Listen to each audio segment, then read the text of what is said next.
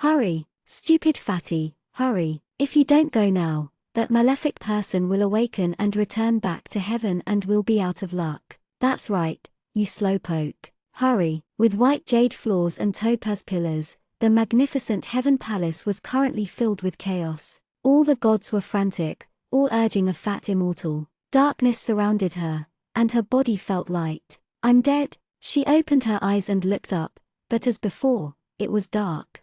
Suddenly, she saw a burst of light. A bald, chubby, smiling face appeared. Behind his bald head was a soft, light halo ring. It looked extremely pure and sacred. Who are you? She frowned at the bald person that suddenly appeared. If she died, then shouldn't Oxhead and Horseface come and drag her before Yama? My child, don't be skeptical. You are truly dead, and with the sins you committed in your lifetime, you should have been sent to the bottom of hell already. The halo above chubby bald person's head was very conspicuous and his smile very wide. It was as if he was the most benevolent elder in the world. I haven't gone to hell yet, she added insipidly. Also, I'm not your child. You are male, so you couldn't have given birth to a person like me. The chubby-faced person started sweating, his expression becoming a little awkward. As expected, this nefarious person wouldn't be that easy to deal with. Even though she lost all her memories, she was still as big a pain to deal with.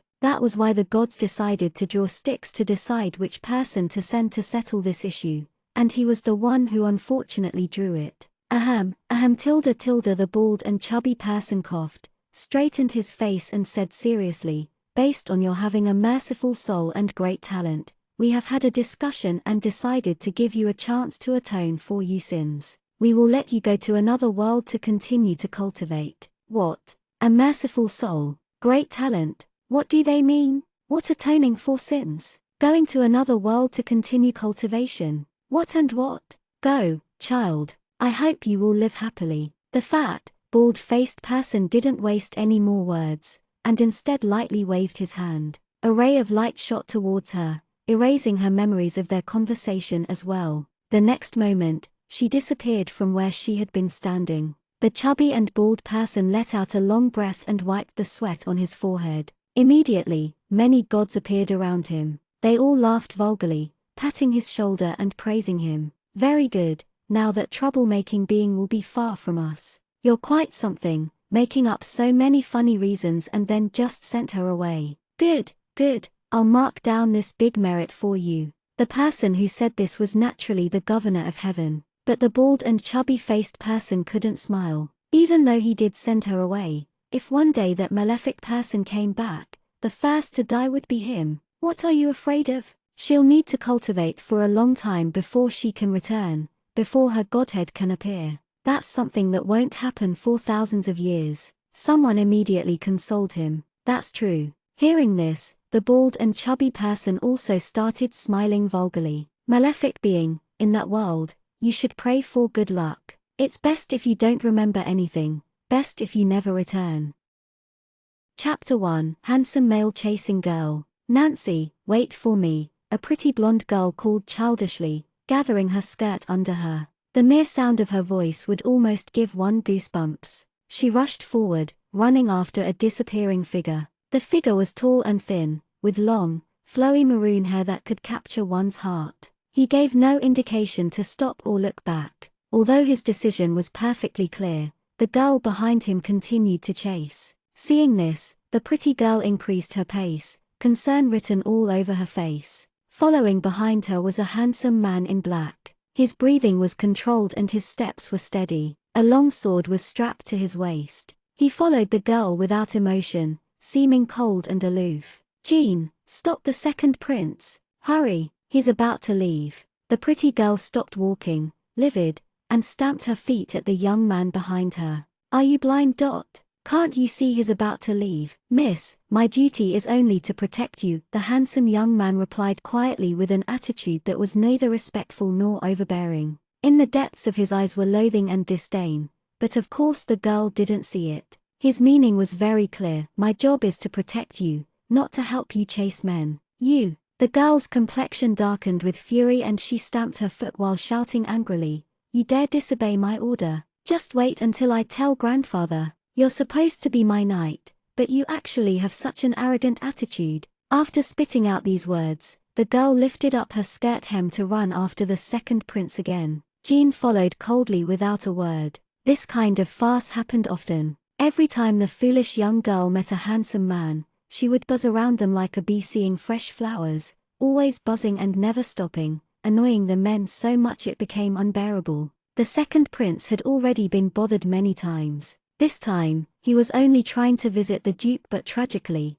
he bumped into the lady. Seeing the hurriedly escaping second prince, Jean felt sympathy. The second prince rushed out the entrance, jumped in the carriage and told the coachman to return to the palace. The coachman was confused by the second prince's haste, but then he saw the blonde girl giving chase and understood immediately. So it was the Hill family's male chaser. Although this male-loving lady from the Hill family was not favored, she was still the granddaughter of Duke Hill. The coachman understood that naturally, the second prince would not be impolite to the lady for fear of offending the Duke Hill, so he quickly whipped the horses for the carriage to start moving. The pretty girl ran to the entrance, only to see the carriage already leaving. She got so mad, her face was red and her whole body was shaking. As a chamberlain who happened to be leading a horse passed by, she grabbed the whip out of his hands, got on the horse, and cracked the whip to pursue. "Miss!" Jean's expressionless face flickered. This obstinate, male-chasing lady,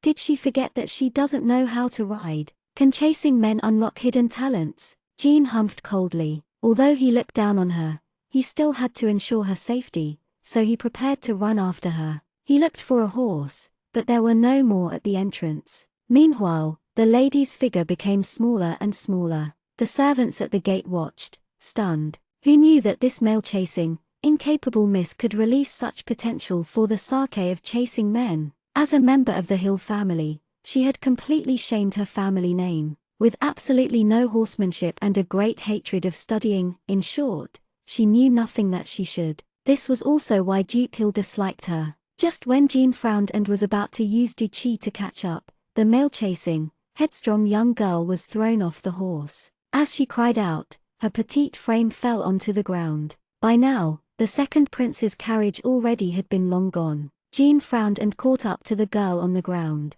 Looking at the unconscious miss, Jean frowned even more. This time, it was his mistake. Never would he have even imagined that the lady would make such a senseless decision. After the miss was escorted back to the castle, everything became chaotic. Her grandfather, Duke Gordon Hill, wasn't at home, nor was her father. Her mother was the only one present. In a magnificent bedroom, on a huge gold-gilded, luxurious poster bed with soft, thick bedding, the young girl lay, still unconscious and pale. A golden-haired, beautiful woman sat next to the bed, worry etched on her face. The similar features of the two illustrated that the beautiful woman was the girl's mother, Catherine Hill. Contrary from her foolish, obstinate daughter, Catherine was a kind and virtuous woman instead. Anxious over the girl on the bed, she felt resigned. This daughter of hers, no one in the family liked her, not even her father, grandfather or even her brother. They all didn't like her very much. It was all because of her personality. No one knew whose attitude her resembled. A doctor went over promptly, and after a careful examination, concluded that the young lady was fine. They only needed to wait for her to wake up. "Madam, it was my fault for not protecting the miss, putting her in this kind of a situation," Jean confessed. He lowered his head, standing aside while saying in a low tone for forgiveness, "I accept any punishment." "No, Jean." Catherine smiled and shook her head, resignation in her voice. "I understand this child's personality. It was not your fault. You may leave." Jin Yang hesitated for a moment, but bowed his head and left. Only Catherine remained in the room. In the evening, the girl on the bed slowly moved her fingers, seemingly about to awaken. "Claire!" Catherine, who had been staying next to her all this time, cried her name out joyfully, grabbing the hand of the girl on the bed. The girl on the bed slowly opened her eyes but didn't speak. "Claire, how do you feel?" "Let me see," Catherine asked eagerly as she happily supported the girl up. But the person on the bed still didn't speak. Catherine hugged her with small sobs. No one was willing to visit Claire, her darling child, even though she was knocked unconscious in an accident. Not even her grandfather, father, or brother after arriving home, visited her once. The unjust treatment pained her. The pretty blonde girl on the bed opened her eyes, looked coldly at her surroundings. For a moment, her eyes showed a sliver of confusion but disappeared quickly, replaced by a cold, profound look. "Claire, how do you feel? Dizzy? Hungry?" Kathleen asked, concerned, while suppressing tears. The young girl looked at her reflection in the beautiful woman's irises, immediately understanding. She replied quietly, "Yes, I am a bit hungry." "Okay, Claire, just a moment, I'll call people to send food." Catherine, delighted, stood up quickly but wobbled because she had sat too long. Immediately, a force propped up her elbow so she wouldn't fall. Catherine looked back and saw Claire's peaceful face. Was it Claire? The thought passed briefly through her mind but she thought nothing of it. She hastened out the door to the waiting maids. The young girl on the bed looked around slowly, taking in the unfamiliar surroundings, squinting, her eyes cold and piercing. She smirked ever so slightly, almost unnoticeably. It was a truly cold look. "It seems I'm truly dead and my soul has traveled to this foreign world. Based on these elaborate decorations, my new family is both rich and powerful." Claire Hill. Was this the name of the previous owner of the body? The person on the bed with cold eyes massaged her temples gently. Her head hurt so much it felt like it would split while the past memories of the body began to combine with her own. The more memories surfaced, the stranger her facial expression became, because the memories had such limited information. Most were memories of beautiful men, all chaotic and useless. The only useful piece of information was that her family seemed to be very prominent in its country. The young lady's eyes became slits as she let out a long breath. "Claire Hill." The lady lowered her head slowly. "This will be my name from now on." Chapter 2: Nobility. Claire, the girl on the bed quietly mumbled the name to herself. The person's name sounded pretty, but nobody could stand that attitude. Her memories were full of being rejected by handsome men and looking foolish. The door was suddenly banged open and the deafening sound caused Claire to look towards the door. The girl at the door resembled the previous beautiful woman and seemed younger than Claire. However, her expression of disgust and condescending attitude did not match her young age. Claire squinted her eyes a little only, because in her memories, she was terribly afraid of the girl before her. It was her younger sister, Lashia, a talented Magian. Although she was only 12 years old, she had already become an advanced Magian. Because of her outstanding talent, she was selected by the principal of the Sunrise Institute when she was only 5 years old to become one of his few disciples. This made Gordon Hill incredibly happy. The talented young miss hated Claire because their mother spoiled her so much. This wasn't strange because Lashia,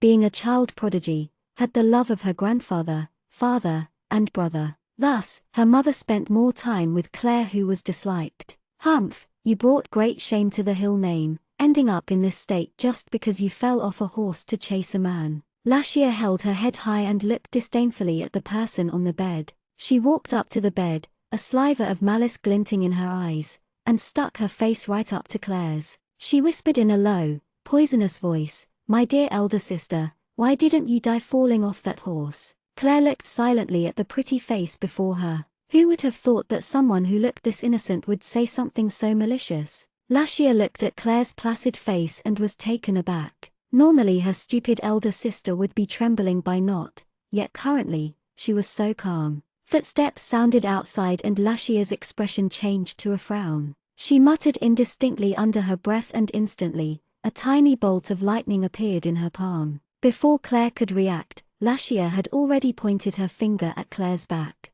Claire felt a terrible pain surge through her body from her back. "You male-chasing idiot, next time you worry mother I won't let you off as easily," Lashia whispered coldly into Claire's ear. "You know what will happen if you dare tell mother." In Claire's combined memories, it seemed that many similar situations had happened before. Without anyone knowing, the little sister Lashia seemed to give the previous Claire much suffering. Claire dropped her gaze emotionlessly, not looking when Lashia turned around. This time, the door opened quietly. The beautiful lady from before peeped inside and smiled. "Mother Tilda Lashia greeted happily. "Lashia, you're home." Catherine smiled as she entered. "Yes, mother. Let's go eat now." Lashia grabbed Catherine's arm cheerfully. "You go eat first, I'll stay with your older sister." Kathleen patted Lashia's head and said softly, "Your sister is not feeling well today. I'll stay here to keep her company. Oh, Lashia said, eyes cast down with a bitterness unnoticed by Catherine.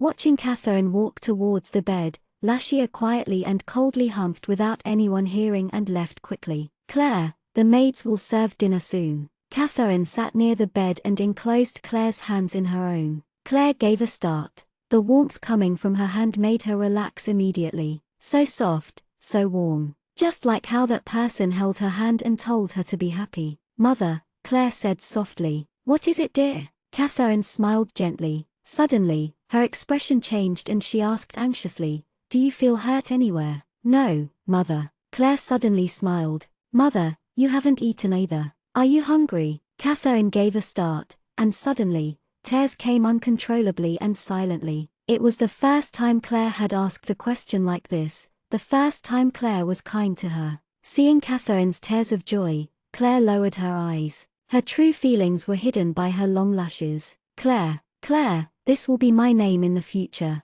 A strange light glinted in the young girl's eyes. The previous Claire didn't dare report Lashia's bullying or have the power to strike back. But, in the future, Claire's eyes became icy as she remembered the burning sensation on her back once more. At this moment, a bright new star rose in the night sky of the Ceylon continent, but as for why, no one knew. The next morning, all the servants in Duke Hill's castle were gossiping among themselves and casting uncertain glances at the study. It was nothing big, just their Mrs. Strange behavior. Usually, she would already be out searching for handsome men by now, at either the theatre or the city centre library, because young noble gentlemen normally hung out there. But today, she actually went to Duke Hill's study. When the Duke wasn't working inside, he would usually let his children inside his study. Although Claire fell off the horse yesterday, the doctor said she would be fine. But based on Mrs. Wilde's personality, she would never enter the study she despised.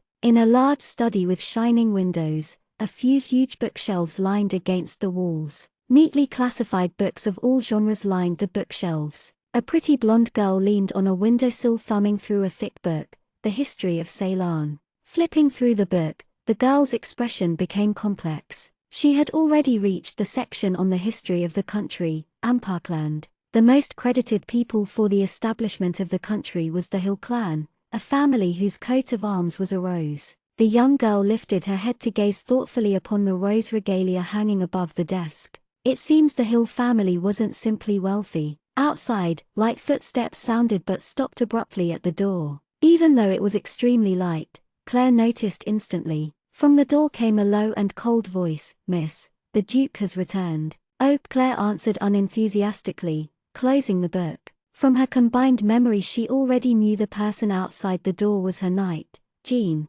who was supposed to protect her. Claire got up and just when she was about to set the book back on the bookshelf, she heard a series of footsteps sounded outside the door. Then, she heard the sound of Jean's greeting. The door was pushed open and an austere, old man with luxurious clothes appeared. He looked to be more than 50 years old, but very energetic. His brows and Claire's were similar, letting her know that he was her grandfather. Currently, the Duke held a great amount of power in Amparkland and was also the most powerful man in his family. Grandfather, Claire greeted indifferently, her previous cowardly attitude gone. Gordon Hill looked at the young girl in front of him and frowned, a strange emotion flickering in his eyes. He couldn't believe at first that his headstrong granddaughter would be willingly reading in the study when he heard about it, but now his own eyes convinced him. And how differently she dressed. Usually she would wear elaborate dresses like a butterfly, but today she donned the plainest white dress, her curly golden hair in the simplest style. Did she hit her head too hard when she fell off the horse yesterday? Claire, you fell off a horse yesterday. Gordon walked in, asking casually. The people following him stopped outside and lightly closed the door to the study. I'm fine now, Claire replied lightly. Then that's good. Seeing the book in Claire's hand, Gordon was a little surprised. She's reading the history of Ceylon. He knew this granddaughter of his inside out, capricious, unruly, and abnormally attracted to the opposite sex. She, who hated studying and learning more than anything else, was actually reading the most dull and boring Ceylonese history. So, what do you think after reading the history of Ceylon? Duke Gordon asked offhandedly, walking to his study desk. Let the banner of roses fly forever, Claire replied quietly with a hint of a smile. Duke Gordon's eyes bulged as he stared, astounded at the smiling girl before him. What did he just hear? Let the banner of roses fly forever. Let the Hill clan exist forever. Say that again, Gordon commanded in a deep tone, squinting at the girl in front of him. Let the banner of roses fly forever. An imperceptible hint of a smile flashed within Claire's eyes. This elderly man in front of her was the heart and center of this clan, the head and the leader. Through numerous previous experiences, she knew exactly how important it was in unfamiliar surroundings to pay close attention and take advantage of superior people to the greatest extent. If she wanted to survive in this unknown world, if she wanted to become powerful, then gaining the favor of this person in front of her would be her first threshold. If someone else had told him this, Gordon would dismiss it without a thought because it would only be a means of flattering. But its meaning was drastically different when this young girl said it. His only son and other 2 grandsons and granddaughter had never said anything like it, but it was said by someone who was considered a failure like Claire. Duke Gordon was completely stunned. Grandfather, I have been acting out of line insensibly and it has been going on for too long. From now on, I will take my studies seriously and definitely not let down the Hill clan again. Claire stared at the stunned old man. Every word, every sentence had been said clearly, and her green eyes held a serious gaze. Amazed, Gordon looked blankly at this sincere young girl, unable to speak for a long time. Claire kept quiet, too, silently staring at her grandfather. Great! Finally, Gordon came back to his senses and laughed in relief. He patted Claire on the shoulder and praised, "This is my girl, this is the child of the Hill clan. I promise I won't disappoint you." Claire smiled. Her smile was shining with confidence. This day, the whole manor boiled. This idiotic girl that was infatuated with men and always disliked by the Duke was actually led out of the study today, hand in hand with the normally serious Duke, and they were both smiling. The foolish male-chasing miss of the Hill clan was now favored. The news spread like wildfire throughout the whole manor. Chapter 3: No Time. From this point on, Claire's life changed forever. Gordon hired the first disciple of the most prominent scholar in the capital for Claire, the legendary young scholar that exceeded even his master, Camille. A handsome young gentleman with shiny blonde hair and soft blue eyes. "Claire, he will be your tutor from now on. He will teach you literature, geography, etc. every morning." Gordon led Camille in person into the study, and after introducing him to Claire, turned to Camille. "Camille, sorry to trouble you from now on. No need to be so serious, Your Grace. It's nothing." Camille smiled warmly and nodded at Claire. "Miss Claire, greetings." Claire had been standing for a while, and she also greeted, smiling. "Teacher, please enlighten me. Don't hesitate to call in the steward if you need anythings. I still have some business to do." Gordon laughed. "Whatever pleases you, Your Grace." Camille smiled warmly, ever so gently and gracefully. Claire bowed, watching Gundon leave. Only the 2 of them were left in the spacious study. Camille looked uneasily at the young girl in front of him, a plain white dress with only a simple lace at the hem, her beautiful golden hair pulled up in a simple bun without any decorative accessories, but a deep, cold gaze within her green irises as cold as the night sky. This pure girl was the infamous male-chasing idiot of the capital. "Please have a seat, teacher." Claire smiled. Camille was a bit surprised at Claire's indifferent smile. The girl was different from what he heard. Rumors said she was extremely attracted to the other gender, so Camille came with much preparation and thought. If it wasn't for giving the Duke face, he definitely wouldn't have undertaken this task. But this girl in front of him felt. How to explain it? Although she was smiling, it felt completely fake, giving off an extremely cold feeling. Camille disregarded his confusion, settled his expression, and put on a professional smile. He took out a book he had brought. Then, "Miss Claire, today let's start learning." "Teacher, I would like to inquire about this." Claire didn't look at the book in Camille's hand, but instead held up the book in her hand. Camille glanced, and was a little surprised. The book was *The History of Amparkland*. The morning passed peacefully without the imagined harassment, but in between Claire's never-ending questions, Camille was astounded. The young girl seemed like a sponge, absorbing every single piece of information. All her questions were right to the point, some were so complex that even his master, Landis, wouldn't know the answers to. In the morning, they studied. In the afternoon, they rested. Camille left the castle exhausted, still confused and astonished. Jean, who had been faithfully standing outside the door, heard everything. He was even more confused than Camille. The man-crazy miss didn't bother the handsome man right in front of her. Instead, she was asking such profound questions, some that concerned sensitive topics. What was happening? In the afternoon, Claire sat leisurely in the greenhouse, reading a book while drinking the black tea her maids brought. A few other thick books were piled next to her. The servants standing further away gossiped among themselves, suspicious of their currently quiet miss. Was she doing all these in order to please the Duke? Jean, as always, stood not far behind Claire expressionlessly, but this time, he gazed at her from behind curiously. Knowing the basics of the world now, Claire closed the book gently. Magic, duchy, these concepts were blurry in her memories, but she finally understood them after reading the book. Jean, her personal, poker-faced knight, who was always beside her, used duchy. The Lucia who hated her and tried to hurt her yesterday used magic, lightning magic. And her control was good. Lucia had made her feel intense pain without creating any physical wounds. The nature of Claire's body was fire, tested long ago. She never paid attention to this before nor cared to study it. Her spiritual power results were also very ordinary. With Lucia the child prodigy around, all the glory and focus was on her, so Claire was destined to live in Lucia's shadow. No, it's more accurate to say the previous Claire wasn't interested in anything besides handsome men.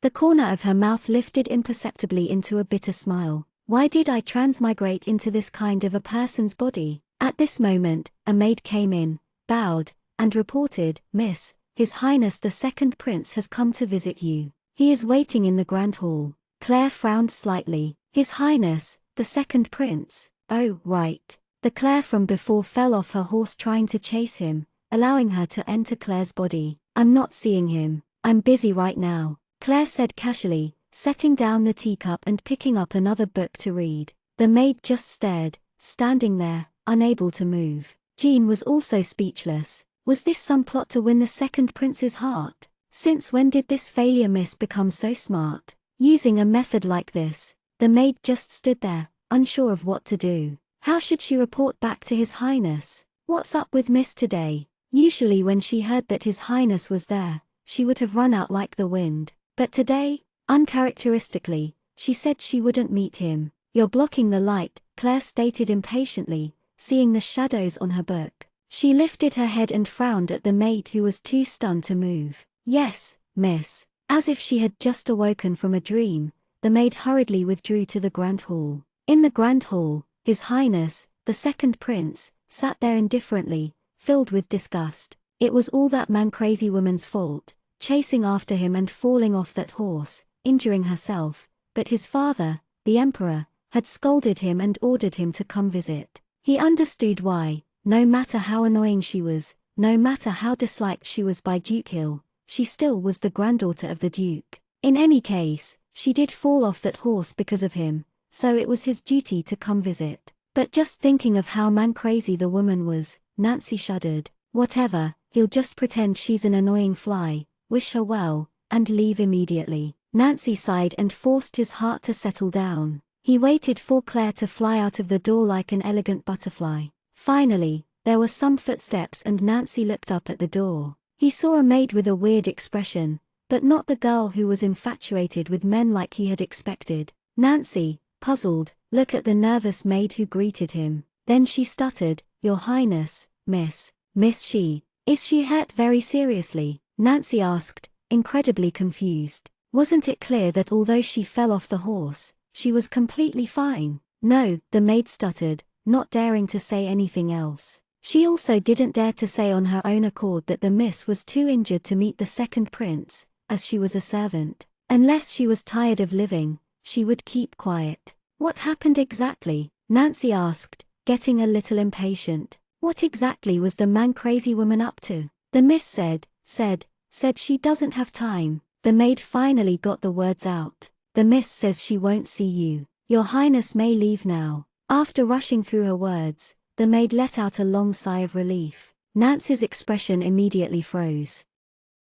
Chapter 4, Terrifying Spiritual Power. She won't see me. No time. Nancy's brain almost stopped working. He stared at the maid, and she wordlessly stared back timidly. The maid wouldn't dare to tell a lie. Then, did that mean that airhead who was crazy about men really said that? Why? How was that possible? Nancy's brain was filled with question marks. He was prepared to be bugged by that disgusting woman.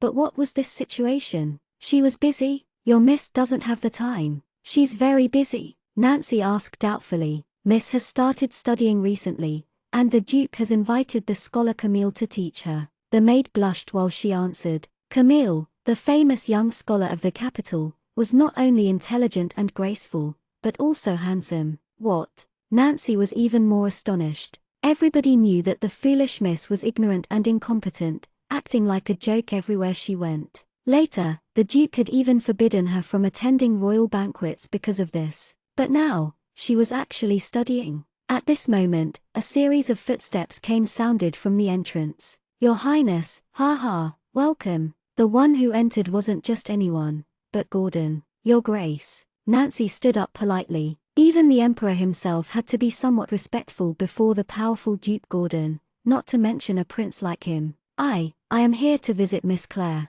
Nancy said, looking a bit uneasy, but it seems like Miss Clare is preoccupied. Oh, preoccupied? Gordon asked, a bit surprised. He turned to face the maid next to Nancy. What's going on? What is Clare doing? Your Grace, Miss is currently reading in the greenhouse. The maid replied in a quiet voice. Oh, Your Highness, please follow me, ha ha. Let's stop to drink some afternoon tea casually. Gordon laughed cheerfully. Thank you, sir. Nancy nodded while smiling and followed the Duke. You couldn't afford to offend this energetic old man. He controlled over half of the army, and his grandson, Eric Hill, was the captain of the Griffin squad, which protected the royal family directly. Nancy marveled at the scene in the greenhouse. In a sea of beautiful flowers sat a beautiful young girl with shimmering gold hair. She sipped the black tea leisurely, and upon finishing it, placed the teacup down, laid back on the rocking chair, and started reading a book while swaying gently back and forth. It was beyond the point of relaxing. This was her definition of no time. The corner of Nancy's mouth quivered. Claire Tilda Gordon saw in a glance the book Claire was holding. It was about human geography, more accurately it was about the Hill family's fiefdom. This child of his was genuinely learning. Gordon felt very satisfied. Grandfather. Claire immediately stood up and saw the nearby Nancy. She bowed slightly. Greetings, Your Highness. Nancy suddenly seemed lost. This girl before him, the expression in her eyes, as icy as glasses, as profound as the darkest of nights. Indifference, this was absolute indifference. Oh. Nancy returned back to his senses, replying, do you feel better now? Many thanks for the second prince's concern. I am fine, Claire replied quietly with a smile. Have a seat, have a seat. Gordon was in a merry mood. He signaled everyone to sit down and ordered the maid to bring some tea. The three had some small talk. Originally, Gordon had hoped to have dinner with the second prince, but since he himself also had business to take care of, he dropped that plan. As the second prince turned to leave, Gordon told Claire to send him off. The two walked towards the entrance, one in front of the other. Not far behind, Jean quietly followed. As Claire's knight, he had to stick to her at all times. The trip wasn't long, but they didn't converse at all. Nancy squinted, looking at the girl in front of him while endlessly contemplating over her unusual attitude. It was really too abnormal. Meanwhile, Claire's mind was on something else. Your Royal Highness, this way, Claire turned her head to say lightly, and ended there. There was no indication of reluctance at his leaving. Oh. Nancy was still stupefied as he responded and walked towards the awaiting carriage at the entrance. Claire turned away without a second glance at Nancy. She was still thinking about the interesting sections of the human geography book. The second prince's carriage rolled away from the Duke's castle. Nancy leaned on the window and frowned in concentration. The carriage rounded a corner and came to a desolate alley. The next moment, a clear voice rang out in the carriage. What do you think? A person appeared out of nowhere in Nancy's empty carriage. Very strange. Nancy frowned as he replied, I don't understand. The cool voice had a hint of uncertainty. All right, let's talk about something else. "How's the situation?" Nancy asked, returning to normal. "There's been a little incident. They seem to have received some deity's decree and are busy working on it. But it won't delay our plan." The cool, clear voice was full of confidence. "Then we're good. You should return quickly, otherwise people will start feeling suspicious." Nancy's expression was completely serious. "Yes, sir." After the cool voice replied, the figure disappeared from the carriage. The carriage accelerated and sped back towards the imperial palace. Meanwhile, Claire found an interesting book inside the study. Gordon was also inside reading a document, but he had allowed Claire to be inside too. This was special treatment that had never happened before. Claire flipped through the book in her hands and was soon fascinated. The book was about basic magic. It really was basic. It only talked about how to sense the magical elements around you and how to meditate. "What? Are you interested in this?" Gundon suddenly appeared behind Claire and asked in a bright voice. "Grandfather." Claire turned around and smiled while nodding, not hiding anything. "Yes, I'm interested." Throughout the whole Ceylonese continent, Magikians were very rare, precious to every country. Powerful Magikians were not just powerful, they were exceptionally formidable. They could blow up a whole army, or even a city. But Magikians like that were extremely rare. A Magikian was a symbol of power, prominence, and wealth, so a child Magikian prodigy like Lashia was sure to be pampered. "Well, you had your nature tested when you were younger and it came out as fire. Although your spiritual power is a little weak, I still have ways to help you learn magic." Duke Gordon smiled as he thought back to the younger Claire. Her spiritual power wasn't good, not half as powerful as Lashia's, but it wasn't too bad either. The only problem was that this child of his had no interest whatsoever in magic, refusing to learn no matter how hard they tried. It was great that she was willing to study now. "Really?" Claire smiled joyfully. Only by making herself stronger could she truly become powerful. "From tomorrow on, you will study humanities and geography in the mornings and primary magic in the afternoons. As for entering Sunrise Institute, you have to pass a basic test. I can get you in without testing, but if you don't have what it takes to be a Magikian, it's no use even if you are accepted." Gordon patted Claire's head and smiled. "But I know that a granddaughter of Gordon will definitely pass the exam. I definitely won't disappoint you, grandfather," Claire replied solemnly with a serious expression. "Good." Gordon, pleased, nodded his head in approval. At night, Claire sat silently on her bed, going over in her head how the book taught her to go into meditation and sense the elements around her. She closed her eyes and tried to forget everything around her. Slowly, Claire realized that there were many bright specks around her. Although her eyes were closed, she could actually see these lights.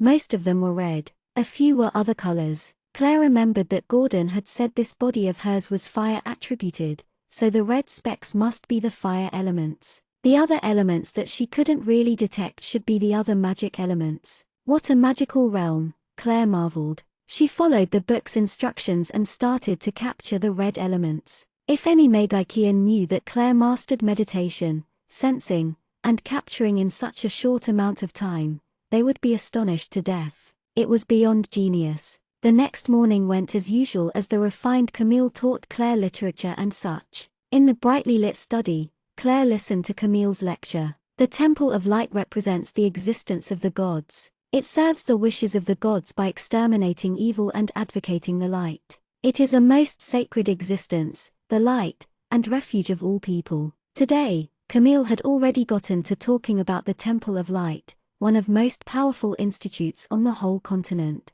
Claire watched the emotional Camille and kept silent. She noticed that even though Camille was practically preached about the Temple of Light, he didn't sound like he believed in it at all. Interesting, Claire mused to herself. Maybe this scholar Camille wasn't as simple as he seemed. The Hill Clan Magikian arrived promptly in the afternoon. The first objective would be to test Claire's spiritual power, since it had been a long time since her last test. Spiritual power determined whether or not one could become a Magikian. A person could not become a Magikian if their spiritual power was too weak, which meant that if Claire couldn't even pass this first challenge, then it was out of discussion for her to become a Magikian. The man responsible for testing Claire was middle-aged and wore a magical robe. Two small golden leaves decorating the left chest of the robe indicated that he was already a Magicean. These Magiceans were usually very rare, but it was no surprise for one to appear in the Hill clan. Prominent as it is, the Hill clan had obviously acquired many powerful forces like this.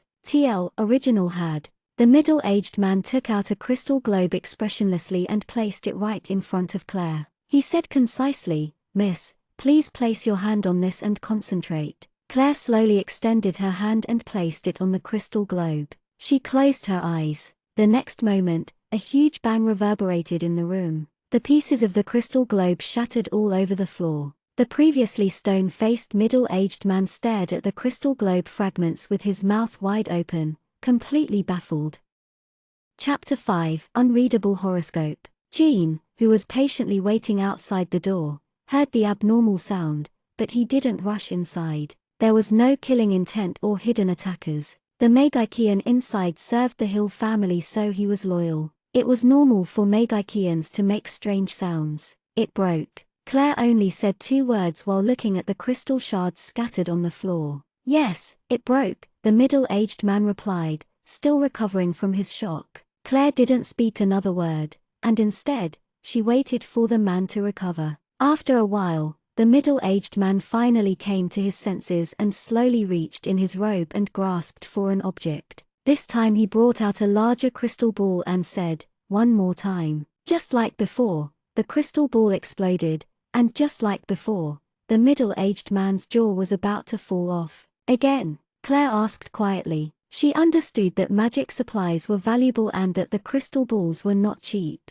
No need, miss." Shock first filled the middle-aged man's eyes, then ecstasy. He even wanted to accept her as his disciple right away. Magic was always, of course, a magician's greatest asset, so they wouldn't teach just anyone. Yet, they don't wish to take their knowledge to the grave either. A way to transfer this knowledge would be to teach a disciple that they were satisfied with. Because talented candidates were so rare, there were even situations where Magiceans fought over prodigious disciples. Although the Sunrise Institute taught both duchi and magic, it only taught the basics. At most, you could become a primary Magicean or primary warrior. If you wanted to go beyond that, you had to find a mentor. Only by becoming the disciple of a mentor could you gain more exquisite schooling. And this young girl was no less talented than the prodigy Lashia, no, maybe even better. Although he really wanted to take her as his disciple, he knew that this was only his own fantasy. Not only did he need her to agree, he also needed Duke Gordon's approval. He was only a midge and not yet qualified to be the mentor of this girl in front of him. Young miss, please wait." The middle-aged man had calmed down and then remembered he had to report to Duke Gordon first. "Miss, I'll first teach you how to sense the elements and then how to meditate. Are you talking about these small specks of light around me?" Claire pointed at the air. The middle-aged man was astonished. "Miss, you already can sense the elements. This book was very detailed. I already finished it last night." Claire took out the book that taught the basics of magic. The middle-aged man was shocked, speechless. Finished yesterday. She just started learning magic yesterday. But she could already sense the elements. Then does Miss know the next step? The middle-aged man asked carefully. "Capturing the magical elements, and letting them enter the body to store. But it seems very hard. After capturing 10,000, only 1,000 stayed in my body," Claire said a little bitterly. Plop. The middle-aged man fell to the floor and stared wordlessly at Claire. Capturing 10,000 and storing 1,000, and she's not satisfied. Does she not know that when someone first meditates, it's not bad to store 10 after capturing 10,000? Lashia was called a genius because in her first meditation, she captured 10,000 and stored 100. This already shocked many people in the capital. But this girl in front of him performed 10 times better. Oh my God, how on earth? A long time passed before the middle-aged man was able to crawl up and warn her. "Miss, you must not tell anyone what happened today." Yes, of course Claire understood that the person before her had already thought it over. It seemed like her performance for the test had been over the top. She more than understood a tall tree attracts the wind. "Then, miss, I'll teach you the very basic primary fire spells. Tell me when you are able to master them." The middle-aged man couldn't wait to report to the Duke. Yes, Claire nodded. The fireball is the most basic technique. You must direct the elements inside your body to converge to a single point, and then chant the spell to let them erupt. The middle-aged man took pains to be thorough. But miss, you must remember there are no shortcuts in magic. You must take one step at a time and follow the path firmly. No matter how talented you are, wanting immediate results will only be detrimental to yourself. Yes, thank you, teacher. Claire saw the sincerity clearly in the middle-aged man's eyes. She bowed solemnly. No, miss, I don't have the qualifications to be your teacher. The middle-aged man repeatedly waved his hand. No. You taught me, therefore you are my teacher. Whether you or anyone else admits it or not, as of this moment, you have become my teacher, Claire sincerely said. Being my teacher one day means being my teacher forever. These words almost moved the middle-aged man to tears. Miss, I don't qualify as your teacher. With your aptitude, even the most powerful Magikian of Amparkland wouldn't be enough. But I, Emery, hereby swear to teach you absolutely everything I know with all my heart.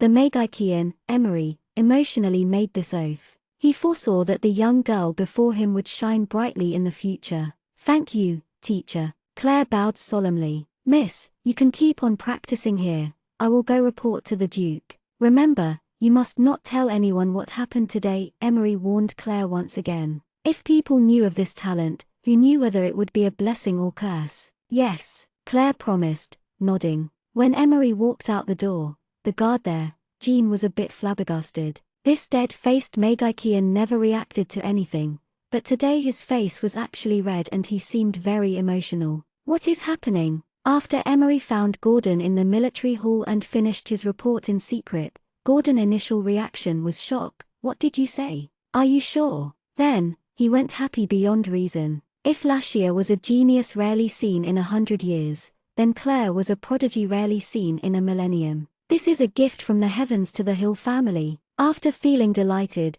Gordon immediately understood why Emery personally came to report this in secret. Because of the Temple of Light. If the Temple of Light found out about Claire's talent, they would definitely think of every possible way to recruit her to become one of them. She would then be brainwashed and become loyal to the Temple of Light. The relationship between the Temple of Light and the royal family was subtle and delicate. The Hill clan absolutely could not let this future power join the Temple of Light. Gordon did not want his own granddaughter to be used against him. Your Grace, every word is true. Emery nodded seriously. Very good, Emery, you did very well. Gordon happily patted Emery's shoulder. Before Claire matures, this matter must not be spoken to anyone. Yes, sir. Emery nodded. Gordon stroked his chin thoughtfully, pondered for a while, and then made a decision. Emery, you may go for now. Gordon finally came back to his senses and laughed while saying, I will send men to replace the crystal balls that Claire broke. Oh, no, you shouldn't joke around, Your Grace. Emery waved his hand no, embarrassed. All right, you can go now. Tell Claire to wait for me in my study when I return at night. Gordon was clearly in a good mood, and patted Emery on the shoulder while laughing. Don't worry, I'll make sure you get rewarded fairly. On the east side of the capital in a magnificent building, a few people sat around a conference table made of white jade in a long and quiet room. Sitting at the head of the table was a kindly old man dressed in a white robe. Gold embroidery on the edges of the robe indicated that he was a member of the Temple of Light and also of high status too. How has it been coming along? Any new findings? The old man frowned slightly as he asked a person sitting close by. The person was in a white robe and with a beautiful womanly figure and had soft, straight, green hair that was so long it touched the floor. Her facial features were so fine they could make people gasp in admiration, but her eyes had no irises. Both of her entire eyes were ghostly white. Very strange. My Holiness, there's been no progress. The strange green-haired woman shook her head no. How come? You are the most powerful clairvoyant, but you can't find the person that the deity is looking for. A person across the table asked impatiently. It's not that I'm not trying, but I can't seem to read the natal chart of the person. The strange green-haired woman said with bitterness. It was first time her horoscope didn't work. All right, stop arguing. The Pope sighed quietly. The person that deity is looking for must be unusual. We only need to send a decree to bring all the noteworthy people in the country here. There's no other way. Everybody agreed.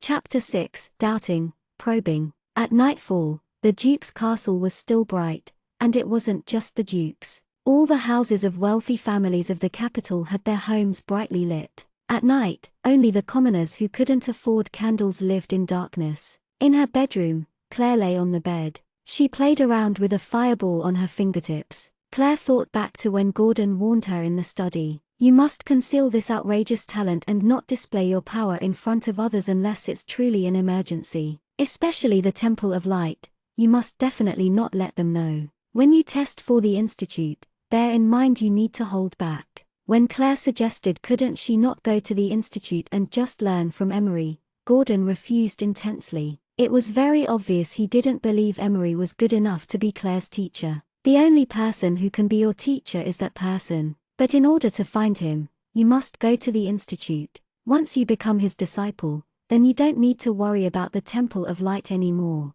After saying these mysterious words, Gordon stopped talking. He didn't even mention who the person was. But, it was evident that once Claire became that person's disciple, then the Temple of Light would have no chance at taking her away. Sure enough, there was always conflict between the royal and divine powers. Claire extinguished the small fireball in her hand. She remembered the spell that Emery taught her the night before, Fire Shield. Evidently, the spell wasn't widely known. It must be Emery's own magic, his cherished asset, but he had taught it to Claire selflessly. By making the fire elements cluster around the body, one would form a shield to protect from attacks. The only problem was that Claire didn't seem to be able to form a shield yet. Claire remembered very clearly that Emery said you could not be too impatient. After trying a few more times, Claire gave up temporarily. The difference between Magikians and regular people were that regular people were unable to stay awake for too long without feeling fatigued,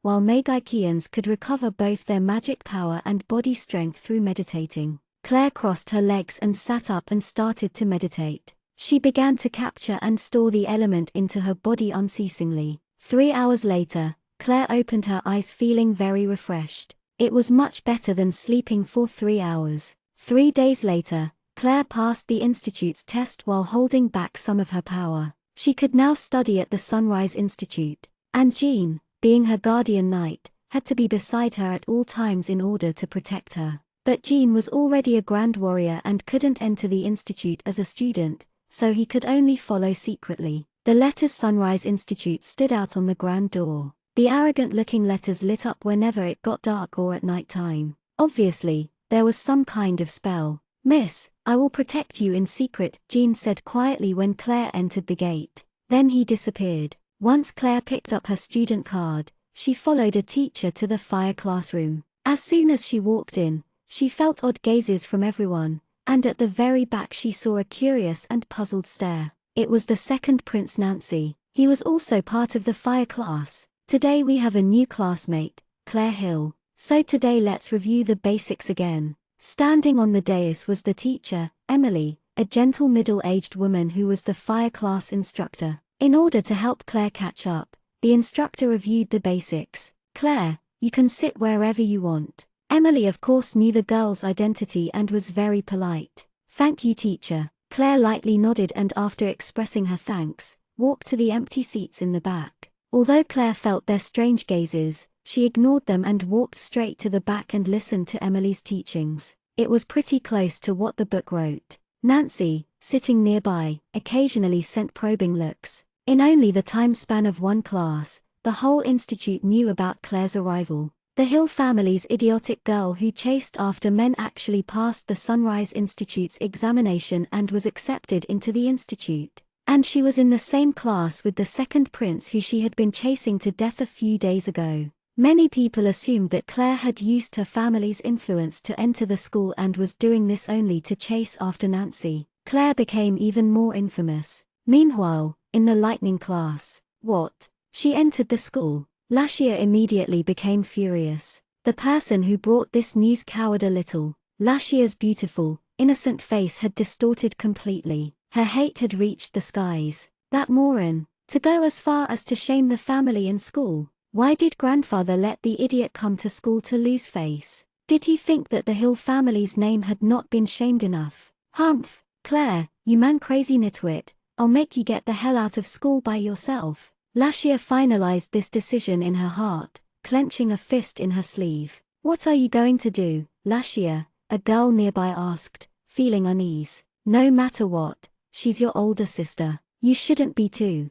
Shut up, Lashia thundered, her face full of anger. I don't have this kind of older sister. Shameful, that this kind of person was her. Genius Lashia, older sister. How extremely shameful. People around Lashia shut up as they saw her furious look and dared not to say anything. Everyone knew that Lashia was not only the granddaughter of the powerful Duke Hill, but was also the prized disciple of the principal. Who would dare to offend her? The Sunrise Institute was a full-time school. It had teaching buildings, social quarters, and dorms. As the only institute for Duchi and magic in Amparkland, it was huge. Nobles and commoners alike could join so long as they had the talent. You could live there or just stay during the day. After class, Claire walked out of the classroom and felt how unwelcome the previous owner of the body was. Girls would glare disgustedly and avoid her as if she was a snake or scorpion. And the boys who thought they possessed any attractive features would stay far away.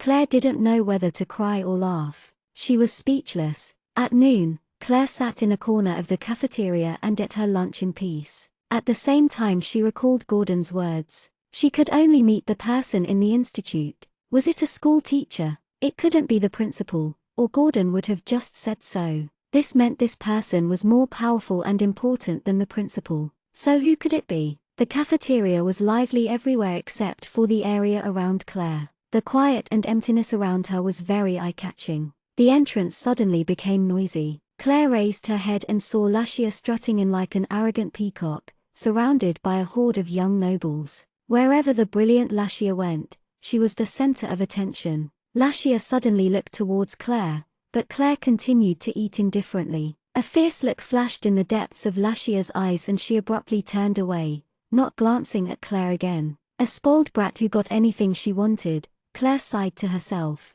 But right now she herself was no match for her. The baleful look in her eyes shouldn't belong to a 12-year-old. Living in an environment where she was used to being pampered and praised by everyone had let her forget about proper behavior. If Lashia really attacked her, she wouldn't be able to defend. If she really faced this spoiled Lashia's attack, what would she do? Claire became a little worried. In a remote area. Jean, you received such a nice assignment. A person with chestnut-colored hair teased Jean, who was leaning against a tree. Please, Your Highness, stop enjoying my misfortune. Jean sighed quietly. Ha ha tilde I can't help it. The person who spoke was the second prince, Nancy. But really, who would have thought the Duke would actually send her to school? Can she become a Magikian? In his words, there was a hidden scorn. That's hard to say. Jean slightly frowned and suddenly said seriously, did you know? She entered the institute by truly passing the exam,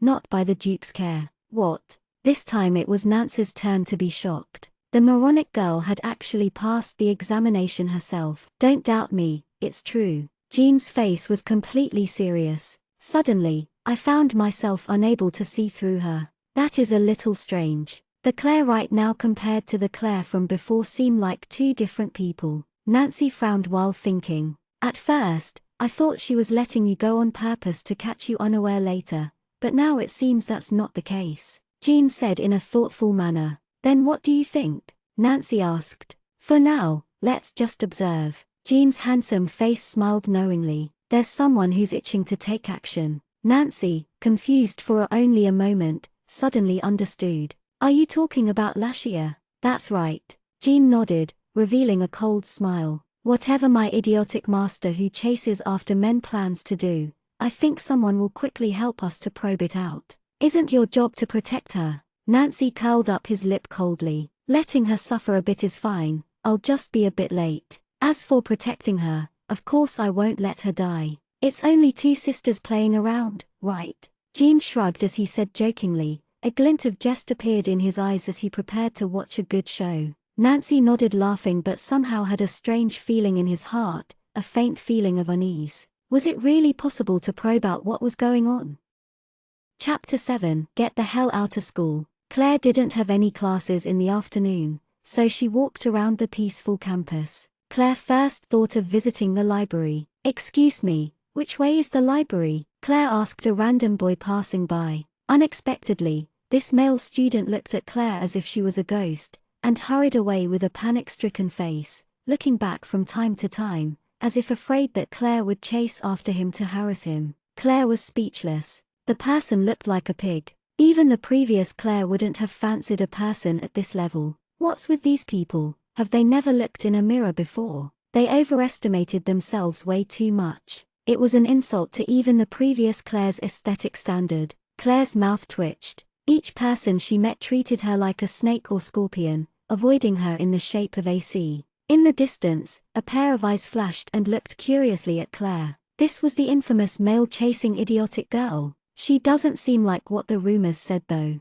On the contrary, she seemed steady and more mature than her actual age. Especially to those who excluded her, her indifference made her seem much older than she was. Just when Claire was deciding whether to look for the library herself or find a teacher and ask for directions, a sweet voice floated into her ear. "Hi, are you looking for the library? If it's okay with you, I can show you the way." Claire turned her head, amazed because the voice was neither satirical nor hypocritical, but very sincere instead. Who would be nice enough to talk to her? When she saw the girl standing behind her, Claire felt slightly surprised. Although this girl wore a simple, elegant lavender dress, her whole being exuded grandeur. The embroidered golden bauhinia on her collar revealed her identity, the one and only princess of Amparkland, Maurice Adelian. With long maroon curls, blue irises, delicate lips, she was absolutely beautiful. "Your Highness." Claire was just about to bow, but Maurice stopped her.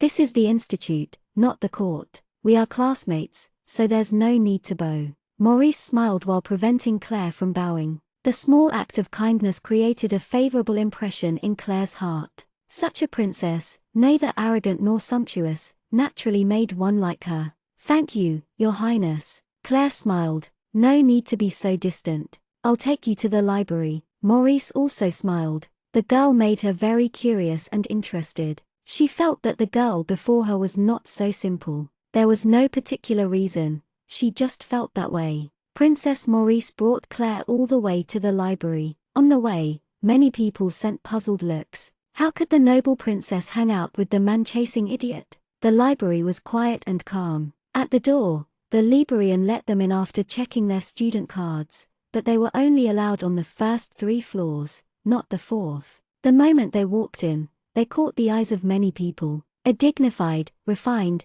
beautiful princess and an infamous figure of the capital known as an idiot who chased after men. These two completely different people were walking together. "Lashia, look," a young girl preparing to go upstairs called out to Lashia lightly. "What?" Lashia, slightly annoyed, looked towards where the young girl's gaze pointed. Her face darkened immediately. How dare this foolish Claire mess around with the princess, Her Royal Highness? Just because no one paid attention to her doesn't mean she could go fawn over the princess. If she did anything crazy, she would bring total disgrace to the Hill clan. That dirty idiot. Seems like someone needs to show her who's superior before she forgets her place. "Humph, let's go." Lashia coldly humphed and walked upstairs. "Just you wait, Claire, you idiot. Once you're alone, I'll teach you a lesson for grandfather," Lashia vowed. Claire felt an ominous look and turned her gaze. She saw Lashia's figure as she went upstairs. Lashia. Claire's heart palpitated. She knew that the unruly child would quickly find her. She had to improve her strength greatly in a short amount of time and think of a strategy. "Claire, what genre are you looking for?" Princess Maurice asked in a quiet voice. "I'm just looking around." Claire nodded, smiling. "Thank you for taking me here, Your Highness. Please excuse me while I go search for a book." "Of course." Princess Maurice nodded and left to go upstairs. The Institute's library held a large collection of books. Claire quickly found some books that she was interested in and sat down in the most remote corner to read. She was so focused on the books that she forgot about the time until the library was closing and the librarian came to remind her. Judging by the color of the sky, it was probably later than 9 o'clock. Claire's stomach started protesting. Because she was too focused on the books, she had forgotten to eat. Claire borrowed 2 books and left. Students like her could only borrow 2 books at most, while geniuses like Lashia, who the principal favored, could borrow 5 books at once, just like the teachers. It was night time on campus. A soft breeze blew through, cool and refreshing. To go home or to the dorms? Claire looked at the sky and decided to go home. She still had some questions regarding magic that she wanted to ask Emery. Gordon refused to allow Emery to be Claire's teacher, and Emery thought himself as not good enough, but in Claire's heart, Emery was already her mentor. Just past the woods and across the square was the school gate. As she entered the woods, a breeze stirred. Claire stopped, her gaze flitting behind her. Coldly, she said, "Come out." Her only answer was the wind and the rustling of leaves. Claire's eyes were cold and hard. How unfortunate the young genius had to wait for so long, Claire thought sarcastically. "Humph, you idiot." The next moment, a cold voice sounded in the woods. Lashia appeared suddenly behind Claire, looking like a ghost in her white dress. Claire turned around slowly, looking indifferently at the utterly contorted face before her, and sighed helplessly. This willful and impatient child, carrying out her plan so soon. "Get the hell out of school and stay at home obediently. Don't come out to disgrace our family." Lashia gritted her teeth furiously. "I don't know what grandfather is thinking, letting a moron like you in school. Perhaps you haven't shamed us enough. What if I refuse?" A strange smile flitted across Claire's face. She didn't have time to argue with this brat. In Lashia's eyes, the smile was insolent, taunting. "Then I will show you what happens if you refuse." Lashia stretched out her hand abruptly, her eyes filled with hostility, already chanting.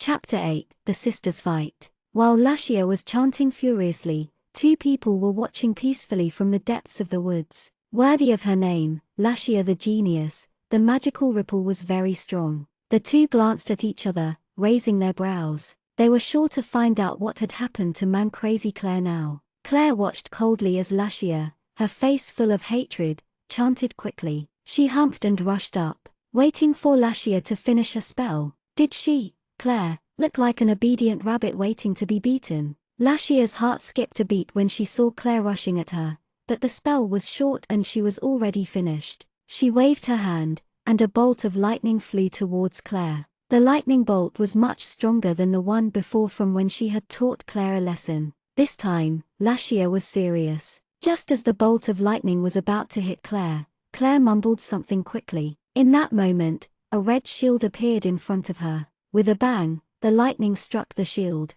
The shield blinked, became transparent, then disappeared. Lashia was taken aback. It didn't hit Claire. What was that shield? Magic. The moron who always chased after men knew how to use magic. Fire shield. In the woods, both Jean and Nancy exclaimed, quiet enough so that only they could hear. Then, they glanced at each other and saw disbelief in each other's eyes. Who would have thought that the useless male crazy idiot learned magic in such a short time and knew how to use fire shield? Claire was agile and fast, but Lashia wasn't called a genius for nothing. She recovered quickly. Watching Claire draw near, Lashia backed away swiftly and suddenly floated up into the air, staying there. Wind magic? Claire knitted her brow. No, that wasn't it. Lashia was lightning attributed, and the floating technique of the wind attribute was very complex and advanced. Even if Lashia had outstanding talent, she still couldn't be so proficient in using magic that wasn't her attribute and without chanting a spell. The only possibility was that she had magic item with her, and a very valuable one at that. One that allowed her to use float instantly. Lashia looked at Claire below her, feeling astonished and scared at the same time. She had overlooked the idiot who could actually use magic, but even so, she couldn't let this embarrassment continue in the institute, because even just the presence of the man-chaser was a disgrace. The breeze bracelet, Jean and Nancy said quietly. The reason why Lashia was able to float up instantly wasn't because of the wind magic, but because of the breeze bracelet on her wrist. The principal had given her the valuable item upon her becoming his disciple. Inside the breeze bracelet was a floating spell loop, where upon infusing magic power in it, it could make you float in the air for a period of time. Although it was only for a brief moment, it was already very precious. In a battle, floating up suddenly could give you an opportunity to deal a fatal blow or escape. Lashia started chanting without hesitation. Clear sky without clouds, combination of the late and the fast. Comply with the age-old contract between lightning and fire.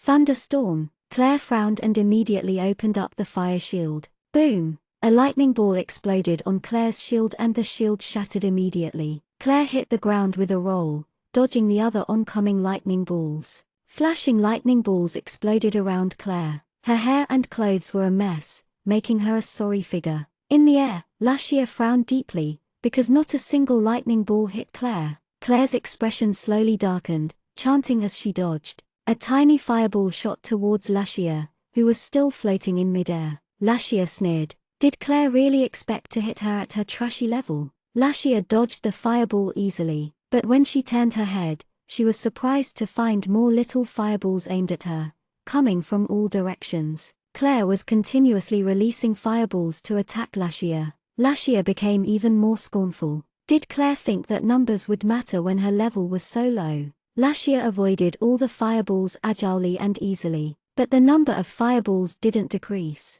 In fact, there were even more of them. Lashia frowned. Since when did this idiot have so much magic power to release such dense waves of fireballs? Lashia didn't pay enough attention while she was deep in thought and a tiny fireball hit the edge of her dress, setting it aflame. Lashia looked at the burning dress and her face darkened completely. She was actually hit by that fall. What a disgrace! Go die, you moron, half-wit, vermin. Lashia vented out all of her hatred of Claire now. She started chanting spells faster. This time, it wasn't just to teach Claire a lesson. Killing intent. Lashia's eyes now contained a killing intent. The two people hiding deep in the forest gave a start. The magical undulations were so intense. Jean gripped the sword at his waist, seemingly about to take action. Wait, at least they are sisters. Lashia wouldn't kill Claire. Nancy whispered into Jean's ear while pulling him back. Jean hesitated, but let go of the sword and stayed.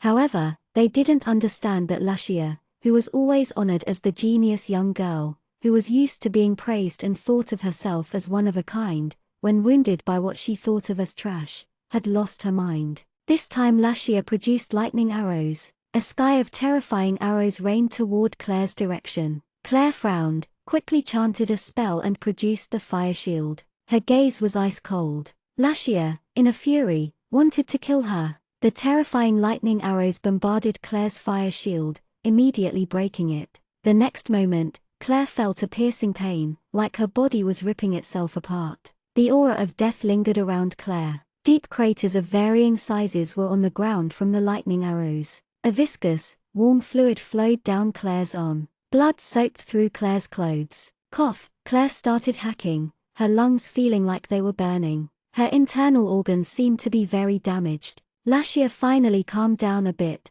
and, looking at Claire's whole body covered in blood, actually said, "Now you know the consequences of not getting the hell out of school." In the forest, Jean and Nancy were both shocked. They didn't think that Lashia would be so cruel. Claire sneered, not saying a word. "You still don't think this is enough?" Lashia, seeing Claire's sneer, once again exploded in fury. "Oh, no!" Jean exclaimed in a low voice, about to draw his sword and rush to Claire's side. If Lashia attacked again, Claire might really die. "Grandfather, why are you here?" Suddenly, Claire asked in a surprised voice, lifting her head to stare at the space behind Lashia. "What? Grandfather?" Lashia turned around, alarmed. Both Jean and Nancy stared blankly. Where was Duke Gordon? Claire had already sprinted towards Lashia, abruptly kicking the back of Lashia's knee forcefully. As a Magikian, Lashia was physically weak. A magician's greatest fear was close combat,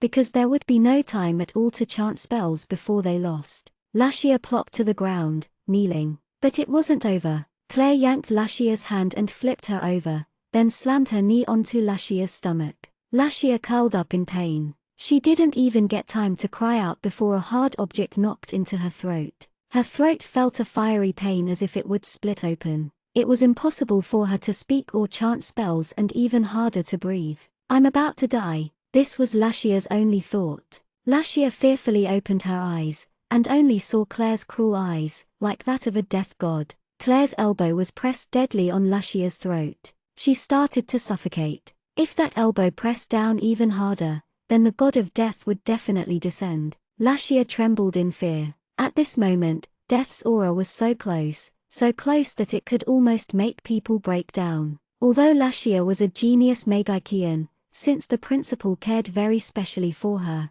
she had little battle experience. Even while hunting magic beasts for training, her seniors did most of the work. Finally this girl, whose world revolved around her, suffered for the first time. The surrounding air seemed like it had frozen over. The wind lightly blew, lifting up Claire's blonde hair. A beauty that could take one's breath away pervaded the air. Claire looked coldly at Lashia underneath her. If she pressed down her elbow more, the headstrong child would say goodbye to the world. Jean and Nancy looked at each other, speechless. Claire's movements were so cold-blooded, like that of an assassin. First she tricked Lashia into thinking that Duke Gordon had come, then, when Lashia was still startled, she accurately attacked Lashia's weak points. Was this something that the man-chasing idiot miss could do? Claire stared coldly at the trembling Lashia beneath her whose eyes were full of fear. She suffocated her more and more.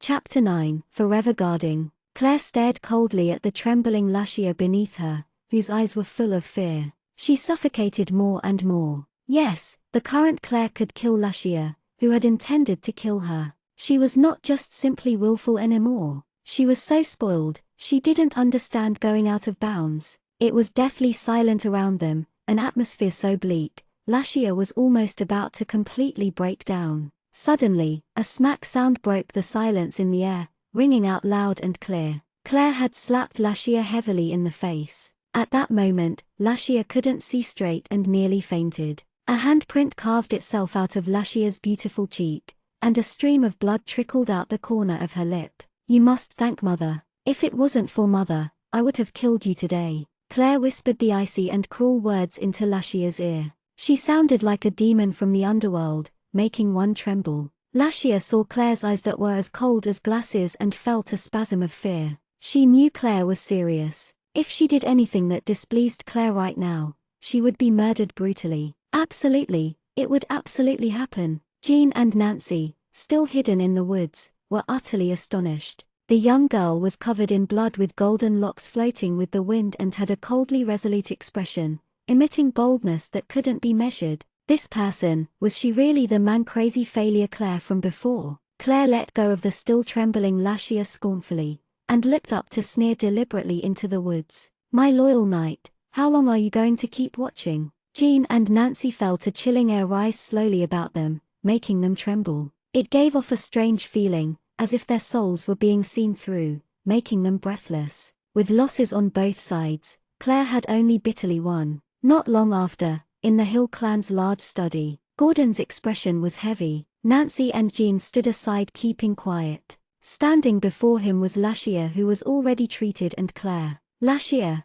starting today, you are grounded for 1 month and not allowed to go anywhere." It was obvious that Gordon was truly mad now. He had never scolded Lashia with such rage, nor punished her like this before. Being grounded in the Hill clan wasn't as simple as staying home, but as for how it was like, only those who had experienced it before knew. But the only thing certain was that it was definitely not anything relaxing. Lashia didn't say a word. From start to finish, her head was lowered. Nobody could see her expression. "Yes, grandfather," Lashia replied in a husky voice and left the room. Her voice was almost permanently destroyed by Claire. The healer had spent all of his magical power on preserving it. Only after Lashia left did Gordon stand up and walk towards Claire, sighing, eyes full of tenderness. "Claire, Lashia has always been too spoiled by us, therefore leading to what happened today. But she is, after all, your younger sister. I hope you don't mind it too much."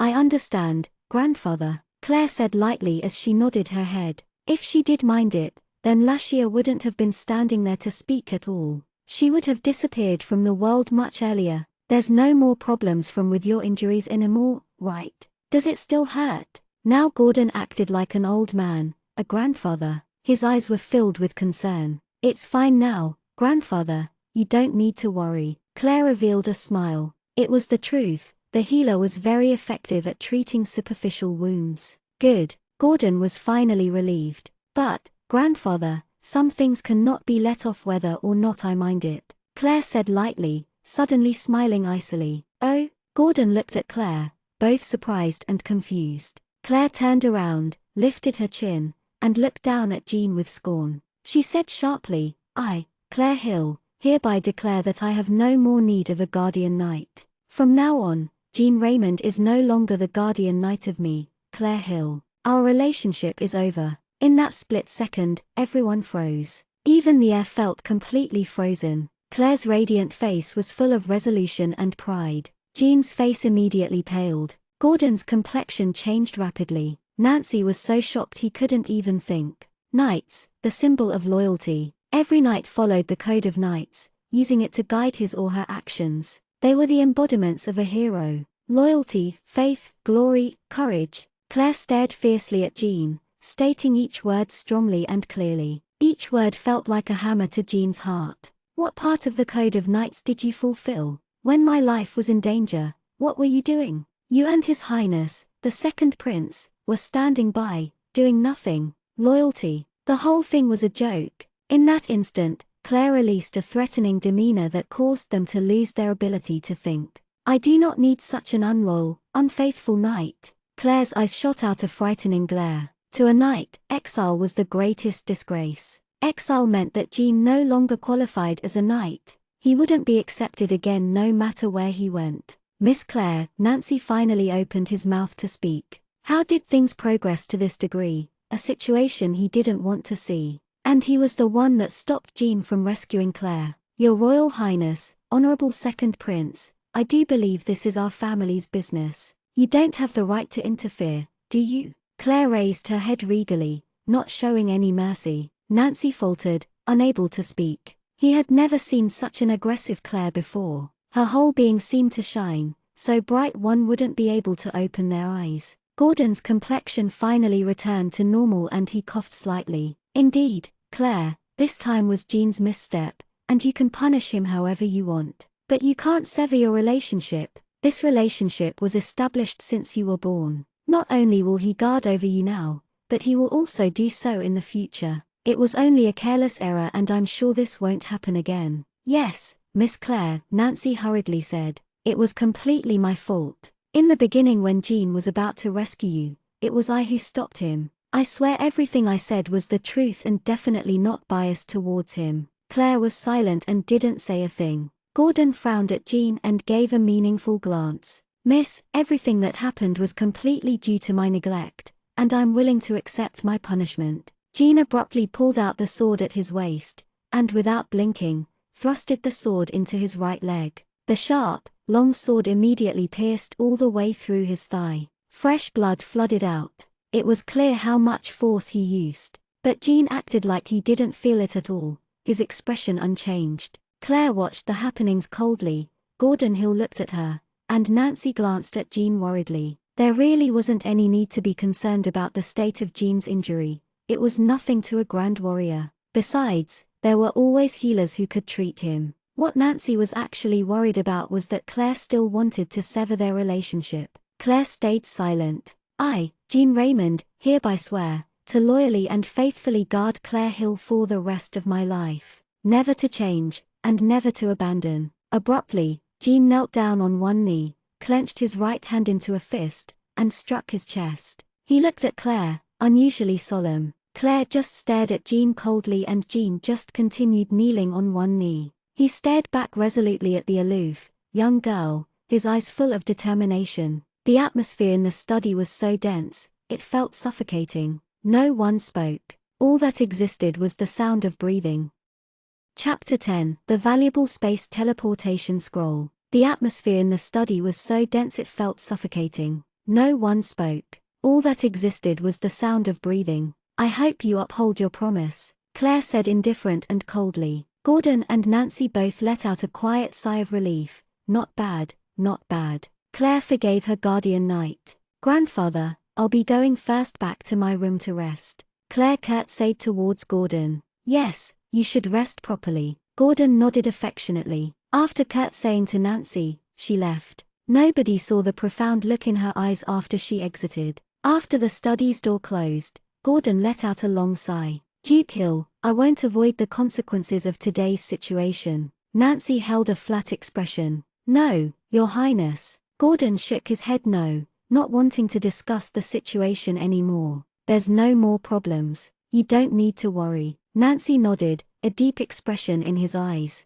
No one knew what he was thinking. Jean, go find a healer to treat you, Gordon quietly said as he turned to face the still kneeling Jean. Yes, Your Grace. Jean stood up and walked out. The blood stain stood out sharply on the floor. Duke Hill, I'll also take my leave, Nancy nodded and said quietly. Pardon my absence. I won't see you out, Gordon said rather exhausted. Although the matter had been resolved, of course he would still feel uncomfortable. Both girls were his darling granddaughters, both the future hope of the Hill clan. But such an intense conflict happened. If they couldn't resolve this issue, then there would be bigger problems. He frowned severely. This matter weighed heavily on his heart. The situation hadn't been told to their mother, Catherine, yet. If Catherine knew, then there would be another headache. Nancy said his farewells to Gordon, then left together with Jean. After going to the healer, the injuries on Jean's thigh were mostly gone and would completely heal soon. In the middle of the night, Nancy's carriage stopped again in the desolate alley. Weren't you a bit too hasty tonight?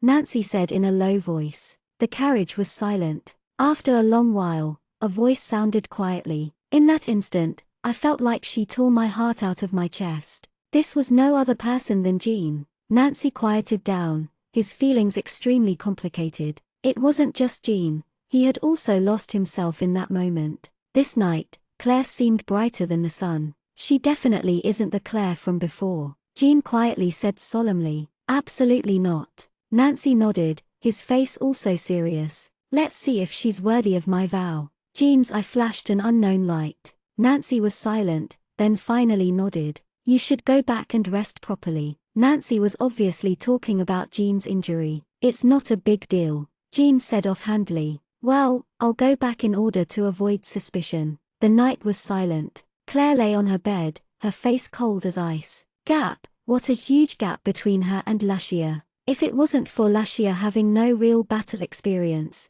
she would probably already be dead. But also because of this, she now had Jean's loyalty. Humph, Claire coldly humphed. She didn't press Jean so hard in front of Gordon just because of momentarily hot-headedness. She was too weak right now and she needed a loyal person to protect her with all his might. And Jean was the best person for this job. Power can only come from oneself. Authority is based on power. Claire flipped on her bed, folded her legs, and then entered the meditation state. At this moment, a light knock sounded on the window. Claire slowly opened her eyes. Who was it? They knocked on the window instead of coming in from the door. Claire got up from the bed and opened the window. At the window was a person in a cloak, face covered. But Claire smiled, because it was Emery. Teacher, what is it? Why did you come at such a late time? Claire said while moving aside to let Emery in. She knew if Emery came this late and not even from the front door, there must be something important. Claire, I heard all about what happened tonight. After he entered, Emery removed his cloak and revealed his face. His originally blank face was full of sincere worry. I'm fine, teacher, can't you see? I'm standing perfectly well in front of you. Claire smiled and shrugged her shoulders to assure him. But you almost lost your life. Emery's face turned ugly. It seemed like he already knew the details of the situation clearly. It was true that if Claire didn't trick Lashia into thinking Duke Gordon had come, she might have already become a corpse. No matter how much they punished Lashia, it would have still been irreversible. Teacher, I already said there's no need to worry. I will always survive. Claire confidently smiled. Here, in a critical situation tear this, it's set to a secret room in my house. It's a very hidden and safe area. Emery took out a scroll from his robe and gave it to Claire. Claire looked at the scroll uncertainly, because from what Emery had said,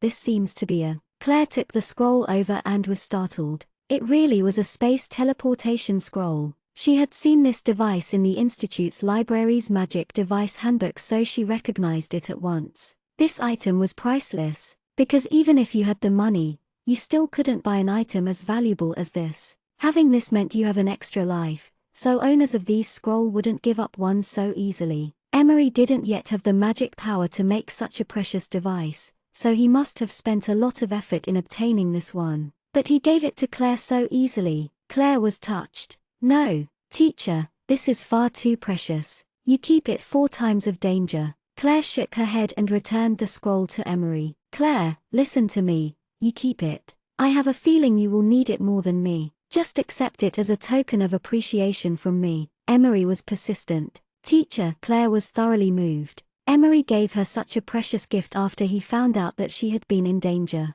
She will never forget this token of appreciation, Claire swore in her heart. It's getting late, and I must be going. Get some rest. When you have time, I'll teach you more magic. Only knowing the fire shield is not enough. After finishing this sentence, Emery put on his cloak and disappeared out the window. Claire held the precious scroll tightly in her hand, warmth flooding her. The conflict between Claire and Lashia was only known by Duke Gordon, Nancy, Jean, and some retainers that Gordon trusted. No one else was told. So after Lashia didn't show up at the institute for several days in a row, some students finally couldn't resist the urge to ask Claire about her. It was then that Claire finally realized that Lashia was not only the center of attention for those noble girls, but also the dream spouse of many noble young men. Although Lashia was only 12 years old, 4 years from her adult ceremony, she was already beautifully attractive, not to mention her background and family,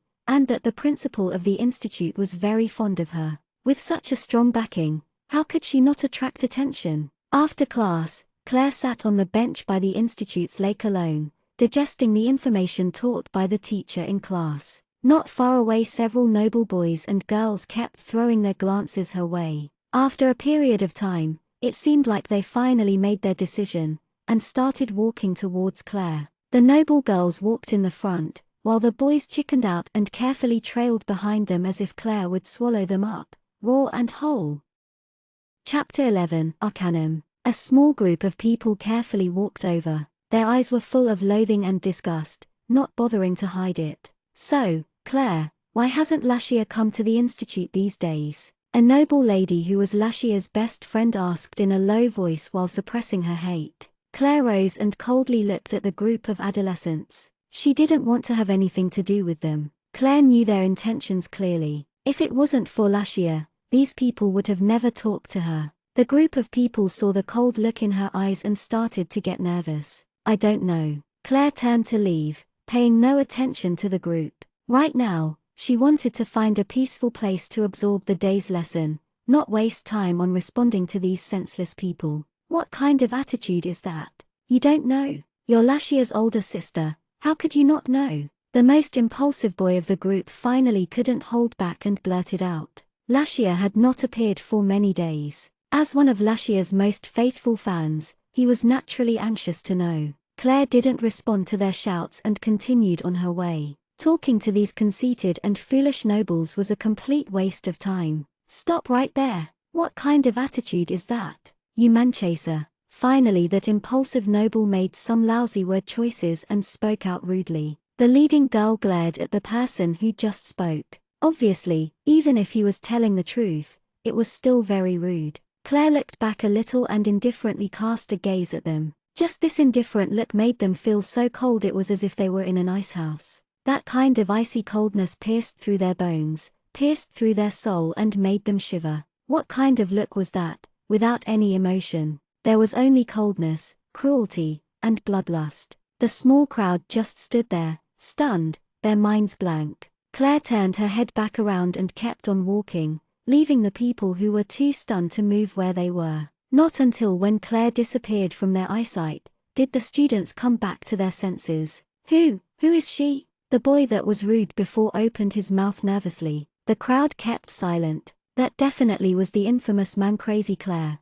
But why was she totally not like herself? So ruthless, so frightening. For 1 month, Lashia didn't show up. And 1 month later there was no school because of summer break. During this 1 month, Emery was astonished to find that he had totally no idea how much Claire had improved. Claire always brought him surprises. The Hill Castle. Claire, what do you plan on doing during the 2 months of summer break? Emery asked as he watched Claire play with 5 fireballs on her 5 fingers. To control so many fireballs at the same time with such precision would come to him as a shock if someone else did it. But for Claire it wasn't strange. In only a month, Claire had given him too many surprises. Teacher, I keep feeling like I'm missing something, but I don't know what it is. Claire extinguished the fireballs in her hand, a little distressed. Do not be impatient, Claire, there's still much to learn. You can't learn everything in just a short period of time. Remember, never be impatient.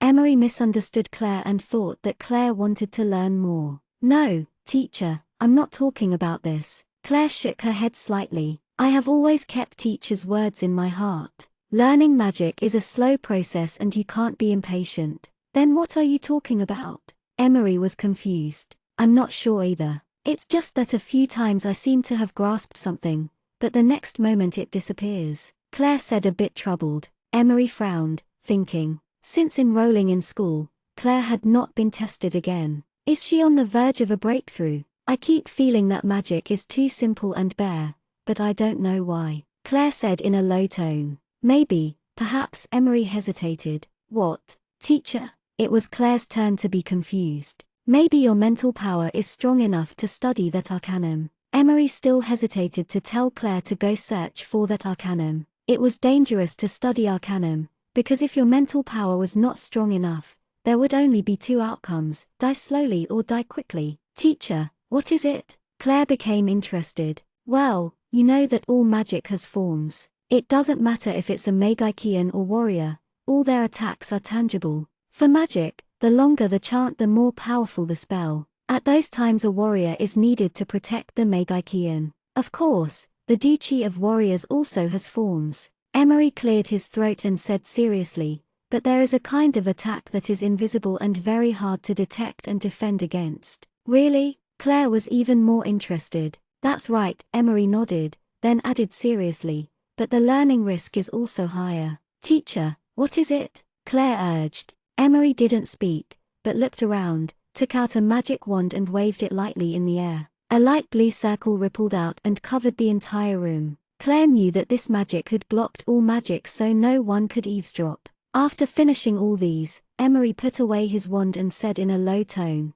mental assault. Claire was dumbfounded. Mental assault? Attacking a person's mind directly has no tangible form and no way to detect beforehand. Emery was very solemn. Of course, it doesn't affect those who are truly powerful, but to a normal person it is very effective. In the worst cases, it can directly turn someone into a vegetable, and in best cases, the user would be conversely swallowed by magic and seriously injured, Emery explained. Of course, this kind of arcanum is looked down by many people because they can't grasp, use, or defend against this magic. So, I understand, teacher. A cold smile emerged from Claire's lips. Humans are always afraid of uncontrollable, foreign things. They then try to destroy them with all their might. This time Emery was dumbfounded. Such a philosophical thought came from this young girl who was only 13. Teacher, how would I be able to learn such an arcanum? Tell me please. Claire's eyes were filled with excitement and challenge. Okay, Emery nodded. He didn't think of Claire as a child now anymore, but as an adult. I once had a friend who learned the arcanum, but unfortunately, he didn't comprehend the essence. So, Emery's expression became heavy. Sorry, teacher, for reminding you of such a heartbreaking matter, Claire guiltily apologized. No, Claire, I had urged him not to do so, but he didn't listen. Emery organized his emotions and continued on. He hid the arcanum in his secret chamber where he lives in seclusion, wishing I would go get it someday. But for me, I never want to touch it. Claire didn't speak, listening intently. I will give you a map of his secluded retreat. It's right in the middle of Gale Gorge. Use the summer break to go develop your skills there. Real-life combat always overrules theories. The magical beasts at the mouth of Gale Gorge are all pretty low level, and you have Jean as a companion, so I'm sure you'll be fine. But remember, do not go deep into Gale Gorge. This, you must promise me, and only then will I give you the map. Emery spoke to Claire in a solemn tone. Claire felt very touched. She knew Emery had said this because he was worried for her. Only after Claire nodded and solemnly promised to Emery did he pull out a map from his bosom and give it to Claire. You must be careful. When you come across a dangerous situation that you are unable to cope with, get Jean to shield you and immediately use the space teleportation scroll. Okay, Emery warned again. Although he wouldn't admit Claire was his disciple, he still treated her as if she were his only disciple. Teacher, don't worry, I will definitely safely return, Claire replied while smiling. Good. Emery smiled and nodded. When Claire suggested to use the summer break to go to Gale Gorge to train, Duke Gordon was extremely happy. The Hill family never had a pampered child. Only Catherine was really worried. Duke Gordon had to spend a lot of effort comforting her in order to make her concede. Claire's two older brothers weren't at home yet. One was still in his ligeance, and the other was in the Imperial Palace acting as the captain of the Griffin squad. Her father was getting rid of problems at the frontier. Without any ceremony, Duke Gordon gave Claire enough money and sent her and Jean off riding their horses, keeping everything low-key. So, on this refreshing morning, the two left on their horses. Nobody would believe that just outside the city gates, Claire would meet a person that would influence her greatly for the rest of her life. Chapter 12: Strange Old Man. In the early morning, the capital city, Perth, was not quiet at all. Guards were patrolling the city, and merchants were diligently preparing their shops for business. On the West City entrance it was more noisy because this was where the headquarters of the biggest mercenary guild of Amparkland was located. This was a paradise for mercenaries and adventurers. Also, a road not far away already had heavy traffic of bustling horses and carriages. A variety of shops lined the road, purchasing items from mercenaries and then selling them. The west part of Perth also housed the biggest auction house and slave market, so of course it was the most lively part of the city. Naturally, there were many powerful people hidden in the crowd as well. "Miss, why did you come here?" Jean asked, looking confusedly at Claire walking toward the mercenary guild. To register as a mercenary, Claire didn't bother to explain. By becoming a mercenary, you could complete tasks that suited your level and in turn, get gold coins. As a magician, magic supplies were always exceptionally expensive and their materials were even more rare. Just because you had money doesn't mean you could go to any magic shop and get the supplies you wanted. Magic materials that mercenaries risked their lives for would be auctioned off at the auction house. Those prices would naturally be off the charts. Claire didn't want to ask for money in order to buy these expensive materials. Jean looked at Claire's aloof face, stopped talking, and walked towards the mercenary registry. Claire quietly waited in the mercenary guild's hallway and looked at a wall filled with lists of tasks. From commissions to finding common medicinal herbs, to killing formidable magic beasts, the tasks' difficulty levels were from F to A. Even higher were S and even SS, they were posted there too. But the highest level of difficulty on the list, SSS, was blank. Up until now, the most difficult mission had never appeared. In the hall, mercenaries of all classes clustered into various small groups and were discussing something. This was a world that Claire was unfamiliar with. Looking for heartbreak grass. F class, the lowest level task. This type of herb grows just beyond the entrance of Gale Gorge. Newly registered mercenaries can only accept this kind of task. Well, 100 gold coins is better than nothing. Just when Claire was thinking about making Jean take on this task, she heard a sharp whistle. Then, an ear-piercing voice sounded near Claire. "Yo, beautiful lady, what are you doing here alone?" Claire's shiny blonde hair, jade green eyes, and refined, one-of-a-kind face were naturally striking. Beautiful girls being harassed in this place was very common. Claire glanced sideways and saw a tall and sturdy man who snickered while walking towards her, 3 young men following. The sturdy man in the front was obviously a warrior, and the 3 young men behind him were archers and magicians. The surrounding people carried on what they were doing without so much as a glance. Obviously this kind of situation had happened before.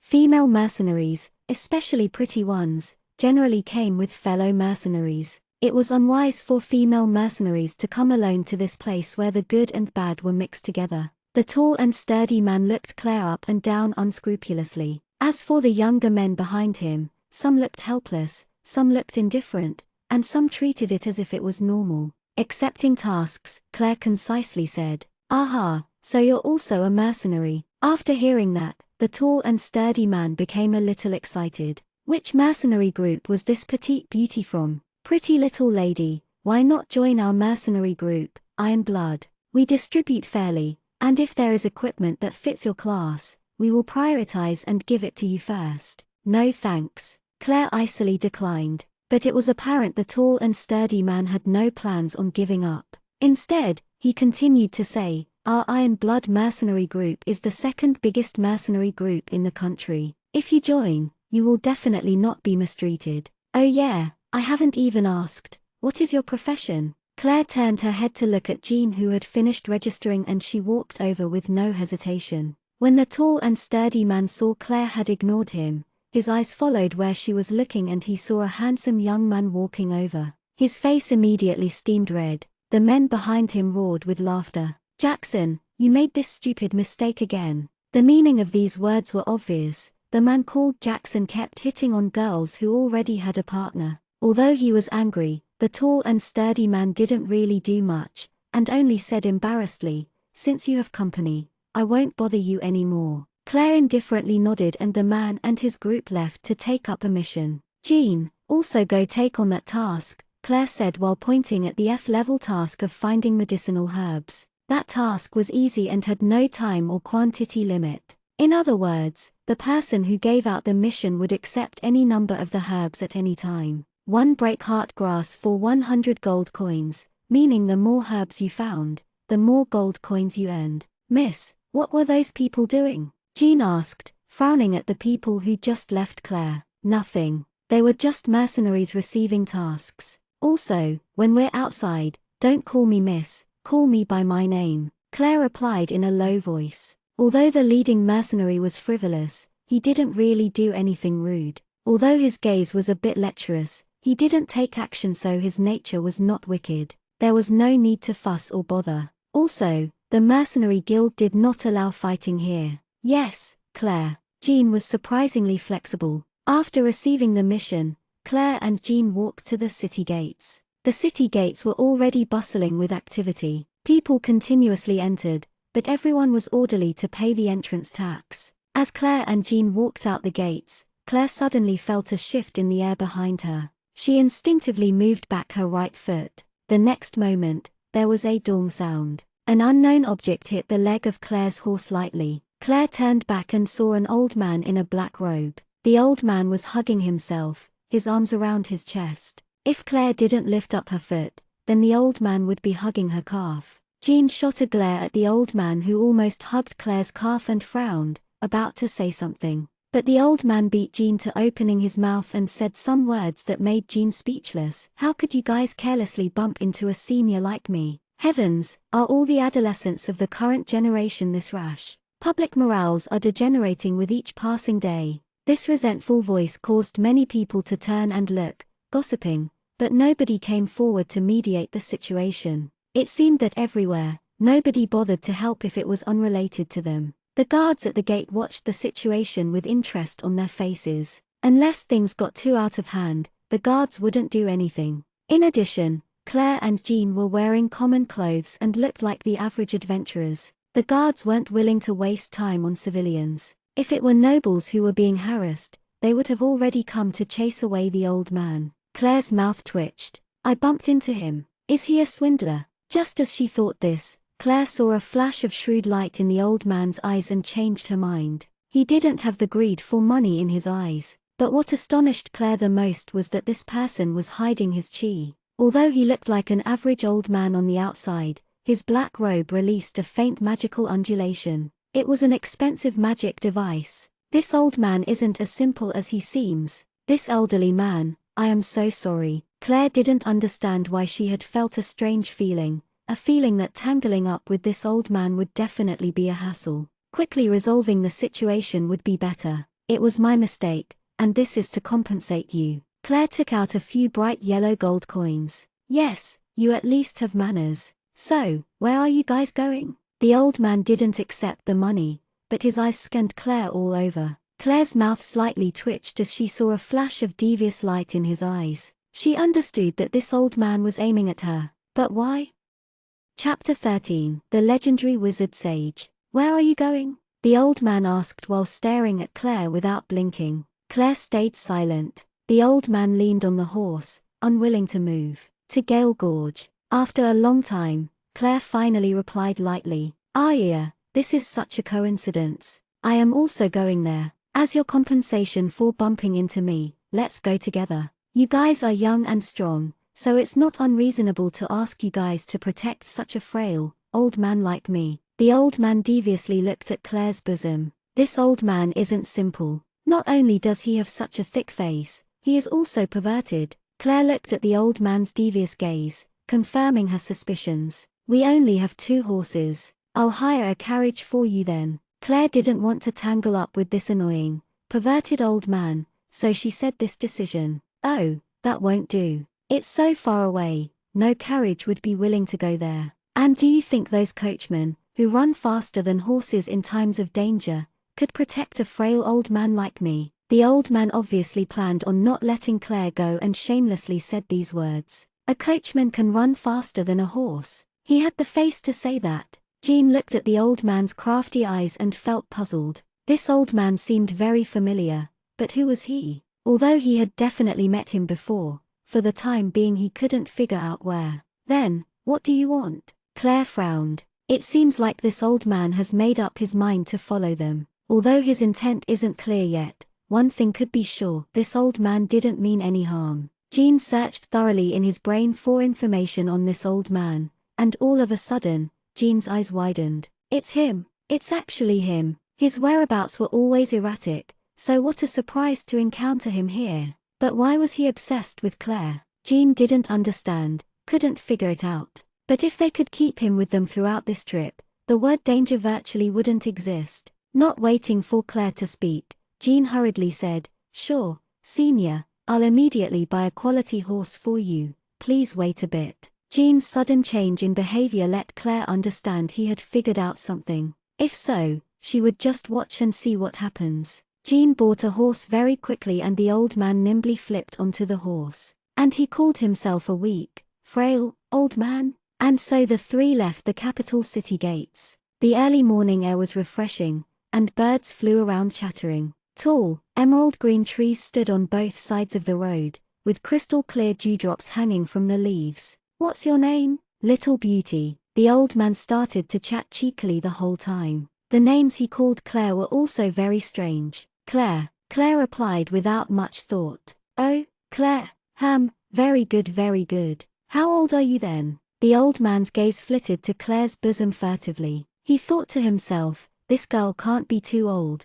but she's developing pretty well, he. "Why should I tell you?" Claire threw back coldly. But, a sliver of worry appeared in Jean's eyes. You simply couldn't afford to make this person unhappy. Even the emperor tried to please him, afraid to make him the tiniest bit angry, because he was the legendary figure who had the power to destroy a whole city. Then let me guess. 12, 13, 14, 15. The old man didn't pay the slightest attention to Claire's attitude, and started noisily guessing. Claire felt like there were multiple flies humming back and forth about her ears. "Claire, you are a Magikian, aren't you?" Due to Claire's complete ignorance of his noisy chit-chat, the old man switched topics to talk about. "No." Claire spit out the word coldly. "Claire has just started her studies at the Sunrise Institute, and hasn't yet gone before Magician's Council for her assessment." Jean was overjoyed. By bringing up the topic himself, did he mean to instruct Claire?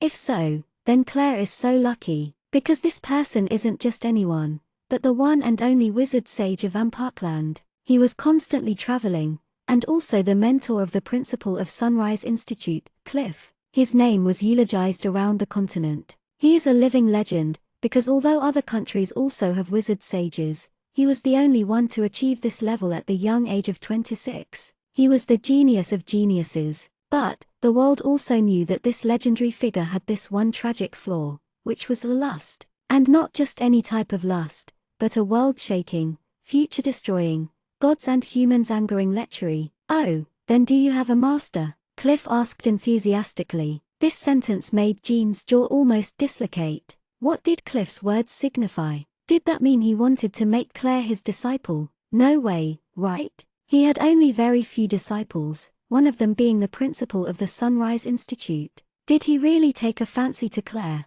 Lashia was way more talented than Claire, but Cliff didn't even so much as glance at her. But today he asked Claire this question. "I do." Claire's cold answer almost made Jean flip off his horse. Did she not understand how great of an opportunity she had in front of her? "Will you be willing to be my disciple?" Cliff asked, not paying the slightest attention to Claire's answer, and asked while laughing merrily. Jean felt like his heart had soared to the skies, fallen down, and now flew up again. No, Claire rejected indifferently. She knew clearly that one person could have only one master. Jean's heart plummeted. He felt as if his heart had been on an overexciting roller coaster. Do you know who I am? Cliff began to pout. Did she not know how many people wanted to become his disciple? But on the other hand, this little beauty in front of him doesn't know who he is. This must be the reason for her attitude. An obscene and perverted old man. Claire's mouth started to become poisonous. Jean's expression instantly changed. Even though what Claire said was the undeniable truth, this person was Cliff. Tilda. Cliff coughed slightly, but he didn't get embarrassed or angry. Instead, he opened up a new topic. I'm Cliff. Great Master Cliff, so it's you. As our country's only wizard sage, you were always a legendary figure. What brings you here today? Jean immediately pointed out Cliff's identity, obviously to let Claire know that this perverted old man could not be offended. It would be best if she could become his disciple. Claire raised her eyebrows slightly. Cliff, that legendary person who was a genius among geniuses, the master of the Sunrise Institute's principal, and Parkland's only wizard sage, actually had this kind of disgusting behavior, thick-skinned, lust that reached the skies, and extremely vulgar. But Jean felt extremely puzzled. Why did the legendary Cliff take a fancy to Claire, and wanted to accept her as a disciple? It would be too far-fetched to say he only wanted to recruit her based on her beauty, because beautiful female Magikians were everywhere. The only reason would be that Claire had something special that he and others didn't know, but it was discovered by Cliff. Claire thought back to Gordon's counsel, telling her not to reveal to any outsiders her over-the-top talent before she met that person. Never before. And only that person could be her master. Was it this person whom grandfather was talking about? Claire guessed. From his status and identity, 9 out of 10 it was him. If it was like that. An imperceivable, crafty grin appeared in Claire's eyes. You want to be my master? Claire asked as she turned to look at the lascivious old man, Cliff, who was closely following on his horse and still looking at her bosom vulgarly. Cliff came back to his senses, looked at Claire with raised brows, and released a strange ripple of magic from his body. Cliff's voice sounded directly in Claire's head without Jean hearing. Little beauty, your talent is rarely seen in a millennium. Be my disciple and I promise you will be treated more than fairly. That vulgar voice sounded exactly like a child trafficker tricking a little girl. Claire understood this must be a very high-level magic, to go so far as to directly talk into the mind and not let anyone else hear. By showing her this move, the old man was indicating that he was very powerful. Well, Claire frowned, seemingly thinking very deeply, unable to decide. Her hesitant appearance made Cliff a little worried. At the city gates he had seen the pretty Claire at once,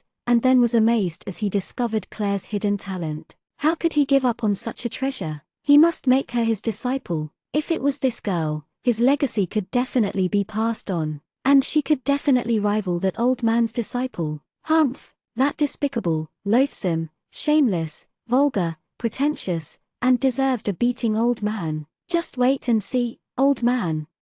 Chapter 14, Precious Gifts. Claire definitely wasn't a kind-hearted person. That old man Cliff currently wanted Claire so much that his eyes turned red. It was a pity that he didn't discover this point. Jean slowed down, waited until the two were in front, and then followed behind. Why would I want to become your disciple? Claire frowned in a reluctant manner. If you become my disciple, you could walk sideways. Cliff stuck out his chest ostentatiously, looking like an upstart. Well, of course this was true. Not only was Cliff perverted, but he was also very protective. Even if his disciples were in the wrong first, he would still side with them and protect them like a mother hen would to her chicks from the eagle whenever they needed it. Of course, becoming his disciple wasn't easy, it was actually very hard. So far, he had only 2 disciples. Claire was going to be his third. What's so good about this? Claire looked disdainful. I don't see anything good. Get something more realistic. Cliff opened and closed his mouth and rolled his eyes,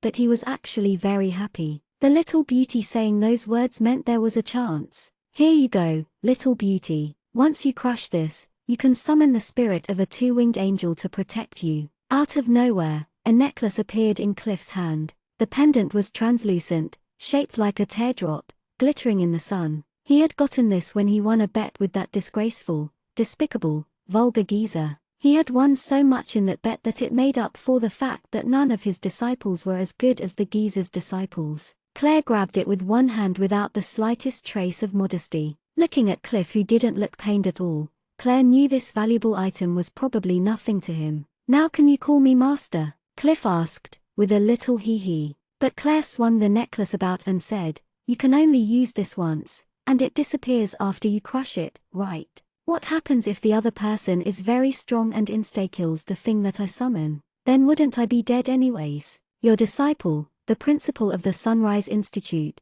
gave his disciple the breeze bracelet. Claire swung the necklace around in the air disdainfully, but to herself she thought, this guy is a wizard sage, so he should have a lot more good stuff. And he wants to fool me with this. Cliff blinked his eyes, not looking guilty at all, and suddenly started laughing craftily. "What's good about that? Here, I'll give you this and this." With a wave of his hand, more items appeared out of thin air. Claire knew that Cliff must have the legendary space storage to pull things out of nowhere. But whether it was a space ring or a space bag she couldn't know for sure. "What are those?" Claire asked, staring, baffled at the inconspicuous items in Cliff's hands. "This is an invisibility cape. It can make you invisible, but only for 10 minutes. This is a transportation bracelet, but because it is such an advanced spell, it is impossible to carve the complete magic loop into the bracelet, so it can only let you transport backwards 15 meters. But it's already enough to escape in times of danger. And this little bow is a magical weapon. All you need to do is to infuse it with magic and a magic arrow will appear. And according to the nature of the user, the bow will shoot a magic arrow. You're of the fire element, so when the arrow hits there will also be a flame explosion." Cliff started to laugh craftily, knowing that these devices were very valuable, much more precious than Lashia's breeze bracelet. The first item was very valuable. If a treasure like this fell into the hands of an assassin, even for 10 minutes, it could be deadly. As for the second item, what does transporting backwards 15 meters in a second mean? All Magikians try to avoid physical combat, because to them, the further away from the opponent the better. The last item, the little bow, was very beautiful, with engraved golden flowers that released a faint magical aura. Carving the magic loop into the engravings was very elegant and thoughtful of the builder. "Yes, thank you." Although Claire accepted all gifts like she was entitled to them, she felt very satisfied with the perverted old man's generosity. "Hee, little beauty,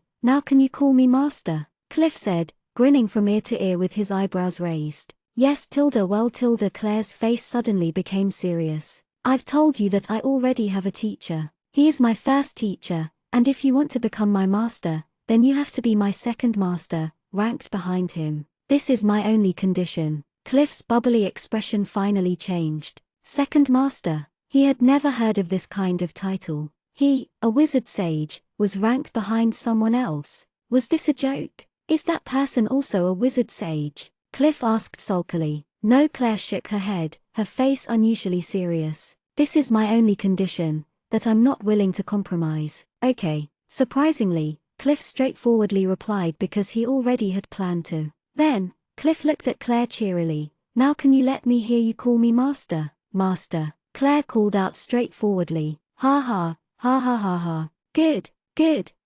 Cliff laughed heartily to the skies, laughed so hard that he almost fell off his horse. Finally, this time he could hold his head up in front of that foolish geezer. Jean, still trailing a long way behind, saw Cliff laughing so hard he was convulsing and almost fell off the horse. Jean understood what happened immediately. Cliff took Claire as his disciple. Heavens! Such an unimaginable thing really happened. Just what was so extraordinary about Claire that he himself didn't discover? Why would a legendary figure like Cliff be so fond of Claire? Jean was totally baffled. But, he must report this news to the Duke immediately. Also, to that person. "My darling disciple, why are you going to Gale Gorge?" Cliff blinked and looked at Claire's bosom pervertedly. "To dig up medicinal herbs and earn money. Also, killing some low-level magic beasts to gain experience," Claire said casually. Claire didn't want too many people to know anything about the spiritual arcanum. Moreover, this was her first master Emery's treasured asset.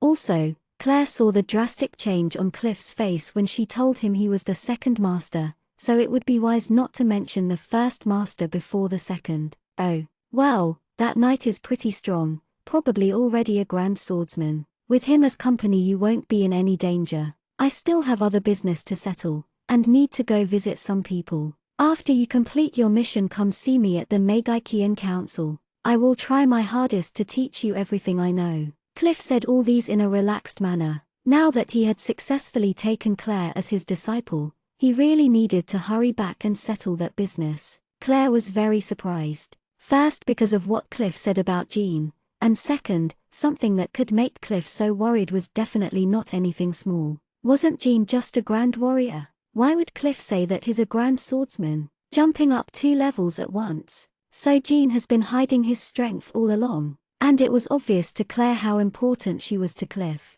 But, as her master, Cliff didn't follow along and give her instructions, and instead hurried back to the city. It must be something of really big importance.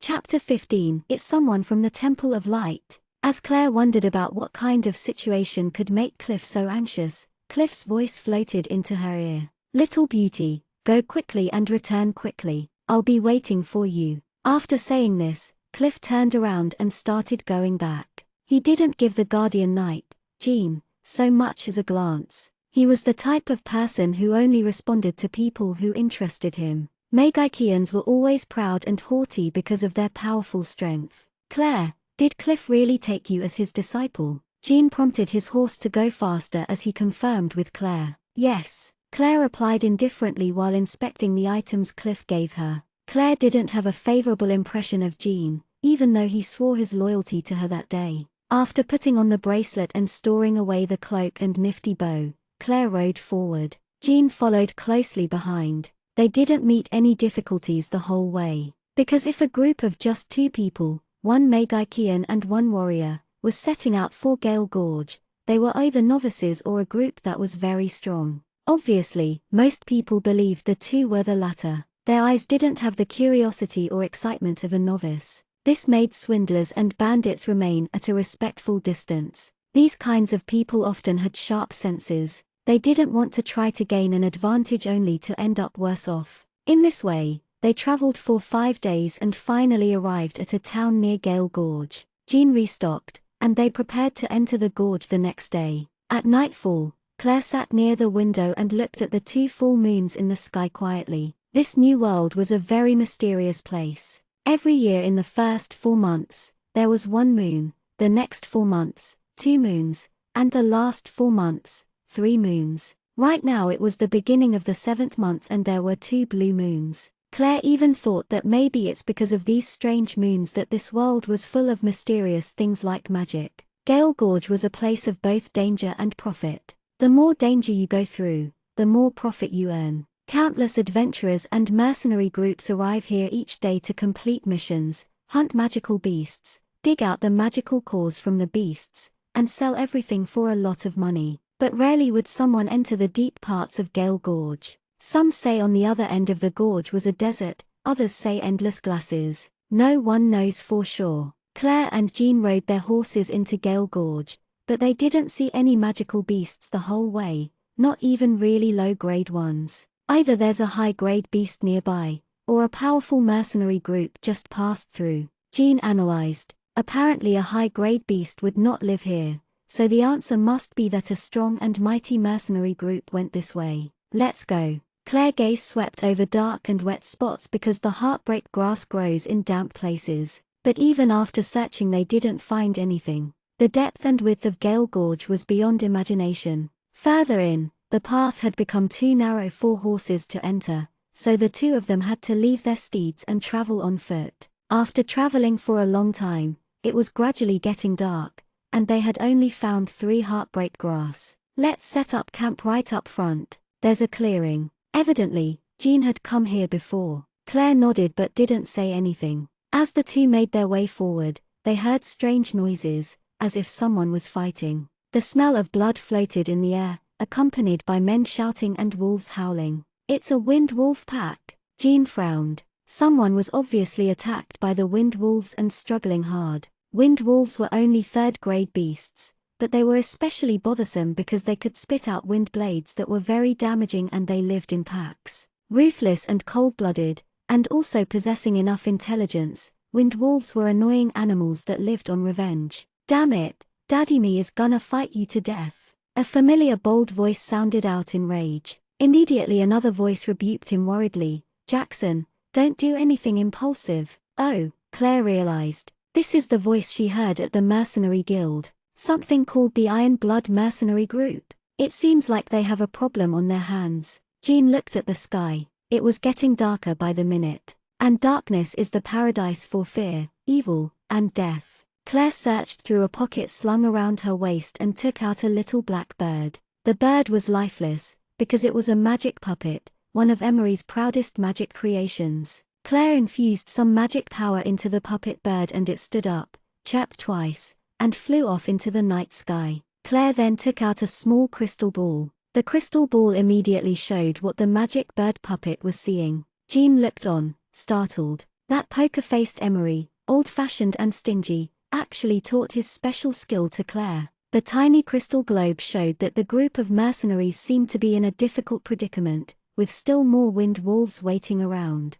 They seemed to be waiting for darkness and night. Will formation, both the simplest and most efficient. Even though they were in a tight position, no one had died, which showed their strength. Most were warriors and archers, with only one Magikian who seemed to have used up all his magic power. The rareness of Magikians directly determined their value. The weak young Magikian was surrounded and heavily protected by his companions. "Miss, you want to help them?" This time, Jean didn't use Claire's name but Miss, because he was waiting for Claire's command, not her opinion. A strange light flashed through Claire's eyes and disappeared almost immediately. Grand Swordsman, only below Swordsman Sage and Swordmaster. This would be a good opportunity to test Jean's actual level. "Yes, help them," Claire said softly. The people were part of the second largest mercenary group in the whole country, so helping them would definitely be good for the future. "Yes." Jean pulled out his sword.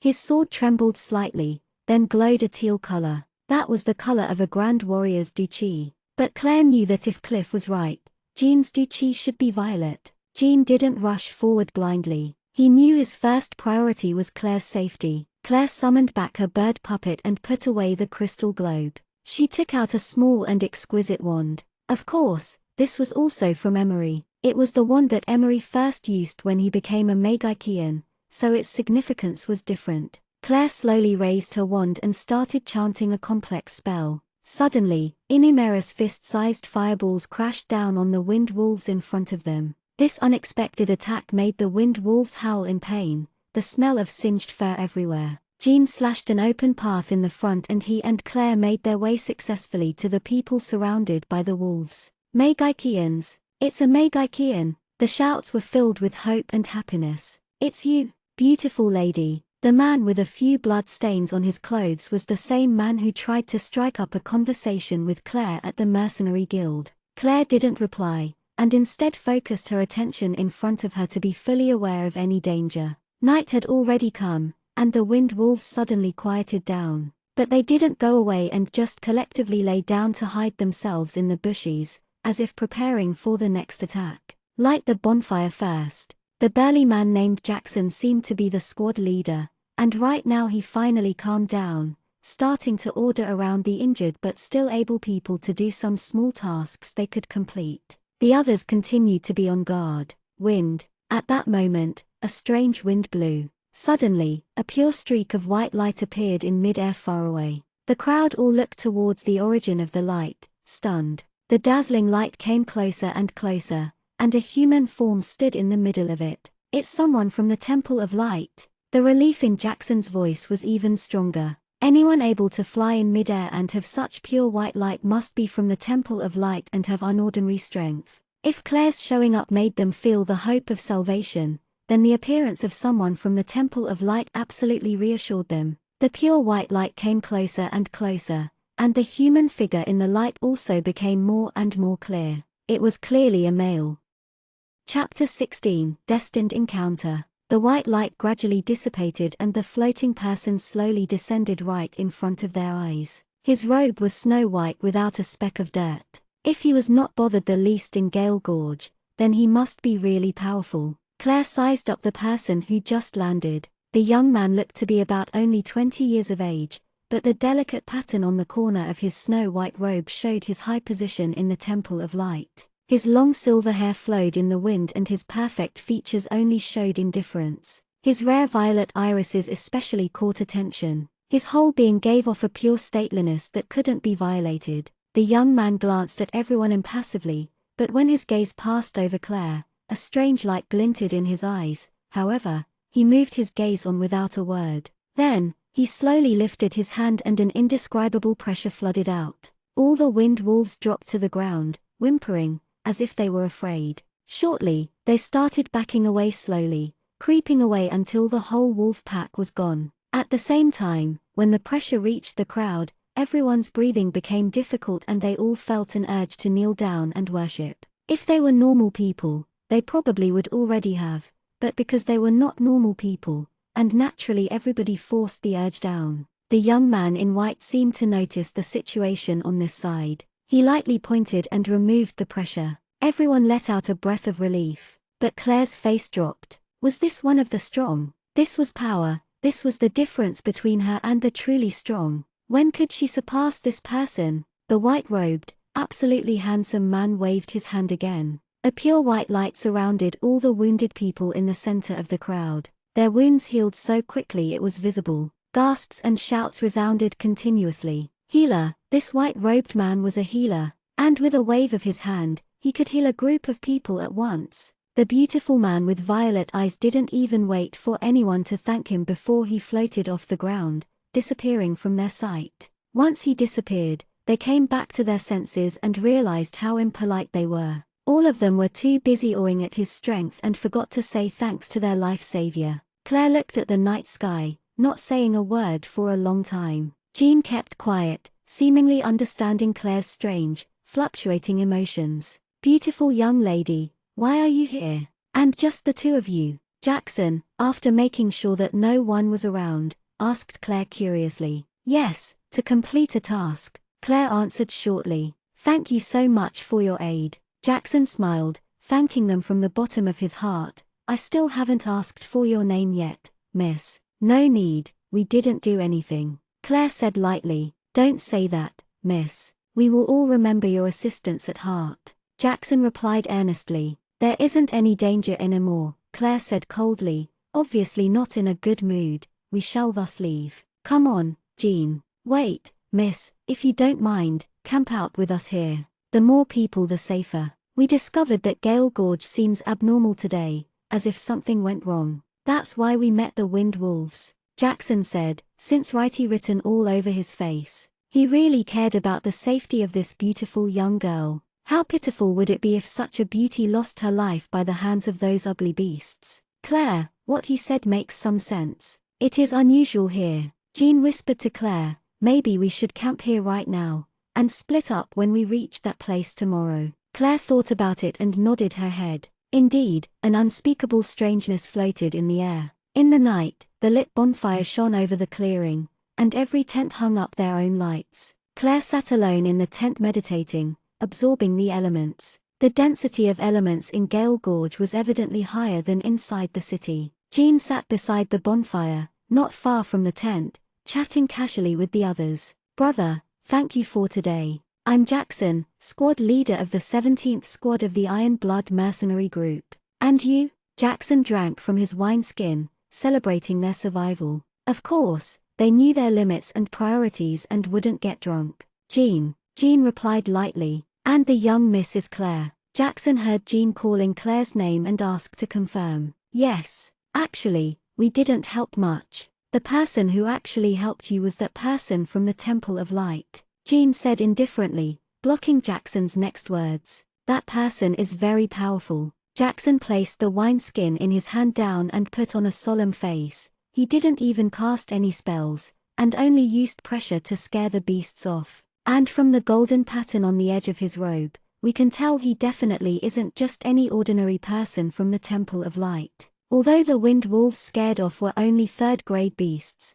to force them off by only using pressure showed that this person was very strong. Jean pondered, his mind filling with thoughts about the beautiful man whose violet eyes were extremely rare. "He's the holy divine prince of the Temple of Light," Jean suddenly said, certain. Jackson and everyone else were shocked. After a long time, Jackson came back to his senses and said as if in a trance, "Rumors say that the holy divine prince has the purest power of light, and is not only a powerful Magikian, but also a rare healer. He's the next in line for the seat of the Pope. Legend even has it that his violet irises can see into the future." Jean was silent. He believed the first things Jackson said. They weren't exaggerated. He saw the power of that person just a moment ago. But the violet irises that could see into the future might be exaggerated. Rumors often become far-fetched. In the tent, Claire slowly opened her tightly closed eyes, coldness and unwillingness evident. The strong.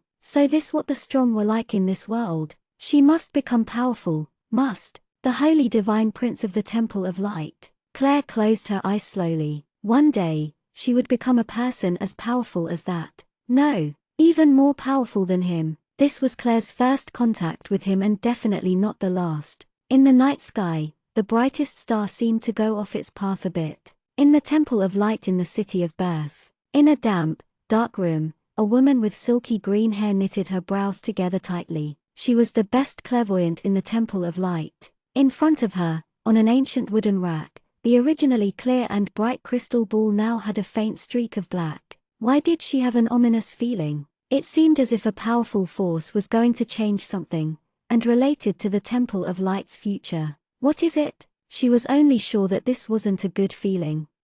Chapter 17. Landing in a dangerous predicament. The next morning, Jackson tried very hard to convince Claire to join them, only because everyone felt that there was something amiss in Gale Gorge. The air gave off an indescribable, strange feeling. Occasionally, a bird would let out a mournful squawk. Magic beasts continuously ran out of Gale Gorge, but none attempted to attack them and acted as if they didn't even see them, directly running away. It seemed like they were afraid of something. Very strange. Jackson stroked his chin, puzzled over the situation. Jean slightly frowned, also pondering. Wind wolves had suddenly appeared along with the holy divine prince of the Temple of Light. What did this mean? "Jackson, I think we shouldn't go any deeper. I have a bad feeling about this," a refined young man standing behind Jackson said. He was the only Magikian of the group and also their advisor. Jackson's face became serious. Many situations had proven that their Magikian had been correct every time. "Okay, then for the time being we'll leave." Jackson made an accurate decision. He then turned to Claire. "Miss Claire, you should leave with us too. It's too dangerous to go forward. Thanks for your concern, but I have an unavoidable reason, so I must keep going. We will depart ways here." After Claire modestly thanked them, she went forward. Jean nodded at them, following behind Claire. As Jackson watched the two leave from behind, he still wanted to say something, but the Magikian behind him pulled his clothes. "Don't try to persuade them anymore." That miss had an unusually resolute look in her eyes. She must really have an unavoidable reason to go. If you tried to persuade them, it would be a waste of effort. Also, she's a Magikian, so there's no need to worry. Jackson quietly sighed, and inwardly prayed, hoping that this beautiful, young miss wouldn't meet any danger. Jean and Claire continued to walk, but they didn't see any indications magic beasts the whole way. A strange feeling pervaded the air. The more they went forward, the more Claire could feel two types of essence in the air. One was the familiar purifying power, the other a dark power. Suddenly, there was a wide expanse of open land. Jean slightly squinted, looking at the mess before them. Broken trees littered the ground, and huge boulders smashed holes everywhere. This place wasn't always an expanse of vacant land, but was a lush forest. Obviously a violent battle had occurred here. Claire also was pondering. Looks like the pure essence in the air was left behind by the holy sun they had met yesterday, while the faint dark essence was left by his opponent. From the neat robe the holy sun wore, it seems like he must have won by a landslide. Is it the two essences left behind that made the magic beasts restless? These two opposing essences left behind really made people uncomfortable. From the state of the land before them, it seemed like there was an issue, but it had already been resolved. There must have been a dark force, but the holy sun exterminated it. "Let's go." Claire indifferently said these words and just continued forward. Jean followed suit. Nobody noticed that in a dark, damp corner, a shiny black stone gave off a strange glare. It was very faint, but definitely there. Claire took out the map from her bag and studied it carefully, then looked in front of her. The map says it was here, but there wasn't any secret room as far as she could see. Only a huge lake and a waterfall flowing down vigorously. "Miss, is it this place?" Jean was also confused. Claire didn't speak but closed her eyes, sensing the magical elements around her. Maybe the secret room would be where there was a cluster of magical elements. But to Claire's disappointment, the magical elements were spread out evenly without any disturbance. "Miss, did Emery give you the wrong map?" Jean couldn't help asking. As soon as he finished the sentence, the calm surface of the lake suddenly rippled. Jean frowned and quickly stood in front of Claire. But Claire just raised her eyebrows, because she sensed the magical elements in the ripples of the lake clearly. The lake rippled right after Jean said the word Emery. Claire now understood that Emery's friend must have set some kind of device. She squatted down and said to the lake softly, "Emery Clark Dubai." This was Emery's full name. The ripples on the lake suddenly became violent, forming an arrow that pointed at the waterfall. "The secret room is behind the waterfall." Jean's gaze followed the arrow, then turned his head and offered his hand to Claire. "Come." Claire gave her hand to Jean without any hesitation. Jean pulled Claire over and instantly an aura of teal chi surrounded them. Jean pushed off on his toes and skimmed over the lake quickly. When they came to the waterfall, Jean plunged in without hesitation. As they passed under the waterfall, not a single drop of water splashed on either of them. Claire now believed more than ever that Jean was much higher level than a grand warrior, maybe even higher than a grand swordsman. The dimness behind the waterfall was hard getting used to, and Claire popped out a fireball to light their surroundings. It was rocky, with a man-made path leading into the dark. Jean didn't speak but walked in the front. The path led deep into the hill, and their surroundings became dry rather than wet. After a long walk, they came to a door carved in stone. There was a small hole in the door. Claire took out a tile stone Emery gave her and fitted into the hole. A perfect fit. Instantly, a strange magical ripple appeared. Jean pulled out his sword and stood in front of Claire. A cloud of smoke arose in front of the door, slowly taking on the shape of a human being, a short middle-aged man, his head a little bald, with white hair that obviously did not match his age. "Oh, my dear Emery, is it you? If it is, you should know what to do next," the figure said merrily. Claire and Jean stared at each other, not knowing what to do. Claire was at a loss. Teacher Emery didn't tell her what to do if she came upon a situation like this. It seemed like the figure had a way to communicate with Emery they did not know of. There was silence, then silence still. Both of them were cautious. The figure was also waiting silently. After a long period of no one talking, the figure spoke up again. "What? Are you not Emery? Then how could you know Emery's full name?" "There wouldn't be more than 3 people in the world who knows Emery's full name," the figure suddenly asked, puzzled, stroking his chin. Claire didn't answer, because she knew this couldn't be what the person would say to her if he was still alive. The person had prepared for this and made this magical image. "What are you to Emery? His daughter? His son? No way. If that eccentric person gets married, I'll cut off my head as a stool for him." The image kept on talking to himself. "Knows his full name, but is not his children. Then, there is only one possibility, and that is the eccentric guy took on a disciple." Jean looked at the image astonishingly. Did this person know Emery so well? "Fine, little one, you actually made the old bullhead accept a disciple. So let me see if you have the ability to learn this arcanum. Put your hand on this little tile." The image waved his hand at Claire. Jean frowned and looked suspiciously at the image. He looked at Claire questioningly. This was much too easy. Claire only hesitated for a moment before she put her hand on the tile. In that instant, light flooded the room. The glaring white light enveloped Claire. But while Jean could see clearly that in the light, Claire's eyebrows were knitted tightly together, her face white as a sheet, visibly in pain. Was it because she was inheriting magic that Claire was like this? Jean pushed down his worry and waited for Claire to finish inheriting. But after what seemed like a long time, the bright light still didn't disappear. Claire frowned even more, and her face was even more paler. All the blood had drained from her face. Jean was extremely worried, but he dared not to interrupt, because he didn't know if that would put Claire in an even more dangerous position. He only knew that Claire had landed in a very dangerous predicament. What could he do to help her out? But what Jean didn't know was that it wasn't the figure that put Claire in such a dangerous situation, but Claire herself. Chapter 18, Dark Magikian. Darkness, chaos, confusion, bewilderment, anger, unwillingness, regret. All these negative feelings flooded Claire's mind at once. You devil's incarnation, you should never have come to this world. No, you are an even more horrific existence than the devil. You are loathed and disgusted. The darkness in your heart is darker than the darkest of nights. Malicious voices like this surrounded her, unceasingly attacking Claire, cursing Claire. You miscreant. You should have been hacked into pieces and killed long before. Claire knitted her brows more tightly. Evil. Should go die. Darkness surrounded her, and Claire looked bewildered at the sea of darkness around her. Was dying really the best way to end all this? Yes. Only if you die can everything be redeemed. Everyone will be glad to witness your death, including the people you care most about. Quickly free yourself and atone for them. The malicious voice slowly became more gentle, like it was guiding Claire.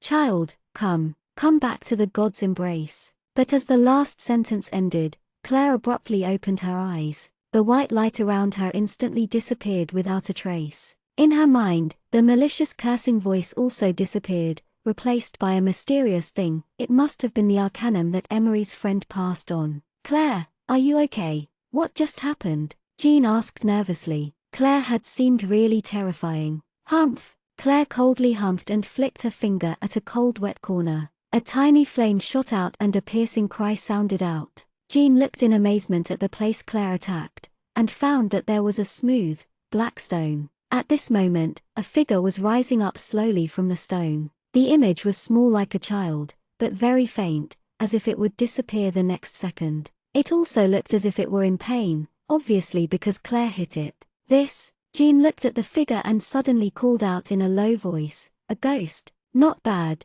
being able to hide your essence and follow us. Claire walked up and picked up a small stone, playing around with it. The faint figure instantly looked terrified. You must be the person who fought against the Holy Divine Prince and almost died. You then attached yourself to this stone, waiting for a suitable body to take over, Claire said unhurriedly and then squished the stone with force. The figure immediately cried out in terror, Don't, I'm begging you, please don't crush the stone. How did you decide on my body? Claire coldly laughed and played around with the stone in her hand. Because you're a person with an interesting past. People with stories always have dark shadows in the depths of their hearts. Also you're a Magikian, very suitable, the figure hesitantly said, its voice dropping off feebly. It was afraid that Claire would be unhappy and crush the stone. Jean's expression changed and looked at the figure with suspicion. What did that ghost say? Claire has a hidden past. He and Nancy could testify one point,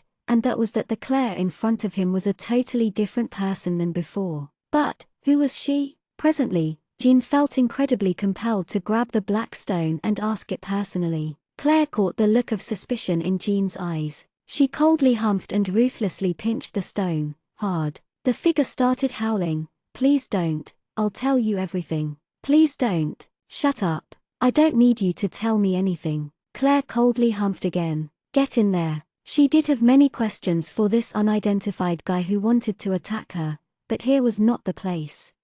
Okay. The figure bitterly answered. He had already lost his body, and his power was basically gone. How could he negotiate? In a flash of black smoke, the figure disappeared before their eyes. Claire could see the confusion in Jean's eyes clearly. Nothing, it's just that guy was defeated and lost his body, and attached his spirit to this mysterious stone. When I was inheriting the arcanum he interfered and distracted me, wanting to take over my body. Claire didn't want to say too much and downplayed the situation. If it was not for the confusion deep down in heart, how could she be distracted? Although Claire said all this easily, Jean knew that Claire had just been in a very dangerous predicament. Curious on how Claire realized all this, Jean asked, then at the end, how did you discover the existence of that ghost? Because of the last sentence he said. Claire coldly laughed and recited its exact words, Child, come back to the God's embrace. After she finished saying these words, Claire raised her head and looked at the stone door. She gave a light push and opened it. Claire walked in the front and Jean followed behind. But Jean was thinking about something else. He had heard the contempt clearly in Claire's voice when she spoke that last sentence. Behind the stone door was a stone ladder that went all the way down, so the two followed the path and came to a simple room that had only a stone bed, a stone stool, and some other stone furniture. There was nothing else other than these. It seems that that person used an extraordinary method to store the arcanum in the stone door, and it was necessary to place the stone tile on in order to inherit. There was no written record for this arcanum. This way, it would be safer. The secret room was completely empty. The two retraced their steps and like before, Jean brought Claire out of the waterfall. The two light and dark essences faded as they returned back, and the magic beasts acted normal again. Along the way, they killed some 3rd grade and 4th grade magic beasts while Claire looked for heartbreak grass. She didn't notice that Jean looked at her with a sliver of confusion when she acted. Jean was confused about nothing other than Claire's mettle and efficient moves. This didn't seem like a novice coming to train, but a massacre of everything in Claire's way. This beast core would make a great ring for Mother. Claire used a dagger to dig up the beast core from the head of a 4th grade beast. This core was different from the others. The dark blue core's center was the bluest, surrounded by different shades of blue. Jean felt confused about this young girl in front of him. Who was she? He couldn't see through her. The dainty dagger came alive, dancing in her hands as she cut open the head of beasts easily and dug up their cores. Nobody would believe that she was the man-crazy Miss Like before if they saw this. Only after a few battles, she could now use magic like she owned it. On many occasions, she didn't even need his help before slaughtering the magical beasts. Let's go. Claire stood up and collected all the beast cores. She stuck the dagger back in her boot expertly. They only found 2 heartbreak grass on their way out,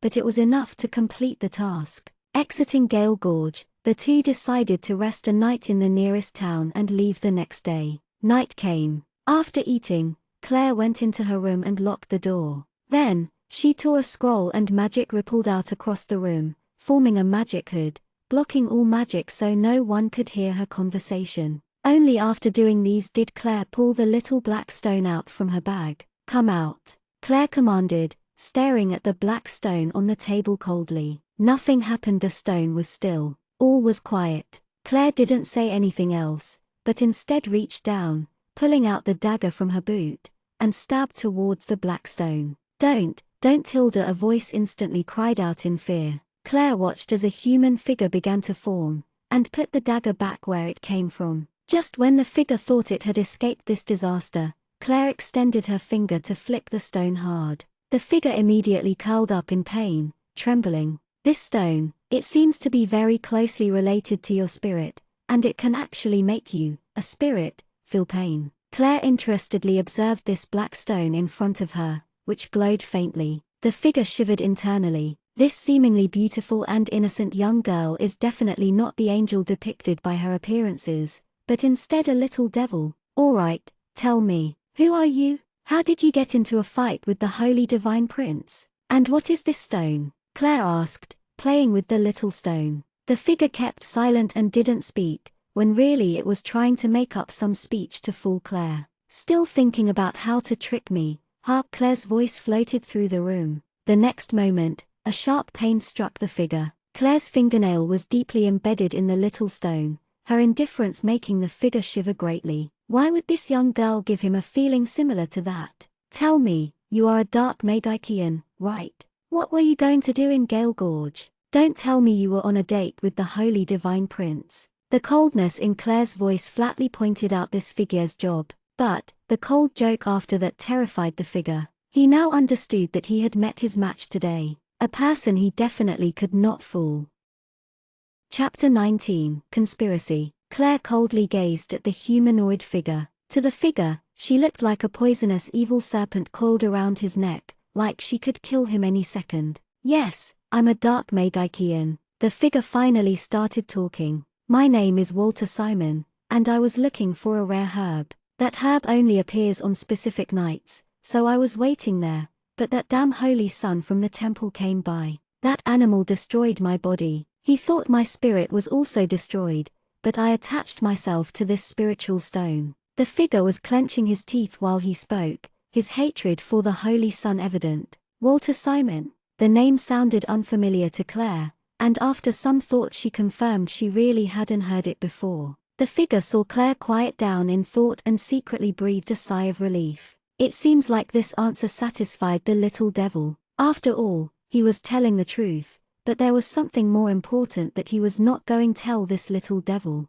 While Walter let down his guard, Claire suddenly had his precious stone gripped tightly in her hand. Her face was cold and she eerily spit out a sentence that almost frightened Walter to death. "Lad, there's something you still haven't told me. You should know the consequences of not telling the truth. Do you want me to grind this stone into powder for you?" After she finished speaking, Claire squatted down and started rubbing the stone on the ground. The ear-piercing sound and friction almost made Walter cry out loud. "Don't, everything I said was true." Walter was almost wailing. "What you said was true, but you didn't say everything." Claire started grinding the stone again. The crunching sound scared Walter so much his soul almost flew away. "Don't, miss, I'll tell you everything." Walter's face grimaced. If someone could see his face. "Say it then, boy, if you act naughty I'll grind you to pieces." Claire stood and put the stone on the table again. "I accepted a high-paying task to ambush a group of people at the entrance of Gale Gorge. The time hadn't come yet so I thought I'd go inside Gale Gorge by myself to go find some herbs when I met that damn Holy Son and now I'm like this. You know everything after that." This time Walter was honest. "Ambush a group of people? Who?" Claire asked lightly. "I don't know either. I wanted to buy stuff and I needed the money. When taking on missions I don't ask who set the mission or who they want to kill." Walter was very cooperative. He really didn't know who he was supposed to assassinate. At first he thought the little devil wouldn't be satisfied with such an answer, but instead the little devil was silent. Walter was puzzled. How could he know that Claire inherited a mental arcanum behind the waterfall? When he first held information back, Claire detected the ripple of his thoughts so she knew that he wasn't fully telling the truth. "Is your spiritual stone only usable once or can it be used multiple times?" Claire coldly looked at Walter. As Walter was stared at, his hair stood up, and he blurted, "One time only. After one use it's useless." Oh. Claire was a bit disappointed. Walter was a bit confused. He didn't understand why Claire asked this question. If he knew that Claire wanted to use his spiritual stone, then he would have been so scared that he might have died again. Walter didn't dare to say any more, and only waited for Claire to speak. He was now truly a sheep waiting for slaughter. He already lost all his power, and his most important possession, the spiritual stone, was in this little devil's hand. "Okay, bedtime." The lazy words were the only thing Walter got after waiting for so long. Claire took off her jacket and walked towards the bed. Walter's eyes almost popped out. Oh, God, the figure of this little devil is pretty good." Walter stared as Claire stripped all the way down to her undergarments, exclaiming inwardly, "Dark Magians and ghosts don't worship the goddess of light but the god of darkness. Do you believe that I can stab 2 holes in your stone if you keep on looking?" Claire's light voice made Walter squirm into his stone without another word. Claire laid down on the bed but didn't think about what Walter said. Whoever was getting assassinated had nothing to do with her. Instead, she thought about dark magic. Dark magic must be really different from the magic she knew. So what exactly was it about? Claire wanted to squeeze as much information as possible from Walter. She was even thinking about the spiritual stone. If she was defeated in battle and lost her body, would she be able to attach her spirit to the spiritual stone and gain a new life? The night was silent. The next morning, Claire and Jean bought 2 horses to go back. At noon, the 2 stopped in a forest to eat. The 2 silently ate, their surroundings peaceful. Suddenly, there was the sound of horses galloping. Some people were coming. Jean said in a low voice, "There are 5 people." Claire didn't doubt Jean's hearing abilities. As expected, shortly a group of 5 came from the distance, all riding horses. But these people they knew. It was His Royal Highness the Second Prince Nancy and Princess Maurice. Behind them were 3 powerful warriors, probably some from the Tempest warriors of the royal family. Nancy and Maurice were both dressed like adventurers. Maurice's rugged clothes made her look majestic. "Your Highnesses." Jean and Claire stood up to salute and curtsy. Confusion flashed through Nancy's eyes for only a second before he understood. Of course, based on Duke Hill's personality, it wouldn't be strange for Claire to be here. Claire, how come you're here? Maurice dismounted from her horse skillfully, seeming very happy to see Claire here. Using the summer break to gain some experience in Gale Gorge, Claire answered smiling. This enthusiastic princess was the only person willing to talk to her in school. Really? Then did you hunt anything? Maurice asked excitedly. Nothing much, only a few third grade and fourth grade beasts and their cause. Claire was still smiling. I want to see. Maurice was like a curious baby, as if Claire's hunting beast cause was very exciting and amazing. While Claire was talking with Maurice, in a corner where no one could see, Jean and Nancy were making strange hand signals. With Jean finished signaling, Nancy's face became serious and puzzled. He glanced towards Claire smiling and talking with Maurice, and felt very astonished and shocked. Who is this Claire? Nobody could see through her. She must be really special to make Cliff take her as his disciple. But there was still one thing he was relieved about, and that was that Claire didn't seem to have a favorable impression of the Temple of Light. If a person with such potential and background was repelling the Temple of Light, Nancy couldn't have been more pleased. The divine and the crown will always be conflicting. While Claire and Maurice were talking, the small stone in Claire's bag started vibrating. Maurice went happily to show her brother Nancy a beast core that Claire had given her. Claire took out the stone and said quietly, "Speak.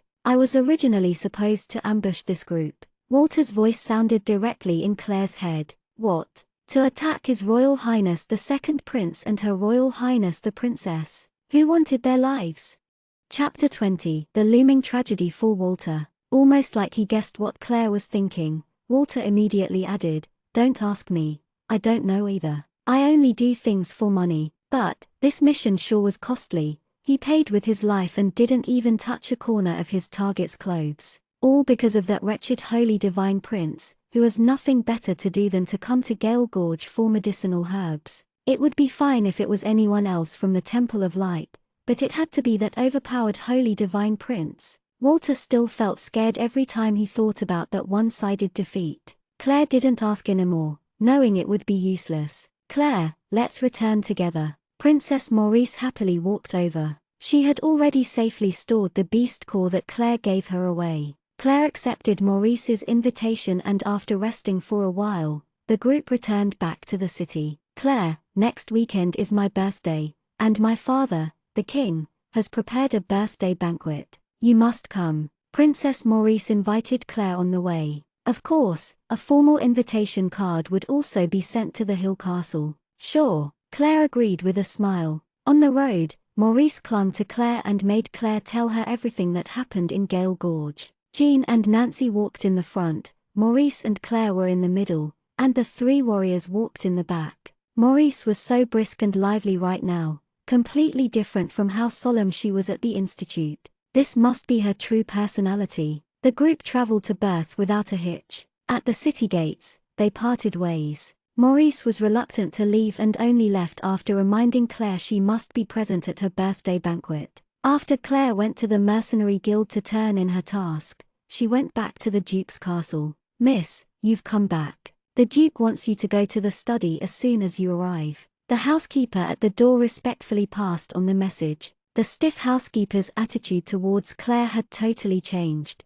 It wasn't because of the Duke's doting on Claire, but because he wasn't an ordinary man. He was an unusually powerful person. He felt Claire's changes and also believed that she was the Hill clan's future hope. "Okay," Claire indifferently replied. She went to the study without even changing her clothes. She knocked on the study door lightly, and Gordon's dignified voice replied, "Come in." Claire entered the study through the door and Jean waited outside. "Grandfather, I'm back," Claire said quietly, looking at the dignified old man sitting behind the study desk. Emery stood aside, wearing a brown robe. "Yes, being back is good," Gordon nodded. He got up, smiling. "How did it go?" "Not bad. I killed some third grade and fourth grade magic beasts," Claire reported seriously. Then she glanced at Emery. Emery already understood from Claire's gaze that everything must have gone successfully, so his heart settled down. "Good. Did you get injured?" Gordon walked up to her,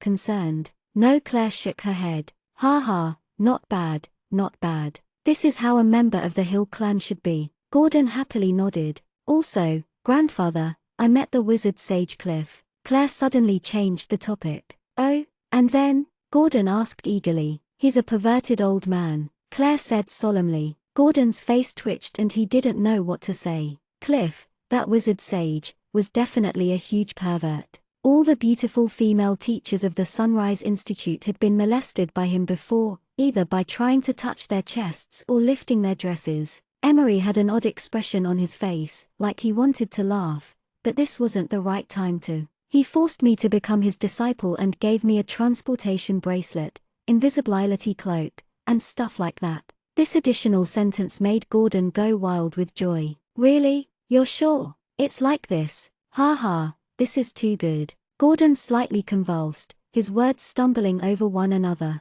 Then he became pleased with himself. I just knew my darling Claire would be chosen by him. Although Gordon was exceptionally happy, Claire looked towards Emery. Emery's expression was a bit complicated. He was both happy for Claire but also slightly dejected. It was Cliff who forced me to become his disciple, so he had to agree with a condition that I brought up. Claire saw Emery's expression and unexpectedly said these sentences. What? Gordon came back to his senses. Hearing that his darling granddaughter was so arrogant, he was a bit worried if this would anger the impressive Cliff. I only had one condition. I already had a master, so he could only be my second master, and if he couldn't accept it, then he forget good about it. He agreed, Claire stated flatly. As soon as Claire finished saying this, Gordon's mouth hung open and was speechless for a long time. Throughout the whole world, Claire must be the only person to negotiate when becoming a disciple, and to a wizard sage, and with such a harsh condition.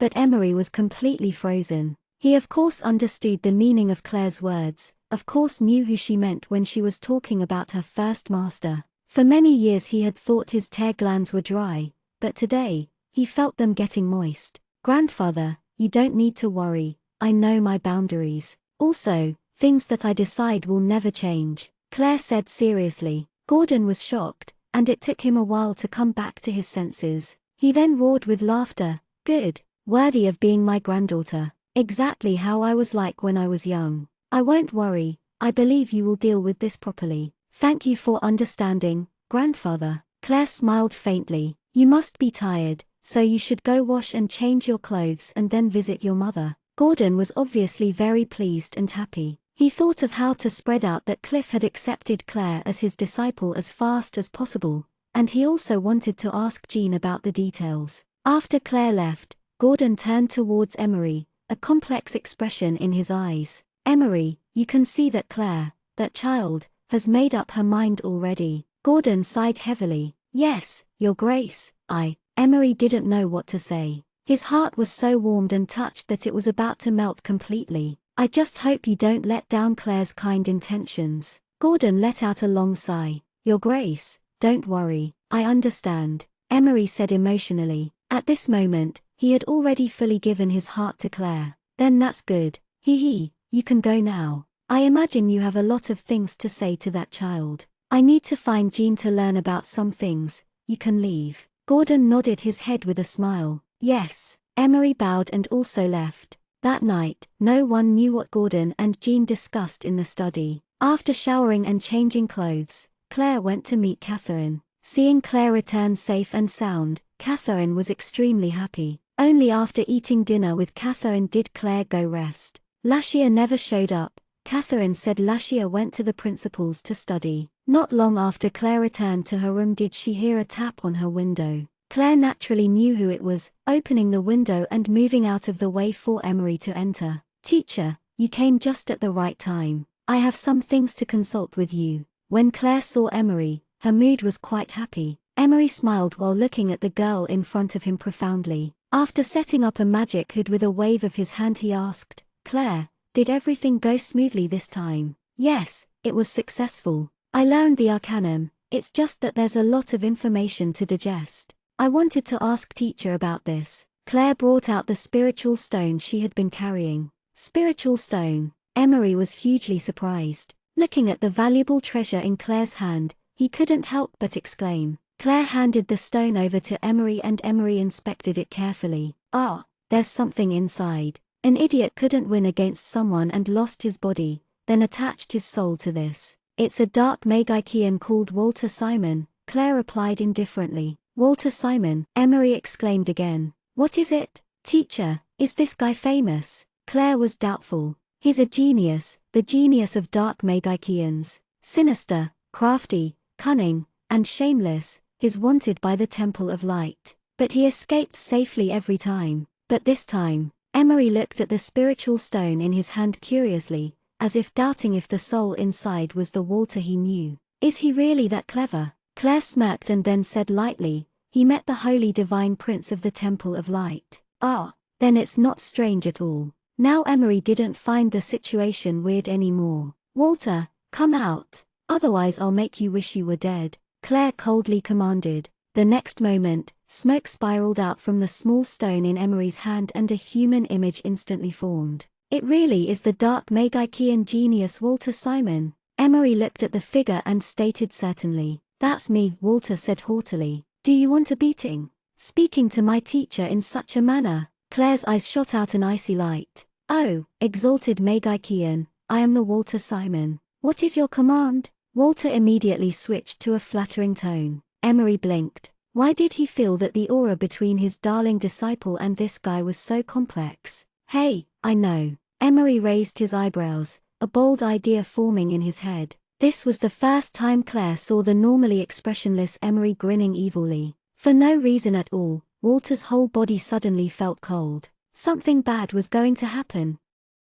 Chapter 21, Claire's Perception. What do you want to do? Walter asked, shaking. Come on, genius Magicean, form a contract with my darling disciple. Become Claire's second pair of eyes. Emery chuckled. A spirit's senses were far better than the senses of a normal person. What can I do? Right now I don't have even the slightest bit of energy. After hearing this, Walter was a bit relieved. No, I can let you gain some energy, but you must become my disciple's second pair of eyes and help her detect and survive dangers. Emery said. What contract? Walter asked doubtfully, then frowned. I'm telling you, don't even think about restricting me forever. And not the master-servant soul contract either. Emery shook his head and said gently, no, I only need an equal contract where you and Claire can communicate mentally within a certain radius. Claire will probably meet a lot of danger in the future. I hope you can help dispel those dangers with all your effort.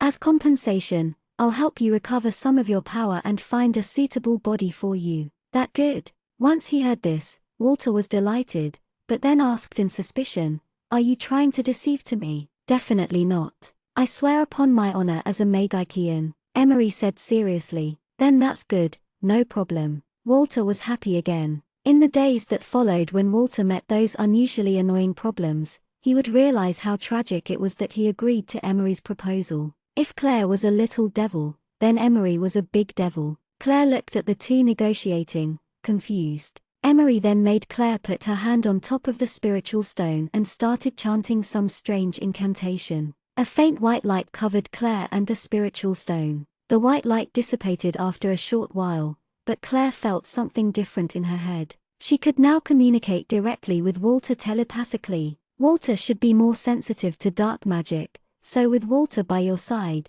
things will be much easier. This was what Emery said, but Claire didn't really understand what he meant. She only felt that Emery was planning for something. All right, Claire, you just came back today so you must be tired. You should rest early. Emery pushed open the window and jumped out. Claire looked thoughtfully at the spiritual stone in her hand while stroking her chin. She knitted her brows, thinking, Walter, is this spiritual stone very valuable? Can you conceal your dark aura? Claire frowned as she asked. Of course it's very valuable. By attaching myself to this stone, I can hide my dark aura. If I don't expose myself on purpose, then everyone would think this was a normal stone. Walter said, very pleased with himself. This meant that when Emery found out there was something in the stone, it was Walter himself who purposely exposed himself. Valuable. Claire played around with the small stone, and said casually, it's disposable, only able to be used once before becoming trash.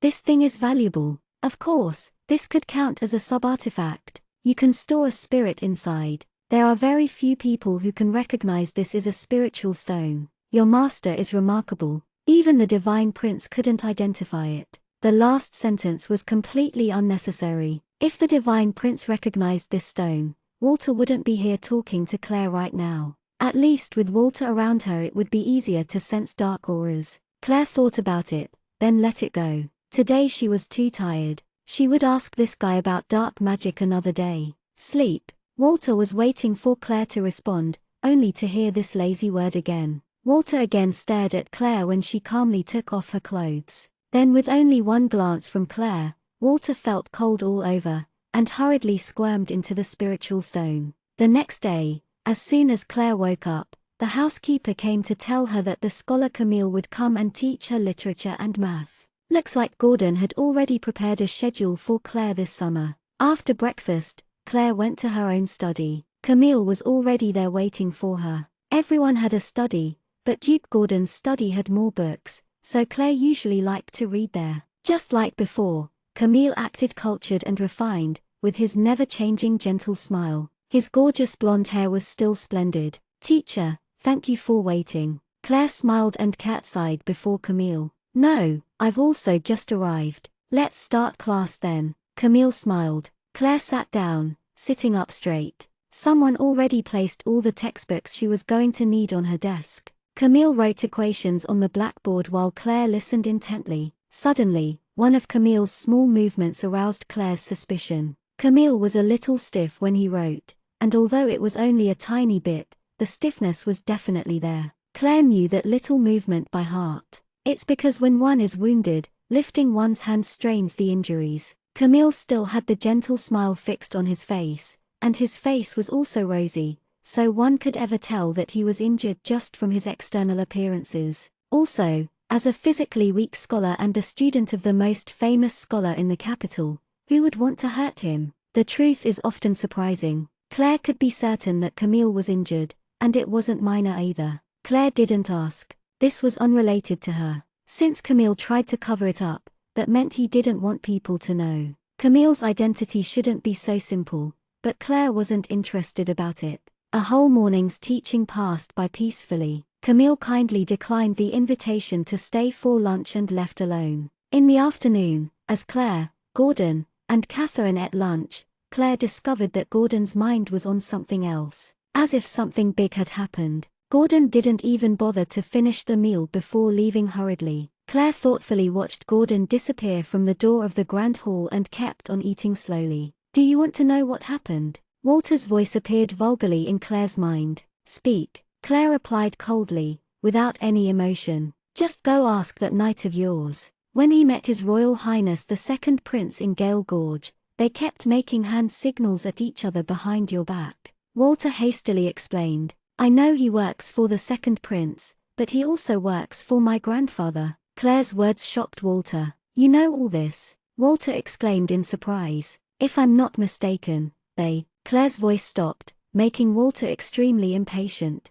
"They what?" "Keep on talking," Walter urged. "Walter," Claire started in an carefree voice, "don't you know? Curiosity often causes people to lose their lives." But this nonchalant voice made Walter's heart chill. This seemingly bright girl only in her teens was definitely not as innocent as her appearance seemed. Walter obediently shut up, not making another sound. After talking to Catherine for a while, Claire also left to take an afternoon break. After the break, she had equestrian and fencing lessons. Jean followed Claire from behind all the way until they reached Claire's door. Suddenly Claire turned around, looked at Jean and asked unemotionally, "Did something happen last night? Something related to the Second Prince?" As soon as Claire finished speaking, Jean's facial expression instantly changed.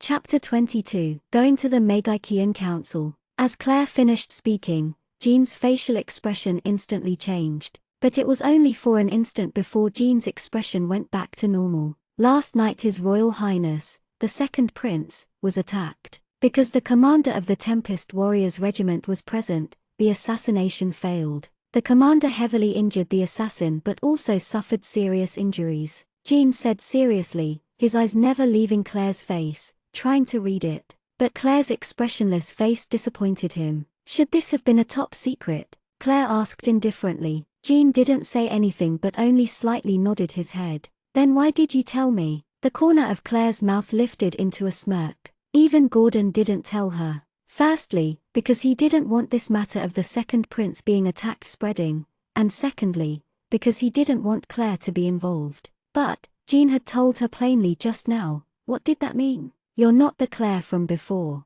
Jean's low voice was certain. Humph. Claire coldly laughed, and disdainfully lifted her head at Jean. Jean Raymond, I am Claire Hill, the Claire Hill who was reborn. And the person you vowed to guard forever. Yes. Jean lowered his head, his left hand in a fist, heavily striking his chest once making the most formal warrior salutation. His eyes were free of confusion. Now tell me, what was your purpose for letting me know all this? Although Claire already knew the answer, she still asked indifferently. I wanted to see Mrs. reaction. Jean didn't try to hide it. You and grandfather both support the second prince. Although grandfather hasn't stated his official support, he sent you to secretly help the second prince. Besides being my warrior, what other jobs do you have? Claire looked mockingly at Jean's changing expression. Although the successor of the royal family was supposed to be the crown prince, it seemed this wasn't really the case. Miss, your insight and perception has already surpassed Duke Gordon's. Jean's face and tone were unusually solemn and serious. I do not need your flattering, Claire replied coldly, even though Jean's words were definitely not for flattering. There was a flash of awkwardness in Jean's eyes. Of course he knew what Claire wanted to know, but now was not the time. Miss, I cannot tell my other job right now. I hope you understand that when it is necessary, I will definitely tell you everything. It's just that right now isn't the time, Jean solemnly promised. Good, then tell me when it's time. Claire didn't linger on this question. She now knew for sure that Jean's identity definitely wasn't as simple as it seemed. Jean felt incredibly complex as he looked at this young girl with clear eyes. This miss was the one he pledged to guard for the rest of his life. She had given him surprises again and again. Inside her small body, it seemed like she had limitless power. She had incredible insight, metal before death, grew at an incredible pace, and had a powerful background. He couldn't even imagine what heights she would grow to. If she was their enemy, it was good she was no other than Duke Gordon's precious granddaughter. What are you looking at?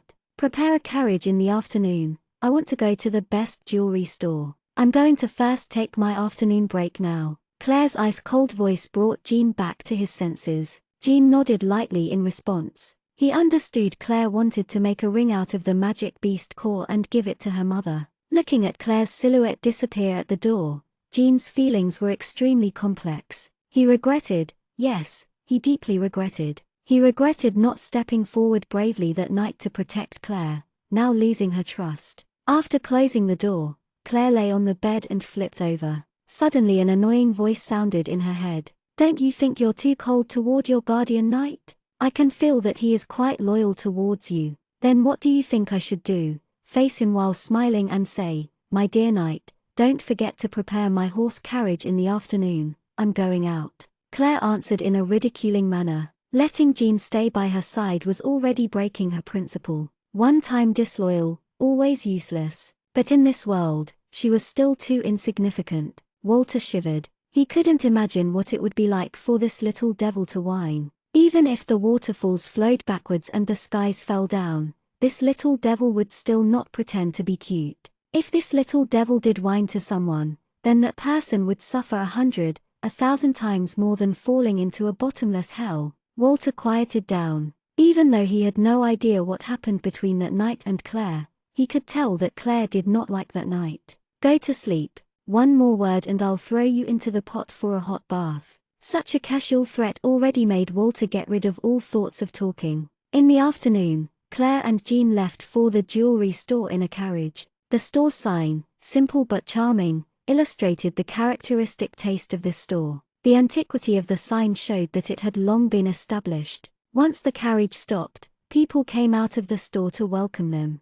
Everyone in the capital knew what a carriage with a rose symbol meant. Miss Claire, you haven't visited in a long time. The clerk that came out to welcome them had a big smile on his face, an absolutely sordid merchant. The man crazy Claire Hill was a frequent customer of theirs, but she hadn't shown up in a long time. Claire just merely nodded her head and didn't speak. This made the clerk slightly uneasy. If it was before, Claire would be hastily asking about new collections. Her reaction today really is weird. But it doesn't matter, the clerk thought as he solicitously led Claire into the store. After Claire explained what she came for, the clerk led her towards the VIP room on the second floor. He would arrange for the jeweler to discuss the details with Claire. However, just upon reaching the top of the stairs, they met someone that surprised Jean greatly. "Your Highness," Jean said in a low voice, just about to salute. "No need for these courtesies. I'm also currently a guest here." The prince curbed Jean's salute, smiling. His gaze fell on Claire, followed by astonishment. "Your Highness." Claire slightly curtsied, without a single extra word. In her blurry memory, all Claire remembered of this prince was him being handsome. And it certainly was true. This young man before her was like Nancy, both possessing handsome appearances. But this man seemed more mature. The sharp light in his eyes were totally different from unruliness in Nancy's. One look and Claire knew that he was a calm and collected person. The Crown Prince, Eula, looked at Claire, a little shocked. Is that really the Claire who gave him the impression of being a man-chasing idiot? It's been so long since he last saw her, and now she gave him a totally different impression. That cold look in her eyes discouraged anyone who wanted to talk to her. She gave everyone a feeling of purity that couldn't be profaned. "Oh, Miss Claire, then I'll be taking my leave." Eula smiled and moved out of the way for her. Claire gracefully but unemotionally curtsied, then left. Jean followed from behind. As Eula watched Claire's figure disappear, he frowned, puzzled, but didn't give it much thought and also left. Claire sat quietly in the VIP room. The scented tea on the table gave off waves of sweet fragrance. Jean stood behind her, pondering about something. Next week it's Princess Maurice's birthday, and the Crown Prince came here to make a custom gift for his sister, nothing more. Claire's insipid sentence pointed out Jean's thoughts. At the same time, Claire became a little agitated. What should she give Princess Maurice as a birthday gift? After choosing the custom jewelry design, Claire paid the deposit and the jeweler told her to come pick it up in 3 days. She then left the shop with Jean. At the door, Claire suddenly remembered her almost forgotten second master, Cliff the Wizard Sage. It was time to find him. To the Magikian Council, Claire quietly said to the coachman. The majestic entrance of the Magikian Council was guarded by only 2 apprentice Magikians. Although the two's expression couldn't be said as respectful, when they saw the neatly dressed Claire they were still polite. Because they were just apprentice Magikians and not a true Magikian yet, they still couldn't treat a noble too haughtily. "What business do you have, miss?" one of the apprentice Magikians politely asked. "I'm looking for Cliff," Claire emotionlessly replied. This made the apprentice Magikians frown. "You can't just meet Cliff, a wizard sage, whenever you wanted to." It was obvious that the girl before them was just from some noble family and had perhaps came only to satisfy her curiosity and gaze at the majestic Cliff in reverence. What they didn't notice was that the girl in front of them called Cliff's name directly and without the slightest trace of awe. Thinking everything through, the 2 apprentice Magikians put on an impatient expression and decided to act on their own. "Master Cliff isn't here, he's traveling." How could Claire not understand what the 2 were thinking and said casually, "Fine. Then when he finds out that you guys blocked me outside, bear the consequences yourself." 2 apprentice Magikians paused, then glanced at each other. They felt the words of the girl in front of them was a bit strange. But if she really was Cliff's valued guest and they blocked her outside, then they would be finished. Nobody could endure Cliff's wrath. "Wait, I'll go report first." Finally, the more quick-witted apprentice Magikian out of the 2 ran in after saying this sentence. Claire also didn't speak and just quietly stood there. Behind her there was the sound of multiple footsteps, as if someone was coming. "Why are you here?" An extremely loathing voice suddenly sounded from behind Claire. The voice belonged to Lashia.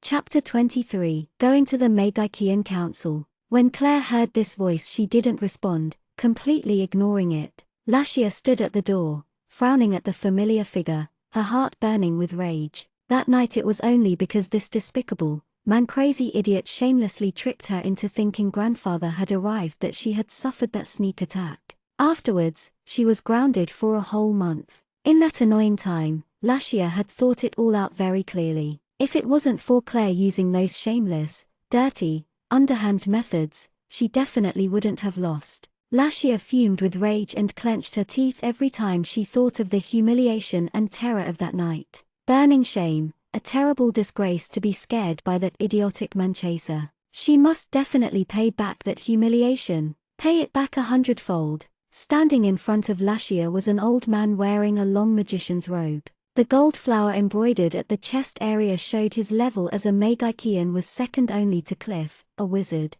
But, this one level difference between them was a huge gulf. This was the principal of the Sunrise Institute and Lashia's master, Mozart. Mozart looked at the blonde-haired girl's back, understanding that was Lashia's older sister, Claire. He didn't have any positive impressions of Claire. He already heard about her absurd actions, of course, from his prized disciple, Lashia. The two boys behind Lashia were of course her seniors. Everyone looked at Claire with disgust. Lashia saw Claire ignoring her and her whole body shook, ready to explode, but she remembered this was the Magikian Council and she was with her master. In the end, she restrained herself, and asked the nearby Jean coldly, "Jean, what are you guys doing here?" Reporting to the second miss, "We are here to find Master Cliff." Jean answered emotionlessly, neither servile nor overbearing. "What?" After hearing this, Lashia almost laughed out loud. "That moronic manchaser also wants to see Cliff.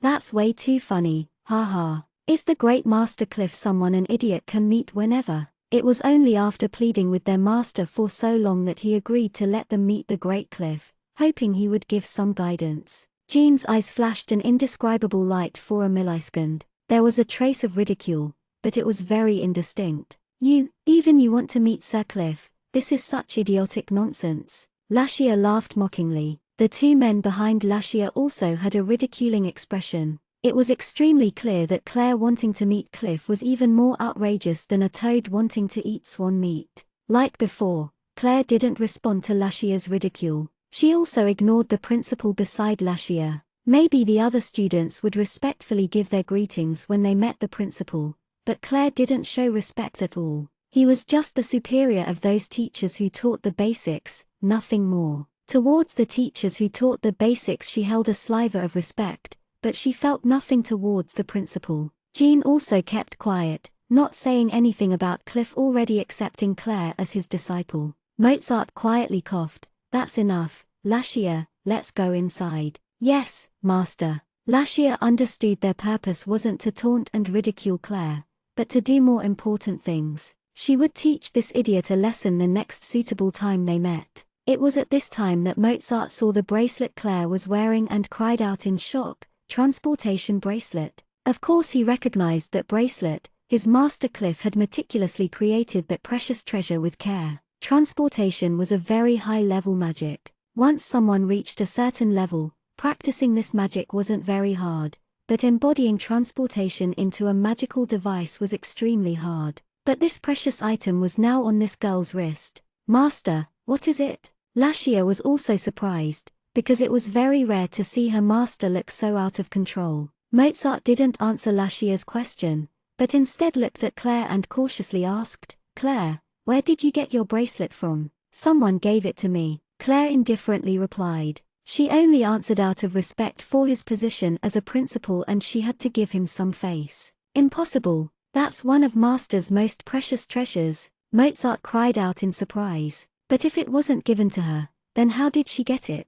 It wasn't possible that his master lost it and Claire just randomly found it. "What?" Lashia shouted in surprise. Mozart's other two disciples were also shocked. "Then she must have stolen it." Lashia angrily yelled, "Claire, you thief, how shameless. You're disgracing the Hill family too much, I will." Again, Lashia lost all reason because of Claire. Unceasingly she blurted out everything in her brain. Jean raised his brow. How did he not notice this angel-looking second miss was so uncouth? "Are you a pig?" Claire's light sentence made everyone present deathly quiet. How many people in the world can steal from the wizard sage Cliff? After this sentence, Lashia's mouth seemed like it was glued open, wide and not closed. Mozart's expression became serious and the two other disciples stared blankly, frozen in place. Just as everyone was deathly silent, the sound of hurried footsteps sounded from the entrance of the Megakian Council. Cliff, that perverted old man, skipped out the door.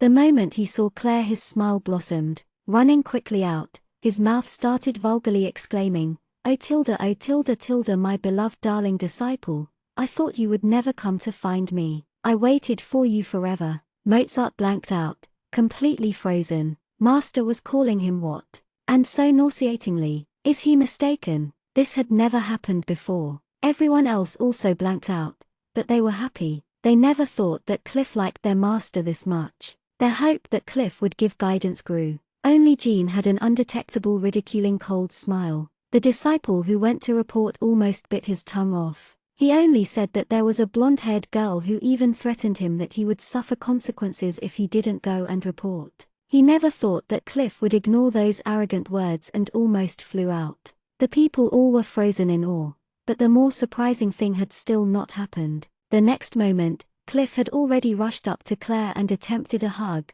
which Claire dodged. Then Cliff agilely turned and extended his hand to lift Claire's skirt. The skirt was only lifted for an instant before Claire quickly withdrew backwards. Jean held onto Claire's waist and Claire kicked out with force. Her foot landed accurately on Cliff's face. These series of actions all happened very smoothly with no breaks in between. Jean and Claire's coordination was very well timed. Crows caught in the sky, leaves floated around in the air. Awkwardness.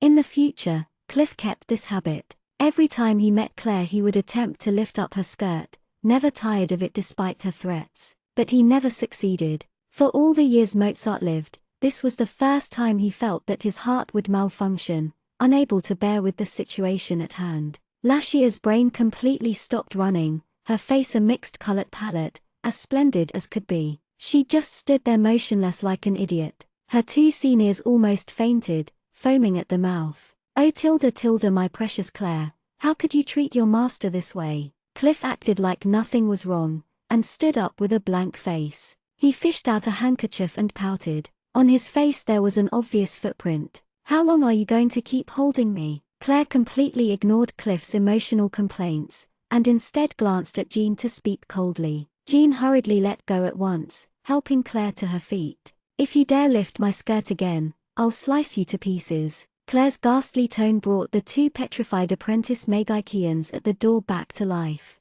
They both desperately rubbed their eyes, doubting that all they've seen today were hallucinations. "Oh, my darling disciple, don't be like that." Cliff still didn't change his bad habit and squinted pervertedly at Claire's bosom. "Let me guess, today you're wearing a round corset." The people who came back to their senses twitched their mouths. Although they knew Cliff was perverted, they never imagined he could be so brazen and shameless. Claire's cold gaze made Cliff a little uneasy. He coughed and became a little more serious. "Well, Claire, first follow me to my laboratory. I'll give you my notebook." "Yes." Claire nodded. Cliff led Claire and Jean into the Megakian Council just like that. He was so cheerful that he had totally forgotten about his other disciple, Mozart, who was standing at the entrance. "Master," Mozart finally called out to Cliff, who was about to go in. "Oh." Only then Cliff turned around and saw Mozart. "Ah, Mozart, why are you here?" This sentence made Mozart's mouth tremble.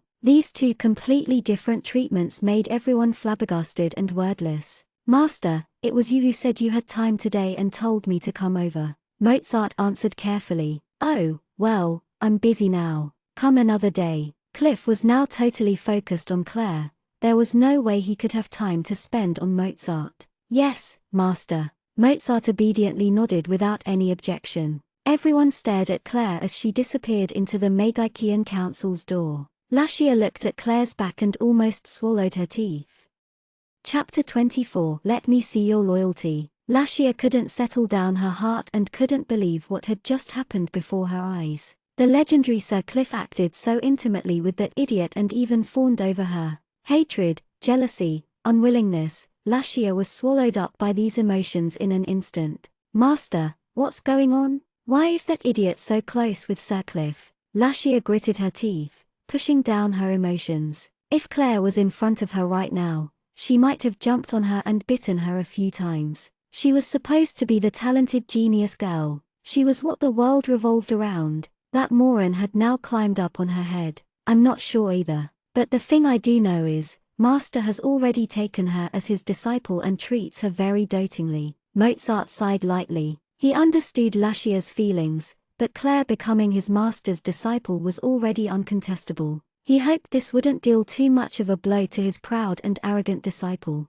Impossible. She's a manchaser, and so stupid and ignorant. Lascia's mood was extremely agitated. How could she accept this situation? This idiot manchaser she looked down on and hated the most is now her revered master's junior sister. What kind of bullshit joke was this? Not even funny. This was the first time Lascia cursed so indecently in her heart. Yeah, master, how is it possible? She must have seduced Sir Cliff, one of the other disciples said very certainly. His face was also full of wrath. That's right, master, you must figure out what really happened. Maybe that man chasing Claire drugged Sir Cliff with a love potion. The other disciple added, undeterred. Shut up. Nobody expected Mozart's face to change. He angrily reprimanded, all of you shut up, you're not allowed to talk rubbish. They all quieted down. This was the first time they had seen their master so angry. Your jealousy has blinded you, making you lose all reason.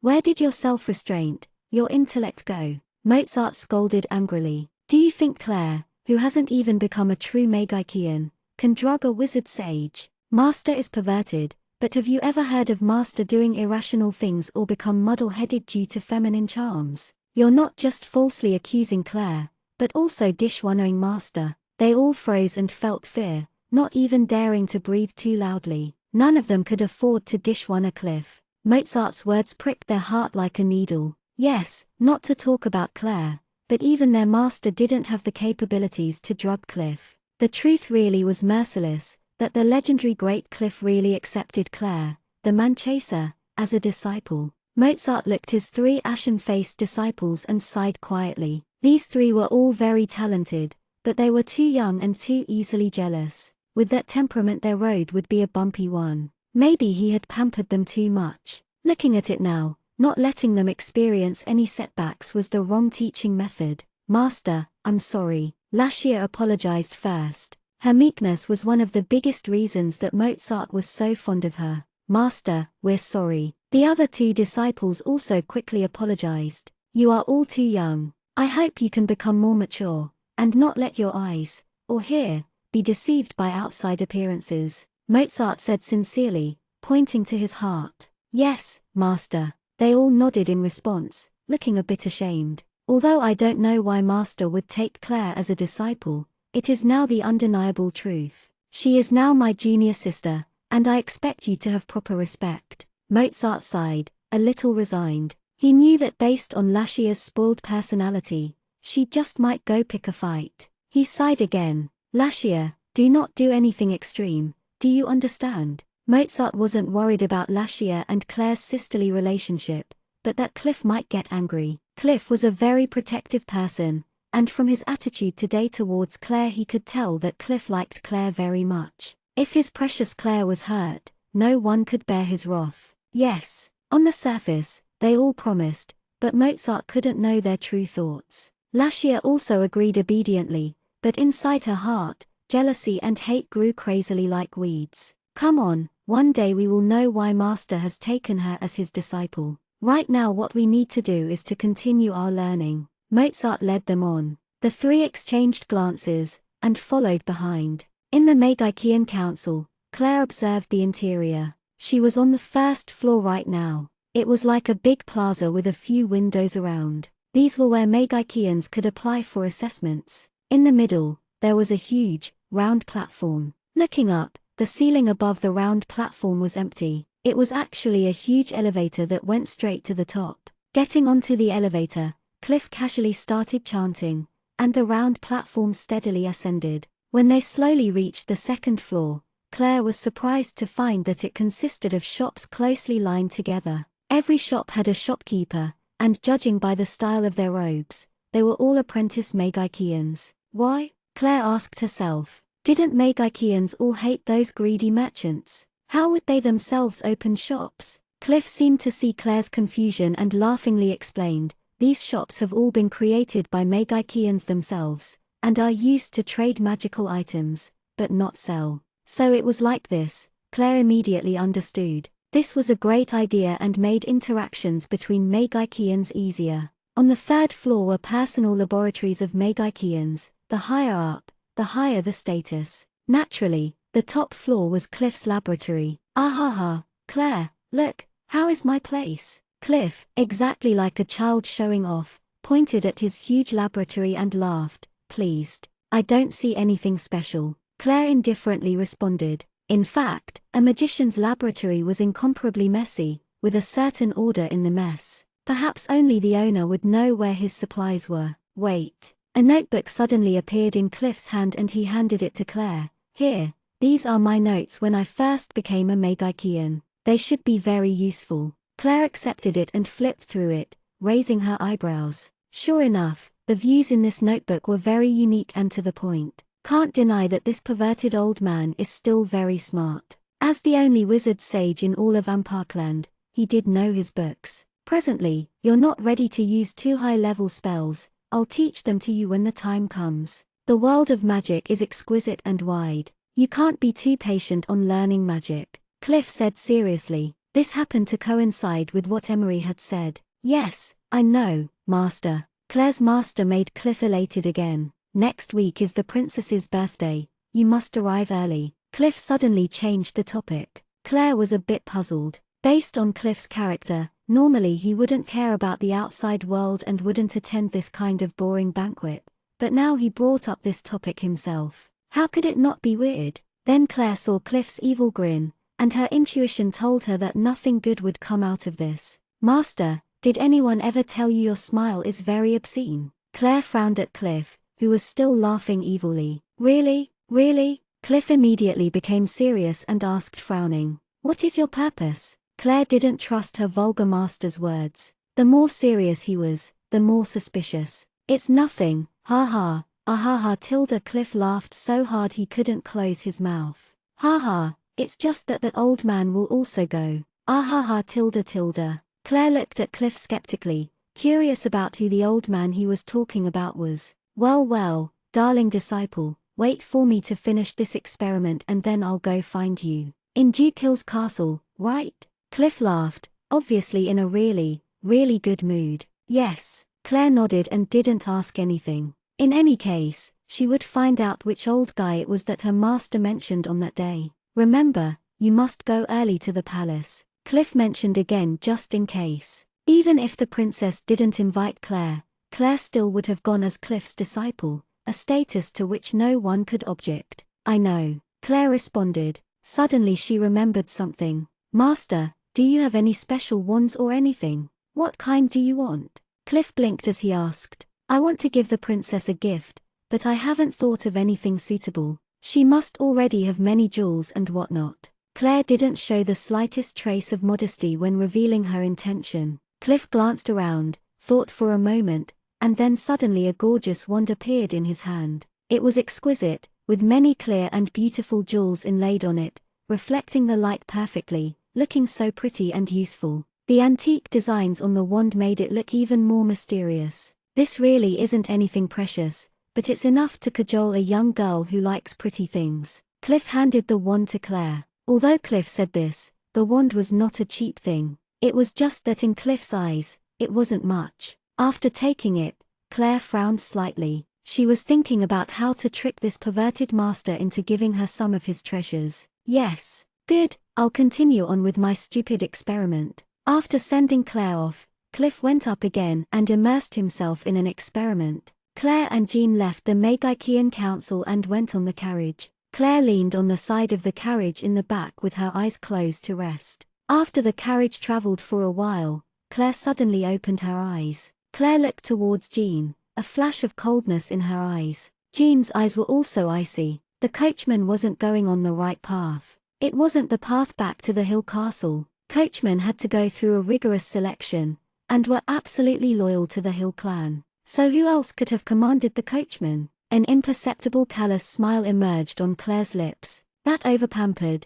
silly girl, seems like the previous beating wasn't enough for her to learn her lesson. Jean's eyes were completely cold. He slowly lifted his head towards Claire and said steadily, "Anything detrimental to you, anything in your way, I will eliminate without any hesitation." Claire quietly laughed. "Even if it's the Hill clan's second miss?" "Yes," Jean said decisively. His handsome face was as cold as glasses and his eyes were as frigid and deep as the night sky. Claire smiled but didn't speak and quietly looked at Jean. After a while, Claire opened her vermilion red lips. "Good, then let me see your resolution. Let me see your loyalty." In the carriage, Claire's quiet voice was like a demon's faint sigh. Chapter 25, Loyalty to a Devil. The carriage didn't stop and continued out of the city. It was very clear that although Claire was now doted on by the Duke, she was still far lower in the servants' hearts compared to the talented Lashia. Between the two, the coachman had resolutely decided to follow Lashia's command. This would be something he would regret for a lifetime. "I want her alive." Claire's faint voice sounded coldly in the carriage. This was her bottom line. It wasn't because that person was her supposed little sister, but because of their gentle mother, Catherine. Jean emotionlessly nodded, the depths of his eyes cold. The carriage went out the city to a forest. Not long after, it stopped. Jean came off the carriage and extended his hand out. Claire indifferently accepted it. Then Jean carefully helped her out of the carriage. The coachman looked around. The second miss had commanded him to bring the carriage here, but he couldn't see her. Then should he follow her command to leave? In any case, listening to the second miss's command was the right decision. The first miss would never match up to the second, and if she heard that it was second miss's command she also wouldn't dare to refute. After thinking through all this, the coachman was about to whip the horses to leave. But the very next moment, a cold voice sounded quietly right next to his ear. "Where are you thinking of going?" Jean's eyes didn't have the slightest trace of warmth. The coachman was frightened. This voice didn't have any emotion in it, and froze all the blood in his body. The next moment, the aura of death enveloped him. Excruciating pain came from his wrists, so painful he almost couldn't breathe. The tendons in his wrists snapped. Jean gracefully withdrew his sword, not a single drop of blood on it. But both of the coachman's tendons had been broken. Fresh blood spilled out and the coachman mournfully howled. The miserable sound that reverberated in the forest was ear-piercing. Jean stood there quietly, like a god of death. He coldly looked at the coachman who continuously whimpered in pain. "Who ordered you to bring us here?" Claire laughed. Her laugh was as beautiful as sunlight as she asked this question gently, already knowing the answer. The coachman was terrified. Although the girl was smiling, it felt colder than a 1,000-year-old glacier. "You neglected your duty." Jean coldly looked at the man on the ground and was about to pull out his sword. Before Jean could plunge the sword down, the coachman already started to scream his heart and lungs out. "Second miss, save me. Second miss, it's you who ordered me to bring the carriage here." "Second miss." Claire laughed and calmly stood aside, like a beautiful but poisonous poppy. She leisurely waited for that person to appear. The hidden Lashia felt a chill. It was the first time she had seen that warrior, Jean, who was always indifferent towards Claire, look ruthless and cruel. What did this foretell? That the warrior was now wholeheartedly working for that idiot. How is it possible? Before, when I bullied that idiot, Jean would always turn a blind eye,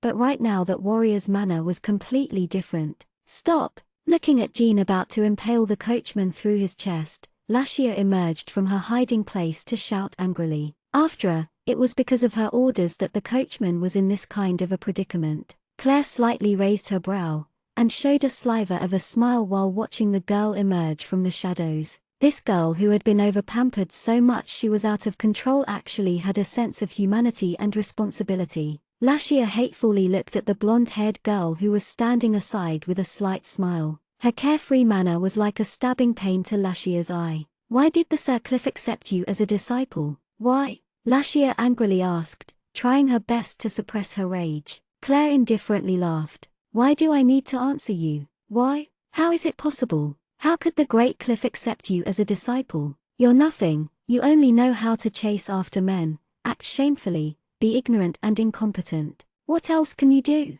You even don't care for your mother who loves you so dearly. For what reason did Cliff accept you as a disciple?" Lashia finally exploded and vented out all of her anger. "You're only an idiotic man chaser. Only the disgrace of the Hill family." Claire quietly sighed. Everything Lashia said was true. The Claire from before really was only able to chase after men, bringing disgrace everywhere she went. And like Lashia said, the previous Claire didn't even care for her devoted mother. Claire looked at the sky, her heart somewhat turmoiled. The Claire from before really made people disgusted. No wonder even as a guardian knight Jean treated the previous Claire that way. It was impossible to like a stupid, useless man-chasing idiot. Claire looked at the child, who always had the world revolve around her, and suddenly felt a bit melancholy. This girl started shining and attracting attention from age 5, and from then on had always been the biggest star in everyone's eyes, the hope and pride of the Hill family. Her whole world and belief was almost completely smashed by Claire today. Her ego, her pride, her brilliance, all became a joke today, an enormous joke. Maybe you will know later, Claire dully said. She had already changed her mind and dropped her original plan. She turned around and was about to walk back to the carriage. Stop right there. Lashia had her fist clenched. You better give me a reason or else don't even think of leaving. Claire stopped and her gaze drifted slowly onto Lashia. Suddenly she said quietly, when you mature, maybe you will become an existence that surpasses Cliff. Lashia paused, staring at Claire's back, speechless. For a split second she felt that blonde-haired girl wasn't Claire but a complete stranger who was a formidable wise woman. Only when Claire had entered the carriage and the sight of her back had disappeared did Lashia come back to her senses and vigorously shook her head, throwing the emotion she just had out of her head. She was somewhat resentful. How could she be led by the nose by that man-chaser? Stop right there. If you don't tell me why today I will definitely not let you go.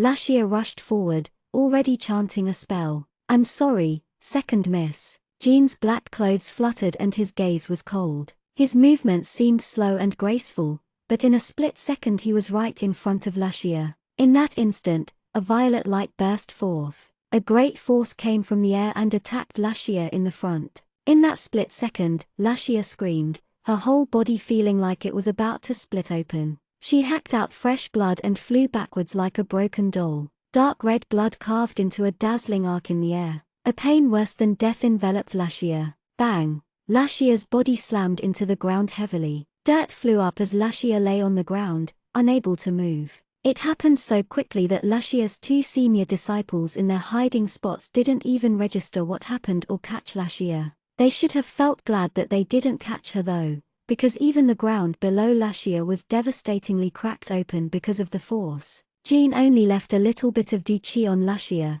which disappeared into the ground as Lashia hit. A magician's greatest fear is close combat, that is the most life-threatening situation. Everyone present besides Claire, who was in the carriage, didn't think that Jean would deal such a harsh blow. And to the Hill clan's second miss too. Jean, we're leaving. Claire's voice insipidly came from the carriage, carrying an indescribable emotion. Jean coldly sheathed his sword. Without even a glance at Lashia's limp body on the ground, he sat in place of the coachman, and whipped the horses to leave. The carriage traveled slowly. You're not afraid of grandfather blaming you? Claire's low voice traveled out of the carriage to Jean's ear. Her words didn't sound even the slightest bit concerned.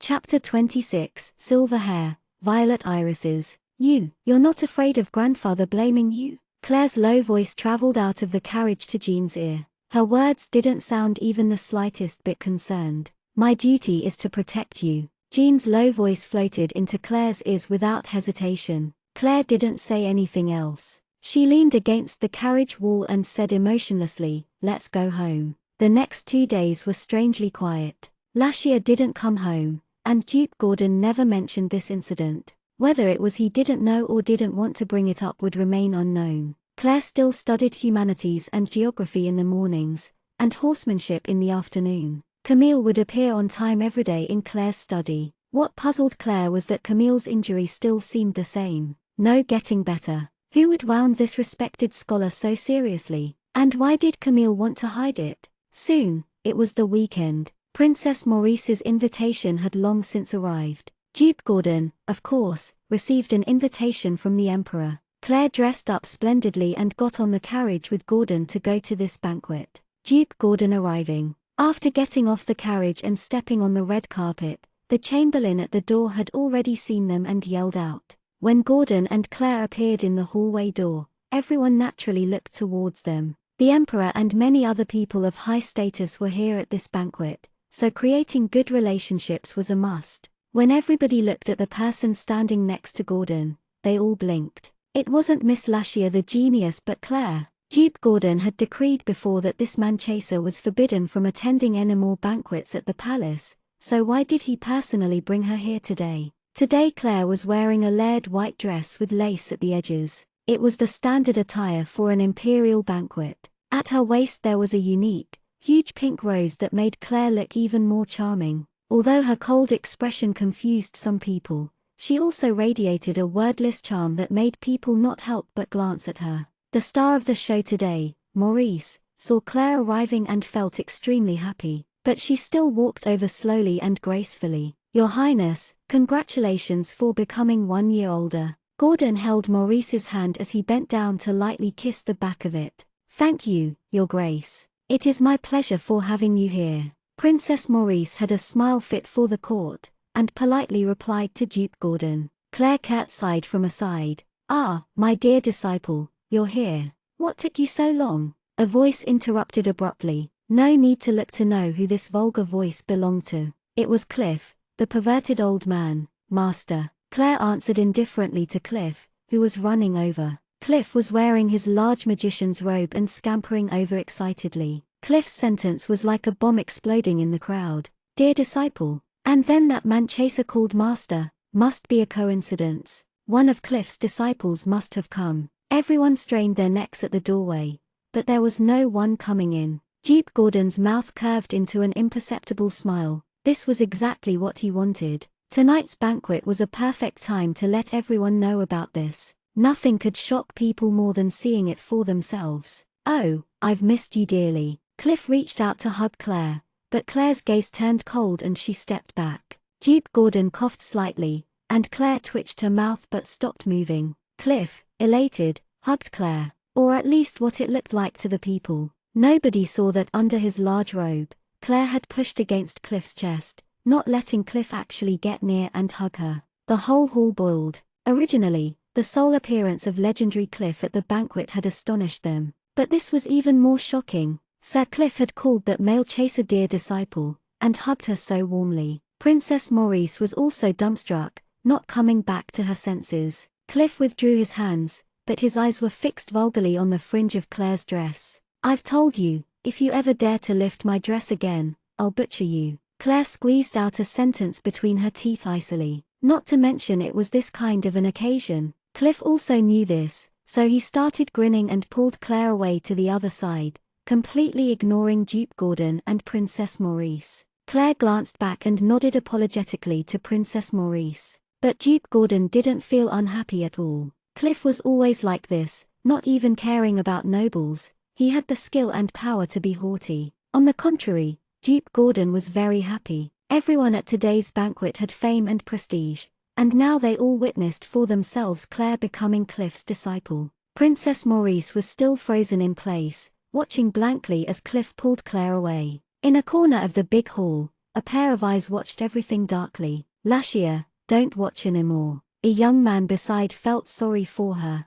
and whispered quietly. Lashia didn't answer, but tightened her gaze on Claire. Her face was white as a sheet, because the damage Jean had done to her has not entirely healed, even though she went to a healer. Jean's chi was too strong, there was no way to cure it completely. The two young men beside Lashia were her seniors who had been with her that day. Other than ashamed of not catching Lashia, they were also puzzled why Lashia didn't go home and tell this to Duke Gordon, to get the Duke to punish that lawless and violent warrior. One of them had asked, but Lashia only laughed coldly. "I'm not a child who whines to adults when they didn't get candy." Lashia watched Claire's figure darkly, her thoughts unknown. "Lashia, we will avenge you." Her big brother senior frowned and stated angrily. "No, don't interfere." Lashia's voice suddenly became icy. "Why? Do you think you could win over that warrior?" "That warrior was a grand swordsman," the second senior brother asked worriedly. The situation on that day had been very unexpected.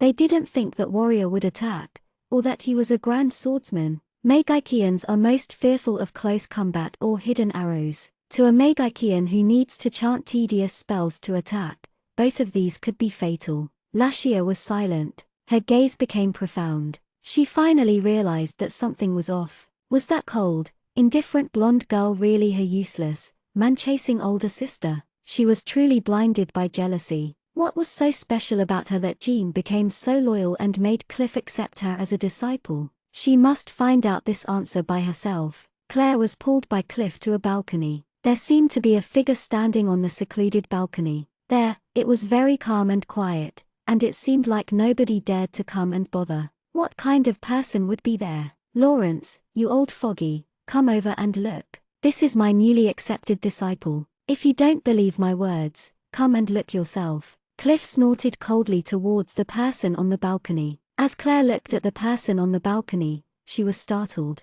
That person had a dignified expression and was completely clothed in red, even his hat red. On his clothes, there was a small sun symbol, showing he was from the Temple of Light. A red-robed cardinal, second only to the Pope. This time he had come to represent the Temple of Light at the princess's birthday banquet. Although the divine and royal powers would forever clash with each other, they still had to show harmony on the surface. Claire sized up the old man in front of her, while the old man did the same to her. Gradually, the old man's eyes revealed many emotions, including jealousy and amazement. You old bastard, you really stepped onto dinosaur shit, getting such a disciple. That dignified-looking old man actually spit out those type of words, making Claire's mouth twitch. Coming from such an austere old man, it really was strange. What's more, his rank was an esteemed red-robed cardinal. But this old man was very interesting and also a little cute. He didn't feel like one of those false hypocrites.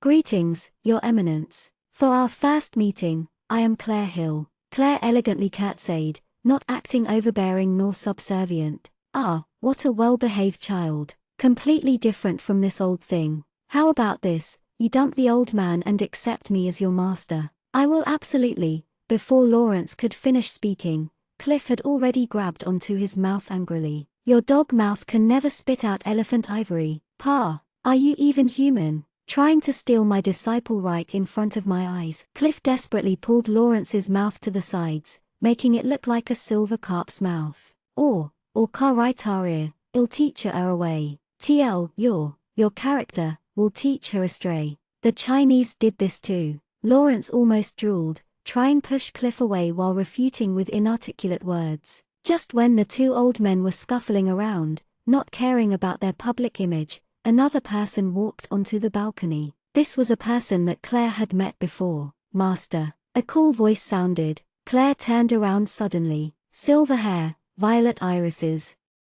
Chapter 27, Ling Yan Leng. The breathtakingly beautiful person standing in front of Claire was the holy divine prince with silver hair and violet irises. Master, Sir Cliff. The arriving person looked used to seeing the two fighting and respectfully addressed the two. His eyes flashed a strange light when he saw Claire. It's you, he said indifferently and quietly laughed. It's me. Claire also emotionlessly laughed. You guys know each other? Lawrence asked after struggling away from Cliff's evil clutches. Cliff also looked at them in surprise. We met at Gale Gorge. The person with silver hair and violet eyes slightly bowed. Hello, my name is Ling Yan Leng. Claire Hill. Claire looked at the handsome man in front of her and puzzled over his name. Ling Yan Leng. It didn't seem like a family name from this world. The Hill family's miss. Ling Yan Leng smiled. Claire emotionlessly laughed. Looks like I'm pretty famous. Everything was a fabrication, including what you've heard or seen.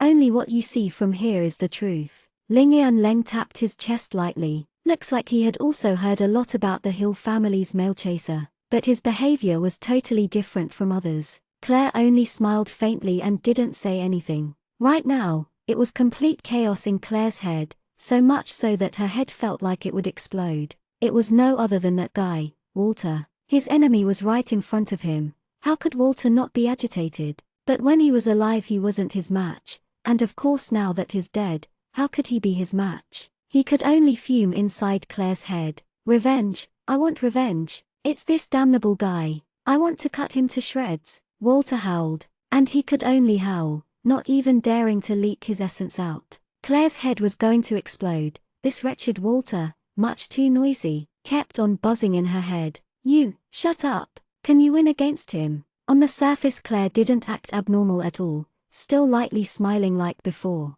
But in her mind she was talking with Walter and scolding that guy. Ling Leng definitely wasn't simple. Although he was always courteous and gracefully smiling, he didn't have a trace of warmth. His smile didn't even reach to the depths of his eyes. Ling Leng was also evaluating Claire. This girl who kept on smiling definitely was not an idiotic man chaser like the rumors at all. Although she was smiling, always gently smiling, her eyes were completely cold, profoundly cold eyes, an extraordinary aura. This girl was Sir Cliff's disciple. As expected, not ordinary. Slaughter this guy, I want to slaughter him. Walter howled in Claire's mind, extremely excited. Howl one more time and I'll grind you to pieces and scatter your remains in the wind, and make you become fertilizer for plants. Claire sinisterly threatened Walter, who was still making trouble in her mind. Walter grew silent. He understood that if he kept on making a racket for no reason, that little devil would really do it. He didn't want to become fertilizer and lose his chance at rebirth.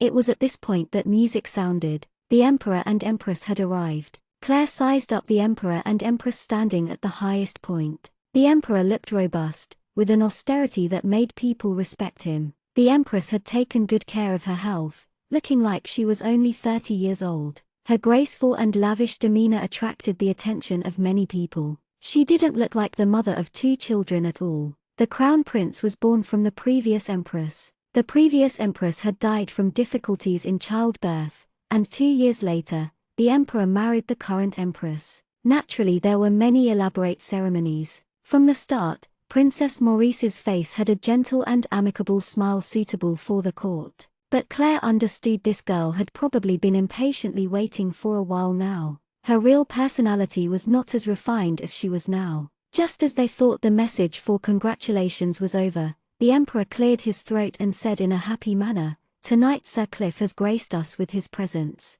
I have more good news to announce. Sir Cliff has accepted Duke Gordon's granddaughter as his disciple. From now on, the city Nia will be conferred to Claire's fief, along with the title Baron." After this was said, the whole crowd was in an uproar. Great Magikians being conferred titles and whatnot by the court was common, but Claire wasn't a true Magikian. She hadn't even passed the examination from the Magician's Council yet. On the other hand, Claire completely had the right if not for the fact that she became Sir Cliff's disciple. Also, the Emperor had skillfully said Duke Gordon's granddaughter, not just Claire Hill. This once again revealed Duke Gordon's unwaverable status. After Claire stepped up to receive her title, city seal, and Baron insignia and thanked the Emperor, the banquet finally officially started. Claire felt many people glaring daggers at her back. She quietly sighed to herself and retreated to a corner. Duke Gordon was surrounded by people who were congratulating him.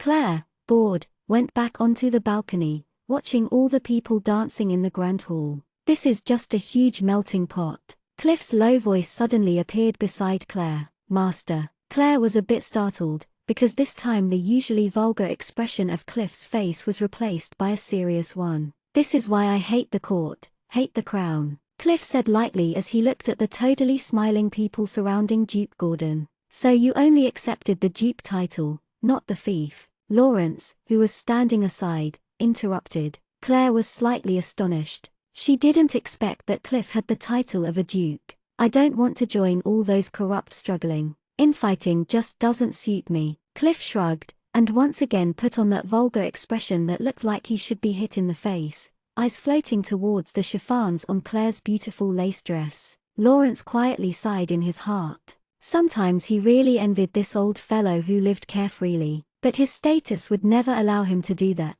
because the divine and royal powers always needed a mediator. Ling Leng kept silent as he looked at the indescribable flash of emotion in Lawrence's eyes. Ling Leng squinted. Nobody could tell what he was thinking. This night, Duke Gordon was exceptionally happy. The whole time he was never idle. Originally, the leading role of tonight's banquet was supposed to be Princess Maurice, but more people surrounded Duke Gordon. But the source of this situation leisurely leaned on the balcony, feeling the wind blow. No one would come to this balcony and bother these elites. Then the melodious music started. On the dance floor in the middle of the hall, nobles started to dance lightly and gracefully. It was as dazzling as a butterfly. At this time, Lawrence and Ling Yunleng were beside the emperor, conversing and laughing. Cliff ran in to take advantage of those girls who looked at him with adoration. Pretense, disgusting, their smiles uglier than crying. These hypocrites. Walter's voice sounded resentfully in Claire's head.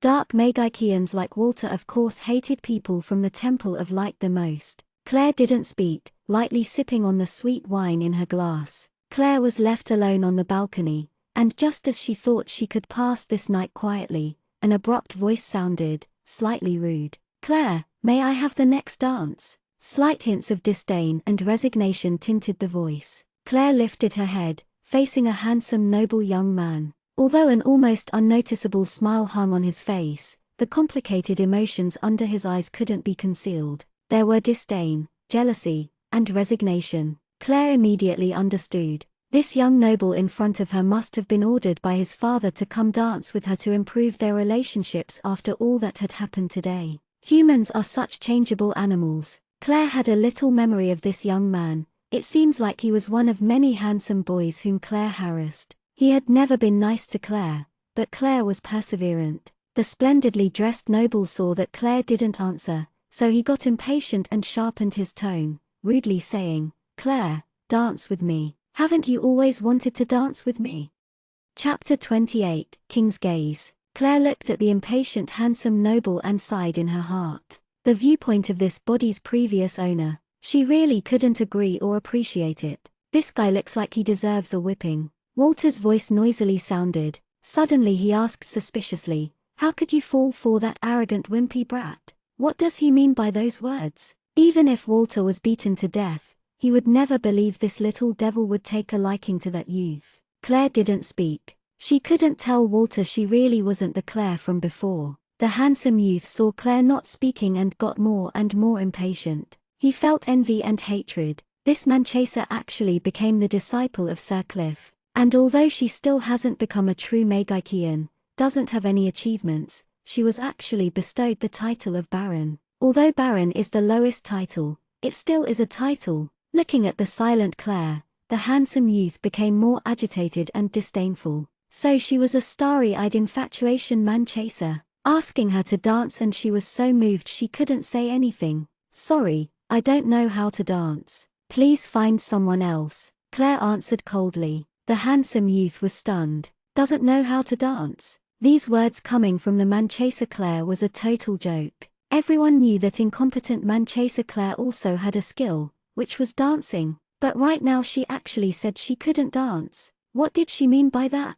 Was this some kind of ploy? The handsome youth frowned. He understood his father's words. Knowing that Claire had chased him before, he wanted him to gain her favor and accompany her in order to create a good relationship with the Hill family. Lashia, who was so brilliant and talented, was a little hard to go after. But as for aiming for this man-chaser, there was a chance. "Are you declining in order to reel me in?" The handsome youth laughed coldly, then he added before Claire could respond, "Then congratulations, you've succeeded. Come dance with me." The handsome youth extended his hand. Claire felt a little helpless, not because of the youth's behavior, but because of the actions of the previous Claire. If a person like that suddenly changed her attitude, it was hard for anyone to accept it. "I think you misunderstood. Claire was waiting for me," a calm voice came from behind the youth. The handsome youth turned around, stunned to see the second prince smiling at him. "Your Highness." The handsome youth quickly bowed but still felt an indescribable feeling.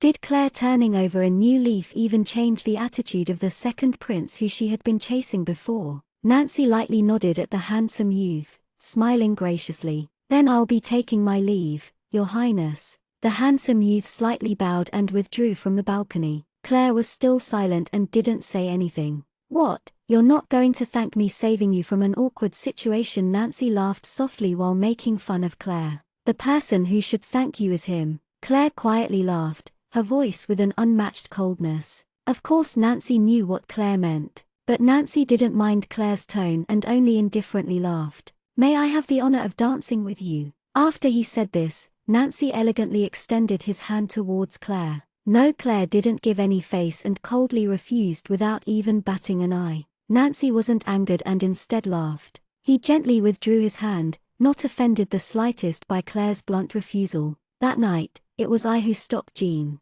I wasn't saying it for him, I was telling the truth. It was just that night I wanted to figure out who you were. Nancy approached Claire's ear and murmured laughingly. To an outsider it looked like a pair of lovers whispering secrets. But the truth was completely different. Oh, so what? Claire smiled while rocking the glass of wine in her hand. The coldness she emitted could make people shiver. Nancy went mute. So what? That one cold sentence completely stopped what he was going to say. So what if he stopped Jean or not? Then what was relevant? The most important thing was that this young girl in front of him was no longer a normal person, no longer a man-chaser, but Sir Cliff's disciple. If your highness doesn't have any more to say, I would like to be alone for a while, Claire said lazily, leaning on the balcony railing. Her gaze floated towards the quiet garden. Nancy paused for a moment before nodding his head. If that's so, I'll be taking my leave. Claire nodded with not so much as a glance towards Nancy. Finally the balcony was quiet again.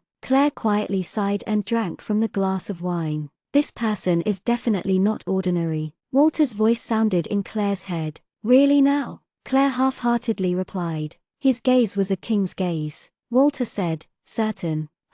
When did you start sounding like those hypocrites? Claire mocked. But really, she knew the situation very clearly. The contest for the throne had already started, but she had no intention of joining their battle. It was always like that in the royal family. From the moment you were born into it, the words familial affection were basically already a huge joke. As long as it didn't affect who she cared about, she didn't care about it.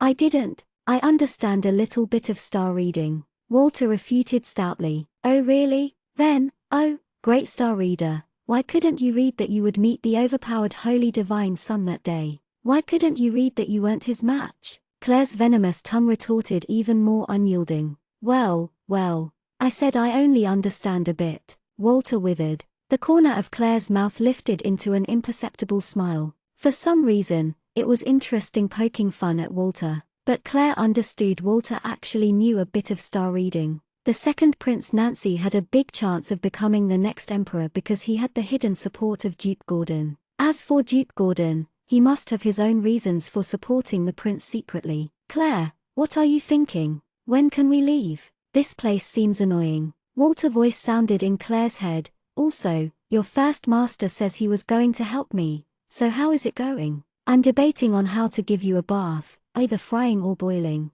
Claire said coldly after hearing Walter's last sentence. If you want to receive anything, first ask yourself what you have given. Around here, before you demand, you must first contribute. Walter shivered. This little devil. Just now they were joking around, and he became careless and thought it would easier to talk to her. But in truth, her beautiful clothes couldn't cover this little devil's inherent maliciousness. But right now I don't have any power. How can I help you? Walter pouted, like he was hugely wronged. When we get back, tell me all about dark magic. Tell me every spell you know, so I can go home and study it. This request was too greedy, too much. But that is if Claire was of the dark nature. Walter curled his lip. Who cared if he told? Did Claire think it was a big deal? In any case, Claire can't learn dark magic because of her attribute and position, and based on Claire's devil personality, she would not teach anyone any magic. In short, telling Claire about dark magic was basically no loss to Walter. Okay, no problem at all, Walter promised in a rush, then added, when can we leave this stupid place? The light essence on that old man and holy divine prince makes me nauseated. Even though Walter didn't have a body anymore, that dense and pure light essence still made him very disgusted and uncomfortable. When the banquet ends, Claire answered casually. Walter was just about to sigh out loud, disappointed, when Claire slyly added, but I can take you to the garden for a walk, then leave when the banquet ends. Yay, Claire, you are such a nice person, Walter couldn't help but exclaiming. Then he came back to his senses and convulsed. Devil, big devil, set a trap for him so he would call her nice. If she was a nice person, then there would be no nice people on the world. In the garden, a cool breeze blew. Claire sat quietly on the bench, gazing at the starry night.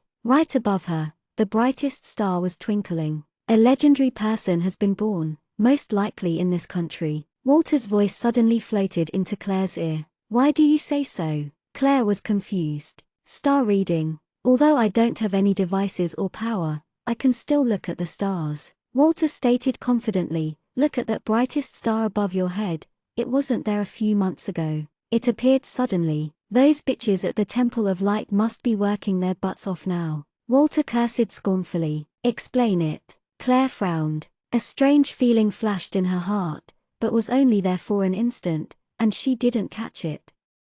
Chapter 29, Hidden Crisis. Walter cleared his throat and started preaching. Think about it, if this person really appears, would the Temple of Light not fear for their position? Would they not fear that this person might threaten their prestige? So they will definitely adopt measures to protect themselves. Based on the style of that bitchy goddess of light, she will definitely find the person before anyone else and subdue them to be one of her own. They will be extremely devoted to her and become one of her loyal lackeys in the mortal world. And if they couldn't be tamed? Claire's eyes became slits, a cold ray emitting from her dark green irises. Then of course they would eliminate her early on, cleanly and thoroughly. Walter snorted and then spit out, that bitch always did things this way. The goddess of light did this to you before? As soon as Claire asked the question, she felt it was a bit strange and sounded ambiguous. But from the hateful tone of Walter, there was something unusual. Before I started dark magic, I was the disciple of a healer. But that vile, ignoble man excluded and framed me, claiming my alchemy results as his own. Walter's mental ripples suddenly became violent. Apparently, he remembered some past memories and was extremely bothered. Claire didn't interrupt, only listening quietly to Walter furiously howl in a low voice. She could kind of guess what happened. Walter was very talented, so the Temple of Light took him in as their own. But others were jealous and excluded him. Becoming a despised dark Magikian must have had a lot to do with this. Walter suddenly became silent. Claire understood that Walter had calmed down and he didn't want to talk about this anymore, and she didn't ask any further. Everyone has the right to keep their own secrets. So Claire stayed in the garden feeling the breeze, thinking about other matters until the banquet ended. After the banquet ended, Claire and Duke Gordon left. Duke Gordon leaned comfortably against the side of the carriage, his eyes closed in thought. Claire was also quiet. Suddenly Gordon opened his eyes and looked at Claire. Claire, what do you plan on doing with your fief? Grandfather, find someone to look after it for me. I haven't finished my studies. Claire answered. Yes, I was thinking the same thing. Give me the Castellan stamp, and I'll find a trustworthy person to take care of things. When you want to visit or manage things by yourself, you can always go anytime. Of course, Duke Gordon wouldn't take much notice of such a small city, and he definitely would not let these tedious issues affect Claire's learning of advanced magic from Sir Cliff. Thank you, grandfather. Claire smiled. Study hard and learn from Master Cliff seriously. If one day you also become a wizard sage, then that day, the Hill Clan's banner of roses will truly fly forever. There was a radiant look in Gordon's eyes. I will work hard and not disappoint grandfather. Claire nodded and said conscientiously, I have faith in you. One day, you will become my pride, become the Hill Clan's pride, and even more so, Ampar Clan's pride. Gordon's powerful words resonated, his eyes burning with expectancy. Right now those people still view you the same way as before. I know there will be a day when you will give those people a huge surprise. One day, those people won't associate Gordon's granddaughter or Cliff's disciple with your name. I am sure that when they hear the name Claire, it will strike their ears with a roar of thunder. You are yourself, you are Claire Hill. Gordon stared intently at Claire, pouring out all the emotions in his heart. Claire only smiled and didn't say anything more, but inside she was incomparably moved. Right now, this old man in front of her finally looked just like an ordinary old man with high hopes for his granddaughter. Claire was even a little confused. Just now, the old man had understood her even better than herself. How he had such perception, Claire wouldn't understand for a long time in the future. But Gordon never thought that the scene that he was looking so forward to would come so quickly, so abruptly. In the middle of summer break, Claire's life was fairly boring. Meditation, then learning magic under Emery's guidance. Literature in the morning, equestrianship and fencing in the afternoon. Cliff had sent a few people to bring over precious items, but never showed up personally. The whole time he was busy with his experiment. No one knew that every night when Claire returned to her bedroom, she would be riddled with scars. "Claire, what good will come out of tormenting yourself like this?" Walter's voice sounded in Claire's head curiously, smacking his lips. Every night when Claire returned to her bedroom and finished showering, her ghastly scars would show. And every time, she would wipe on some of the magical medicine she had asked for from Cliff that could heal the wounds instantly. Cliff never inquired why Claire wanted the medicine either. As long as it was Claire who asked for something in her letters, he would definitely give it to her, if possible. Claire remained silent, putting the medicine on her wounds like there wasn't any pain. Walter could only sense it, but didn't dare to look. Even if he had 10 times the audacity, he still wouldn't dare to look at Claire's body. But he continued to feel doubt. Did Claire really have to do this? Did she have to do it to this extent? Right now she had Duke Gordon's care, Cliff's support, and could have anything she wanted. Why did she treat herself this badly? On the last 10 days of summer break, something unusual happened. The neighboring country, Lagark, sent a few of their own Magikian students to have an exchange with the Sunrise Institutes. On the surface it was just an exchange, but everyone knew what it really meant. This competition was a show of strength. On this continent, Lagark was only second to Amparkland in terms of military power and strength. In recent years they had risen in prominence, and were looking for trouble, so of course this student exchange wasn't as simple as it seemed. "We can't lose," Duke Gordon said solemnly, sitting at the table in his study, passing on the Emperor's message. "Your Grace, do you mean that we need to take special measures in the case of a necessary situation?" Emery asked in a low tone. He stood aside quietly, clothed in a black magician's cloak. "Don't rule out that possibility. On that last competition, Lashia's win was very precarious, and only because something turned up suddenly on the other side. It's going to be hard to tell who wins this time." Duke Gordon was very serious.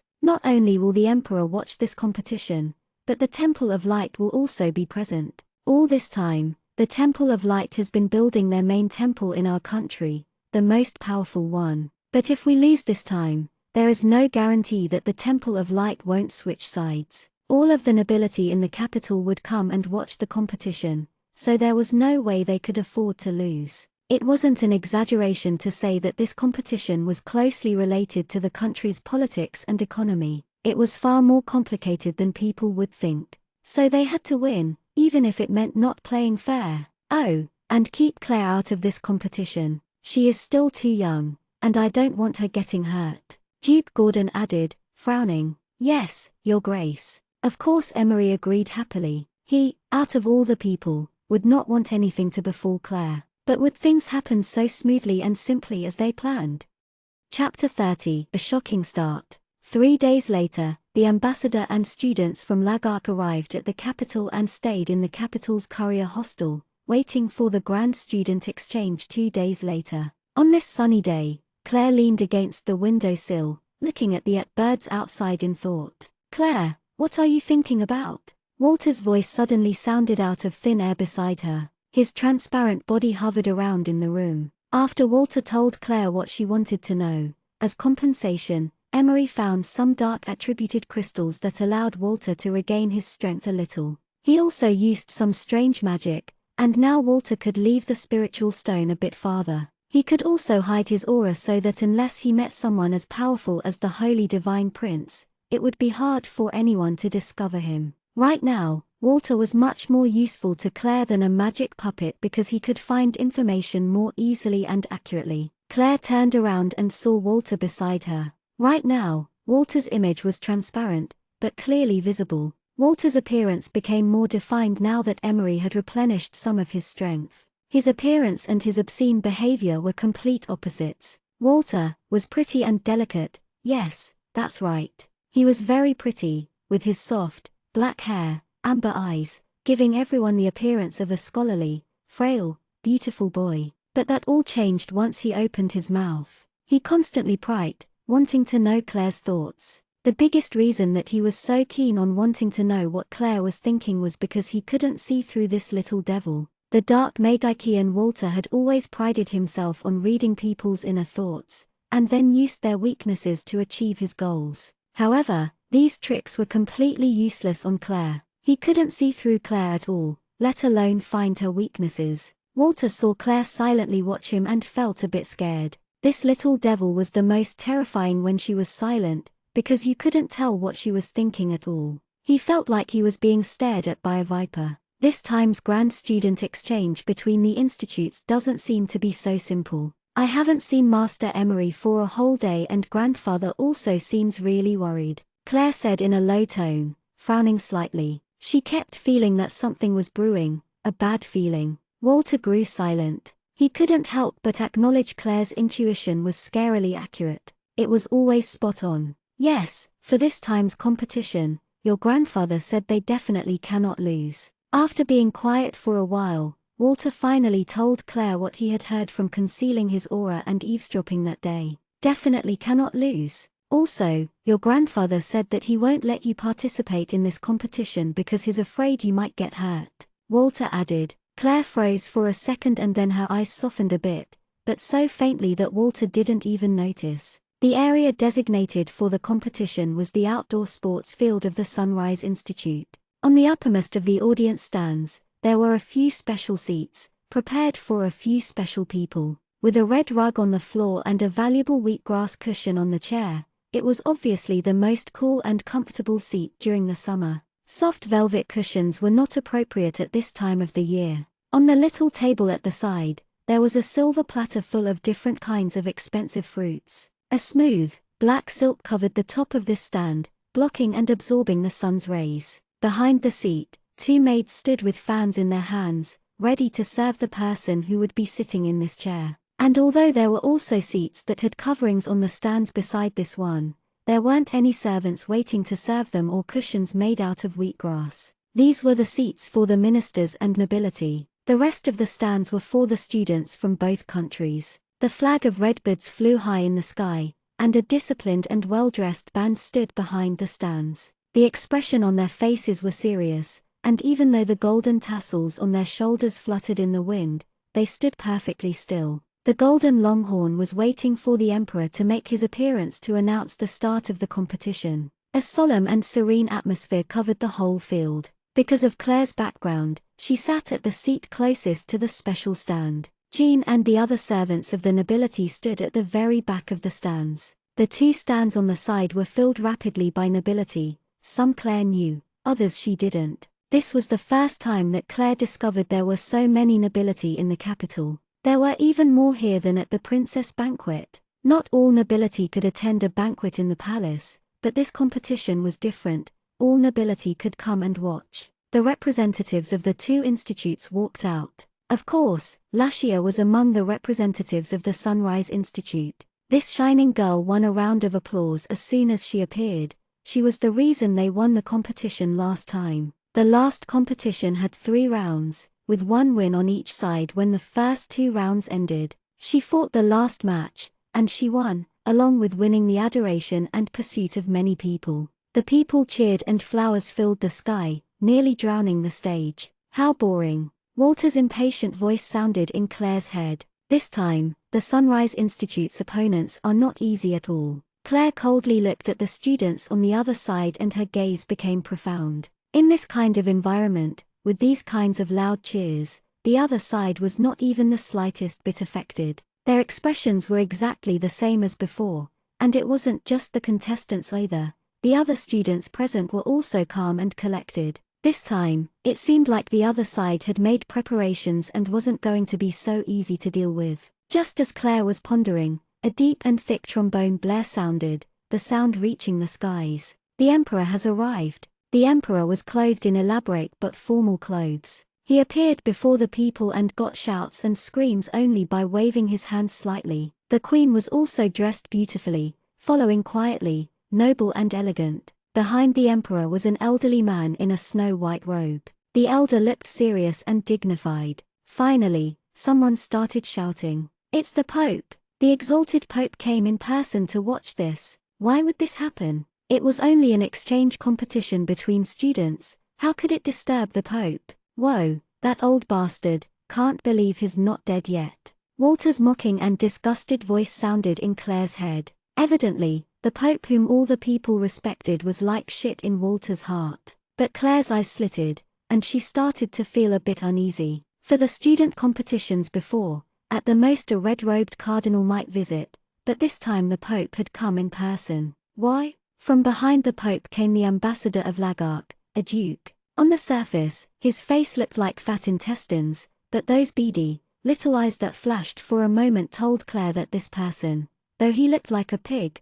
wasn't as simple as he seemed. Sitting on the platform were only a few people, the Emperor and Empress, the Pope, Duke Gordon, and Sir Cliff. After they sat down, the deep-sounding trombones stopped. Suddenly, before everybody came back to their senses, there was the sound of multiple wings flapping in the sky. Then the sky darkened, and an unusual wind blew. A group of orderly shadows suddenly appeared in the sky. Those black outfits, shiny boots, the golden tassels on their golden epaulets dancing in the wind, their overbearing aura, and the firm expression between their brows, all looked very striking. The mounts underneath them all had the body and claw of a lion, and the head and wings of an eagle. The Griffins. It's the Griffin squad of Amparkland, subjected directly under the Emperor. It was a strong and legendary power that only obeyed the command of the Emperor. It was the biggest asset of the royal family, the last stable defense, and now they had shockingly appeared in front of everybody. The people below started shouting. The ambassador's expression changed instantly, and he stole a glance at the Pope beside him. After seeing the Pope expressionless, he let out a breath. After recovering, he looked towards the students of his country who sat on the bleachers beneath. Most of the students' expressions had changed and they lost their calm attitude from before. His heart, that had just calmed down, rose again. How could he not understand that the appearance of the Griffin squad was the Emperor's display of power? This time, the results would be hard to predict. Claire watched the disciplined Griffin squad that was in mid-air with great interest. The leader in the front looked somewhat similar to Claire. He was the second eldest brother of Claire, Eric Hill. The powerful Eric, like others, also favored and spoiled the talented and clever Lashia and hated the man-chaser Claire. The Griffin squad disappeared amidst the shouts of the people. There was no reason to keep showing off this mysterious and strong power when the Emperor already obtained the effect he wanted. Claire tilde. Suddenly, a quiet, tiny voice pulled Claire back into reality. Claire turned her head and saw Princess Maurice, who had a big smile on her face. "Your Highness." Claire smiled and lightly nodded. "I haven't had time to talk to you, but I really like your gift. I love it." "Thank you." Princess Maurice was obviously very happy and thanked Claire multiple times in a low voice. Claire smiled. "As long as your Highness likes it." Just when the two were quietly exchanging greetings, the Emperor announced the prizes for the winner of this competition. The whole field boiled again. A grade 9 beast core, a magic wand, and a sword. There was no need to explain the first prize. The magic wand was the precious heritage of a wizard sage, able to do 3 high-level spells instantly and of different elements. The sword was called the Unrivaled Sword. Of course its quality was amazing, cutting through hair and fur alike, slicing through iron as if it was mud. But most importantly,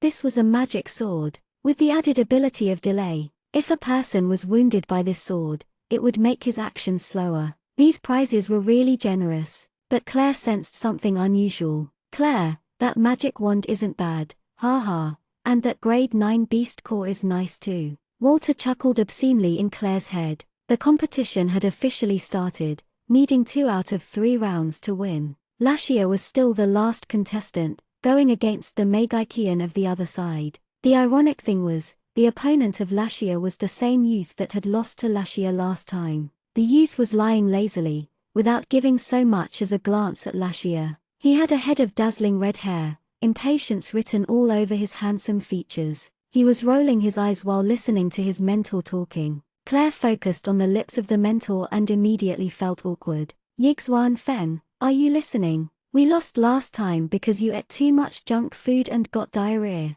You didn't eat strange things this time, right? Right? The mentor was looking at his unconcerned disciple, almost worried to death. He desperately wanted a confirmation from the youth. "Yixuan Feng." Claire frowned. This was another last name that didn't seem to come from this continent. "Why, Walter?" Claire called silently. "What?" Walter answered immediately. "Do you remember the last name of the Holy Divine Prince?" Lingyan Leng and now one of the students from the other side, Yixuan Feng. Why are their last names so strange? Claire asked.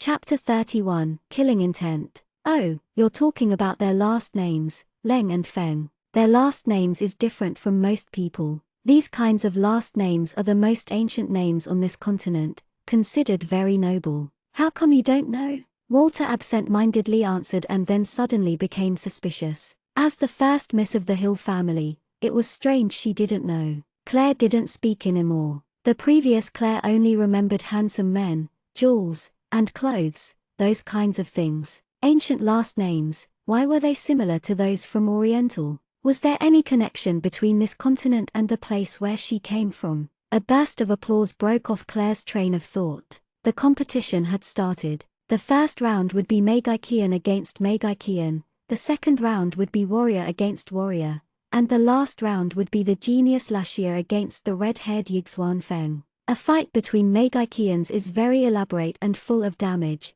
but very slow, because they need time to chant those long spells. The longer the chant, the stronger and more powerful the spell, so naturally the chanting would take a long time. Around the stage there was a magic hood in order to make sure the nearby people wouldn't get hurt. On each student there was a small triangle magic shield on their vitals in order to protect them. These were personally made by Sir Cliff. Both countries didn't want their future hope to die here. On the stage there were two Meigaikians, one of the fire attribute, the other water. Both could suppress the other, so it would have to depend on their agility, application, and reaction speed.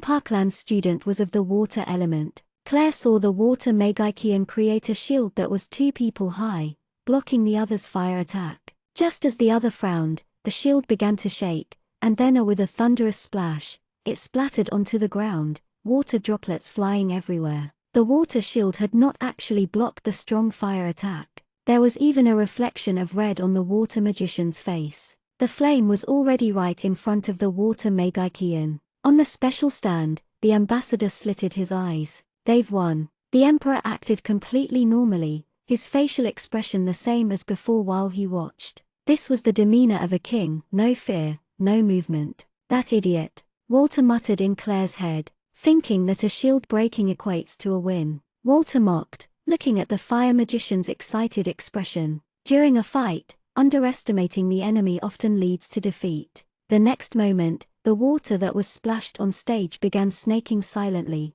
making its way around the fire Meigaikian. It instantly changed into innumerable sharp water arrows that attacked the fire magician's back. The outcome was set. The water Meigaikian was injured slightly, only his hair and clothes being burned a little, but the fire Meigaikian was seriously injured. Because his vitals were covered with shields, the injuries would not be life-threatening. For the first round, Parkland won. The cheers and shouts reached the skies. Claire glanced at the ambassador out of the corner of her eye. He was squinting his eyes but kept silent. On the special stand, only the queen looked happy. All the others were still expressionless. Claire, I keep feeling like there's something fishy. Don't you think he won much too easily? Walter asked, puzzled. Claire didn't say anything but silently agreed with Walter. This round was way too easy. Their adversaries were supposed to be the elites in their country, and couldn't possibly have made a stupid mistake like underestimating an opponent. But in reality, their opponent had underestimated his opponent and was defeated by water arrows. The students of the Sunrise Institute welcomed the water Meigaikian like a hero when he came down from the stage. They crowded around him and some girls already started tidying his hair and passing him towels to wipe himself. On the other side, although the institute was silent, there wasn't any dejection or criticism. Claire narrowed her eyes slightly. Why did it give her the illusion that they expected this? If so, then it would be very dangerous. Of course, Claire's intuition was once again proven correct. The next round was warrior vs warrior. The most powerful warrior of the Sunrise Institute almost died under the attack of his opponent. If not for the small triangle shields that Sir Cliff added, Parkland would have lost a brave warrior. This battle was a insta-kill. Everyone was stunned the moment the rival warrior released his violet Duchi. How could such a young student be a grand swordsman? When the Sunrise Institute student, covered with blood, was lifted down the stage, All the other Sunrise Institute students glared hatefully at the person towering on the high-rise stage. His eyes were glowing a bloodthirsty red and a cold grin was plastered on his face. Then he did something that made others even more furious. He resheathed his sword, then lightly and flirtily flipped his not messed up in battle hair, and exited leisurely. This action, of course, infuriated the students of the Sunrise Institute. Wenmo Shui, you are still so flirty. Can't you be more mature? As soon as that exceptionally powerful warrior arrived at their resting bench, Yixuan Feng said disdainfully, my perfect hair destined me to flirt my whole life. The warrior called Wenmo Shui again reached out his hand, tidying his hair so that it was perfect. The nearby people looked at the two with adoration. Those two both had ancient last names and extreme talent that surpassed most people. They were a perfect pair. A powerful Magikian and a valiant warrior whose coordination was always so beautiful, even when they were bickering. What a headache, you've created so much trouble. Now those people probably want to swallow you up whole, and in a moment, they'll vent all their anger on me. Yixuan Feng pouted. Although he claimed this, his expression was totally indifferent. Enough from you. Last time, you really lost face. In the crucial moment when you were about to finish off that arrogant girl, your stomach started hurting and you went to the restroom and lost. You're truly a classic joke. This year you must be begging to face her again. Wenmo said, looking scornfully at the complaining, but indifferent, Yixuan Feng. Yixuan Feng, this time you don't have any problems, right? The nearby instructor was still a bit worried. Then you go up there. Yixuan Feng spat out indifferently and raised a brow at the worried instructor. The instructor immediately shut up. This wasn't a student he could deal with. He didn't care about the results of this competition. He and Wilma Shui both did whatever they wanted, and they had the right to do so because of their backing and extraordinary strength. Yixuan Feng stood up, yawned, cracked his neck, and slowly walked up. Wenmo Shui walked towards his seat and they passed by each other. Wenmo Shui's voice was low so only they could hear. You gonna slaughter that girl? What do you think? Yixuan Feng squinted at the high-rise stage for the competition, an icy glare shooting out from his slitted eyes. Ha ha. Wenmo Shui walked back, grinning. He was ready to watch this splendid battle. He knew Yixuan Feng better than anyone else. This time, that little blonde girl would say goodbye to this world. Claire knitted her brows slightly at the red-haired youth walking on stage. Killing intent. Even though it was hidden expertly, it still didn't pass under Claire's eyes unnoticed. Because killing intent was very familiar to Claire. This youth, looks like he doesn't actually want to compete. He wants to kill Lashia. Chapter 32. Claire started to get a headache. If that annoying girl was going to die, then let her die. It had nothing to do with her. But if Lashia died, the gentle Catherine would be heartbroken. Just thinking about the gentle Catherine made warmth emerge from her heart. For that gentle woman, Claire couldn't let that headstrong girl die. Nobody noticed the killing intent of the guy called Yixuan Feng. His smile was like a flower as he walked slowly onto the stage while the Sunrise Institute students looked on him with hostility. He looked like he was casually taking an afternoon stroll. With his air of indolence, no one could discover his killing intent. The feelings that the youth Yixuan Feng and Lashia gave off were completely different. If this youth was a beast who concealed his true intents with a gentle smile, then Lashia would be an energetic little lamb. Miss Lashia, it's a great pleasure to see you again, Yixuan Feng said with an elegant bow. The genial smile on his face was strikingly irritating in Lashia's eyes. This youth's peers had almost murdered the senior. How despicable and hateful. She must take this into account and beat the heck out of him. Last time it was because the opposing side had something suddenly pop up that they had won. But this time it would be different, because in this period of time she had studied and practiced magic incessantly, improving herself persistently. This time, she would use her own strength to crush her opponent. Don't speak nonsense. Lashia coldly humphed and stopped talking, beginning to chant a short incantation. Countless small lightning bolts shot towards Yixuan Feng. Lashia understood that this wouldn't be able to damage Yixuan Feng. This was only to confuse him in order to stall for time to chant a longer and more powerful spell. A disdainful, cold smile appeared on Yixuan Feng's face. With a wave of his hand, a ray of glittering light dispersed outward, completely destroying the lightning bolts Lashia had created. Claire frowned. Yixuan Feng's offhand use of magic sent off warning bells in her head. Yixuan Feng was actually an ice-attributed Meigaikian, and his power and strength had already long surpassed Lashia. Yoho, your arrogant little sister is really out of luck now. They are on completely different levels. Walter's vulgar voice sounded in Claire's head. Many instances in the future would prove that Walter's foresight was so keen that it annoyed other people. How did you figure it out? Claire mentally communicated with Walter. That person's aura is very similar to my own. Walter smacked his lips and laughed. Don't misunderstand, he's not a dark Meigaikian. I'm saying that his way of thinking is the same as mine. A sinister, crafty person who likes to strike while hidden, likes to plot, and smiles while killing. Claire coldly said, this person, Humph, definitely wasn't just a Meigaikian. The aura emitting from the core of his body was an assassin's. There's nothing more scary than an assassin proficient in magic. An assassin couldn't fight a Meigaikian or warrior head-on, because that would be like trying to break a rock with a pebble. But when a Meigaikian is meditating or a warrior is resting, an assassin can silently take their lives. Being both an assassin and a Meigaikian, that youth was truly terrifying. Walter's mouth twitched. Even though it was the truth, when it came from the little devil's mouth, it sounded so piercing. So, I think with his power, that guy can already instacast. I reckon he's scheming something against your little sister. Walter blinked and continued to say useless stuff that Claire already knew. To save or not to save? Hurricane, storm clouds, lighting, comply with the ancient contract and come to my side. Thunderbolts descend. Lashia's chanting was coming to an end. It would not feel good if anyone was struck by this spell. Ordinary people would certainly die, and normal magic shields wouldn't be able to withstand this type of attack either. Many onlooking Meigaikians felt a tightening in their chests, wondering diffidently, that if it were them, could they have blocked this terrorizing assault? The rumbling of thunder became louder and louder, and the color drained from the faces of everyone. Mozart, the principal of Sunrise Institute, nodded his head, pleased. The recent growth Lashia had was very satisfying. The ambassador squinted at the Lashia on the stage without expression. Even though this young girl was powerful, she was not powerful enough to be of any threat to them,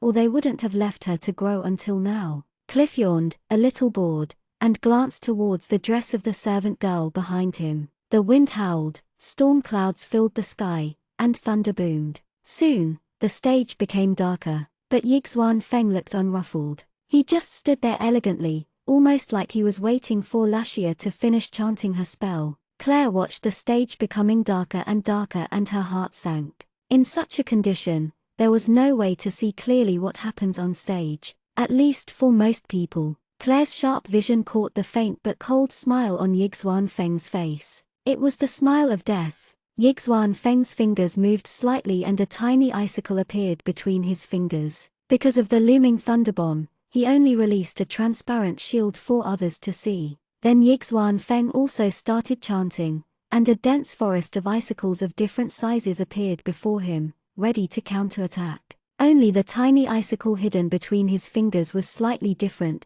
clear-cut and sharp. There seemed to be a faint, strange aura about it, but Claire couldn't understand what it was. The one thing that Claire did understand was what this cruel and cunning youth wanted to do. He was going to receive this blow from Lashia, then counterattack with his dense icicles, but then secretly shoot the tiny icicle from between his fingers into Lashia's chest. Although Cliff had added protective magic shields on Lashia's vitals, Claire wasn't positive that the youth couldn't forcefully break the shield and stab the icicle into Lashia's heart. In the last round, the competitor from Sunrise Institute was almost beaten to death and the shields had cracked, and Claire was sure that that flirty guy didn't use all his strength. Then what about this Yixuan Feng? How scary was his power and strength? Most importantly, although both countries didn't want to lose their students in the competition and added the magic shields, if someone accidentally died during the fighting, there wouldn't be any investigation or trial.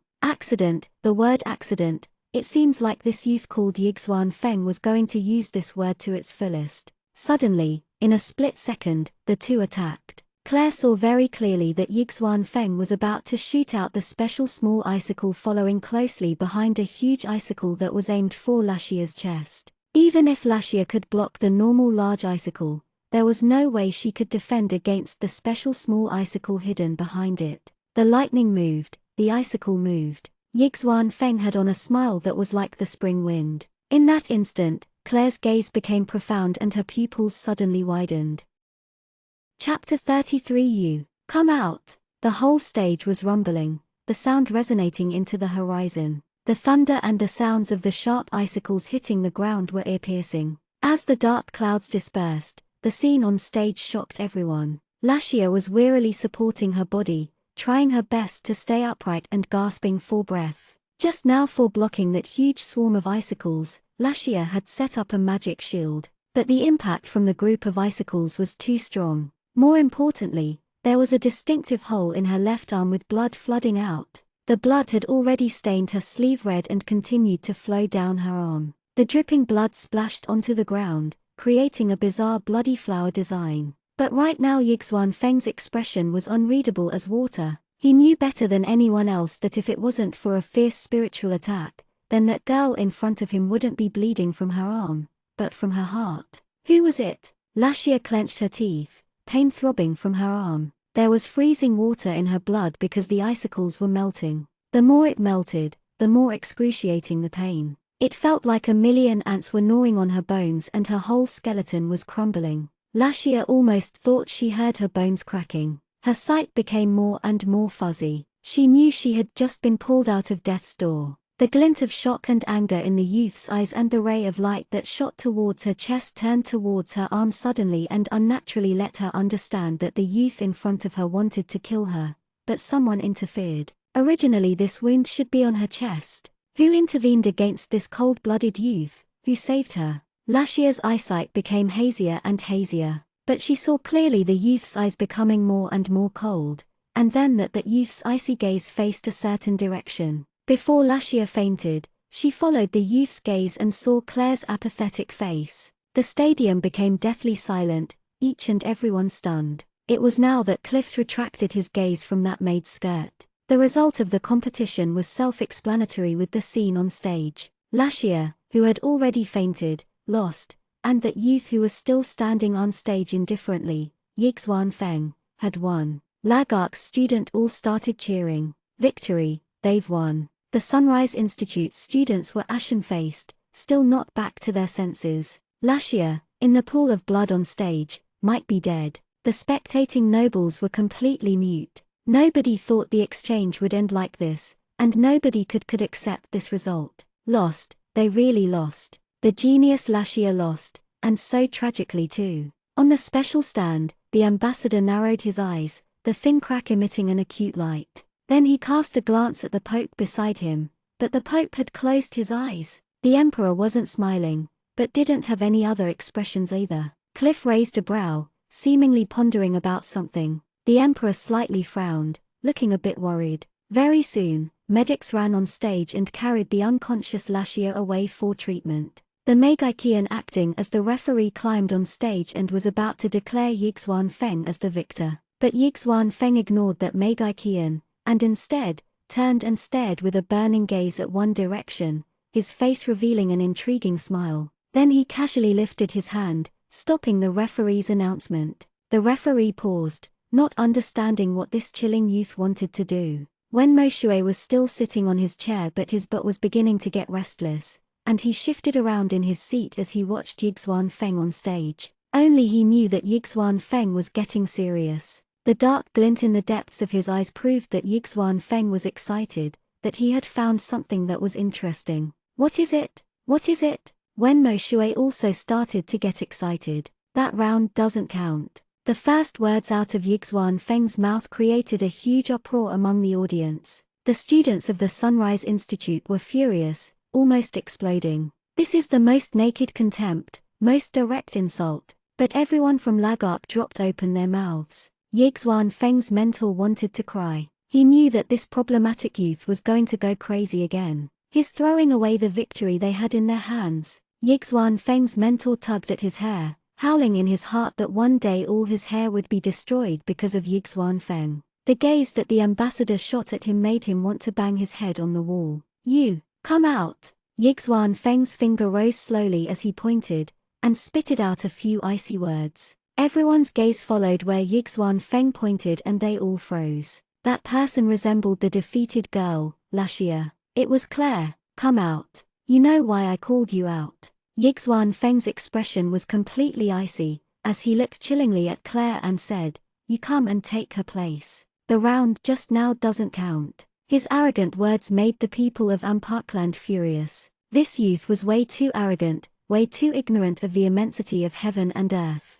How could he treat the two countries' dignified competition like this? The ambassador's expression finally changed and was about to stand up to say something. But now the Pope opened his eyes slightly and quietly said to the emperor beside him, Your Highness, let them compete. Don't oppress the children's vigor. The ambassador opened his mouth wide, swallowing back all his words. He didn't understand what on earth the Pope was thinking. The Pope actually promoted such a request that came out of the blue. The emperor also was stunned. Although the new situation was unexpected and ironic, the Pope's response was totally inconceivable. All the audience on the stands also went stupid. What did the Pope mean? Let Claire replace Lashia in this competition and redo the round. Was this to protect Amparkland's pride or did he mean something else? The competition that already ended was going to start again. But the Pope had already spoken. The emperor looked at Claire. He didn't want to rashly offend Cliff or the Pope, but Claire nodded indifferently, so the emperor felt relieved. Claire had already agreed, so even if Cliff wanted to blame someone, there was really no one to blame. Also, with Cliff's personality, he wouldn't let Claire's life be threatened any time in the competition. If the situation becomes truly dangerous, Cliff would definitely ignore all rules and intervene to help. The emperor nodded towards the referee, and the referee came back to his senses and said in a loud voice, Third round of the competition, Claire versus Yixuan Feng. The crowd boiled. Absolutely, totally, boiled. This completely ironic turn of events made everyone dumbfounded, then excited again. It didn't matter if it was dramatic or crazy, at least now there was a thread of hope. Would there be a chance to win? Would there be a chance to gain back their face? Very quickly, there were two reactions. Some said that Claire is a man-crazy idiot, that she will only lose Amparkland's face. Others said that Claire is already a disciple of the Great Cliff, so maybe she stands a chance. Naturally, the former was the great majority. The nobles who knew Claire looked at her with complicated expressions, despise, disdain, mocking, ridicule, hope. Princess Maurice looked at Claire's figure with worry. Duke Gordon's face darkened and darkened. Claire slowly stood up. The deep and low note of the long horn sounded. Everybody's eyes were fixed on this blonde-haired, blue-eyed girl's figure. Under the sunlight, Claire smiled faintly and slowly started walking to the center of the field. The wind lightly blew, lifting Claire's long hair in the air, and in that instant, everyone saw an illusion that the girl wasn't actually a man-chasing idiot like the rumors, but a shining, stunning jewel. Chapter 34: Shameless and Despicable and Dirty. Countless numbers of gazes followed Claire as she slowly walked down the stand and onto the stage. Princess Maurice worriedly watched Claire from behind, her heart palpitating. Lashia wasn't even that person's match. Would Claire be able to defeat him? Or would Claire be able to come out unscathed? I'm afraid now we'll lose even more face. That idiotic Claire is totally incapable. How she became Sir Cliff's disciple is still a total mystery. There must be something fishy about it. A low voice floated into Princess Maurice's ear. That's right. This time we will lose huge face. That worthless idiotic actually went up to accept the fight. Who does she think she is? Another low voice said. The next moment, the two both froze as they saw Princess Maurice's ice-cold and hateful look in their direction. They had never seen that gentle, forgiving princess have such an expression. The two immediately shut up and shrank down. It doesn't matter if Claire can win or not. At least she has the courage to stand up and fight for our country. Prince Nance's indifferent voice was heard by all the surrounding people. Their expressions became complicated, and they all shut up. Of course they understood what the second prince meant. Claire fearlessly got up to accept the fight, but they were making cynical remarks behind her back, so they were even lower than the man chasing Claire. As Claire slowly walked, Walter's noisy voice sounded in her head. Claire, you aren't really going right.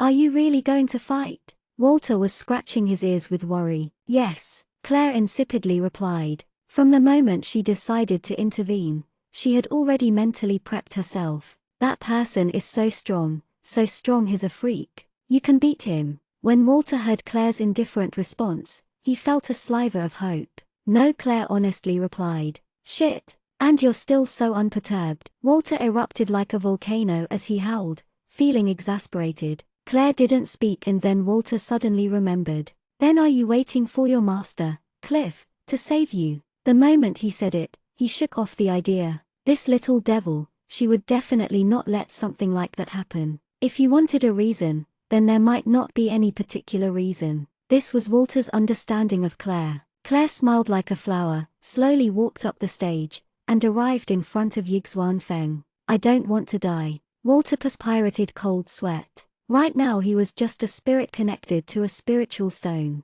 The youth with terrifying strength could definitely kill Claire, and then as a stone, his future would be dark. You won't die, Claire coldly humphed. But you can't beat him. Walter shivered, his heart sinking. Yixuan Feng coldly looked at the blonde-haired girl in front of him. He didn't understand why that. Apart from excitement, he also felt a bit nervous. Although it was just a tiny bit, he truly felt nervous. I'm so sorry, just now I rashly broke the rules and intervened, but I can't watch you kill my little sister. Claire smiled while apologizing, but her words didn't feel apologetic at all. Humph. Yixuan Feng coldly humphed offhandedly, not caring at all that Claire saw through his plan. Yixuan Feng analyzed the girl in front of him. Although she resembled the previous girl, Lashia, they were two completely different people. Her gaze was frighteningly profound and she emitted a dangerous, murderous aura. There was no doubt, this girl was like him, a proficient assassin. If it was like that, he needed to be careful. Stop wasting your breath. Let's start. Yixuan Feng coldly laughed, starting the battle. Even if the girl in front of him was a proficient assassin, so what? In this competition, assassins wouldn't have the slightest bit of advantage. Assassins could only assassinate in the dark unexpectedly to succeed, to be a threat. Right now, this magically weak girl had exposed herself in front of him. Spiritual attack, haha, would he fall for the same kind of attack again? But it was truly shocking that this girl actually knew how to spiritually attack. Although he felt slightly nervous, Yixuan Feng thought he would win easily. Also, he would make her pay the price for sneakily attacking, paying with her life. Yixuan Feng chanted a primary spell, creating a couple of icicles to test out Claire. Claire immediately released a fire shield. Both seemed to be superficial, but in a flash, both sides understood the other's strength more clearly. Yixuan Feng's mouth curved into a cold smile. As expected, her magic power wasn't much. He could directly kill her if he pulled their distance apart and then used advanced magic. Yixuan Feng coldly humphed and quickly retreated back, pulling their distance apart. Then he quickly started chanting. Everybody worriedly looked at the situation on stage. As they watched Yixuan Feng speedily chanting while Claire was still quietly standing there, everybody had different reactions. The Sunrise Institute students all gritted their teeth, their expressions complex. Their hearts were conflicted. They completely didn't understand why the youth, Yixuan Feng, pointed at Claire and called her out to compete. If Claire won, they could get their honor back, win back their pride. But, if Claire, that incapable man-chaser won, then where did that put them? What kind of a position would they be in? The spectating nobles all stretched their necks forward with bated breath as they watched the scene on stage. Looking at this situation, many people put on the "I told you so" expression. Of course Claire went up there to lose face. How could she defeat the youth that had already defeated Lashia? Yixuan Feng started chanting faster and faster, because he felt an uneasy feeling welling up. This was an assassin's intuition. There was no doubt. Yixuan Feng clearly saw Claire's face slowly reveal the sliver of a smile, a very icy and extremely dangerous smile. Yixuan Feng, you're actually very handsome. I was almost enchanted by you. A brilliant smile blossomed on Claire's beautiful face as she gently and affectionately moved toward Yixuan Feng. At that moment, she looked extremely fascinating and charming, enchanting everyone. Yixuan Feng froze, not finishing the chant. The next moment, a green aura burst forth from Claire, a radiance that was blinding. Then she swiftly raced to Yixuan Feng, who hadn't come back to his senses yet. Du Qi. It was actually Du Qi. And it was an advanced warrior's green Du Qi. A magic warrior? That idiotic male chasing Claire was actually a magic warrior. Knowing both magic and duchi, the whole field was boiling again like water, to the point that it was beyond comparison. Heavens, it was actually duchi. Everyone knew what would happen if a Megikian let a warrior come close. Many people opened their mouths and forgot to close them. Other people continuously pinched their arms, not relenting even when it bruised. And there were still others that felt their vision darken and the sky about to collapse. Duke Gordon started stupidly at the shining green radiance on the stage and forgot to think. Princess Maurice was extremely excited, blood rushing to her cheeks. But the second prince, Nancy, turned his head slightly, meeting the gaze of Jean. Jean lifted the corner of his mouth into an almost imperceptible smile. On the special stand, the Emperor's eyes widened slightly, but there was no other expression on his face. Cliff frowned in deep thought. The face of the ambassador paled, his hands gripping the armrests of his chair. The Pope looked at the stage out of his half-closed eyes, also silent. Only the Queen looked happy. But right now on the stage, Yixuan Feng was beginning to get worried. Never in his deepest thoughts did he think that this young girl was not only a Megikian and assassin, but also a warrior. He was agile enough to evade a warrior's attack for a while, but the stage was only so big, and he had just purposely retreated to increase the distance between them, so there was almost no room behind him. Even though he was a Megikian who had assassination skills, he still couldn't block the strong blows of a close combat warrior. Walter was screaming his head off in Claire's head. Shameless, so shameless. There's no one more shameless than this little devil, no one more evil than her. Shameless enough to say something so ambiguous at the critical end of someone's chant to sway their focus. What, Yixuan Feng, you're actually very handsome. I was almost enchanted by you. Pa, was that possible? That the little devil would like some arrogant boy she met the first time. Sure enough, when this little devil pretended to be cute, the other person would be struck a deadly blow.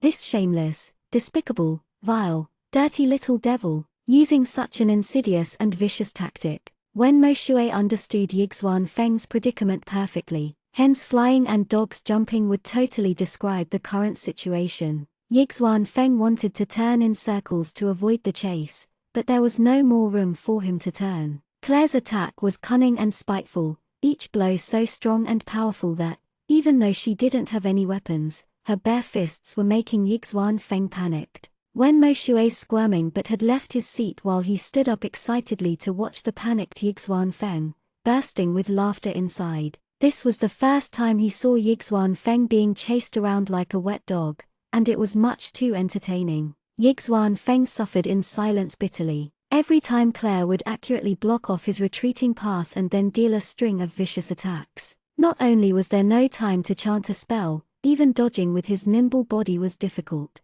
Every time he was hit, he grimaced. He had already lost his previously high spirits. This wretched woman, every hit was so accurate. Miscalculation, a huge miscalculation. This woman actually knew how to use duchi. Don't go too far. Yixuan Feng panted as his sorry figure dodged Claire's duchi attack. Claire's expression was completely icy. She didn't say anything, and instead blocked Yixuan Feng's retreating path again. A Megikian getting in a close combat with a warrior equated to certain death. Right now, the only reason Yixuan Feng was still fighting after such a long time was because he was proficient in assassination techniques. But his physical strength was quickly deteriorating, while Claire still looked the same, her hair still tidy. Walter was still excited like crazy watching such an arrogant person being oppressed like this by Claire, but he still sighed about Claire's arduous hard work. During that time, Claire was riddled with scars every day because she was secretly learning duchi with Jean.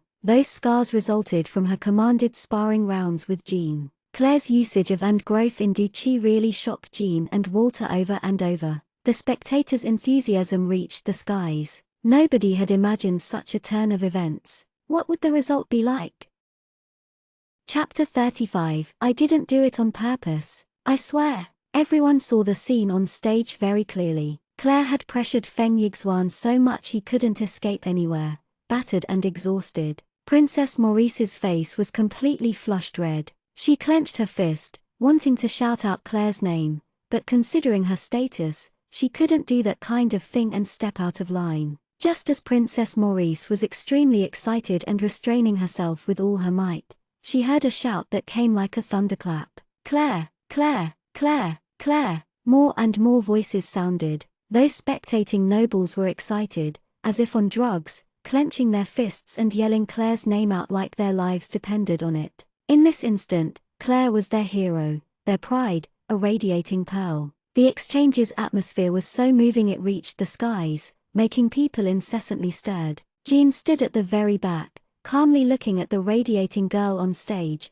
his eyes revealing a peculiar mood. During that time, he had been completely won over by that girl. Her tenacity was extremely shocking. She repeatedly sparred over and over. She was extremely harsh to her opponent, but even harsher towards herself. Jean's duchy was unordinary, brimming with tyranny. During that time, Claire would be riddled with scars with that kind of duchy, but she never uttered a sound, never said that she gave up. What she said the most was again, again, again. Now Lashia had finished receiving treatment and had woken up. Although she was very weak, she could already clearly see what had transpired on stage very clearly. Her expression was very complicated, with solemnity from the bottom of her eyes. Nobody knew what she was thinking at the moment. Yixuan Feng's instructor was about to collapse. He just knew this problematic youth was going to cause trouble, but he didn't think it would evolve into this kind of situation. With this problematic youth's strength, even if he caused trouble,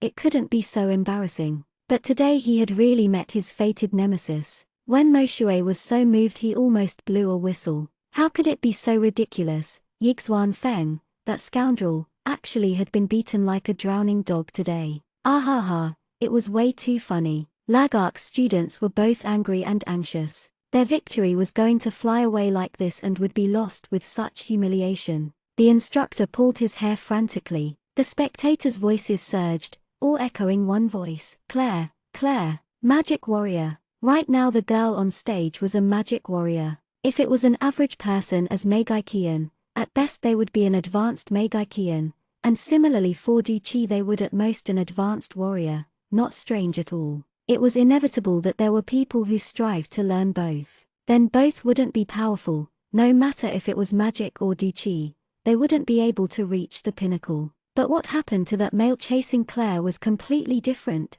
A few months before she was incapable, an idiotic male chaser who didn't know magic or Duchi at all. Right now, she was actually a magic warrior. Although it was unknown what level her magic was like, Cliff had accepted her as a disciple so she couldn't be bad. And her Duchi had already shown that she had already reached the advanced warrior's level in the span of only a few short months. A miracle, definitely a miracle. She was the true genius of geniuses. On stage, Yixuan Feng was bitter and incapable of speaking. He already didn't have the strength to dodge anymore. How fierce this woman was. Too fierce. It was the first time he had met a woman this fierce. You're good, you despicable, treacherous shrewish woman. I accept defeat. Suddenly Yixuan Feng surrendered, panting for air. Claire didn't stop her attack, the sole of her foot flying over, making Yixuan Feng fall beautifully. Then Claire kicked, her foot stepping on Yixuan Feng's back as he rolled down. Crap, Claire, you didn't have to be so fierce, right? You even stepped on this guy's back. Do you want to strain the two countries' relations? Walter ranted loudly in Claire's head. Claire became embarrassed, completely embarrassed. Why would she do this on purpose? She didn't think this guy would be that useless, surrendering whenever he felt like it. It was because he rolled himself over that she just happened to step onto his back. Claire didn't even think to step on this guy's back. Yixuan Feng just laid still on the floor and stuck out his tongue, rolled his eyes, didn't say anything, and didn't make any further actions. Claire gracefully stepped on his back spine, temporarily forgetting to withdraw her foot. Instantly, silence enveloped the entire stadium. Even a leaf falling to the ground would be heard clearly. A long time, after a long time, after a long time, still all was silent. The referee trembled as he climbed up the stage, glancing at Yixuan Feng under Claire's foot, then glancing at the stunned Claire. He said weakly, now, I lost. Yixuan Feng's mosquito-like buzzing sounded. What? The referee was obviously still in a trance. I said I lost, you don't understand or what? This time, Yixuan Feng wasn't buzzing like a mosquito anymore. but emitting a thunderous roar. Yet he still lay there, letting Claire step on him. I now declare Claire Hill as the winner, the referee, who almost jumped out of his pants, hurriedly announced. Claire was still feeling awkward as Walter's mouth twitched. Hey, little devil, shouldn't you withdraw your foot by now? Claire seemed to have awakened from a dream as she quickly withdrew her foot, and sent an apologetic look at Yixuan Feng, who was still laying on the floor, not moving. This time was really embarrassing. Although she wanted to win against him with underhand means, she didn't want to win while humiliating him so much. This way, not only would she strain the two countries' relations, she would also create a powerful enemy out of this freak. Before she became strong, she didn't want to create this kind of enemy. The next moment, the originally silent stadium thundered. There was an uproar. Claire! The whole stadium went crazy. All the faces of the nobles were bright red, witnessing this miracle excitedly. 1. The legendary man-crazy idiot Claire won. A person that even the genius Lashia couldn't match was actually defeated by Claire. And the victory was so absolute, so glorious. Stepping on her opponent like that arrogant expression, that sassy gesture, those gold locks waving in the wind, those profound emerald irises, they are all so charming, so mesmerizing, that one simply could not move one's gaze off her. As the ambassador watched the royal platform, nobody noticed the emperor's expression relax. The ambassador's complexion became as red as a pig's liver. Intolerable bullying. That girl actually humiliated them like this. The Pope slowly stood up and smiled while saying to the emperor, "Your Highness, the result has already been decided. Congratulations for gaining another talent. The Temple of Light has some business I need to attend to. I will be the first to take my leave. If so, I won't retain you." The Emperor His Majesty stood up and said smiling. The Pope left, not giving the ambassador so much as a glance. The ambassador's gaze had stopped on Claire the whole time, not moving. Inside he only had one thought: he definitely couldn't let this girl continue to mature. Definitely couldn't. The stadium's atmosphere almost went out of control. Despite etiquette, the nobles stood up, cheering Claire's name. But right now, Claire was looking at the Yixuan Feng still splayed out on the floor, a little embarrassed. Yixuan Feng just laid there motionlessly, like a dead dog. Shoot, this abnormal youth was probably having a breakdown because of her blows. Claire felt her head ache. Establishing such a valiant enemy so soon was not a wise decision. But, she really didn't do it on purpose. She swore it wasn't. Yo, now you're in trouble. How will this arrogant person get his revenge on us? We must be careful, very careful, Walter said worriedly. The word we showed that Walter had already tied himself and Claire on the same boat.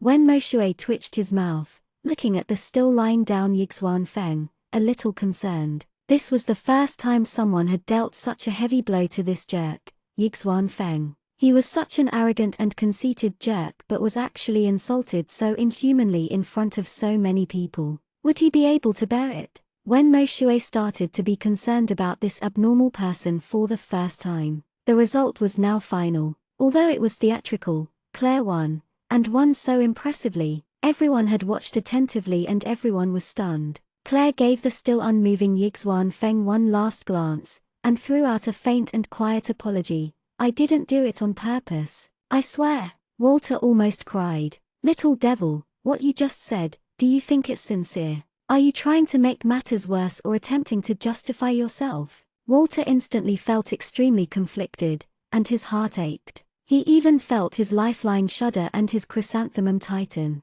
He even thought of slamming into the wall. This time if Yixuan Feng doesn't come back to take revenge, he'll change his last name to Claire's.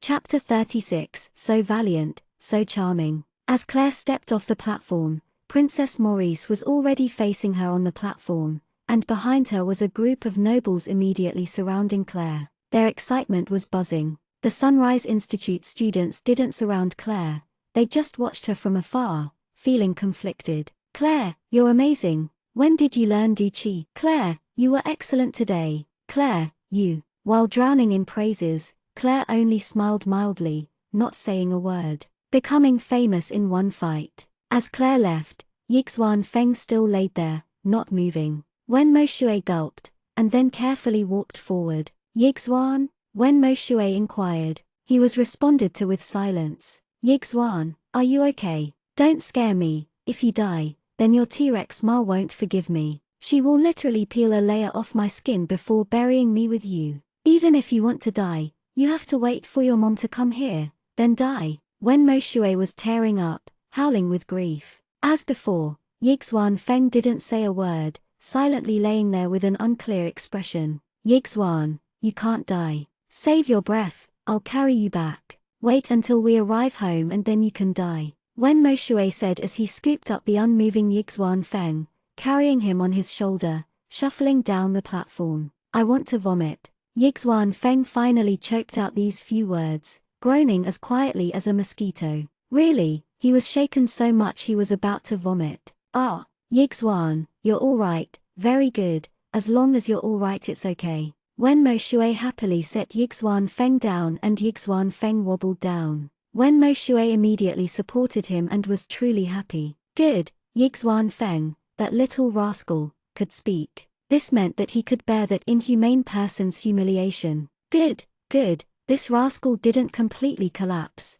Wen Moshue supported the weak and dizzy Yixuan Feng on his shoulder as they left. The grand exchange ended like that. A shocking beginning and a shocking ending. The ambassador's expression became extremely ugly. Naturally, the emperor had to say some good words. From the ambassador's point of view, the ending awards ceremony was very simple. But the prize was nevertheless extremely controversial. The contestants who attended the competition didn't dare say that the prize should have been theirs, and no one even mentioned the prize. Although the dean went to bring the prize back, no one could accept it. Everyone could see what was going on during the competition. Without Claire, they would not only be defeated, but they would also bring shame to Amparkland. Following tradition, the court held a banquet, firstly, to celebrate victory, and secondly, to send Lagark's students off. In the afternoon, as Claire stole away to rest, sipping tea in the greenhouse, a servant came to report. The Sunrise Institute's principal had sent people to send over the rewards. Because he said he was busy,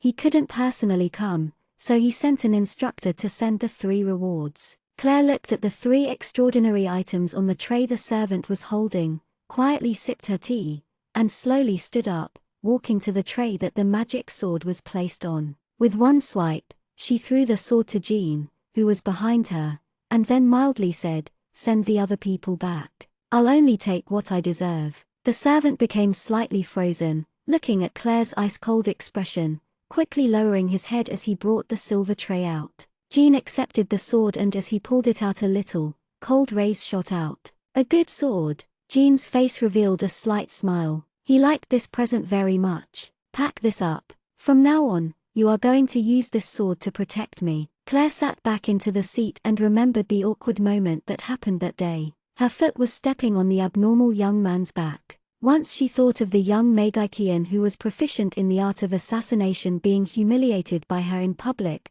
Claire began to feel headache. That was not her intention. Now, she can only think of plans to combat the coming storm. "Mistress, are you worrying about that young man you had competed against today?" Jean putting back the sword to ask. "If you were to lose to a woman who is much weaker than you because of her deceit and were stepped under her foot in front of everyone, would you feel good?" Claire asked irritably. Jean was speechless. Yes, not only would a man that had been stepped on the back by a woman in public be out of control, anyone would be furious. Be careful during this time. That person is very proficient in the art of assassination. Claire felt headache. When an assassin met an assassin, it seemed like neither one could benefit. "Yes, mistress. I would always stay by your side to protect you," Jean said extremely seriously. "And there was a party tonight." Claire closed her eyes and sighed. She didn't want to go if possible. Now you know how troublesome it is. You really fueled the trouble. Any men would be vomiting blood because of your insult.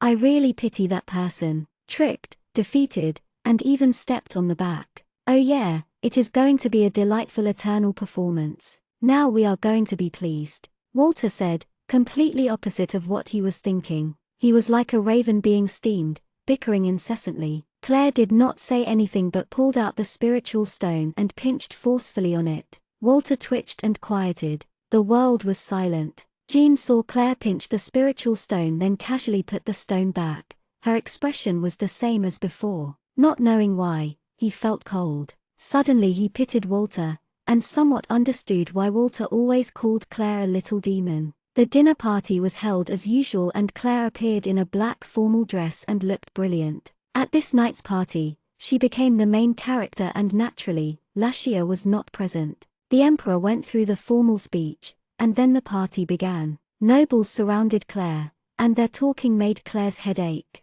Many were those who Duke Gordon told her to befriend, but there were also some nobles that stood at a distance, and they all gazed in confusion at her side. "Okay, everyone, Claire and I have appointment. If you do not mind, I have to borrow Claire for a moment." Princess Maurice appeared and smiled, keeping harassments away from Claire. Claire's eyes flashed with gratitude. Princess Maurice and Claire withdrew to the balcony and then Claire let out a light sigh. If it wasn't for Duke Gordon waving her over, she would have definitely not paid attention to those boring aristocrats. "Claire, you were really great today." Princess Maurice's eyes flashed with light, admiring Claire sincerely. Claire bitterly laughed and shook her head. Really, in terms of brute force, she was far from being Yixuan Feng's match. It was just that she won this time using a hidden card. If Yixuan Feng knew she could use Du Qi, he wouldn't have so brashly challenged her. But this night, she didn't seem to have seen that guy's presence. It's been said that Yixuan Feng has been muddle-headed this whole time, not sober. It's probably because he was shocked, Princess Maurice said with a proud smile. In her eyes, Claire was the hero that had completely defeated that guy. Muddle-headed this whole time. Claire was a bit surprised. What was going on? Yixuan Feng and Wenmo Shui both didn't attend the banquet. Yixuan Feng lay on the courier hostel's bed, not moving at all. Wenmo Shui was aside, guarding him while chewing chicken. The ambassador was extremely worried about Yixuan Feng's situation, so he didn't force them to attend this humiliating sending-off banquet. Yixuan Feng's background wasn't something the ambassador could afford to offend. "Humph, do you want to die or are you already dead?" Wenmo Shui asked, his words blurry. After Wenmo Shui knew that Yixuan Feng could bear that strike, he wasn't polite anymore. He sat on a chair nearby with his foot stepping on Yixuan Feng's butt while chewing roasted chicken. Yixuan Feng was silent, lying on there, still daydreaming. "If you didn't die, then eat something. Wait until the banquet ends and we'll leave this night. I don't want to stay at this damned place at all." Wenmo Shui grumbled while chewing a roasted chicken wing. "How beautiful, how valiant." Yixuan Feng's tiny voice quietly sounded, seeming like he ignored the Wenmo Shui's stinky pig foot on his butt. "What?" Wenmo Shui asked, confused, spitting out the bones in his mouth. "How valiant, how enchanting she is." This time Wenmo Shui heard Yixuan Feng clearly. "What?" Wenmo Shui instantly had an ominous premonition. Chapter 37, Hidden Crisis. "What did you just say?" Wenmo Shui asked anxiously, dropping the roasted chicken. "How enchanting, how valiant." Yixuan Feng slowly got up, his eyes blurred as he looked forward in a daze. It was as if the enchanting Claire was right in front of his eyes. Wenmo Shui spit out the last piece of bone onto Yixuan Feng's face. Yixuan Feng blankly wiped it off his face and giggled. "Wenmo, she's so enchanting." Wenmo Shui opened his mouth wide, dumbstruck. As he saw that person giggling foolishly, the unease in his heart grew bigger and bigger. This was the first time he saw Yixuan Feng in love like this. He's done for. This guy was actually in love. This little bastard had always treated those women disdainfully as if they were beneath him. One time, he couldn't stand to watch a super affectionate younger female cousin to the point that he spit out tea from his mouth, not giving any face, causing his T-Rex ma to think there was something wrong with his body and secretly check. The results showed that all of Yixuan Feng's functions worked properly. It was just that he couldn't fall for those women. Now, he had finally fallen for a girl. But this girl won't do, because she was from Amparkland and the influential Duke Hill's granddaughter. Currently, the relationship between Amparkland and Lagark seemed fine, but they all knew the relationship was in fact quite strained. Turbulent waves swelled secretly. Lagark's current emperor was not someone who was satisfied with what he had now. So this woman absolutely won't do. Also, the ambassador seemed to have his way of thinking. Before Yixuan Feng could say anything, Wenmo Shui suddenly jumped up. He pulled the sheet and after a slight vibration, Wenmo Shui immediately tore it to shreds. Wen Moshue wrapped up Yixuan Feng without a word, tightly and securely. "Crap! You barbarian! What are you doing?" Yixuan Feng angrily yelled as he finally came back to his senses and saw Wen Moshue tie him up. It was already useless to struggle. "Don't even think about it. Tonight we will go back. That woman won't do. She is Ampar clan's Duke Gordon's granddaughter." Wen Moshue carefully wrapped him up from head to toe and then tightened it hard. "Are you looking to die? Let me go. I want to find her right now." Yixuan Feng wriggled like an earthworm, but how could he be a match for the warrior, Wen Moshue? Wen Moshue picked up Yixuan Feng with one swipe and lightly threw him onto the bed. Then, Yixuan Feng, who had been wrapped in circles, was wrapped up even more and continued on to wriggle. "You barbarian actually dare to tie me up. I will make you. The last words didn't come out. Wen Moshue had stuffed a wad of bed sheets into Yixuan Feng's mouth. Wen Moshue completely ignored Yixuan Feng, who was crazily wriggling on the bed, and instead, minded his own business as he started to pack up stuff. They needed to leave this place tonight. With the ambassador's personality, he probably wouldn't easily let the woman called Claire go. Double-classed magic warrior. Even though right now her level wasn't that high, nobody could predict if it would be like this in the future. The ambassador wouldn't risk letting her grow. Also, naturally, he couldn't let Yixuan Feng know this information. Wen Moshue looked at the struggling person on the bed and made a decision. They'll leave right now. They'll bring this guy back home and let his mom deal with him. As long as they went home, he didn't need to deal with it anymore. The moment the students and instructors that attended the banquet came back, they saw Wen Moshue carrying a mummy like Yixuan Feng onto the carriage. Yixuan Feng wriggled with all his might as Wen Moshue faced the stupefied instructors and said,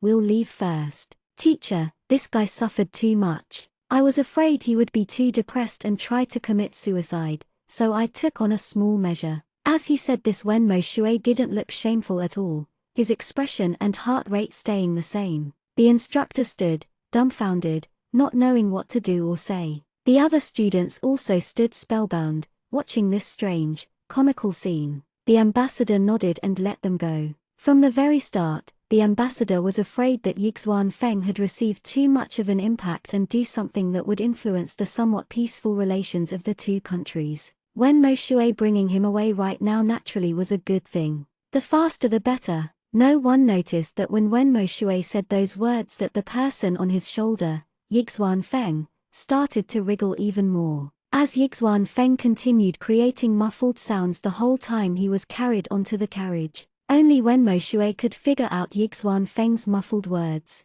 Are you,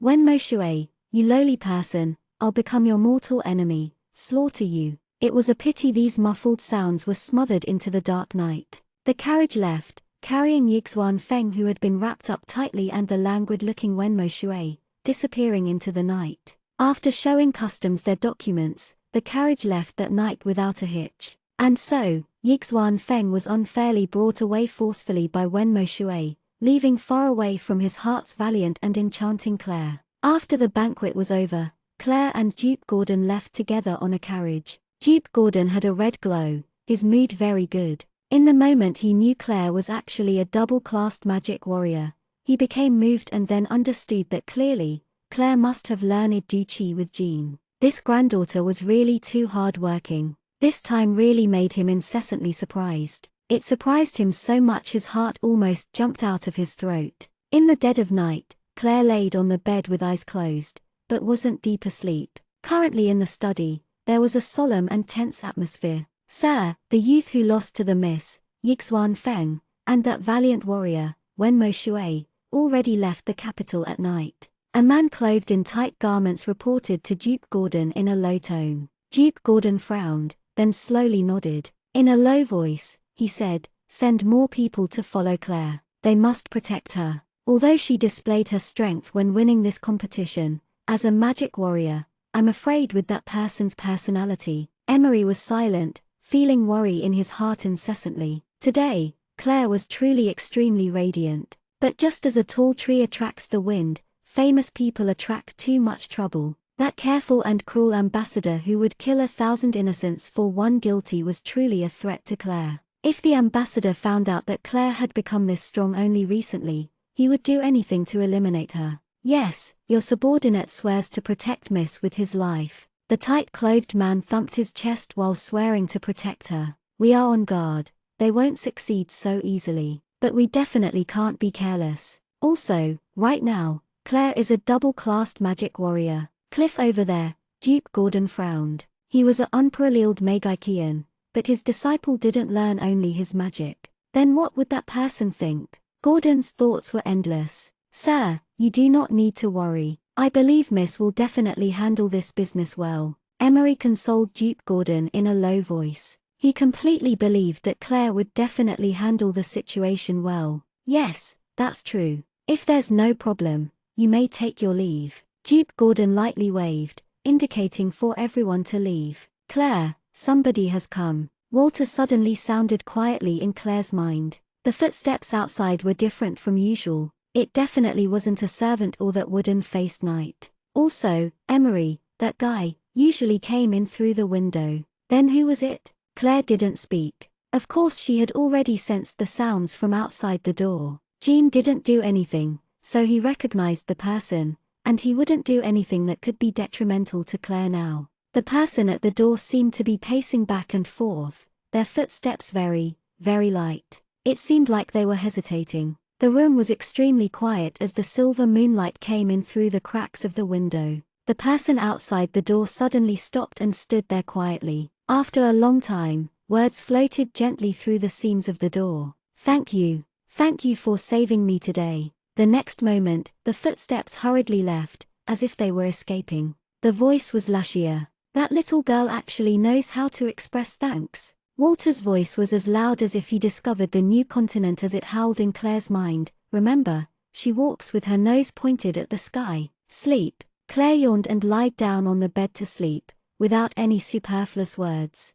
Walter silently blinked, thinking something unknown. In the middle of the Temple of Light, in a dark room, the green-haired and strange-eyed clairvoyant faced her crystal ball with a frown. She still couldn't read the natal chart of the person the goddess wanted to find. If it continued on like this, if we don't find that person faster, there will be trouble. If the person was outside of her range, then the goddess will descend to purge. Chapter 38, Magic Beast. Life was peaceful at the moment. Claire didn't face Feng Yixuan's revenge, and so, Feng Yixuan disappeared. Strange, why did that little freak return without taking revenge? Perhaps he had a large hemorrhoid? Walter was completely puzzled. He also rejoiced that at the time, he didn't say out loud that he swore that if the guy didn't come for his revenge, he would have the same last name as the little devil instead. Luckily, he didn't say it out loud. Fortunately, very good. What are you mumbling about?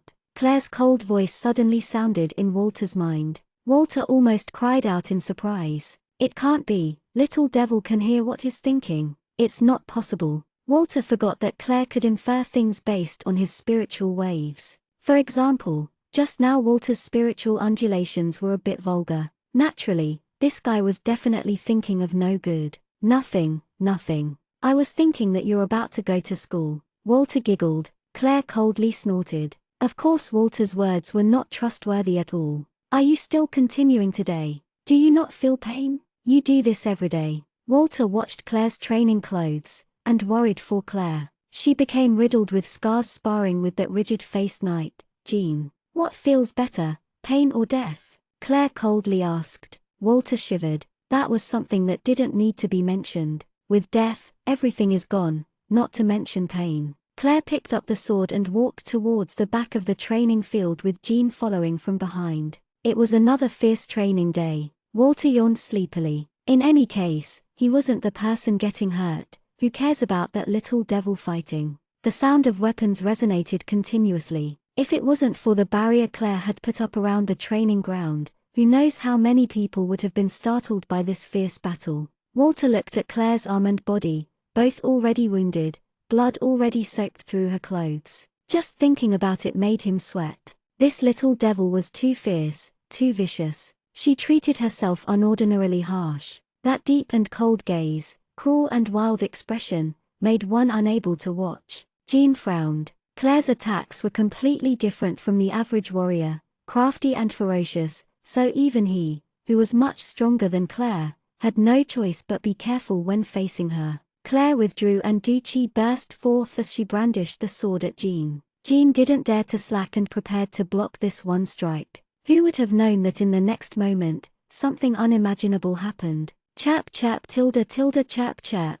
A furry and unknown being abruptly landed directly onto Claire's face. A speed so fast that the naked eye was completely unable to discern what it was. It wouldn't be an exaggeration to say it was faster than the speed of light. That's why everybody was unable to react in time. Miss. Jean was extraordinarily worried. Claire froze. This small unidentifiable figure, furry yet soft and warm, what was it? What kind of small animal was this? Wrong. Small animals were incapable of entering this barrier without them knowing. The Duke's castle had also not heard of this kind of small animal before. What was it? Chirp chirp tilde chirp chirp tilde. The small furry guy carefully climbed on top of Claire's head, grabbing her hair tightly and not letting go. What's this? Claire frowned. It seems to be a small animal. Jean stared in shock when seeing this animal suddenly appear, staring blankly as it carefully climbed onto Claire's head, but didn't dare to go over and pull it off.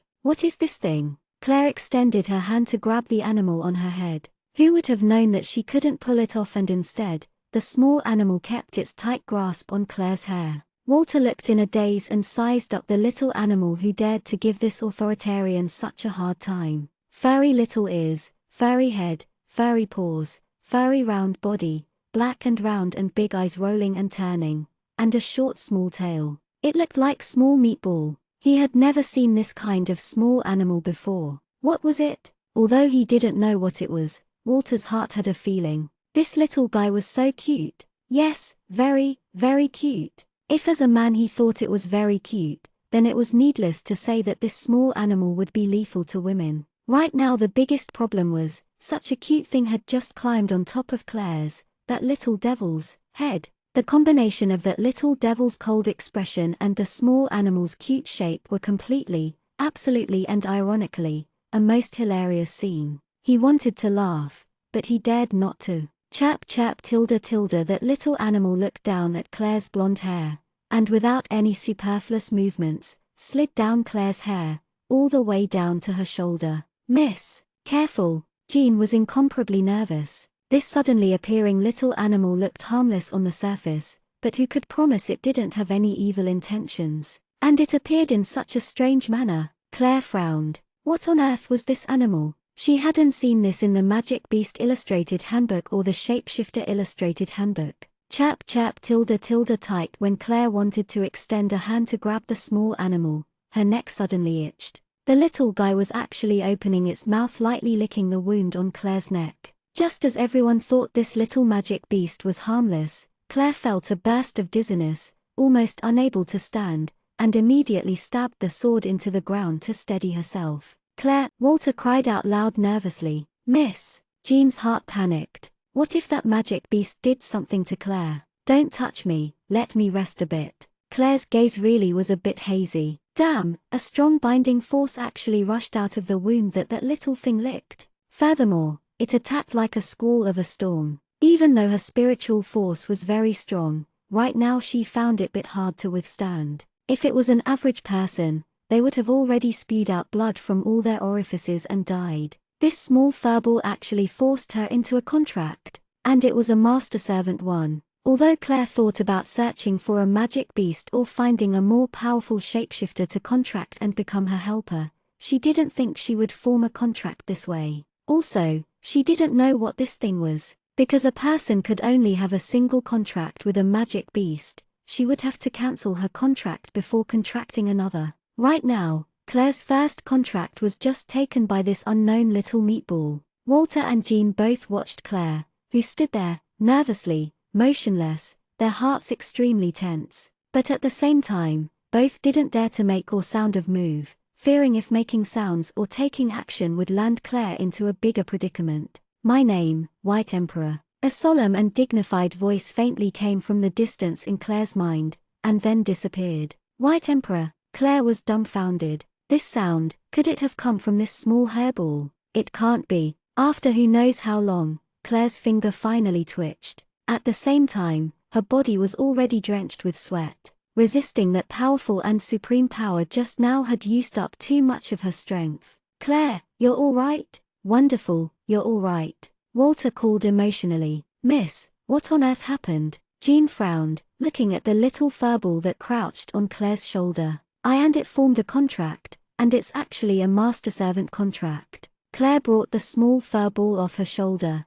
and the small furball intimately licked the wound on Claire's hand. Claire didn't say out loud, this contracted beast that looked very cute and harmless had forcefully and one-sidedly formed a contract. Jean and Walter stared dumbfoundedly. Formed a contract? A master-servant contract? Claire had her own magic beast. This little furry, meaty little guy. This cute, harmless, and useless small thing. It could be flicked off with a single finger. Also, if other people knew that the miraculous and famous battler Claire had such a cute and harmless little magic beast, then, Walter convulsed, fantasizing. The domineering Claire, face full with such a cold expression, yelled loudly, shocking everybody, capturing the gaze of everyone. Then, slowly, a small furry furball climbed on top of her head, waving its furry paws, and chirped. "PFD, haha tilde tilde tilde too funny. I will go ask master what beast this is." Claire shook her head, still dizzy. She picked up White Emperor and went out of the barrier.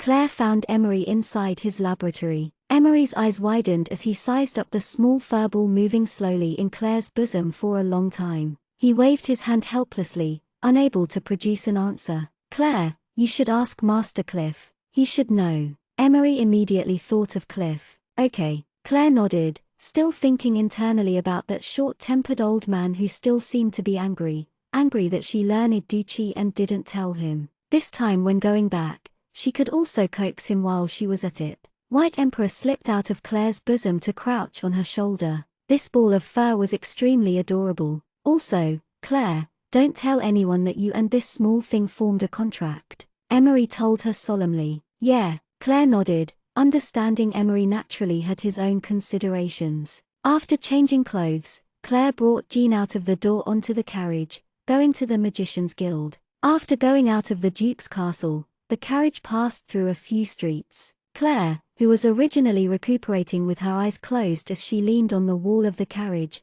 suddenly opened her eyes and faced Jean's chilly expression. "It looks like they are very impetuous. Miss is finally going out the gates. They have been waiting for this and are itching to take action." Jean sneered, his gaze completely ice-cold. Chapter 39, Black Hair, Black Irises. "Is it that freakish youth who lost to you?" Naturally, Walter also sensed something was wrong. "Doesn't seem like it." Claire shook her head slightly. "It's most likely assassins sent by that ambassador. His excessively cautious nature wouldn't let you continue to grow. That day, your fight scared that fat pig." Jean laughed quietly. It was unusual that words like these would come out of his mouth. Claire sighed lightly. That day's victory was really a fluke. People like the Pope probably understood why she won. That's why the Pope didn't care at all. But that ambassador seemed to firmly believe that she really had that strength and power. Alas, just as expected, she felt a bit wronged. As Walter heard Claire's quiet sigh, he naturally understood what Claire was thinking and wanted to laugh again. But just like before, he didn't dare to. "But it seems like you don't need to do anything." Claire squinted, sensing the activity outside. It was two groups of people. The group in the back had already targeting the somewhat impatient group in front. Claire immediately understood that it was definitely people sent by Grandfather to protect her. Grandfather had already anticipated this kind of situation. "Yes, so we should continue to go." Jean sensed the movements outside and smiled. "Those people are waiting until they got to a secluded area to make to move. But, once they arrived at such a place, who knows who will attack who." And like so, the carriage proceeded uneventfully to the door of the Magic Guild. When the apprentice Magikian at the door saw who got off, he immediately came up and welcomed them. Claire Hill, this great name, resounded through the capital overnight. Claire and Jean were led by the apprentice Magikian to the huge magic elevator and went directly to Cliff's lab on the top floor. The apprentice Megikian bowed and then took the elevator back down. Claire knocked on the door. Master, not here. The clear voice of Cliff came from the inside with a little rage. Walter tried to hold in his laughter. This old man was really very childish. He was clearly inside, yet he still said he wasn't. It was very obvious he was still angry about the matter of Claire learning Duchi and not telling him. This was normal, for regardless if it was warriors learning magic or Megikians learning Duchi, their master would definitely feel humiliated and furious. Master, I apologize. I will agree to any request you want. Claire said this sentence slowly and clearly, smiling lightly. Really, the next moment, the door was suddenly thrown open, and Cliff's grinning face popped out. Walter twitched. This little devil, oh yeah, little devil. She actually dared to say this kind of resolute words. Then, Walter looked at Cliff somewhat sympathetically. The poor guy, he will definitely, absolutely be tricked. Completely, absolutely, he swore. Really? Claire nodded and said assuredly, whatever makes Master not angry. I am learning Duchi only for self-defense. If I'm in an emergency situation and I don't have enough time to chant any spells, I can still escape. Cliff pursed his lips, pouting, and didn't say anything. I encountered an assassin on the way here. With my identity, I'm afraid I'll often encounter such situations in the future, Master. Master's teaching of magic is the real deal. I only use Duchi to escape. Master, do I still have the heart to use spells when someone already pierced my chest? Claire took a breath, asking in a fake, pitiful way. Cliff grabbed his hair and bitterly rubbed. He said angrily, who wants to kill you? If they dare to touch you, I will go place a forbidden spell on his entire family and blow them up. Jean and Walter both twitched their mouths. Blow up a whole family with a forbidden spell. They were afraid that he would not blow up just a clan, but an entire city. Then you're not angry anymore, Master? Claire laughed. If you do what you just promised, then I won't get angry, Cliff said after he moved out of the way to let them in. Yes, but only one request. There was an imperceivable flash of craftiness in Claire's eyes. Very well, one request, one request. Cliff's eyes fell on Claire's beautiful lace skirt, looking all over. Walter and Jean immediately understood what the old perverted wolf wanted to do. He wanted to do something he had never succeeded at, lifting Claire's skirt. Then, I want to lift your skirt, and you are not allowed to kick my face, Cliff said, embarrassed. Okay. To Jean and Walter's astonishment, Claire actually agreed to the request. In the next moment, Walter confirmed again with certainty, absolute certainty, that little devil was a little devil. Never mess with her, and don't try to take the slightest bit advantage of her. Cliff lifted Claire's skirt with great excitement, then Cliff's smile froze. Claire was wearing sturdy pants used for training. The pants were wrapped tightly around Claire's legs, completely airtight. Claire calmly pulled her skirt down, saying softly to a dumbfounded Cliff, Master, I met your request. Are you not angry now? Cliff's face was ashen as his mouth twitched. Yes, yes. Walter had already flipped from laughing. As expected, this perverted old man would be tricked. But Claire, this little devil, was so clever, actually guessing beforehand accurately that Cliff would bring up this kind of shameless request and even thought of a countermeasure. Jean also stifled a laugh from behind. Master, I wanted you to look at this. Claire took White Emperor out of her bosom. What kind of magic beast is this? What is this? Cliff looked at the small furball in Claire's hands in amazement. Since when did you like this kind of cute pet? Master doesn't recognize it. Claire was puzzled. If even the wizard sage Cliff didn't know, then there was really no way of knowing the identity of this little thing. Cliff frowned and looked seriously at the little thing in Claire's arms, peering at it over and over, and then shook his head. I've never seen nor heard of it before. Claire frowned slightly and looked down at White Emperor in her embrace. This little guy appeared in a strange manner, and his contract was contracted boldly and forcefully. No matter how she looked at it, she could only sense this little guy was just a cute small animal and didn't seem like a magic beast powerful enough to force a contract. Claire, when my experiments are done, you must come with me to cultivate and follow me closely. Cliff snorted, still feeling so wronged and cheated. Yes, okay, but Master, you seem to have been doing these experiments for a long time. Claire asked, puzzled, and put the matter of White Emperor aside for the time being. Materials are rare and hard to find. Cliff frowned and sighed. Right, since you came today, I'll teach you some spells while you are here. Remember it yourself. After Cliff finished speaking, he stretched out his hand, and just like that, a soft light entered Claire's mind and a few unfamiliar spells entered Claire's consciousness. All right,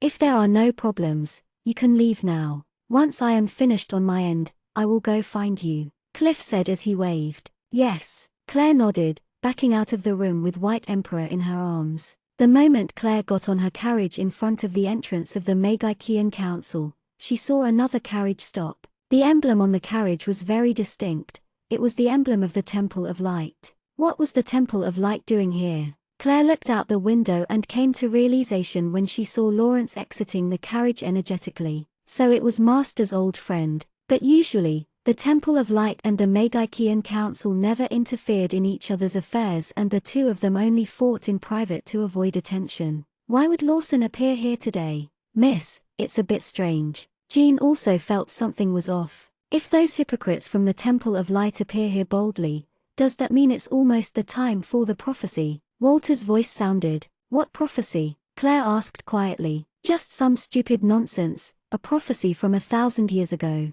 Something about a double black woman appearing, overturning the light. Walter replied indifferently, there has never been a woman with both black irises and black hair, so it's just nonsense. Let's go. Claire nodded. Let's go to the capital's library. I want to go see if there's any illustrated handbooks for beasts that I haven't read yet and what type of being this little creature really is. Claire looked down at the White Emperor who was currently lying quietly in her arms. The library of the capital, with large, tall white jade doors and a grand statue of a book in the entrance, symbolized wisdom. Claire had come here often before, but not for reading, and instead, to look for handsome men. When Claire's figure appeared in the library doorway, there was a small commotion. All the young girls and boys looked at her, gossiping quietly. The phrase Claire heard the most was Miracle Claire. Since when did I have such a title? Claire frowned slightly. From when you displayed both magic and duchi and defeated that youth, the whole capital has been calling Miss Miracle Claire. Jean answered quietly. The sister of Genius Lashia, Miracle Claire. Boring, Claire cursed in her heart and walked towards the miscellaneous section. A few unfriendly gazes followed Claire closely.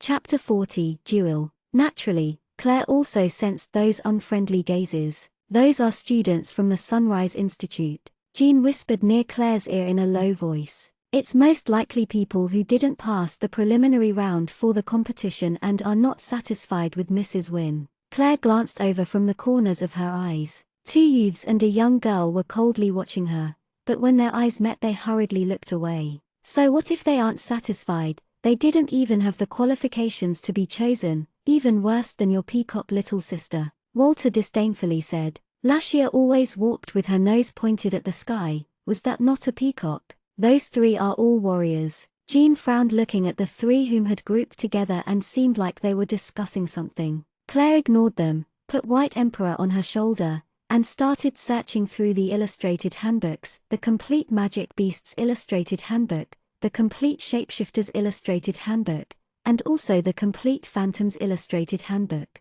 Carrying the thick, heavy books was really uncomfortable, so Claire handed all the reference books for Jean to carry and found the nearest table to sit down and started flipping through one. Standing behind Claire, Jean watched the three people who had been unfriendly the whole time walk over. The leading young girl had on her back an unusually shaped broadsword and walked towards Claire with a cold expression. The two youths behind also had unfriendly expressions. From time to time their gazes drifted towards the magic sword at Jean's waist. That was the competition's prize. After Claire received it, they didn't expect that she had actually bestowed it to her guardian knight. Claire Hill, I, Alice Roman, will now challenge you to duel. The young girl's words powerfully resonated and were exceptionally solemn as she coldly watched Claire. When Jean heard this family name he frowned slightly. Was it the daughter of the Roman family? The Roman clan was an aristocratic family in the capital and had many people with courtly positions. Duel. There was an uproar among the people nearby and the quiet library was suddenly noisy. For a duel, if the other side was afraid and didn't accept then it would be extremely humiliating. But, this young girl was obviously a high-level warrior. Although Claire was a magic warrior, her cultivation wasn't that high. Wasn't this girl's behavior a little over the top? The surrounding people started gossiping, but most people wanted to see Claire's reaction. No time. Claire insipidly said, flipped the illustrated handbook on the table and didn't even give so much of a glance at the young girl. Her indifferent attitude shocked everyone. The nearby people watched Claire in amazement and shock. Did she know such a refusal was the greatest insult to the other person? In situations like this, the other person might try to kill her, even at the risk of their life. And such an uncaring and casual rejection. Was she treating a duel like an invitation for a meal? As expected, the young girl called Alice had already turned red in the face.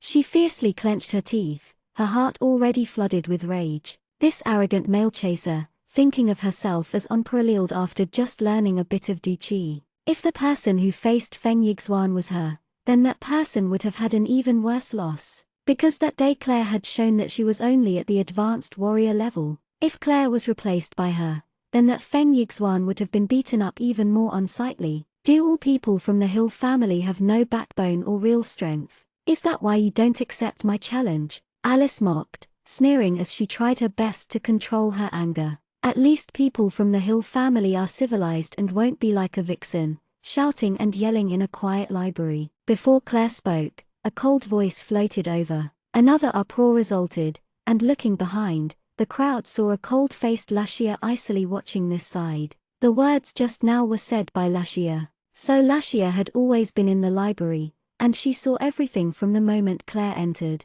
Alice's face grinned and paled. Just now her behavior really was uncivilized. The capital's library was always a place where capable people gathered. The people who could borrow books here were not commoners, and her actions just now really weren't appropriate. Naturally, when she came back to her senses, she regretted them, but she still wouldn't acknowledge her mistake. Genius Lashia, didn't you also lose very badly? Not only did you almost lose your life, but you almost dishonoured our country. This Alice had disliked Lashia for a long time. What genius Meigaikian? Meigaikian engaging in close combat with a warrior was the equivalent of certain death. Lashia's expression changed as she was about to explode. Claire's cold voice, although low and gentle, interrupted timely. How can person who didn't even pass the preliminary round bark in here? Are you feeling that it's a pity that we didn't humiliate our country in the end, or are you upset that you weren't the one on stage humiliating our country? Claire's tongue started becoming poisonous.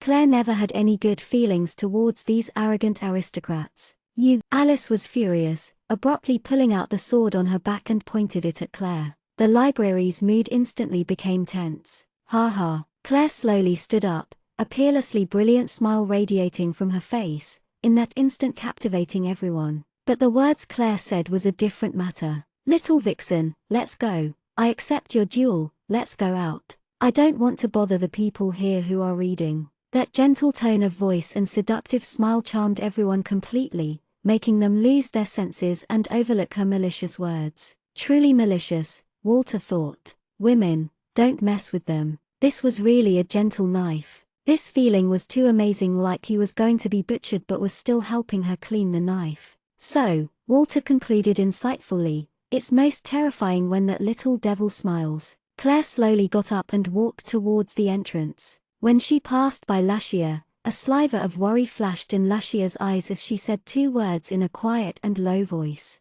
Elder sister. Claire looked back slightly, nodded at Lashia, and then walked out. Lashia stared blankly, then an imperceptible smile appeared on her face, gentle and faint. Claire walked in front with Jean following from behind. Alice sheathed the sword onto her back and followed with a face full of anger. The rage in her eyes reached the skies as she hatefully watched Claire, itching to dismember Claire's body into 1,000 pieces. This hateful male chaser actually called her in that way. Lashia also followed from behind. The people at Lashia's sides were her followers. At the very back was a large mass of people. They all originally came to the library to look up information, but when they heard Claire accepted a duel, they all eagerly ran out to see the excitement. Once they saw clearly the person Claire accepted a duel against, they all became shocked. It was Alice Roman. Alice was the Sunrise Institute's third-ranked warrior. At 13 years of age she is already at the level of a grand warrior,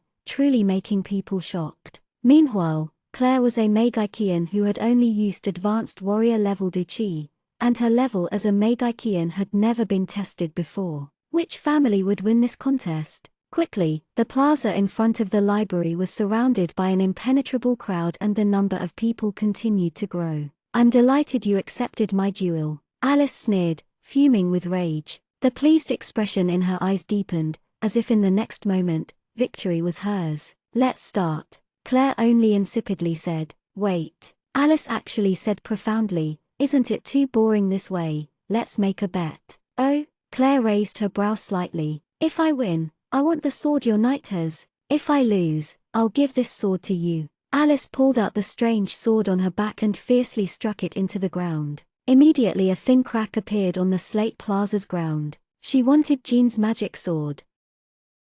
Chapter 41. There's actually someone more shameless than me. She wanted Jean's magic sword. Claire frowned, coldness flashing in her eyes. She had already given that sword to Jean and didn't really have control over it anymore. Also, she didn't have any interest in the rude girl's weapon. "I believe Miss will win another magic sword," Jean's voice quietly sounded from behind Claire. His meaning was clear. Jean agreed to put his weapon at stake, and he firmly believed that Claire would definitely win. That sword was also a magic sword. Now Claire noticed the sword that Alice had stuck into the ground. Sure enough, there was a faint magic undulation. It was a good sword. "Here, miss." Jean went up and handed Claire the sword from his waist. The opponent had a weapon, so naturally Claire couldn't be empty-handed. Claire accepted the sword and turned to look at Alice. "Good enough." Claire smiled brilliantly like a cherry blossom, nodding her head lightly. "Then let's start."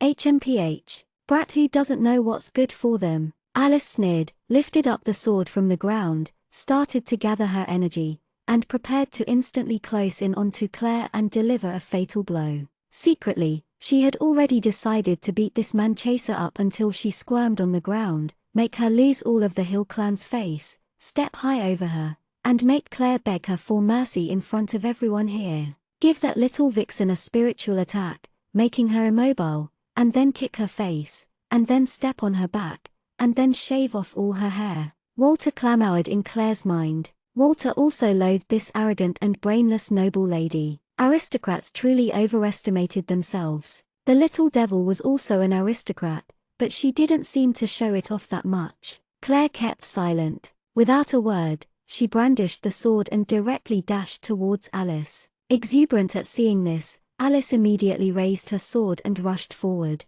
Walter started howling. "Crap! Little devil, aren't you the most devious person in the world? Why aren't you tricking this vixen today? Don't tell me you actually want to fight her head-on." Alice was incessantly ecstatic. As expected, this idiotic man-chaser doesn't think at all, actually wanting to do close combat with her. Just relying on her strength as an advanced warrior to have close combat with her. That really was a pipe dream. With a low grunt, Tildu Chi burst out of Alice's entire body and she fiercely chopped towards Claire. She was confident that Claire would absolutely not be able to withstand this extremely powerful strike, and definitely be groveling on the ground by the power of her attack. But Claire didn't release any Du Chi, directly facing the attack. Just as a smile appeared on Alice's face, Claire made a strange, nimble dodge and disappeared right in front of Alice. Instantly, Alice's pupils widened. What did it mean if the opponent disappeared right in front of a warrior? A warrior was best at fighting head-on.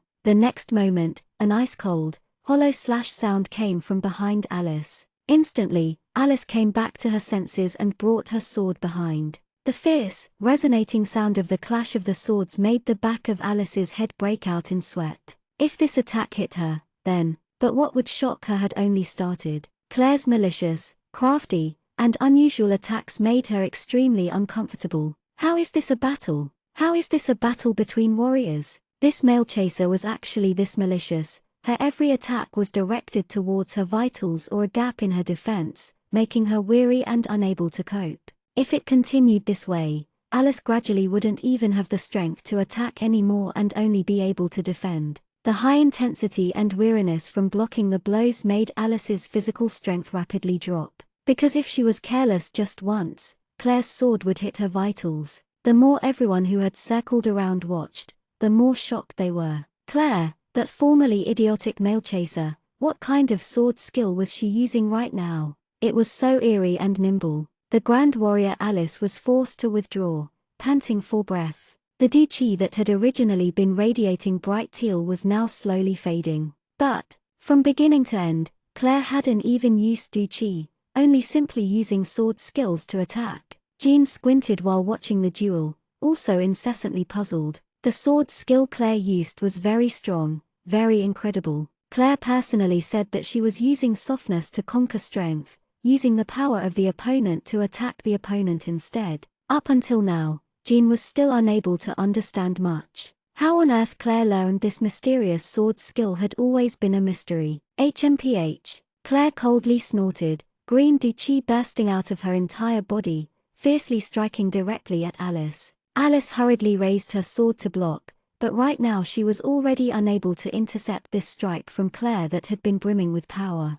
After the weapons interlocked, there was a ringing sound, followed by the sound of a sword falling to the ground. Silence. The sword from Alice's hand had been struck flying and landed not far from the two. Claire's face was ice cold as she brandished her sword and pointed at Alice's neck. A cold wind blew, lifting Claire's golden hair, shining like the sun. Alice's eyes were dead and ashen. The surroundings were silent. So people from the Roman family are like this, having no strength but still insisting on challenging. Lashia's cold voice came. This girl held onto grudges fiercely. She had remembered the words that Alice had said in the library a moment ago very clearly. Now she repeated the exact words back at Alice. Alice hatefully looked up towards Lashia, her eyes lighting up with unresigned, angry fire, but wasn't able to say a word. Let's go.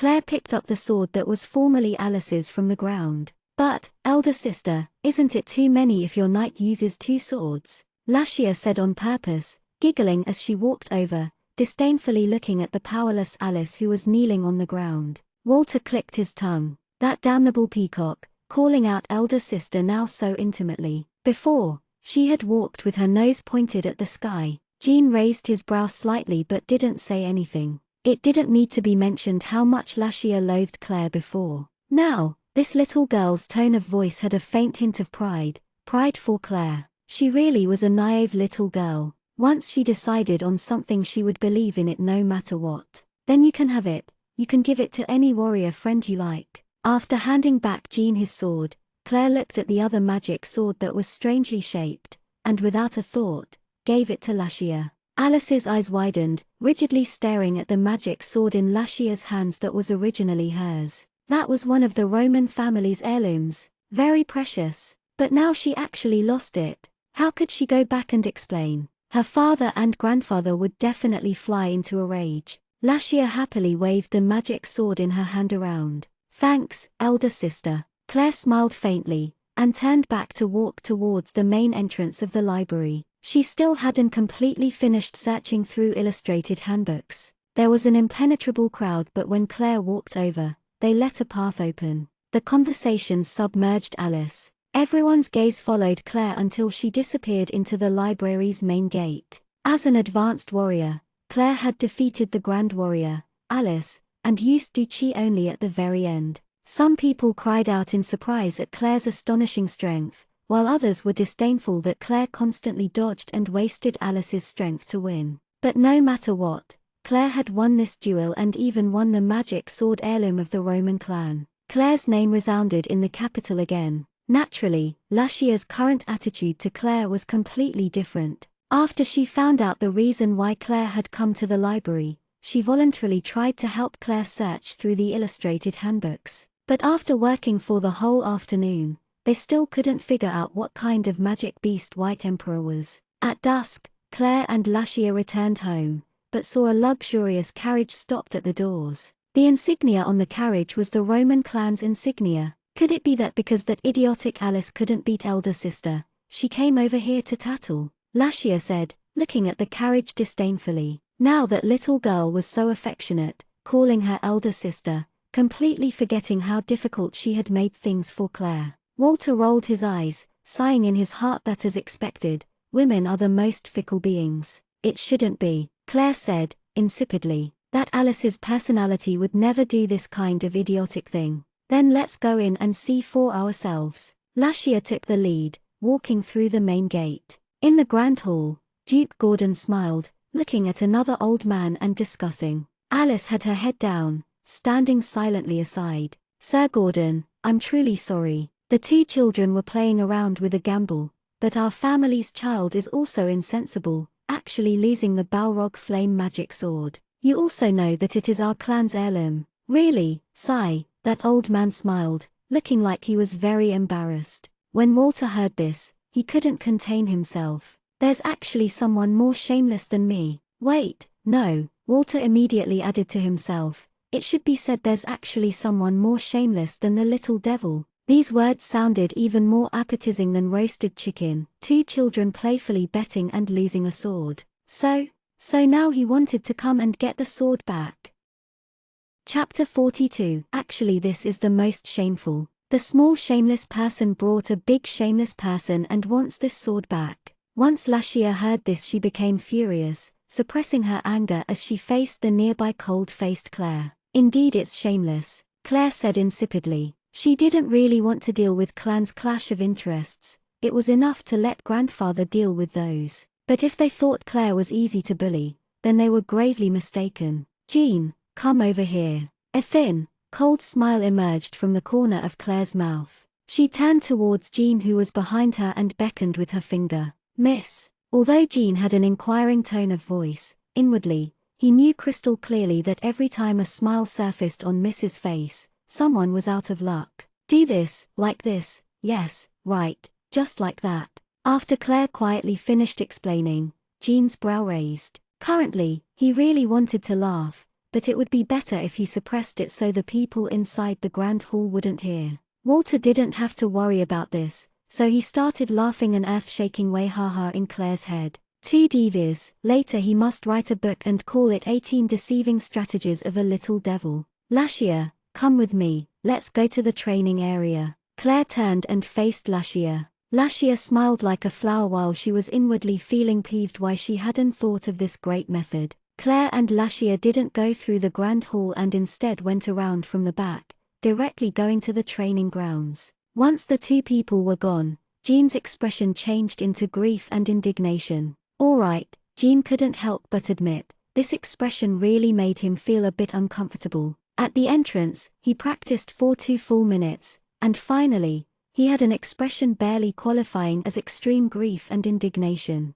And like so, Jean entered the grand hall, rushing right to the Duke Gordon, who was sitting at the top of the hall, and reported with grief and indignation, worry written all over his face, Your Grace, something happened. First miss and second miss. What happened? What happened to Claire and Lashia? Duke Gordon stood up in fright and surprise. If it was about anyone else, Gordon would have rebuked his servant's emotional attitude. But Gordon had never seen Jean look so grieved and worried. Even if he just used his butt to think, he knew that something big must have happened. Claire's place in Gordon's heart had become very important. He could never let anything happen to her. Lashia was arrogant, but still very strong, and could not be hurt either. Did the conflict between the two sisters escalate and result in something big? Your Grace, today, First Miss ran into someone who challenged her, inviting her to a duel while insulting the Hill family as much as possible. First Miss was furious and accepted the duel. Although she won, First Miss was still angry that someone would insult the Hill family like that, and she blamed it on herself, that she was not powerful enough. So now she is practicing like crazy with Second Miss, fighting in the training ground. Practicing like this without limit, your servant is afraid that First Miss's body won't be able to handle all this. Jean's emotions and tone were very complex, sometimes slow and sometimes fast, sometimes grieved and sometimes worried. He had never said so many words with such emotion and intensity. If Walter was here, he would have exclaimed that the honest handsome knight has been brought astray by little devil Claire. What? Duke Gordon's expression became serious and he stood up suddenly, rushing to the backyard without caring about Sir Roman anymore. Jean also hurried after Duke Gordon. Sir Roman twitched his mouth, his face dark. After hearing Jean's words, he had understood that he could never get that sword back again. He also had a feeling that he was tricked. He had not paid enough attention to this man crazy miss. He had wanted to gain the initiative, reducing the situation as small as possible, and then get the family heirloom back by sending a few gifts. Even if afterwards Duke Gordon knew the details, he wouldn't be so stingy as to revisit this matter. But now, everything was doomed, totally doomed. Not just getting the sword back, Duke Gordon might even get to the bottom of it in his fury. "Grandfather, that," Alice said somewhat angrily. How could she not understand this was Claire's scheme? "Hold your tongue," Sir Roman angrily reprimanded. "Go back with me. From now on, never provoke someone from the Hill clan." Sir Roman got up and left with Alice, not even saying goodbye. They would just visit their home another time to apologize. Immediately, Alice's face paled. The whole time in the carriage, Alice held her head low, not uttering a sound. Sir Roman watched Alice with her head down and his expression became complicated. He lightly sighed and quietly said, "Are you blaming grandfather?" "No, grandfather, I don't have any intent of blaming grandfather." Alice looked up and fearfully said, "Alice, you are the Roman family's future hope, but you are too impulsive. Do you understand why grandfather criticized you?" Sir Roman asked profoundly. "I shouldn't have provoked someone from the Hill family," Alice quietly said and slowly faced down. "No," Sir Roman unexpectedly refuted resolutely. Then, confused, Alice looked up at the old man in front of her and asked, "I scolded you because you shouldn't have provoked someone we currently can't provoke." Sir Roman's gaze became a bit icy. Instantly, Alice's gaze lit up, immediately understanding grandfather's meaning. The Hill clan was someone their Roman clan couldn't provoke, so she had made a mistake and provoked someone who she couldn't afford to provoke. But, one day, there would definitely be a day she could provoke someone from the Hill clan. Sir Roman watched in relief as Alice's expression changed, understanding that this granddaughter had already comprehended his meaning. He lightly stroked Alice's head and said, "You need to work hard, continuously strengthen yourself, surpass me, and the day will come." "Yes, I will, grandfather." Alice nodded seriously, strengthening her resolution. Yes, there would definitely be a day where she would step on that idiotic Claire, step on the Hill clan. Once she thought of that huge goal, all of the blood in Alice's body surged. Sir Roman slowly closed his eyes, a sliver of a cold smile appearing from the corner of his lips. Parkland would definitely not let the rose flag wave forever. The Hill Castle's rear court's training ground at the moment. Duke Gordon saw a scene that made him trepid. His two darling granddaughters seemed to be suicidal as they released magic to fight. Dust swirled in the sky along with a gale that messed up their hair. "Quickly stop! Stop!" Duke Gordon hurriedly shouted, extremely worried. He never thought that these two suicidal kids would be as incompatible as water and fire. If anyone was wounded, then it would be so disastrous. It was only then that Claire and Lashia stopped and unanimously looked towards the side of Duke Gordon. Yes, very good, that shameless old man wasn't there. "Oh, grandfather, that Sir Roman left." Lashia skipped over and cheerfully asked, "What?" Duke Gordon first froze, and then his mouth gaped open. Naturally, he wasn't mediocre, immediately understanding everything from Lashia's words and Claire's cold expression. "Wow, you guys."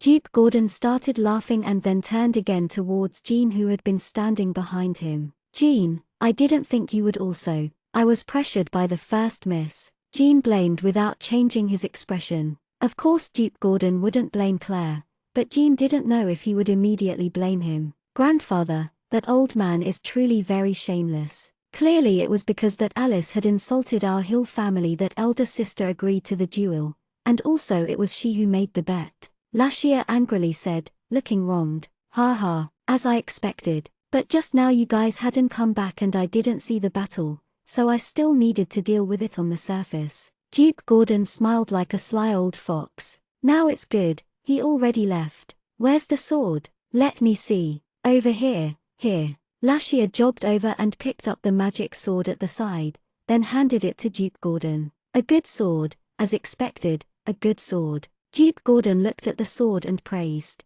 "Elder sister gave it to me," Lashia proudly said. "As a Magikian, why would you use a sword? Pass it to the higher-ups, pass it to the higher-ups." Duke Gordon murmured and then grabbed the sword, not letting go. What a joke. It was another family's heirloom. How could it be bad? Walter curled his lip. It turns out the most shameless person was this old man. "Ah, that was sent to me by elder sister, don't wanna." Lashia shouted and then wanted to snatch the sword in Gordon's hand. As a Magikian, why would you use a sword? Old man Gordon just stuck onto that phrase and didn't let go. Claire watched the two quarreling people, amused, and then finally said, "All right, Lashia, later I'll send you suitable things you can use. You should give this to grandfather." After hearing this, Lashia pouted, watching the immeasurably satisfied Gordon holding the sword, and said unwillingly, "All right, really now, grandfather. Magic swords are very rare."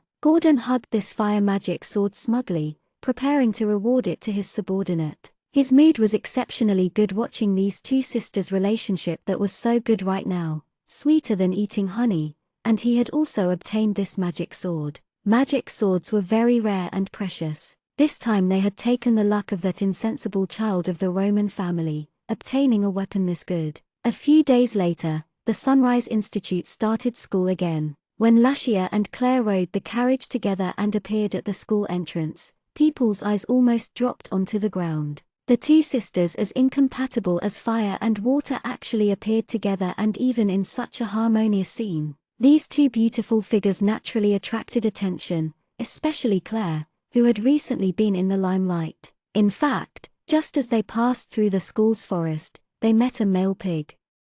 Chapter 43. Second Master Wants to Kill First Master. Blocking Claire and Lashia was an aristocrat youth. If his expression wasn't so pale and unusual, along with his erratic gaze, he could count as a pretty boy. Right now, he was staring at Claire without the slightest restraint. "What are you doing? Do you have a problem?" Lashia frowned looking at the youth and asked harshly. "Two beautiful misses, good morning." The pale youth bowed courteously and then gave a smile he thought to be enchanting. Lashia's mouth twitched. Watching the artificially friendly youth, she held back her impulse of wanting to spit. Claire frowned. This person, she had a slight impression of. It seemed like a person Claire had pestered before and chased after very hard. He was called something like Sai something da. She forgot his name already, but Claire did indeed have an impression of this face that was as pale as a pig's butt. "Miss Claire, I want to invite you to eat lunch with me. Would you give me the honor?" Male pig smiled, filled with self-confidence.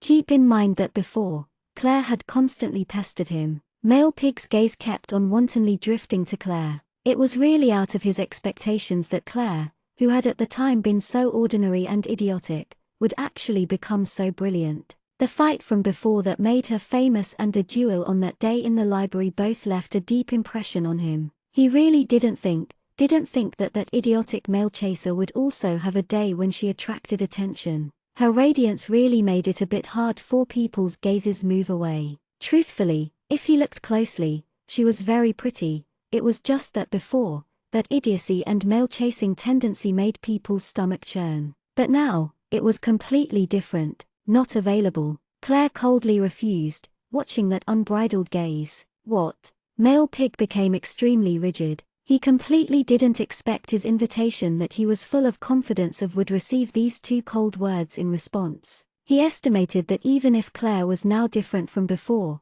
perhaps have some misgivings and not accept while jumping wildly in joy, she would still smile like a flower and accept. But now she would directly refuse like this and not give any face. Was it some kind of ploy to win his heart? It was definitely that. Lashia frowned and said impatiently, "Do you not understand the human language?" Elder sisters said she's not available. But male pig didn't care for Lashia's attitude. The arrogant Lashia was always like this. And really, Claire's sister had already said that. Was she really going to continue on acting? "I think Miss Claire only feels it's too embarrassing to accept immediately. Miss Lashia, can you give us some space for privacy?" Male pig's pale face revealed what he thought to be an enchanting smile. "No time," Claire insipidly said and then was about to go forward. Lashia coldly snorted, disdainfully glanced at that male pig, and then followed behind Claire, preparing to leave together. Male pig froze, then became a bit angry. That idiot, not even giving face. When would she stop acting? "Wait." Male pig raised his voice and said. Claire turned a deaf ear and just left. Male pig became a bit anxious, quickly chased and caught up and barred Claire's way. He started laughing coldly. "Stop acting, didn't you always long to be together with me?" After he said this, male pig was about to grab Claire's hand. Male Pig's eyes only saw the cold-faced Claire. This kind of Claire made his heart beat incessantly. Men are just this kind of creature. Something easily obtainable would never be considered rare and vice versa. Claire watched that pervert reach over and slightly frowned. The next moment, an extremely tragic cry echoed from the forest into the skies, scaring all the birds in the forest to fly away. Claire's face was ice cold as Male Pig grasped his own right wrist, incessantly bawling. The crisp cracking sound just now was so clear-cut. It snapped, his wrist bone had snapped. Male Pig's tears flew violently, and his nose nearly flew with them. He watched the cold-faced Claire fearfully. From when she had snapped off his wrist to now, she still hadn't changed her expression. Idiot. My elder sister said she's not available. If you do that again, I'll snap off your other hand. Originally, Lashia had started gathering up her energy, preparing to attack with magic, but looks like it wasn't needed anymore. My hand, Male Pig's tears were still flying violently. If you still don't find a healer, your hand will be gone. Claire's quiet voice was as tranquil and clear as a death god. Male Pig seemed like he had woken up from a dream as he ran out the forest panicking, hating that his parents had only given him 2 legs. Male Pig was an example. So afterwards, Claire's campus life went very smoothly, and never again was there a narcissistic so-called pretty boy that came to harass her. Just as Claire thought she could have a period of peace, something big happened. An epidemic broke out in Nia City, Claire's fiefdom. In the Hill Castle's study, Duke Gordon's serious face looked at the documents on the table, his brows already knit tight. Claire stood aside quietly, waiting. Claire, this time the situation is extremely serious. The epidemic in Nia City is still expanding. Furthermore, this time the epidemic arrived very strangely. The public is also a bit restless. Although I don't want to go there and take any risks, but as Nia City's city lord, you need to go. Do you understand? Duke Gordon's expression was a bit solemn and worried. Based on his desires, he would definitely not want Claire to go to that kind of dangerous place. If she was infected by the plague, then the consequences go without saying. But Claire was the city lord and a member of the Hill family. I understand, grandfather. When do we go? Claire solemnly asked. Go back to your room and see this data. Tonight we go out. The Temple of Light also sent people to assist you. I hope you can control this epidemic. Disaster relief supplies will be sent from the capital tomorrow. You will first leave tonight. I understand. Grandfather, you don't need to worry. Nothing will happen to me. Claire consoled Duke Gordon after receiving the data. You must be extremely careful and return safely, okay? Duke Gordon exhorted again worriedly. Yes, grandfather, don't worry. Claire revealed a smile. It was at this moment that an enormous explosion sounded, which the two heard. Duke Gordon abruptly got up, looking completely astonished, because the sound was from inside the castle grounds. It seemed to be Emery's house. Claire also looked doubtfully out the window and saw the rolling black smoke. It seemed like something had exploded, but Claire perceived intense magic undulations in the air. Evidently, this explosion was created by magic. Sir, something bad has happened. Something bad has happened. Cliff and Emery have started fighting. Cliff wants to kill Emery. The servant started to shout, not even knocking on the door before he pushing it open abruptly. Everyone knew that Emery was Duke Gordon's right-hand man, and Cliff was a legend. No matter which of the two was harmed, small characters like them wouldn't be able to deal with or even think the consequences. What? Second master wants to kill first master. Claire's expression changed. Without a word, she hurriedly rushed out of the study to Emery's house. Duke Gordon followed closely from behind. Emery was definitely not the wizard sage Cliff's match. What was going on? Chapter 44. Two Good Brothers. Once Claire rapidly rushed to the front of Emery's house, she was shocked by the scene in front of her. How was there still a house? Emery's laboratory and bedroom were already razed to the ground, in ruins. White Emperor laid on Claire's head, pulling on her hair. His eyes widened as he saw this scene and he started chirping. Normally White Emperor is always either crouching on Claire's shoulder or lying flat on her head. His presence felt almost non-existent. Emery's sorry figure was standing amidst the ruins, multiple wounds on his body, the blood already dyeing Emery's right sleeve red and still dripping continuously. Cliff hovered in midair, his face full of killing intent as he stared at Emery below him. "Master, are you all right?" Claire rushed to Emery's side swiftly, supported his tottering body, and then asked worriedly, "What's going on?" Cough, cough, Emery coughed, a line of bright blood flowed down, leaving a blood stain. He quietly said,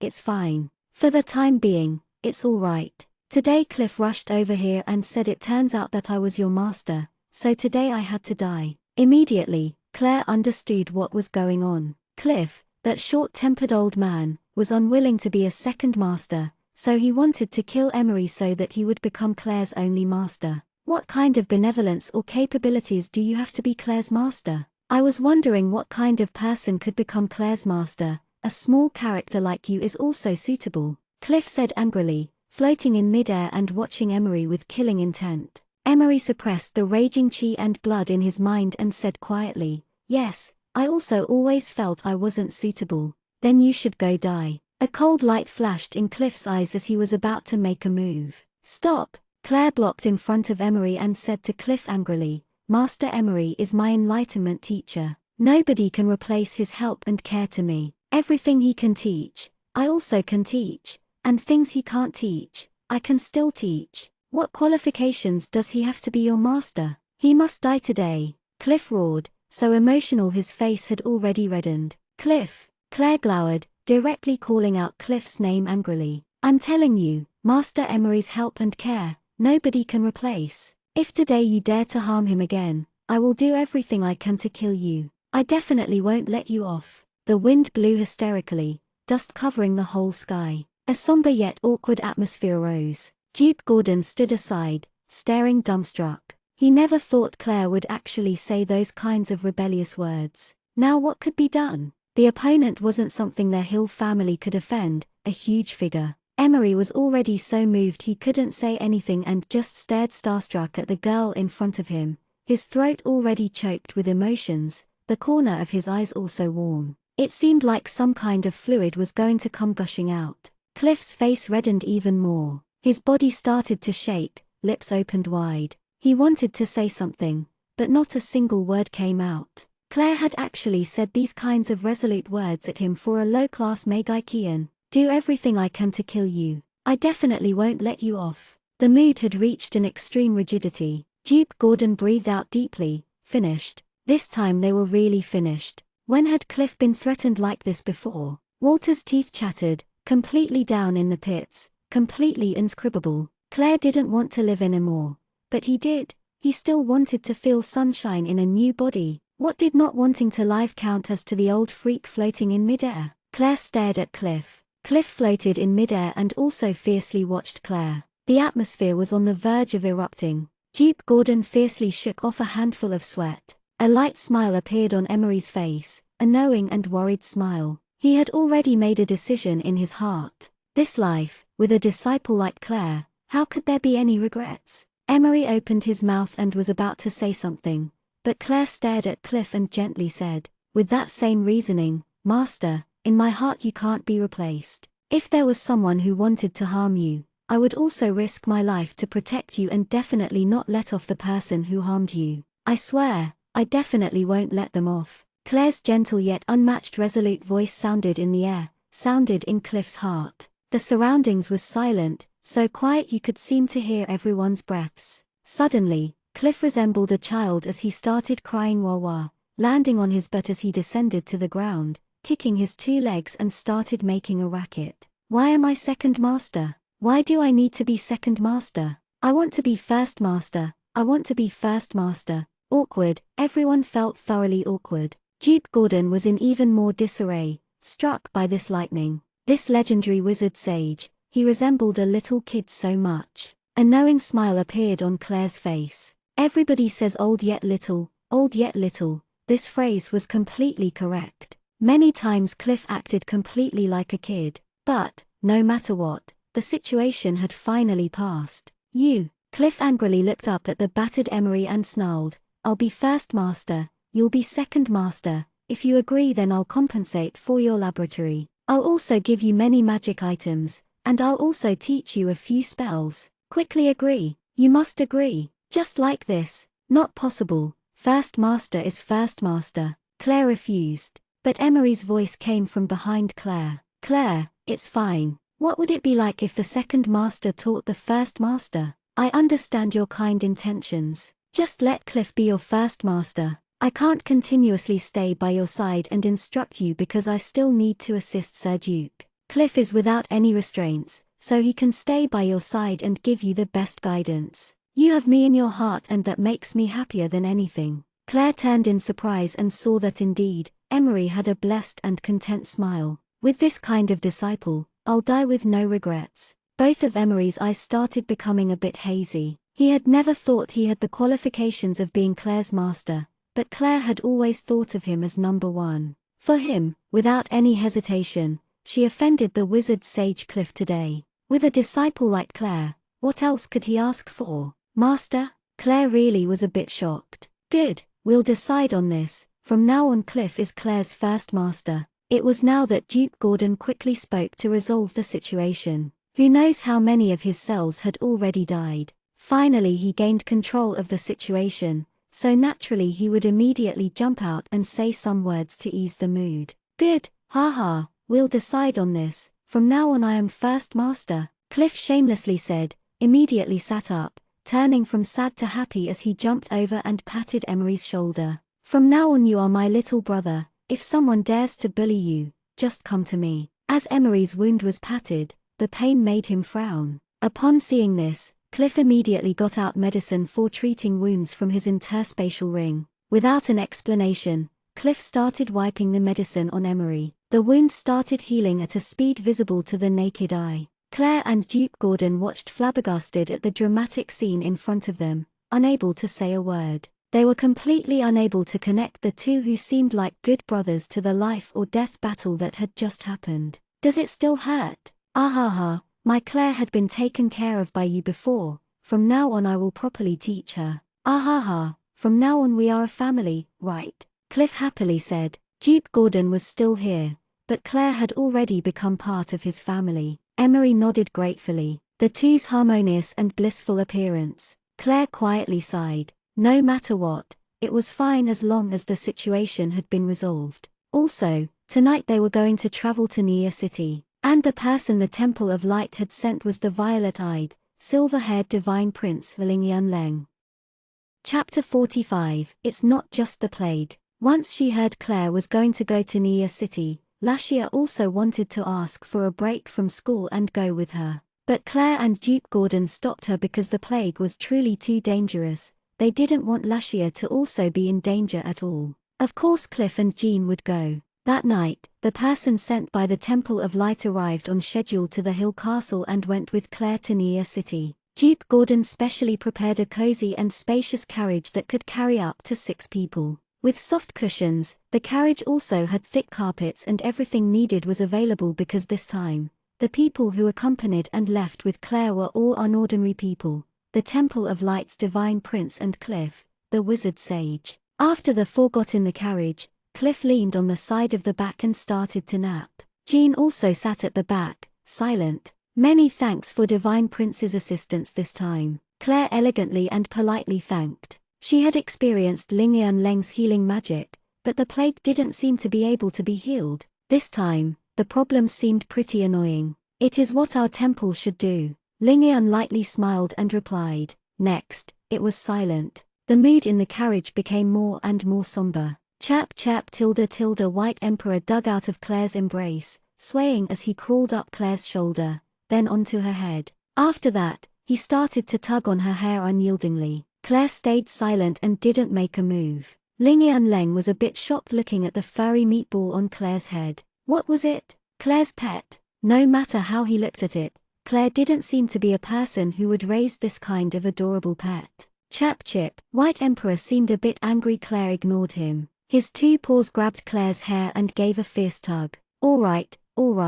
you can eat this. Claire begrudgingly got out a basket of food from the back seat, then a silver plate and a piece of roasted meat. She put the cold roasted meat in the silver platter and chanted a spell, creating a little fireball to heat up the roasted meat. White Emperor happily chirped. With a tumble, he flipped into the plate and his 2 claws hugged the roasted meat and he started nibbling it. What kind of magic beast is this? Ling Leng asked, a bit curious. Don't know. Claire shrugged, answering honestly as she watched White Emperor, who was currently crouched in the plate, eating with relish. White Emperor wasn't a carnivore or vegetarian, but an omnivore. As long as it tasted good, he liked it, no matter if it was meat, vegetables, or fruit. It was just that he liked roasted meat out of all meat, that was all. Then it was silent again. It was silent the whole journey. Claire didn't really want any relation with the Temple of Light, only because to Claire, the Temple of Light was a group of charlatans. Claire, this guy is so pretentious.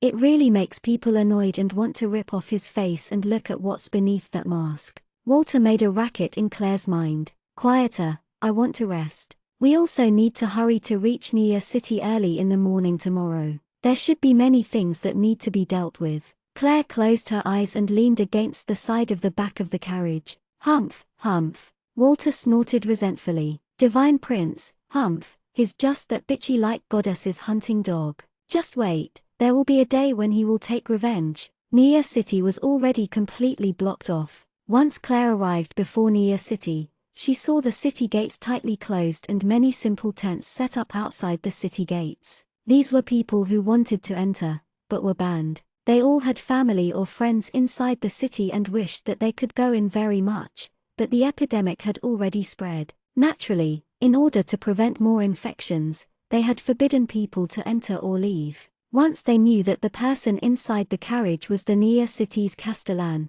a large disturbance arose. Castellan, please let us go in. My wife and children are inside. I want to know how they are right now. Castellan, my father is still inside. Please let us go in. Castellan. Pleading voices arose in succession as people gradually started surrounding the carriage, making it unable to go forward. It was at this time that the city gates opened. A troop of soldiers in a single file line ran out and started drive away the commoners, letting out a path to let the carriage enter the city. Next, they started driving away commoners who wanted to take this opportunity to enter the city. Although it was a bit cruel, they all still acted very appropriately and didn't wound anyone. They were able to adopt these measures in a serious situation like this. Evidently, the people Duke Gordon had sent to help Claire deal with Nia City were not to be trifled with. Immediately a voice sounded from over the city gates. Everybody, please don't be impatient, the Castellan has already come personally. This matter will be resolved very quickly. Please wait for good news, everybody. Forbidding everyone from being able to enter or leave is also for your safety. Also, the Temple of Light's Divine Prince has also arrived. Everybody, please be at ease. Good news will arrive very quickly. Once again, the city gates closed. The people were nervous, but not panicky. A strange smell pervaded the air in Nia City. The rotting smell was mixed with the smell of incense. Claire lifted the curtains to see the situation outside. There was nobody in the streets and all the doors had been tightly shut. The strange odor was probably caused by burned incense in order to hide the rotting stink of corpses. That being said, the corpses of people who had died from the plague weren't cremated. The epidemic would only spread more this way. The carriage entered the castle. As Claire waited for people to come off the carriage, someone was there to welcome them. Miss Claire, your subordinate has been looking forward to meet for a long time. A refined young man approached and respectfully bowed. Your subordinate is the one Duke Gordon sent to assist you deal with this situation, Heath. Thank you for your hard work. Claire's expression was solemn. She didn't enter the room and issued a stream of orders immediately. Instead, people who have died from the plague, immediately cremate them. Every door needs to be opened to ventilate in order to get rid of the plague. When the soldiers are carrying out these orders, they must wear masks. Bring me to see the people who have been infected by the plague. I want to see their symptoms. Claire had seen very clearly that the soldiers who had previously welcomed her into the city gates hadn't taken any preventative measures. That was very dangerous. Castellan? Now Heath had changed his address. A bit surprised, he asked, "You want to go see right now?" Exceptionally serious, Claire ordered, "Carry out my orders immediately. Cremate those corpses right now. Incense can only mask the odor, nothing else.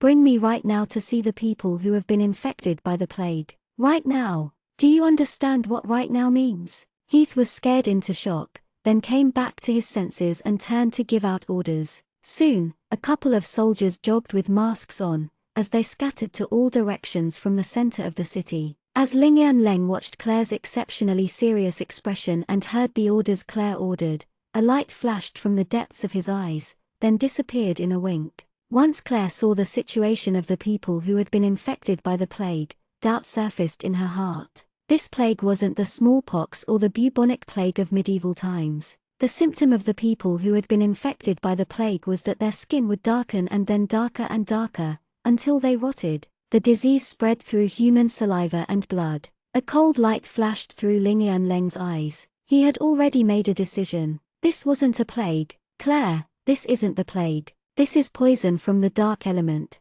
Even though it's very, very little, it is actually emitting a dark aura. There's a dark Magikian messing around in this city, and their level is not low, otherwise there's no way Magikians from the entire Nia city didn't discover it. Walter's voice sounded in Claire's mind, certain.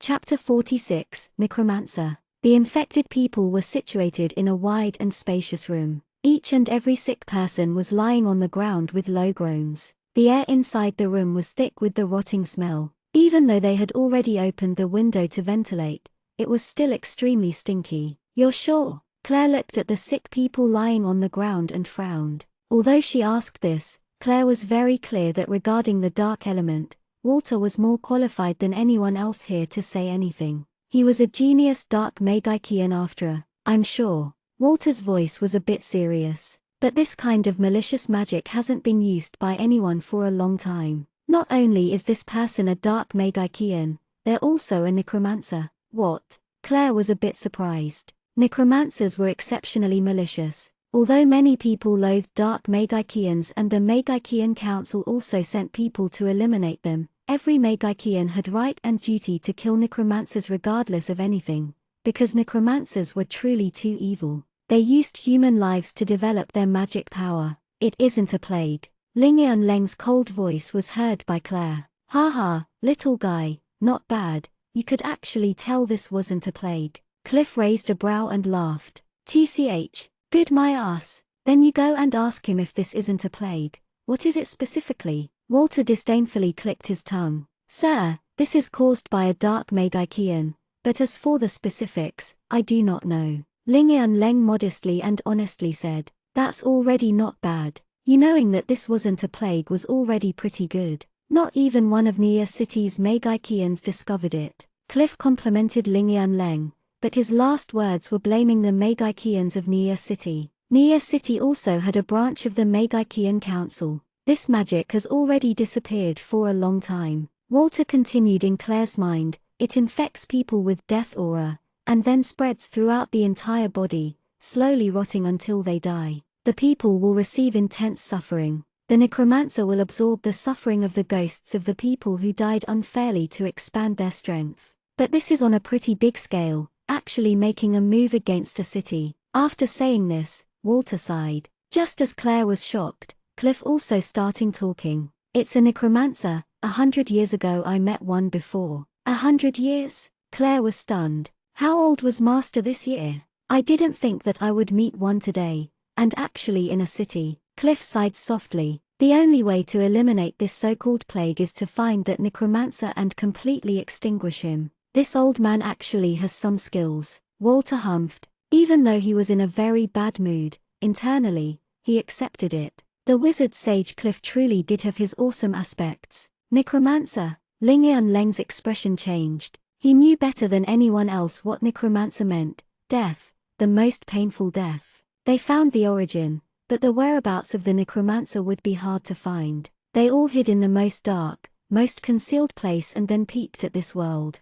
Suddenly, they heard a mournful cry followed by a deathly silence that was a bit restless. "What's going on?" Cliff turned towards it. Claire became taciturn. Her gaze landed on the sick people closest to her. Their visible skin had already turned dark black and they were currently slowly rotting. They were receiving inhumane suffering. Just then, the mournful shrieks were from people who were unable to bear this suffering and committed suicide. Ling Yanleng slowly closed his eyes, already chanting a spell. Bright, white light was emitted from Ling Yanleng, forming into a huge shield that enveloped the infected people of the room. The gentle light shined on the infected people. Gradually, the groans subsided, but that pitch-black skin and rotting body weren't alleviated. It could only make people not feel the pain and wasn't able to heal them. It's no use, little one, it can only lessen their pain, that's all. If you want to completely resolve it, you must find the original perpetrator, Cliff said, somewhat solemn.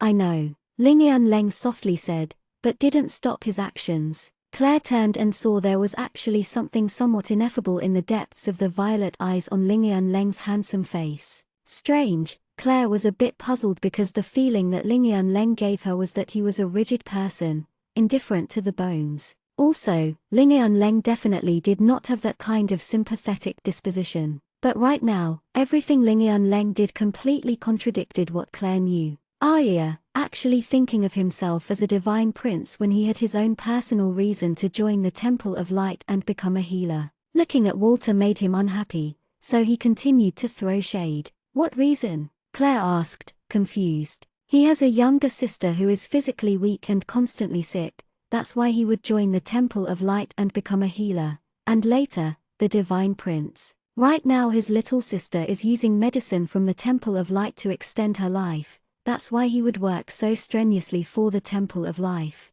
Walter disdainfully said, you thought he really pities humans from the bottom of his heart? In a flash, Claire finally understood why with that kind of indifferent personality Leng would become a healer. It turns out everything was for his little sister. Master, now I'll be troubling you, Claire quietly said to Cliff, looking at the room that was completely filled with infected people. Naturally, Cliff understood what Claire meant. He thumped his chest. Don't worry, I'll immediately mobilize the Magikians from the city's Magikian Council to help investigate and find the tracks of that necromancer. The opponent is no ordinary person. After they find it, make sure they definitely don't act blindly, Claire warned. Yes, I'll first go to the Magikian Council. Cliff energetically walked out. Jean, let's go, we'll also go look. Claire softly breathed out, glancing at the room filled completely with sick people. Yes, Jean followed Claire from behind, his head lowered.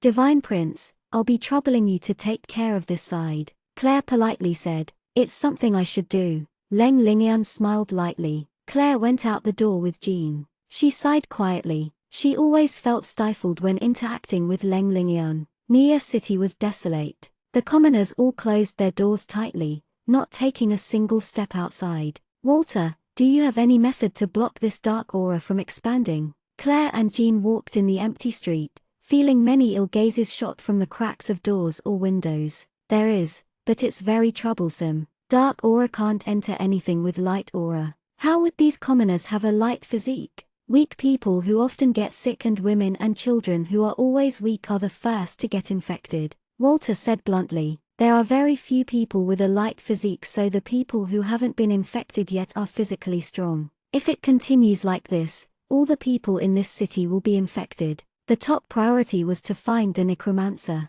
But there is a method to block the spreading. Walter started vulgarly smiled. Who here has the thickest light aura? Of course the answer was Leng. Call that guy to baptize all the people here who haven't been infected yet and get each and every one to receive his light aura. Haha, that way you can temporarily block it, Walter said, harboring ill intentions. Nia City still has that many people. Haha, it'll tire this violet-eyed silver-haired pretty boy to death. Ahaha. The more Walter thought about it, the happier he was. That will be his own decision. If he's willing to baptize, then naturally it will be good, but if he's not willing, we can't do anything about it, Claire said insipidly. Claire and Jean patrolled the city, but weren't able to discover any anomalies. Can you sense where the dark aura is thickest? Claire asked and turned towards the overcast sky. I can't feel anything for the time being, Walter honestly answered. Nia City was desolately peaceful, the streets lonely and empty. Once they went back to the castle, Leng was already back, sitting in the main hall, resting. Miss Claire, you came back. Once Leng saw Claire, he immediately got up. I was waiting for you, I have a request. Oh? Claire was a bit surprised. Leng actually was asking for a request. Please, Miss Claire, use your status as the Castellan to summon all the people in the city to the gather in the public square. I discovered those dark aura seem to hate light aura very much, so I want to give them a baptism to make them not be infected with dark aura anymore. After Leng Lingyun said this kind of request, Claire was a bit stunned. She hadn't spoken yet, but Leng Lingyun had already said this kind of request. But there are so many people in the city, Claire was a bit hesitant. If it was really like what Walter said, then it was really possible that Leng Lingyun wouldn't sleep for a few days and nights. The Pope sent me to assist you. You don't need to have any misgivings. I have the quickest method to block the dark aura from spreading. Good, then I will immediately call people to do this. Claire didn't decline anymore. Before they found that necromancer, they couldn't let take anyone else's life. Way haha, tire this pretty boy to death. Oh yeah, oh yeah. Oh yeah tilde Walter's schadenfreude voice sounded in Claire's mind. Claire expressionlessly reached into the bag and pinched the spiritual stone, hard. Yeah tilde dash Walter was like a machine that ran out of power, his yeah pitch stretching very long and then gradually lowered until there was no sound. Chapter 47 Ominous Feeling. Soon, the people of the city gathered in the public square for the Castellan in a large mass. Heath was very smart, telling the whole truth, and then he told everyone Claire had already invited the nemesis of the Dark Magikians from the Temple of Light, and even the Temple of Light's Divine Prince had personally come. As long as they just received a light baptism, they wouldn't receive any more of the Dark Aura's negative effects. The popularity of the Temple of Light was extraordinarily useful. People assembled together in the public square very quickly. They all looked expectantly at the silver-haired divine prince standing on stage. Violet eyes and silver hair had already become a symbol of peace and the temple of light. The people below talked back and forth, becoming more and more restless. It was at this time that suddenly a voice came from the stage. Everyone, don't be fearful. I believe everybody also understands that this so-called epidemic is just a dark Magikian stirring up trouble from behind the scenes. We will quickly find out the perpetrator and also purify the air. His Highness, the Divine Prince, will immediately baptize everything. Every difficulty will pass. Soon, everyone can reunite with their dear ones outside the city. Before then, I hope everybody obeys the soldiers' plans. I swear on the Hill family's name this matter will definitely be resolved. Also, my master Sir Cliff and the Magikian Council will also assist. Everybody, please be at ease. We will pass this crisis together. Claire stood on the stage, her expression grave as she declared. Cliff used a small magic that transferred Claire's voice everywhere so that everybody could hear. Gradually, everybody calmed down, their expressions also becoming serene. That's right, with the Divine Prince from the Temple of Light and the Wizard Sage, Sir Cliff, what could they be afraid of? Just like what the Castellan said, they would definitely be able to ride out this crisis. Claire looked at the people below, who had calmed down.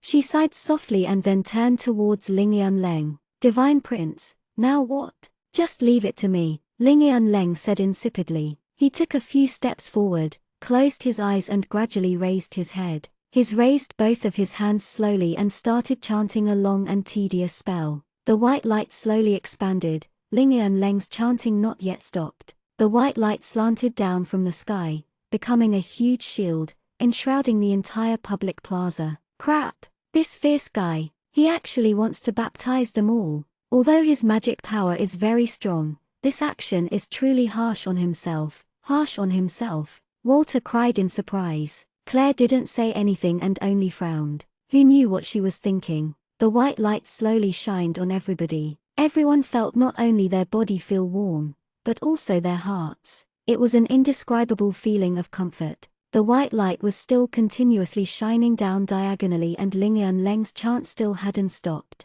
But his complexion was already gradually paling. Walter was so happy he wanted to just start jumping up and down. Pretty boy, continue, continue. The earlier you die and reincarnate, ahaha, don't stop, continue. But Walter only dared to say these in his heart. He didn't dare to let Claire hear again. Right now his whole body was sore incessantly. Claire's life-threatening pinch was truly life-threatening. Cliff raised his brow slightly and his mouth twitched. No wonder that old thing bragged to him whenever they met. His disciple truly wasn't simple. This public square could be said to have over 10,000 people, and he was actually baptizing them like this. HMPH, no big deal. There would be a day when his own darling disciple could also do this. No, his darling disciple will definitely surpass him. Claire watched Ling Yanleng's face that was becoming paler and knit her brows slightly. Wasn't this too much for him? But as she thought about it, she became relieved.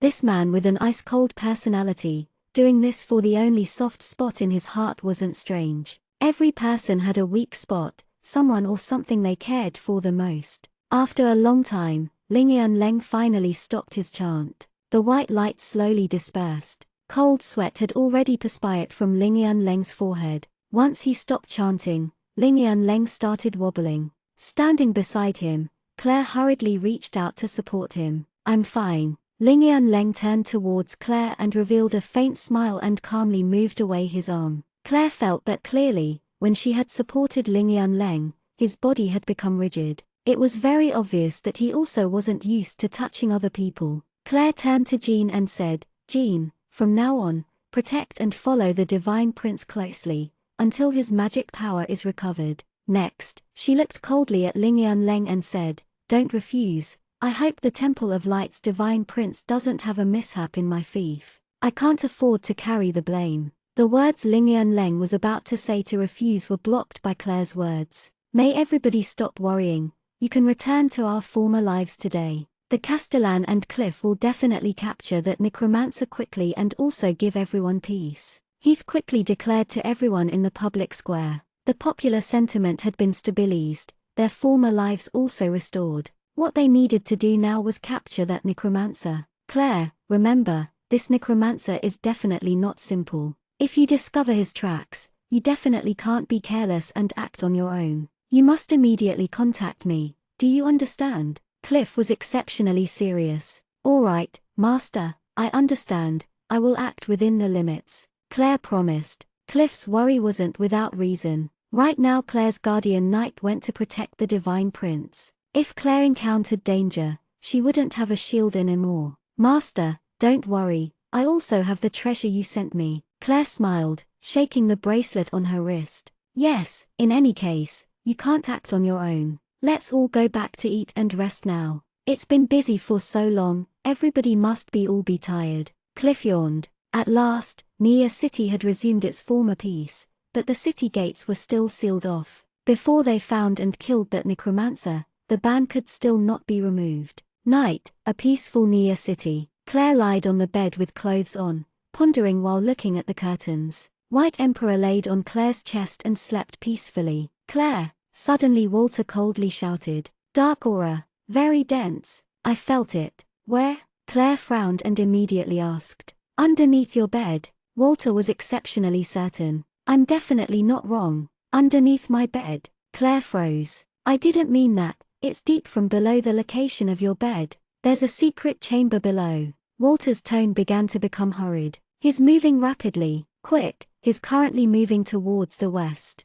Outside the window. Look quickly, that black smoke. Claire immediately sat up and rushed towards the window. At night, a normal person wouldn't be able to see anything, but Claire had already trained to be able to see clearly at night. Sure enough, a faint black smoke was moving rapidly. White Emperor swiftly crawled onto Claire's head, tightly grabbing onto Claire's hair. To an assassin, the night was their paradise. The night was their greatest protection. Claire squinted slightly, watching the black smoke speedily leave in the darkness. A cold light arose in her eyes. Claire pulled out a small bird puppet and released it in the air, letting the small bird puppet to find Cliff. Claire flipped out the window, chasing after the rapidly leaving black smoke, and disappeared into the night. Walter was also a bit confused. Although this dark aura was very dense, he didn't seem to have enough to disperse dark aura throughout the entire city, because he wasn't strong enough. Perhaps there wasn't just one necromancer.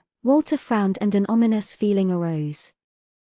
Chapter 48, Yixuan Feng appears. Claire moved deftly in the darkness, chasing after that black smoke towards outside of the city gates. That black smoke flew all to the bottom of the city wall, into a well there. Claire held her breath and quietly followed. Before her eyes it was completely dark. This was a dried-up well. At the mouth of the well, there was a wooden ladder. Claire crouched down, looked up at the night sky, estimating that the magic puppet should be guiding her master over there by now. After thinking about it, Claire hid her aura and slowly climbed down the ladder. Hey, Claire, wait first. Wait until your master arrives and then go down together. I keep on feeling an ominous wind blowing. Walter shuddered a bit. It's not just a feeling, there really is wind. Claire frowned and looked down the dried well. From below, a slight, cold wind blew. Where did it lead to? Claire slowly climbed down, all the way to the bottom of the well. The black smoke was already gone. The four walls of the bottom of the well were completely intact. Where did that black smoke disappear to? Claire sized up the four walls, closed her eyes, and gently put her hand on the well wall. Walter was amazed as he felt Claire pass through. Once Claire opened her eyes again, there was a deep tunnel right before her eyes. An illusion technique, Walter said in amazement. That well wall couldn't have looked any more ordinary. Who would have thought it was just an illusion created by somebody? This well wall was originally empty, with a deep tunnel behind it. Claire didn't speak anymore, and only followed the route of the tunnel forward. White Emperor grabbed Claire's hair tightly and also stared forward. The further in they walked, the more extreme the cold wind got. What's the situation up front? Claire asked Walter. The dark aura is just up ahead. It's much less dense than before, and probably went a bit far, Walter replied. Once Claire came out of the tunnel, she was shocked. Right now she was already completely outside the city. It was the small forest outside of the city. Bone Pagoda, Walter suddenly cried out in a low voice, completely surprised. A bone pagoda was extremely evil building, completely made of bones. Resentment and corpse chi were very favorable for a necromancer's cultivation. Claire looked up. As expected, she saw the faint outline of a white spire in the forest, about 5 to 6 meters, ghastly white and made out of bones. It's completely made out of bones. Strange, why didn't we discover it when we were entering the city? Even if we didn't discover it, the Megakians from inside the city should also be able to discover this conspicuous building. Walter was completely puzzled. Because it can move, Claire snorted. What? Walter's response was full of shock and fear. There was only one person out of all the dark Megakians and necromancers with a mobile pagoda. It was that terrifying, inhuman freak. Claire, are you sure the pagoda can move? Walter's voice was already shaking a little. Yes, I just saw that pagoda move. That explains why nobody discovered the bone pagoda is here. Claire solemnly said, certain. Claire, go quick, let's go quick. Quickly. Walter's voice was completely fearful and impatient. Claire understood that if Walter reacted like this, he definitely had his reasons. Without an explanation, Claire immediately got out the invisibility cloak that Cliff gave her and hid her body, preparing to return the way she came. It's that dark grand magician's, Benimo's bone pagoda. Only he could have a mobile bone pagoda. No wonder they could infect a whole city's people with dark aura. Walter's voice shuddered a bit. Grand Megakian, a level right below Wizard Sage. If a dark Grand Megakian fought against a normal Grand Megakian, the person to lose would definitely be the normal Grand Megakian. Because this Benimo's heart was very evil, the magic he used was even more terrifying and malicious. His death magic could engulf the average person in the blink of an eye and turn them into a pile of bones. Claire was shocked. She had heard of Benimo before. On the Megakian Council's kill list, he was ranked number 2. Every time he safely escaped and seriously damaged people of the Megakian Council, he was an extremely dangerous and cruel kind of character. She never thought he would actually appear here. Oh, there's an adorable rabbit here. Just as Claire was preparing to stealthily retreat, an ice-cold voice with a trace of ridicule sounded out of nowhere. The surroundings were completely vacant, but Claire clearly heard that voice. Her invisible body was also discovered. Claire was amazed. Just how strong was the other person? Claire alertly sensed the surroundings' airflow. You blockhead, what were you doing, not even knowing you had been followed? That indifferent voice had a sliver of oppressiveness. Master, sorry, I didn't pay attention. A voice came far away. Next, that black smoke quickly floated over. After a puff sound, that black smoke turned into a bony, thin young man. Those pair of deep-set eyes emotionlessly looked forward. The skin on his neck looked like it were about to collapse. Below his tall nose were pale lips. How annoying, not only did people from the Temple of Light come, you were also followed by this person. Quickly dispose of her and then we'll switch places. The indifferent voice urged. Yes, master. But, that thin and terrifying man stammered, looking at the blank space in front of him with a bit of embarrassment. With his cultivation, naturally he wasn't able to see the invisible Claire. You're really trash, not progressing at all. That indifferent voice snorted. The next moment, a stifling aura enveloped Claire. Suddenly, she felt like she was being choked by someone, unable to breathe, her body feeling extremely heavy, not able to move at all. Claire, Claire, withstand it, your master should arrive soon. Walter's fearful and worried voice carried a sob in Claire's mind. Claire wasn't able to make a sound, feeling like her throat was being gripped very tightly. Gradually, Claire's body appeared in front of the young necromancer. Quickly deal with it so we can leave. The cold voice sounded from far away, the white bone pagoda gradually starting to move. Yes, master, I'll immediately follow. The young necromancer replied and then turned to look at Claire, who had appeared in front of him. His face twitched, and he started laughing terrifyingly. Those deep-set and vacant eyes sized up Claire. Slowly, he walked up Claire and bent down slightly to look at Claire's face. Your looks are not bad. This skin looks very smooth and tender. If I peel it off, afterwards I can make a pillow and sleep on it every day. It will definitely feel good. And also your golden hair. He clicked his tongue. I'll cut it off and make it into a brush, the young necromancer said to himself, giving a sly smile. Claire coldly looked at the abnormal young man, still continuously trying to break free from that necromancer's restraints. But no matter how much Claire tried, those restraints didn't have the slightest sign of loosening. Claire, what do we do? How come Cliff, that old man, still hasn't come? Walter yelped like an ant being roasted. Claire wasn't able to make a sound, nor a move. The young necromancer gave a strange smile, reached out his bone-thin hand, slowly towards Claire's face. It was at this time that half of the moon appeared from behind the clouds. Claire looked at the young necromancer in front of her. The next moment, she became shocked. The necromancer's hand stopped midway, stopping 2 centimeters away from Claire's face. An eerie smile hung on his face, but he was frozen in place. Immediately after, blood splurted out of the necromancer's neck mid-air into a gorgeous arc. The necromancer was still in the same posture as before, his hand reached out, a vile smile hung on his face, as he slowly tilted over. Under the moonlight, a fiery red-haired handsome young man faced Claire with a devilish smile. Yixuan Feng. How did he appear here?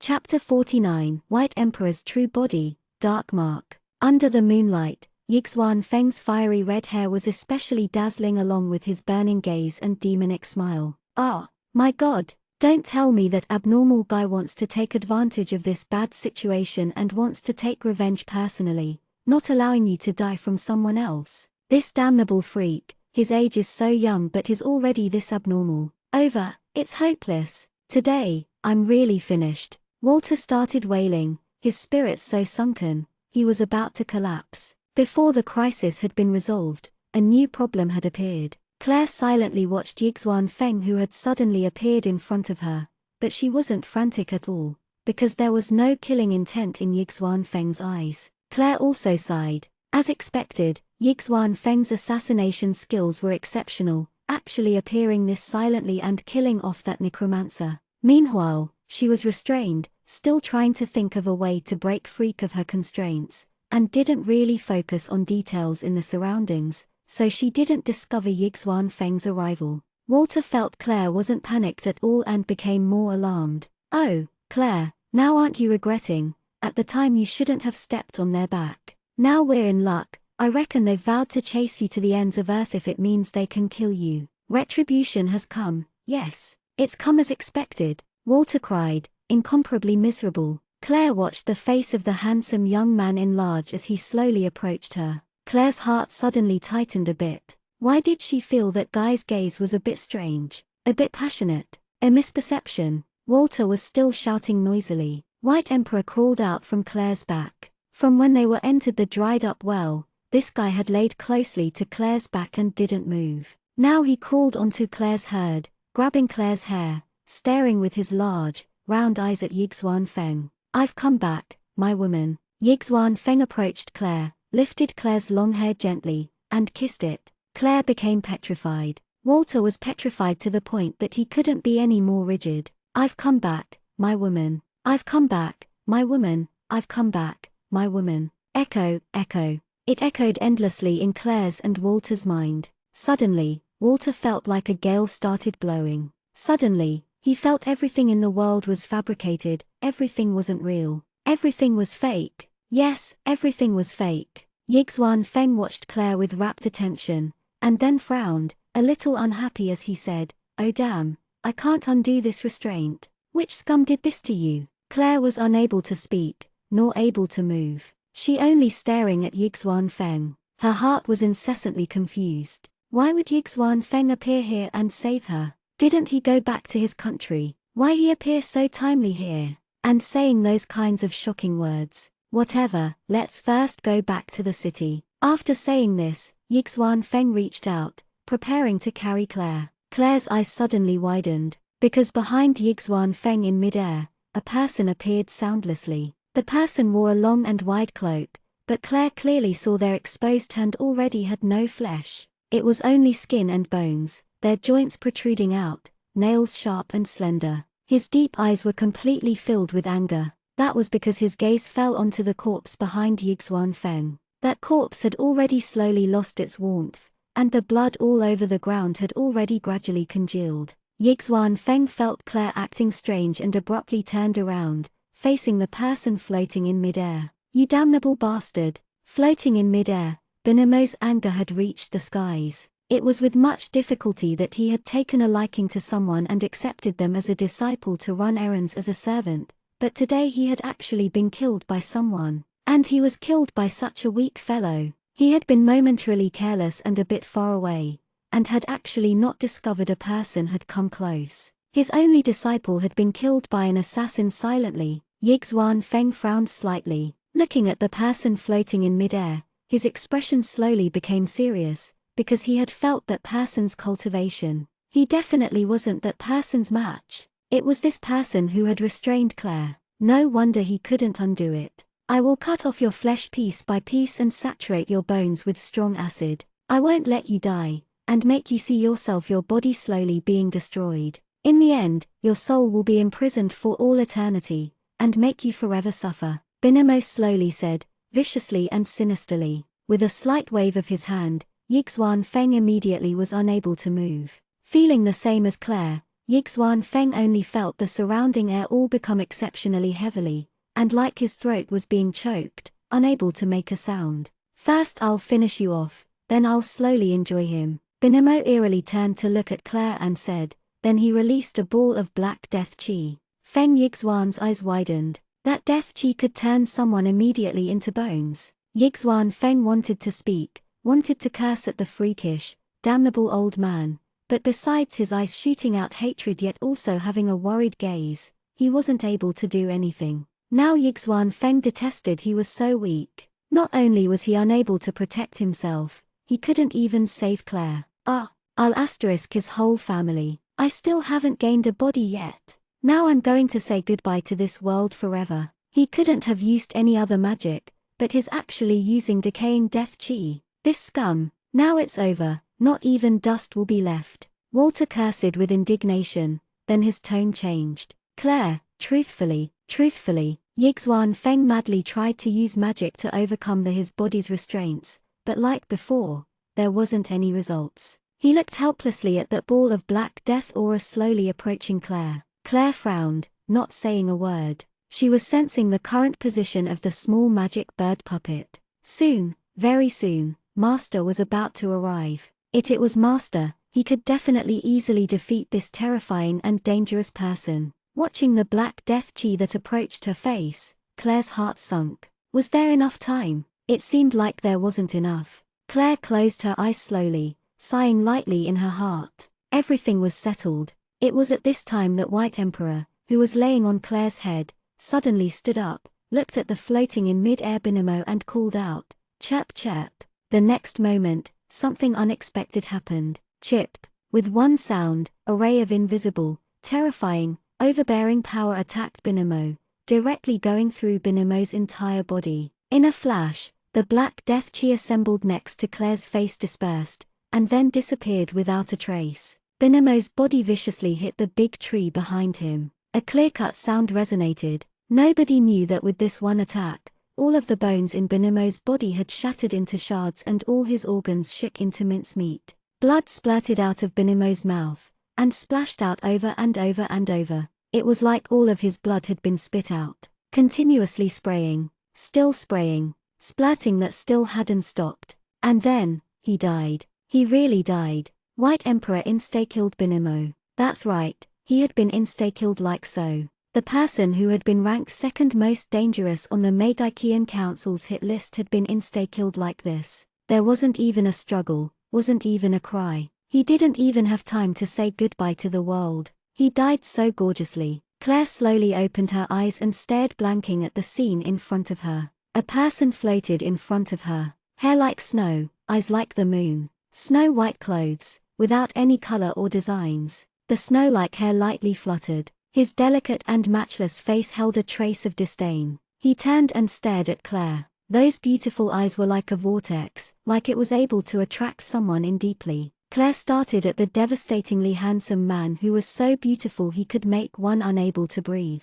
Was this White Emperor's true body? My contractor, grow up quickly. That solemn and dignified voice sounded again in Claire's mind. A ray of white light flashed and the handsome white-clothed young man disappeared. A furry ball of meat floated in midair. Chirp chirp, White Emperor weakly called out twice in a low voice, then closed his eyes and slowly dropped down. As Claire hurriedly reached out to catch, she was surprised to discover she could move. That stifling and oppressive feeling already disappeared. Chirp chirp, White Emperor started snoring and fell asleep in Claire's hands. What is that? Yixuan Feng was also able to move. He walked over, frowning while looking at the little ball of meat in Claire's hand, and was incessantly surprised. Just then that flashy pretty boy was this meatball. It was actually that showy. What kind of thing was this? Magic beast, shapeshifter, phantom. It could actually transform into a human form, and it could insta-kill someone he couldn't beat. It was too humiliating. Claire lightly stroked White Emperor, and carefully put White Emperor into the bag she was carrying, then turned to Yixuan Feng and said, "Thank you for saving me. Why did you appear here? Protecting my woman is my obligation." Ah ha ha ha. Yixuan Feng opened his mouth and started madly laughing. After that, he felt a bit resentful. F***ck. In the end, it was actually that furball who did the rescuing. It really felt uncomfortable. This damned furball snatched the limelight. Claire frowned slightly. What was Yixuan Feng piping about? What did he mean? It can't be. This little guy is actually that supreme. Walter's incredulous voice sounded in Claire's mind. He was still relieved to be alive, patting his chest. After he had been defeated by you, he had actually fallen for you. Although I've heard that there are some people in this world who are weird, I never thought there would be a day I would see that. That said, Claire, what kind of thing is this? It's actually so powerful, it can transform into a human form. Now it's sleeping like the dead. Maybe it used up all of its power just now. Walter voiced out all of his ideas. Didn't you go back to your country? Claire ignored Walter and instead, she frowned looking at Yixuan Feng who was in front of her and doubtfully asked, "Haha, I just came back." Yixuan Feng immediately changed the topic from himself. "That's right, Claire, what is your magic beast? It actually can transform into a human form and insta-kill that F***king awesome person. Now it turned back into a furball as it's sleeping. Can it not maintain its human form?" Yixuan Feng glanced around guiltily. There's no way he would tell Claire how difficult it was to climb over the wall. Just as he climbed over, he actually met Wenmo Shui, that scum, who listened to his old ma's command and guarding. And then naturally, he took revenge and then stealthily slipped out of the country's borders. Whenever he thought of Wenmo Shui frozen into a lump of ice over there, Yixuan Feng would secretly feel good. The best thing was, he effortlessly created a sharp icicle, sticking Wenmo Shui's lump of ice into the air. The sharp part of the icicle aimed at Wenmo Shui's anus. If Wenmo Shui's ice melted, HMPH, that would be as perfect as flowers blooming. The two's power was always evenly matched. Every time they fought, it all depended on the circumstances. Whoever was in a better situation would be the one with the advantage. That day was their 701st battle and also the 351st time Yixuan Feng had won. After being silent for a little while, Claire insipidly said, "I don't know what kind of magic beast he is. When he transformed into a human form today, it was also the first time. I also didn't know. But, can you help me keep it a secret?" "Of course, ha ha," Yixuan Feng happily said, then turned to look at Binimo, who had died not far away, underneath the tree, and said unhappily, "Who is this? Now he's dead thoroughly, right? He's a necromancer, the Grand Wizard Binimo, an extremely dangerous person," Claire solemnly said, looking at the already cold corpse and frowned. "Damn his great-grandfather. No wonder I couldn't undo his restraints. He's actually a necromancer." Yixuan Feng cursed in his heart. But how did Claire provoke a person this strong? It was at this time that there was finally some movements in the darkness. Claire's magic puppet bird called out and flew out. Closely trailing from behind, Cliff pried a branch away with a crashing sound, looking worried as he appeared before Claire. "Claire!" Cliff anxiously rushed to Claire, and then vigilantly examined Claire. "There's no wounds, not bad, not bad." Cliff let out a sigh of relief. It was then that he turned and glimpsed Yixuan Feng, who had been standing aside. "Ah, red-haired kid." Cliff still had an impression of Yixuan Feng, and blurted out straightforwardly, "Aren't you the red-haired kid who got stepped on by my disciple that day? What are you doing here? Revenge? I'll kill you." After he said this, Cliff was about to make his move. "Master," Claire blocked. "It's not that, Master." Just then Yixuan Feng saved me. "Ah?" Cliff widened his eyes and looked at Yixuan Feng with confusion, his gaze completely filled with distrust. "Master, it's true. This person was Binimo's disciple. Just then, when he wanted to harm me, he was killed by Yixuan Feng. The corpse over there is Binimo." Claire pointed at the corpse below the tree and said to Cliff, "What? Binimo?" Cliff frowned, his expression changing slightly. Of course he knew who Binimo was, that crafty and sly Binimo. They had never crossed paths before. His nose was even better than a dog's, every time he would hide far away. Now he had actually died? Who killed him? There was no way Claire could kill him with her strength right now. "Who killed him? You?" Cliff turned and looked at Yixuan Feng, then shook his head. "That's impossible." "Claire, who killed Binimo?" Cliff immediately asked Claire. Claire hesitated, thinking whether or not to tell the true facts and details of what had just happened. And then, in a flash, a mishap happened. Darker than darkness, an existence more chaotic than primal chaos. "My God, I sincerely..." A sinister and familiar voice suddenly sounded amidst the night. It was actually the dead Binimo's voice. This voice was currently hurriedly chanting a spell. Quickly block this voice," Walter suddenly cried out in fear. As a dark Magikian, he knew better than anyone what this chant meant. Claire looked up at the sky, but where was anything appearing? The air fluttered, quiet. Cliff's expression also changed. He knew this ceremony was a summoning ceremony. Although Binimo had died, he used some kind method to enable his spirit to take a breath and not disappear immediately, summoning something to take revenge against the person who had just killed him. Yixuan Feng alertly watched the surroundings, preparing for action. He suddenly felt a flash of strong unease. This was an assassin's innate feeling, a frightening intuition. Yixuan Feng was a bit surprised because he had never felt this kind of feeling before, a feeling that made his hair stand on end. Cliff pulled out a wand and raised it, aiming somewhere at the sky and chanted. A ray of light directly attacked the air. A miserable cry mournfully sounded, but then there was insane laughing. "It's already over, ha ha, you group of ants, I will make you pay. Even if I turn to ashes, I will still make you pay. Ha ha ha ha." The crazy laugh slowly subsided, then disappeared. Evidently, Binimo's soul had already been destroyed by Cliff. But everybody heard very clearly Binimo's insane last words. Binimo's soul had already been destroyed by Cliff, but Cliff was exceptionally serious. His eyes even flashed fear and unease. "Claire, go quickly leave this place." Cliff immediately made a sensible decision. But everything was over. Immediately, the surroundings darkened and the moon of the night sky disappeared. Darkness swooped over, and everything was engulfed by darkness, one by one. If you reached out your hand, you wouldn't be able to see your 5 fingers. Even though Claire and Yixuan Feng were proficient assassins and trained their eyes to be able to see in the dark, currently they couldn't see anything. They were unable to move. This time, the sudden attacking feeling was even more scary than Benimo restraining them just then, more unbearable. Cold sweat emerged from Cliff's forehead as his heart slowly sunk lower and lower. Right now Walter was exceptionally silent, not saying a word. But Claire could clearly feel Walter's spiritual undulations pulsing stronger than ever. The surroundings were completely engulfed by darkness. Suddenly, a vortex appeared in front of the three, like it had ripped the night sky apart, and was gradually expanding more and more. A dim, blood-red light slowly emitted from the vortex. A never-before-felt pressure attacked out of nowhere, making them unable to breathe, so oppressive their legs started to weaken. The cold sweat from Cliff's forehead already converged into a line, his underclothes already completely soaked from the cold sweat. On this continent there were few people as strong as him. As long as those people didn't join hands against him, then he could contend against them. But there was no way for a human to contend against a god. Who was it? Who was it that disturbed my sleep? Where are the offerings?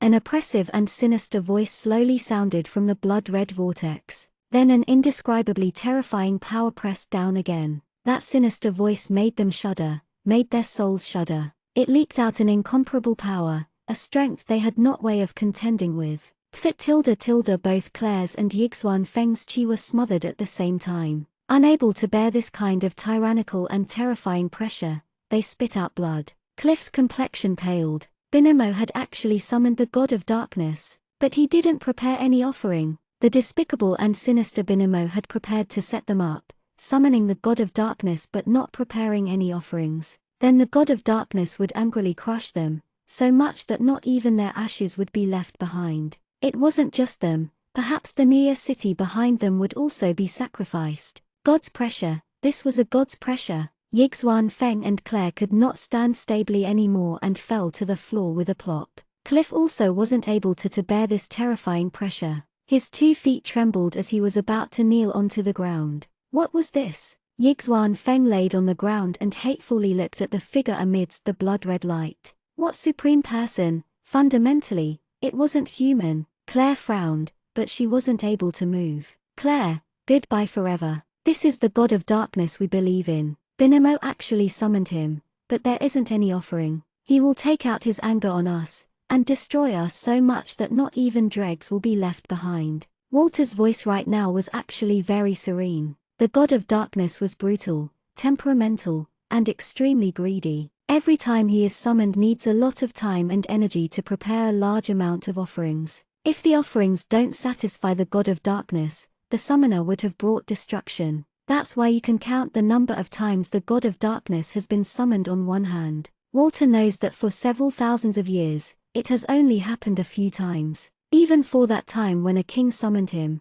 the offering was 3,000 virgin souls. It's a god from this world. Claire looked in amazement at the pair of slender and pitch-black eyes amidst the blood-red glow. That was the god of darkness. Cliff started struggling. At least he had to let Claire safely escape. But he had no way of breaking away from this kind of dreadful pressure. Who summoned me? Where are the offerings? The malicious voice sounded again in a deep voice. There's not way to escape. Claire asked Walter in her mind. There is no way humans can contend with a god. Walter's voice was unusually peaceful. Dying because of the god of death was completely fair. Then Walter didn't say any more and quieted down, peacefully welcoming the arrival of death. The offering is here. Then, that dim and malicious voice said these words. Cliff was shocked, because he saw a ball of dark red mist that revolved around Claire, moving up and down, like it was sizing up Claire. Very good. That deep and evil voice was filled with satisfaction.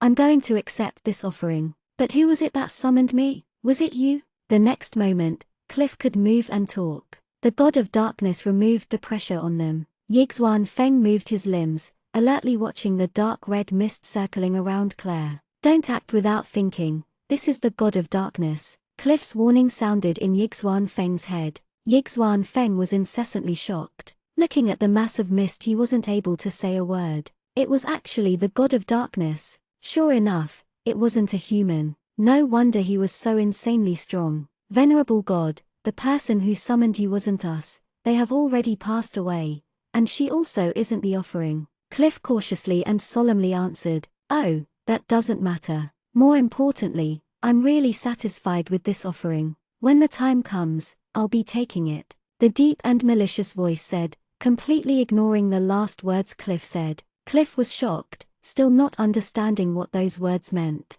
The dark red mist flew onto Claire's hand and instantly disappeared. Then, the black, formless vortex also gradually disappeared, along with the darkness. The forest from before appeared and the night sky's moon appeared once more. The god of darkness had already left. It just left like that. Walter already forgot to reflect on it. The series of events that happened today already thoroughly made him dumbstruck. They were on the verge of death multiple times, but had safely passed them by. "Are you all right?" Yixuan Feng couldn't help but grab Claire's hand with one swipe and start examining it. Before that strange mass of dark red mist disappeared onto Claire's hand. Claire looked at the back of her hand, not saying a word. Cliff hurriedly rushed over. Looking at the back of Claire's hand, he was also shocked. "What kind of strange thing is this?" Yixuan Feng angrily roared, looking at the back of Claire's hand. On the back of Claire's hand was a design of a circle of 6 black stars. It seemed like it had grown from Claire's skin, as if it was natural. "The god of darkness's mark," Walter stuttered after seeing the pattern. I've only heard of it, but I've never encountered it before." "Because it's only an ancient legend." "What do you mean?" Claire frowned, looking at the pattern on the back of her hand. "The god of darkness will mark what he thinks is his own treasure. The mark is this circling black 6-star design." Walter still hadn't untangled his tongue. The average magic formation was a circle of 5 stars, gold or silver. For dark magic, it was a circle of 5 black stars. There were none that had 6. But today, the legendary imprint had appeared on Claire's hand. Walter didn't understand. Why was the god of darkness so satisfied with Claire? Claire was just a little devil. There were many more people who were more evil than her. Why did the god of darkness take a liking to her? He couldn't understand, couldn't think it through. It was after a long time that Walter finally understood in a flash. Auxiliary mark? Claire's head was about to burst. What did the god of darkness mean? It still wasn't the time yet. When the time comes he could come to take his offering. Was he going to take her life? What kind of weird thing is this? Yixuan Feng was extremely furious. You didn't even need to think to know this thing wasn't something good. Yixuan Feng used his finger to wipe the mark on the back of Claire's hand,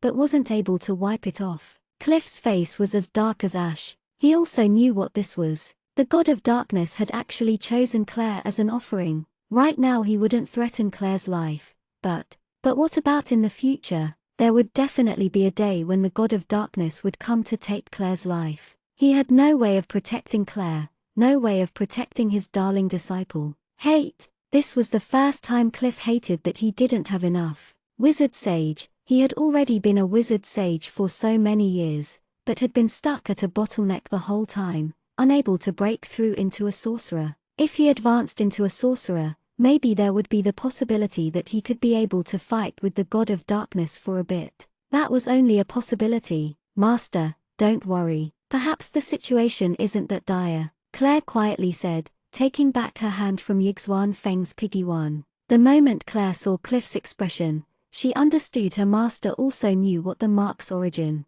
Cliff's gaze was filled with confliction. "Master, I control my own fate." Claire suddenly gave a bright and confident smile. Cliff watched Claire's smile in a daze and suddenly, an incomparable resolute power welled up in his heart. That's right, the situation hadn't gone to that extent yet. Why was he so pessimistic? He would definitely work hard to break through and become a sorcerer, definitely protect Claire. Yixuan Feng looked in confusion at the old man's expression mysteriously change, like an artist's palette changing color. Just then he was looking so emotional and serious, now he was in glowing spirits. "Master, Benimo's bone pagoda is still over there." Claire pointed into the distance at the white spire and said, "That's right, who killed Benimo?" Cliff suddenly thought of this problem. Claire didn't hide it again, and instead, told all the details. "What? It's that little furball," Cliff exclaimed in surprise. "Let me see, quickly let me see."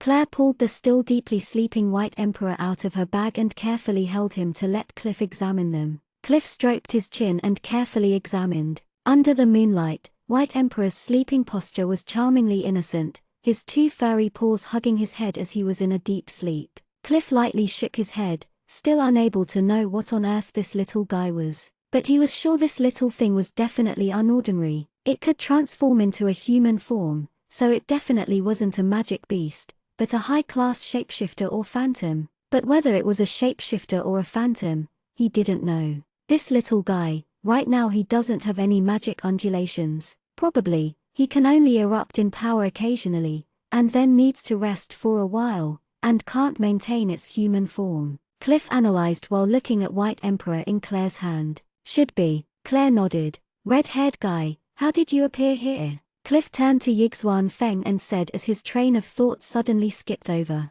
I came back to find my woman. Is that not allowed? Yixuan Feng stuck out his chest and self-righteously said. Oh, chasing after girls. Once Cliff heard that, his gaze became vulgar. He reached out and grabbed Yixuan Feng's shoulder. Come, little bro, come over here and let's have a chat. Claire's mouth twitched. Looking at vulgar Cliff and Yixuan Feng with their arms around their shoulders chatting while walked towards the bone pagoda, she was speechless. Walter clicked his tongue. Looks like that little freak really suits that old perverted wolf's tastes. Walter disdainfully said. Then Walter's tone changed into worry. Claire, what are we going to do? Claire smiled faintly. Walter's use of the word we made Claire feel a tiny bit of warmth. She quietly said, everything will turn out for the best. Don't worry, the situation will definitely be resolved. Before the god of darkness comes to find me, I will become strong. Do I seem like a naive person who will wait to be slaughtered? That's true, you definitely aren't. Walter immediately nodded, but he was still worried. The opponent was a god, not a human, not some kind of ordinary person. Claire stroked the deeply sleeping White Emperor and then cautiously put him back into the bag. Cliff and Yixuan Feng plundered the bone pagoda until there was nothing left, then casually destroyed it. When the two people appeared in front of Claire again, their mood was already fairly good. Just watching it made Walter feel disdain. And like so, the situation was resolved. Nia City's epidemic was because of the dark Megaiki Binimo's doing, but to the brilliant and outstanding wizard sage Cliff, Binimo didn't count as much, and was killed by Cliff. Cliff's disciple, Miss Claire Hill, and also Nia City's city lord, aptly discovered the evil Binimo's tracks and helped Sir Cliff extinguish them. From then on, the epidemic was gone. This version of the story spread everywhere in Nia City, from small alleys to big streets.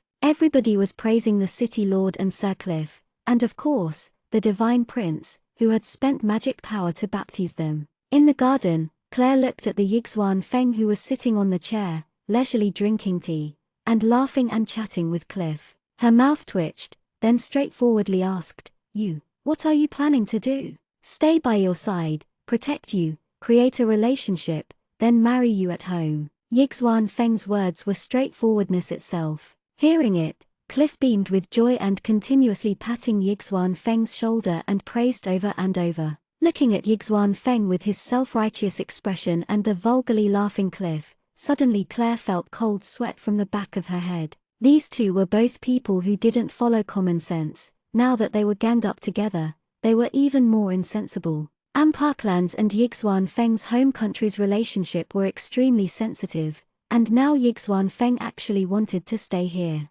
No matter how you looked at it, it was improper. Would Yixuan Feng's family allow him to stay here in such danger? Yixuan Feng, I'm extremely grateful you saved me. Whenever you need me to help, I will definitely do my utmost to help, but you staying here doesn't seem proper. Claire said seriously. You will repay me? Yixuan Feng raised a brow. Besides giving my heart to you. Naturally, Claire understood what this guy meant to say, immediately blocking the words Yixuan Feng was about to say. Then forget about it. Just owe me. Yixuan Feng scratched his hair, then thought for a moment. That's right, an outstanding, elegant, handsome, and confident person like me is a bit too eye-catching. That's easy to deal with. Come, little guy, I'll do something. I can dye your hair, and also change your pupil color. This way nobody can recognize you. I'll change it to whatever you want me to. Cliff said while laughing. The two left with their arms around their shoulders without any shame.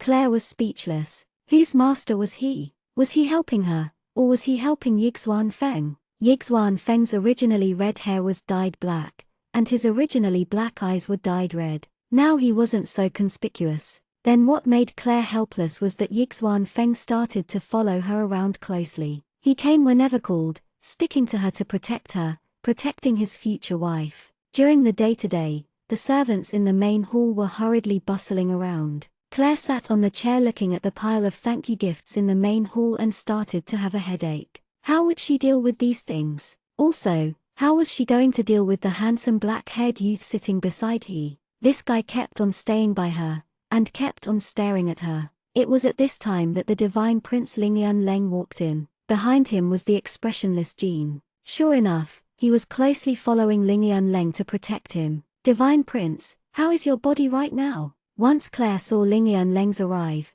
she got up to greet him. Much better. Miss Claire, congratulations, truly. The epidemic has been dealt with. Lingyun Leng smiled and said insipidly, it's all thanks to the influence of your highness and my master. If it wasn't for you all, how could the epidemic be so quickly controlled and dealt with? Claire thanked modestly. No, this was all Miss Claire's own hard work. Lingyun Leng also politely replied, aren't you tired? TCH, this damned pretty boy. Walter fidgeted and clicked his tongue. That smile was too fake, too fake. And little devil is truly an awesome person. To this kind of person, she could also give a fake smile. Yixuan Feng still sat indifferent, coldly looking at this so-called divine prince. Lingyun Leng's gaze fell onto Yixuan Feng. His eyes flashed with surprise, and then his expression went back to normal. The gaze of the two locked. Suddenly, the atmosphere suddenly became complex, but then it disappeared,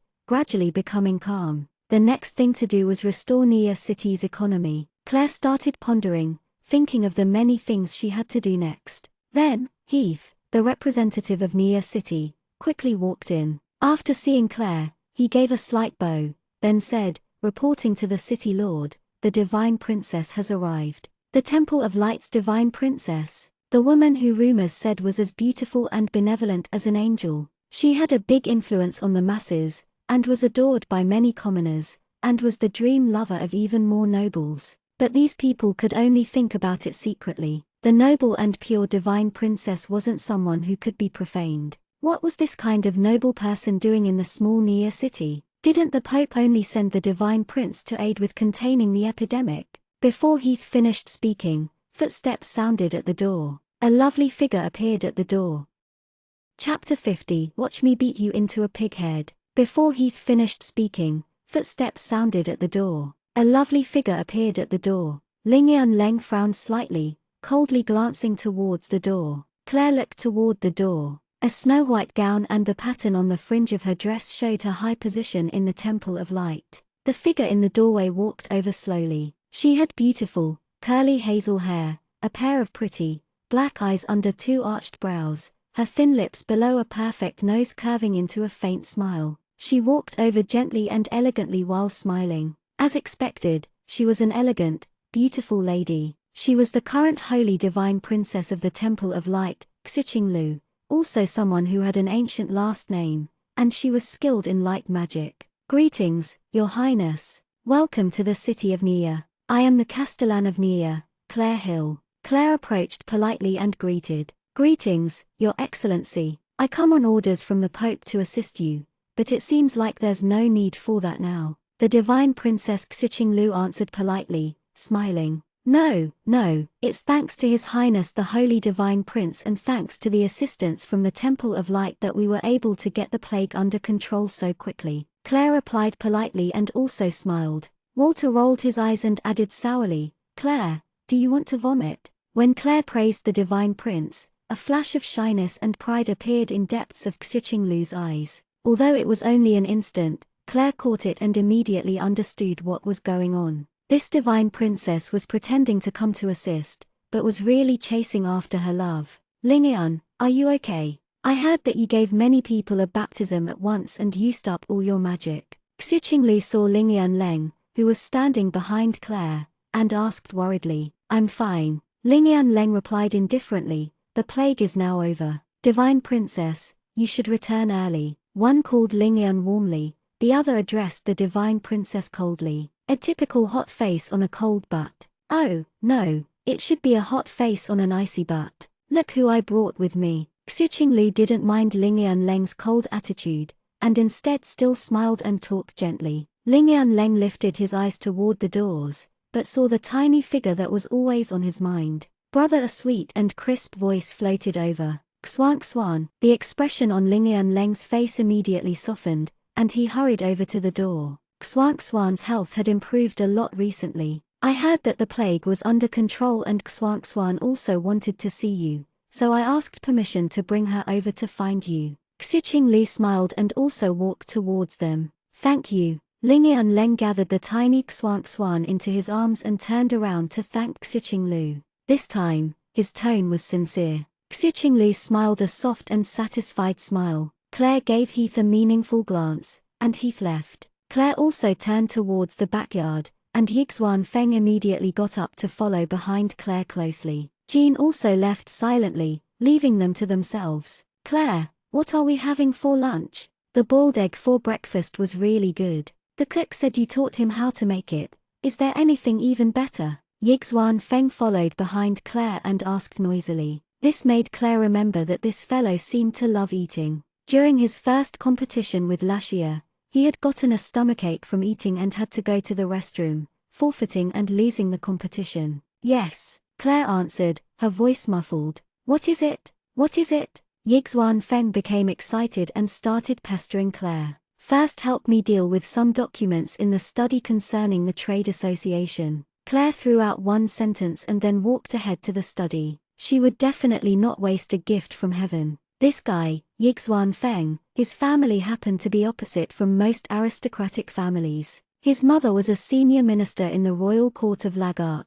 favored by the emperor and respected by all other officials. His mother had a fiery temper and a boastful personality, while Yixuan Feng's father was gentle and cultured, the chairman of Lagark's biggest trade association. Simply put, he was a crazy cash printer. And Yixuan Feng inherited both of their merits, intrepid, with a clever brain. He would not lose even one copper coin while trading if he could help it. These were all information that Claire had found out later. In the study, Claire sat in front of the desk, flipping through the mountain-high pile of documents. Claire's right hand already wore a delicate, silver-white lace glove, prepared for her by Yixuan Feng. When she got up in the morning, Yixuan Feng was squatting in front of her door, holding a bag as high as half a person. It was filled with gloves of all shapes, colors, and sizes, for Claire to cover up her black mark. How he got so many gloves in one night was beyond comprehension. Claire, these sales tax can be reduced, these cannot. This one can be reduced by 20%. By doing this, not only can you encourage their enthusiasm, you can also collect a fair sum of money. And most importantly, they will still shed tears of gratitude. Yixuan Feng pointed out to Claire on the documents in his hand. Claire looked closely. Sure enough, the taxes reduced were very tiny, but very obvious. Yes, you'll get something good to eat for lunch. Claire picked up the quill and quickly scribbled a recipe on a piece of paper. Take this to the kitchen and tell them to make this for lunch. Okay, hee. Yixuan Feng took the recipe and happily went out the door. He thought gleefully in his heart that in the future when Claire became his wife, he would have good stuff to eat every day. Claire, it's so boring. Walter complained, bored to death. He didn't dare to go out for strolls anymore. After all, right now, not only was that wretched holy divine prince in this mansion, but the holy divine princess also came. If they noticed his aura, he was done for. Claire flipped through the mountain-high pile of documents quickly, stamping the ones approved and throwing the ones not approved aside. After a long time, when Claire felt her eyes getting dry, did she get up and decide to take a walk. The back garden of the mansion for the Castellan was filled with golden sunflowers. Nobody knew which previous Castellan had such an unique interest, but this garden was not planted with rich and colorful flowers and instead, full of sunflowers. Currently, they were all blooming, shiny and golden. Claire looked up, but suddenly saw that there was a tiny figure amidst the high sunflowers. Silver hair. At that moment, the tiny figure seemed to have sensed something, turning around and meeting Claire's gaze. Violet irises, a face that was a little pale, and delicate lips. The clear eyes let Claire understood that this was a very pure child, not tainted in any way, so she has been protected very carefully. It's Ling and Leng's younger sister, because the two's facial features were somewhat similar.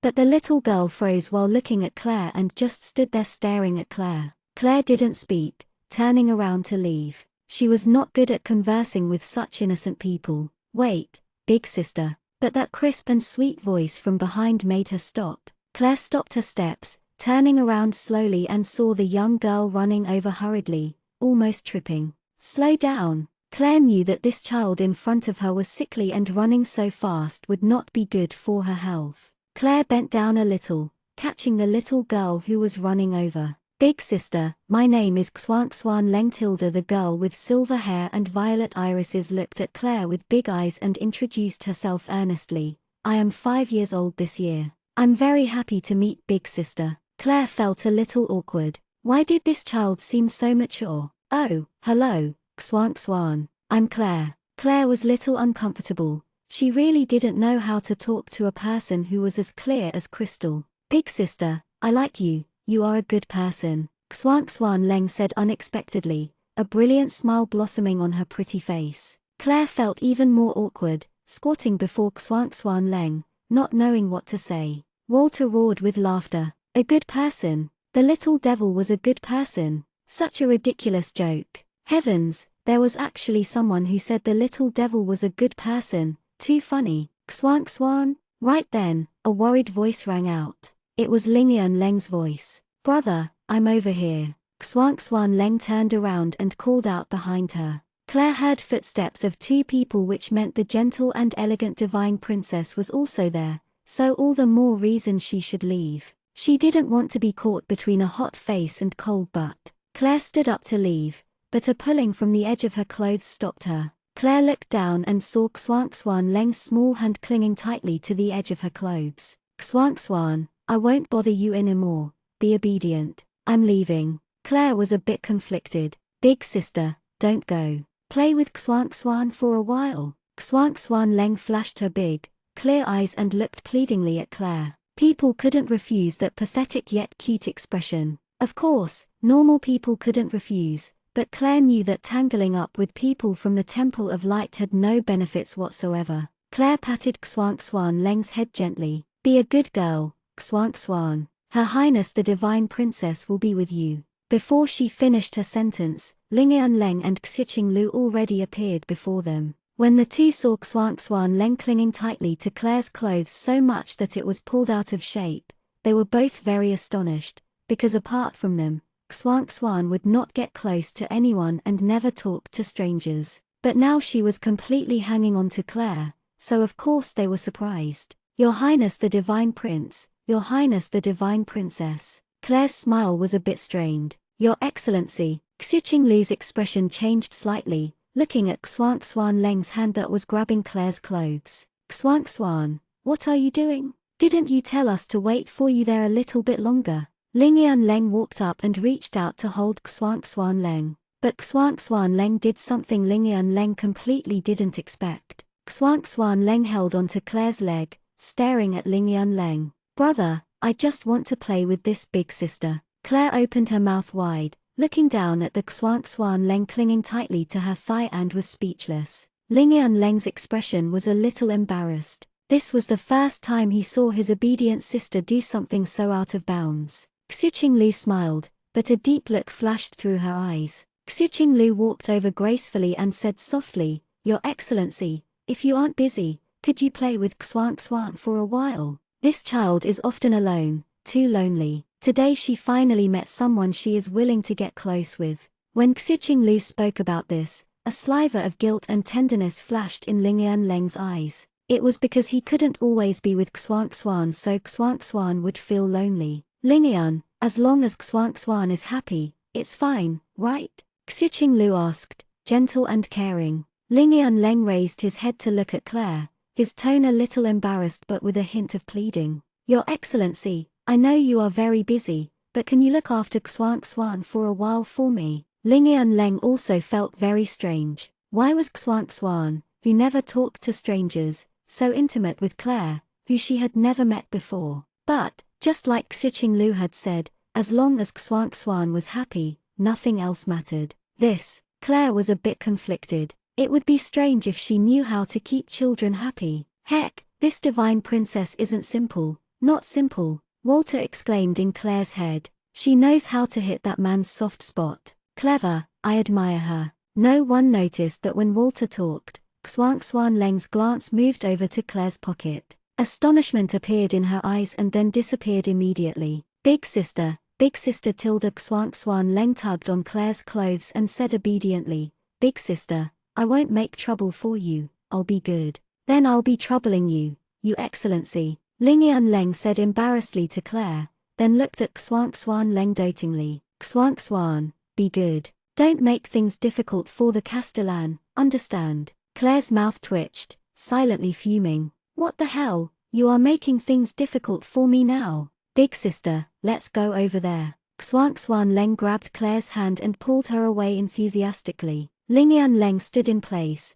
watching the disappearing figures of the two, still puzzled. Xiqing Lu, still graceful and smiling, walked up to Lingian Leng. Lingian, let's go rest for a while. Xuan Xuan will be fine in the company of Her Excellency. Okay. Lingian Leng answered faintly and turned around to go inside with Xiqing Lu. Xuan Xuan Leng pulled Claire towards the deepest part of the back garden, grinning from ear to ear as she looked at the sunflowers enthusiastically. Claire followed behind Xuan Xuan Leng robotically. The surrounding air was cool and comfortable, a slight wind making everything refreshed. Then, to the astonishment of both Lingian Leng and Xiqing Lu, Xuan Xuan Leng became glued to Claire. They sat together for meals, and when Claire was working, she would sit at the side and read, waiting obediently. She even wanted to go with Claire when Claire went out to patrol. Only after a lot of comforting and pampering did she finally agree to stay at the mansion. Claire got on the carriage,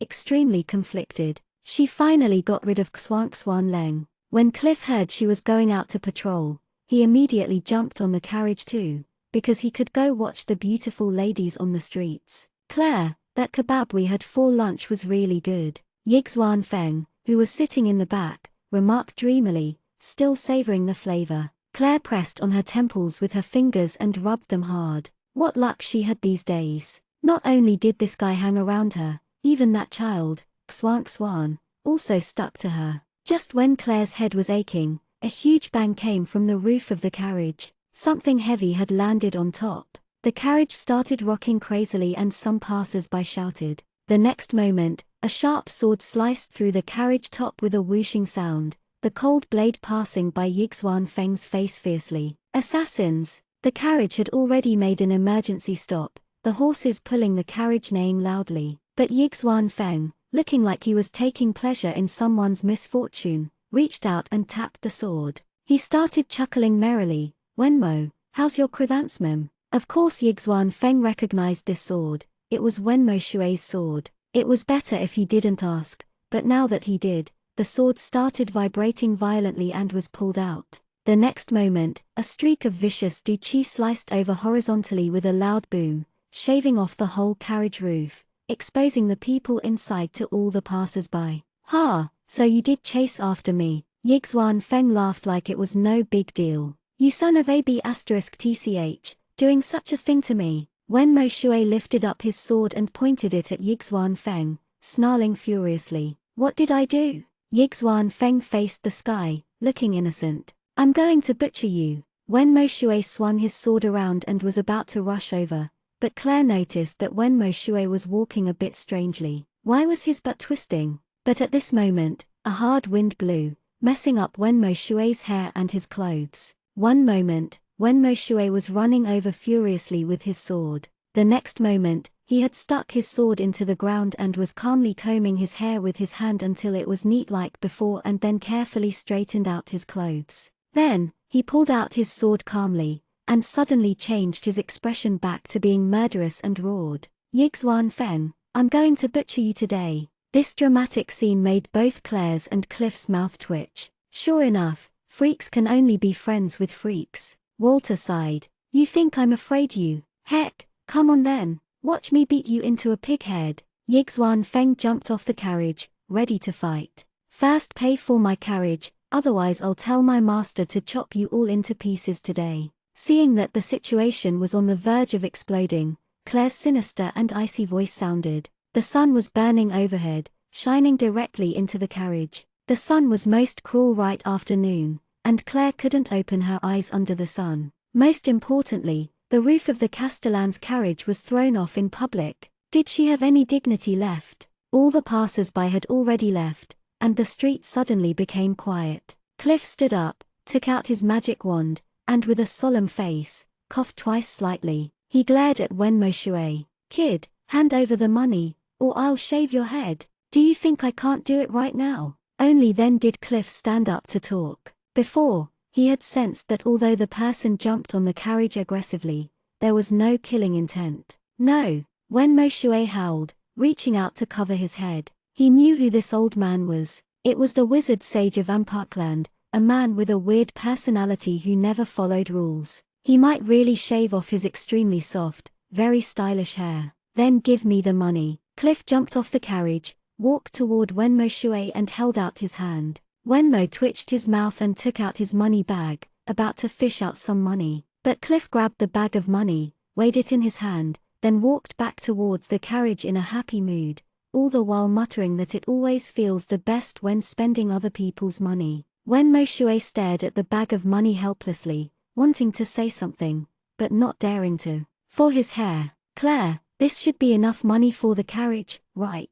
Cliff took out a piece of gold paper, handed it to Claire, and then peered merrily into the money bag, muttering, "You go on your patrol, I'm going to that tailor shop over on East Street. I've heard that the seamstress there is not only talented and kind, but also gentle and caring. I'm going to get myself a few clothes made." It was very obvious that this perverted old man was faking going to buy clothes and actually wanted to harass pretty girls. Letting a beautiful seamstress measure you body up and down was a great enjoyment. "Ha ha ha ha tilde tilde tilde." Yixuan Feng burst out laughing until his stomach hurt. "Do not fight in my city, or I will make you all into pigheads." Claire threw down this sentence breezily, stepped out of the broken carriage calmly, and started to walk forward. Of course she could be so arrogant with Cliff as her backing. Yixuan Feng immediately followed from behind. Wenmo rubbed his nose self-consciously. He had no money right now and he couldn't beat Yixuan Feng here,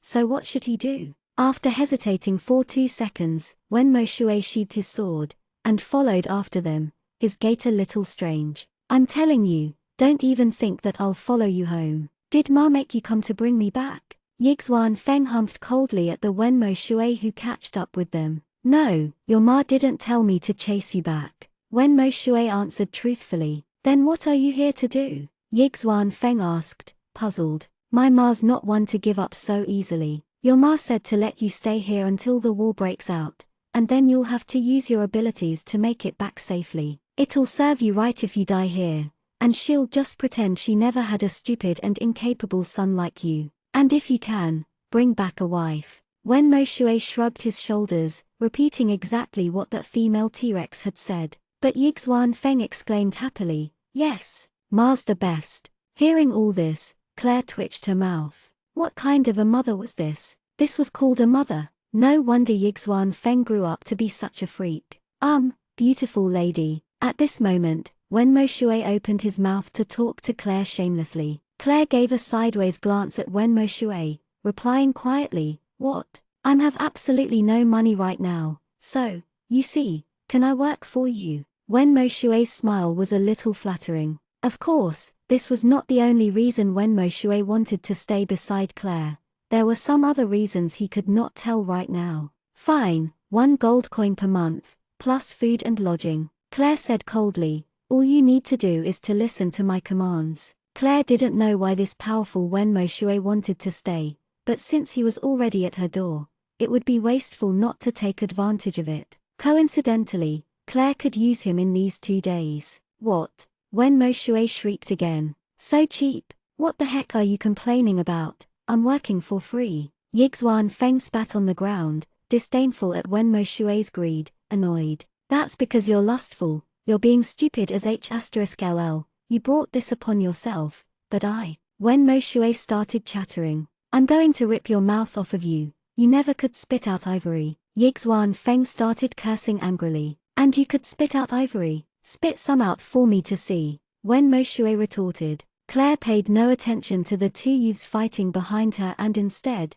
thought while she walked. The nobility of Nia had sent out a joint invitation, wishing that Claire would attend their specially prepared banquet. Them welcoming and giving a reception for a visitor was fake. Really, they were going to probe and to display their strength. Every new Castellan would meet such a problem. The local nobility want to earn the greatest profit for themselves, and there are inevitably some Castellans who had suddenly gotten some kind of new idea and want to implement some new laws that would hurt their profits, so they had to prevent this from early on. This plague damaged Nia seriously, and although the capital sent relief supplies, it could only solve a portion of the problem. The nobles controlled a lot of trade unions and shops, so they were afraid that Claire might hinder them in selling daily supplies at high prices. At night, Cliff came to look for Claire in the study. Cliff set up a magic barrier, blocking any magic sense. After making sure that no one could hear their conversation, he sat down with a serious expression.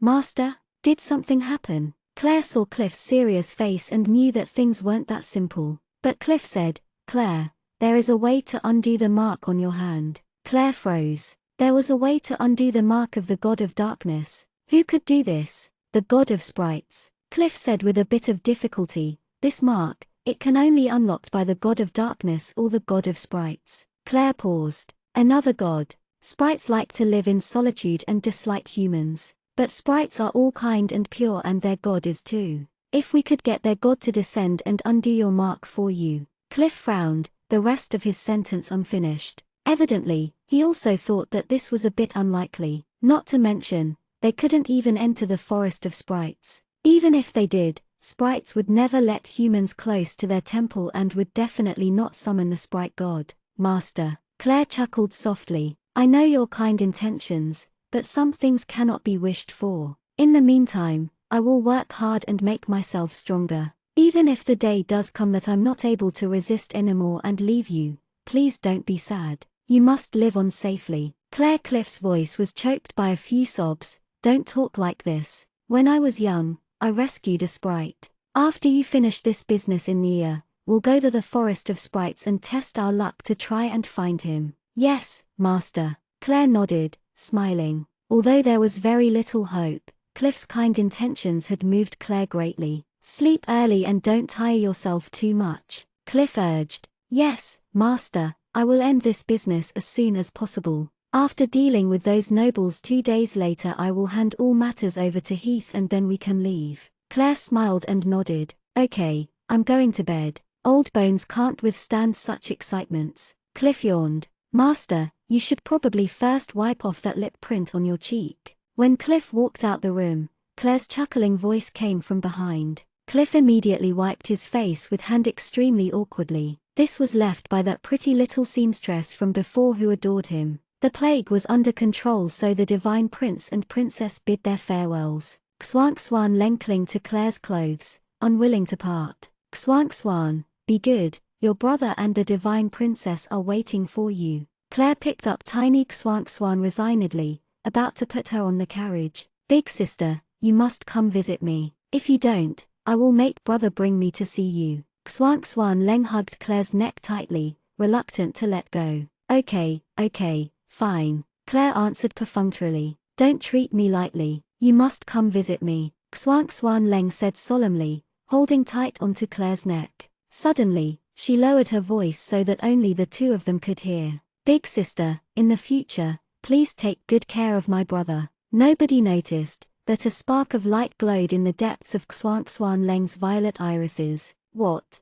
Claire was surprised and then confused. What was that sentence supposed to mean? Okay, Xuanxuan, it's time to go. Lingyuan Leng said dotingly but resignedly, walking over and picking up Xuanxuan Leng. Goodbye, big sister. Xuanxuan Leng snuggled into Lingyuan Leng's arms, her head poking out smiling. Lingyuan Leng carried Xuanxuan Leng to the carriage, then turned around and looked apologetically at Claire. I'm very sorry, bringing you trouble these days. I don't know what's with this child. She never talks to strangers but is so kind to you. This was the longest Lingyuan Leng had ever spoken since he and Claire met. Claire faltered slightly. She kept thinking that something was off, but she couldn't think of what it actually was. The divine princess also came to say goodbye. Then, the carriage rolled away slowly from the castle, disappearing from everyone's sight. Jean silently made his way to stand behind Claire like before. The only problem that annoyed him was that his place seemed to be a little crowded. There were two other fellows who were following Claire closely from behind. The carriage left. Ling Yan Leng held Xuan Xuan Leng. Xuan Xuan Leng snuggled in Ling Yan Leng's arms and fell asleep. Xuqing Lu looked at the gentle and loving expression on Ling Yan Leng's face, extremely conflicted. She wished so much, wished that he could have that expression on for her. But except for his sister, he never expressed such emotions in front of other people. Although he smiled at everyone, Xuqing Lu knew that that wasn't a real smile. How she envied this child Xuan Xuan Leng who was able to receive his love. Xuan Xuan Leng's eyes were closed, a faint smile appearing on her lips, as if she was having a good dream. Ling Yan Leng looked down at the smile on Xuan Xuan Leng's lips and also smiling faintly, which made Xuqing Lu almost go into a daze. Nobody knew what Xuan Xuan Leng dreamed about, and nobody knew that the rumor was half truth half fake, the rumor that the violet irises of the divine prince could see into the future. The rare violet irises could indeed see into the future, but not Ling Yan Leng's irises, instead Xuan Xuan Leng's. Xuan Xuan Leng could see into the future. The price for seeing into the future was Xuan Xuan Leng's sickly health. From the first time Xuan Xuan Leng saw Claire, she knew that the fate of Claire and the fate of her most beloved brother were intertwined tightly together. The next day, along with Heath, Jean, Yixuan Feng, and Wenmo Shui, Claire set off for the banquet the nobles prepared for her. The banquet was set up in one of the nobles' house in Nia. When Claire's carriage arrived, the servant announced the arrival of the Castellan in a loud and clear voice to notify the nobles inside that the star of today's show had finally arrived. Claire wore a nice-fitting, pale green gown and made a dazzling appearance in the doorway. More eye-catching were the three handsome men behind her, each with their own style and charm, immediately attracting a lot of envious looks from young aristocratic girls and ladies. Some even guessed maliciously that these were boy toys Claire bought with money. Although Claire had become immensely popular, she still didn't change her man-crazy attitude. Claire felt the ill gazes from the crowd in the hall and chuckled coldly in her heart. These parasites, they must have had prepared for this, ready to squeeze her like a soft persimmon. What a pity. It was very unfortunate that even though she wasn't a bad person, she could never be described as a good person either. So if these people prepared a big gift, then she wouldn't be modest and would take the initiative to gain the upper hand. A brilliant and dazzling smile blossomed on Claire's gorgeous face once more. Chapter 51, Walter Gets Stolen. Walter started shivering. He knew that whenever the little devil smiled like this, someone would pay. Walter felt a little sympathy for the people in the hall. Your Excellency, you have finally arrived. We have been waiting for a long time. From the middle of the hall, an elaborately dressed middle-aged man was walking over slowly. His face was abnormally white, his steps unstable, obviously a man who indulged in women and drinking. Although his words were polite, there wasn't a single trace of respect in them. In their eyes, this young girl was only a male chaser, becoming the Castellan only through the prominence of her family. So what if she was from the Hill clan? The emperor was far away currently. How could they not straighten out this young and inexperienced child? Threaten her first, then offer a few benefits. But they couldn't overdo it, because the master of the little girl was Sir Cliff. Fortunately Sir Cliff didn't come, or things would get a little tricky. Claire watched the middle-aged man walking towards her while smiling the whole time,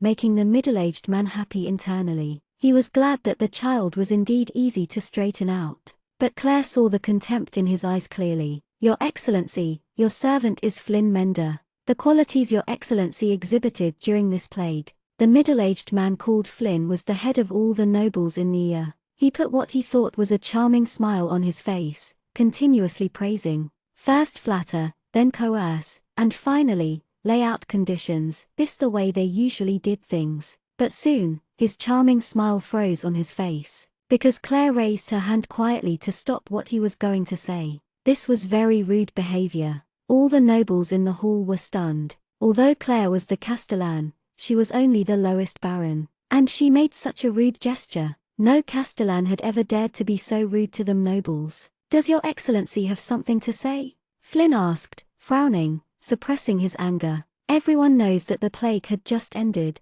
and there are still a lot of matters to settle. "I need help from you. I'm sure that each and every one of you are kind-hearted and generous." Claire spoke, smiling at the doorway. When Claire gave such a speech, the expression on the faces of Flynn and the rest of the nobles changed. Claire's meaning was very clear. She would not let them increase the prices on goods. "Your Excellency," Flynn squeezed out a smile, wanting to say something, but Claire didn't even glance at him. Instead, she raised her head to speak to the crowd. "I know that you invited me here today to prove your loyalty to the country. I'm sure that you have already agreed to lower all daily supplies sold by the trade union by 20% to help the people of Nia City. Another thing, I will soon be leaving on a trip with my master Cliff, and while I'm gone, Heath will still take over my role as a Castellan. I have faith that all of you will help Heath diligently, returning Nia to its prosperity." As soon as Claire finished speaking, the whole hall boiled.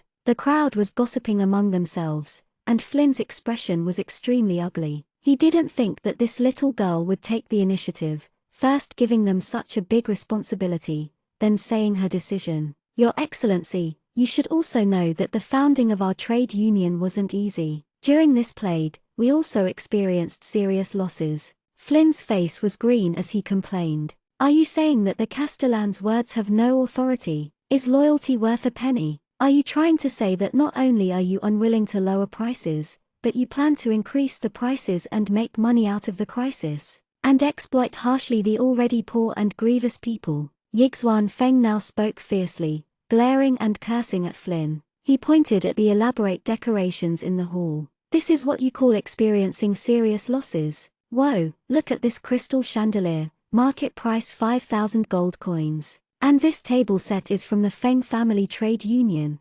at least 2,000 gold coins. And this rug is a foreign import and costs at least 8,000 gold coins." Flynn opened his mouth wide, completely astonished. Who was this black-haired red-eyed youth? So rude and arrogant. The Castellan also didn't do anything about it. And the prices he listed for each item were so precise. Who are you? Speaking so rudely." Flynn came back to his senses and started thundering. Although this black-haired youth was dressed nicely, his language was rude and Flynn had not heard of any other nobles accompanying the Castellan, so this youth probably didn't have any background. Perhaps, he could be the weak link in their party and Flynn might get a chance to correct his mistake. "He's my assistant," Claire smiled and answered, for she knew that Yixuan Feng, that crazy boy, would definitely say, "I'm your Castellan's future husband." Then Claire's expression became dark. She asked coldly, "But wasn't everything he said correct?" "Yes," Flynn answered absent-minded, then came back to his senses and shouted, "Absolutely not. Our loyalty to the country is open for everyone to see." "Then, Baron Flynn, you have agreed to lower prices by 20%. Once again, Claire put on a brilliant smile. "Well, I agree, but the other trade unions." Flynn was riding on a tiger and unable to get off, so he pretended to be awkward. He looked at the other nobles in the hall and continued, "Your Excellency, as you have also seen, my family is richer and still able to maintain itself despite the losses suffered from the plague, but my colleagues, it doesn't matter if he lowered the prices. If need be, he could just close his shop and take his goods to his relatives' shops and still make a lot of money." "That's right, Your Excellency, Baron Flynn is able to maintain, but it's hard for us." A fat man immediately walked over and interrupted, "You could lose some weight." When Moshe humped coldly,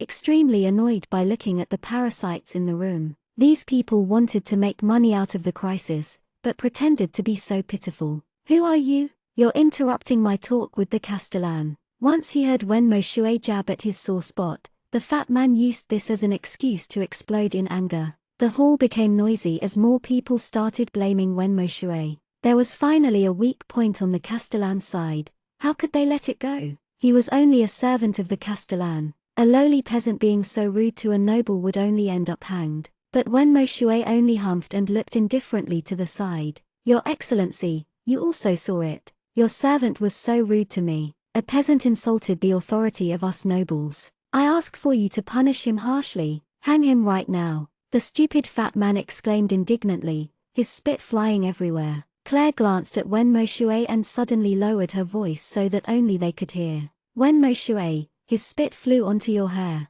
The next moment, Wenmo Shui's face became very red, an indication that he was about to fly into a rage. With a whoosh, Wenmo Shui had pulled out his sword, his violet duchi radiant. A magnificent ray of duchi slashed towards that fat noble. A deep crack appeared on the red-carpeted floor, reaching all the way until the fat noble's feet. If it went forward just a tiny bit, the fat guy would probably be dead. The hall was deathly silent. Everyone looked at the scene in front of them, stunned. That handsome youth was actually a grand swordsman, and such a dangerous person too, using force for no reason at all, without any respect to people or place. If he used just a bit more strength, that aristocrat would be dead. The fat man finally realized what happened and his fat legs started shaking uncontrollably. You.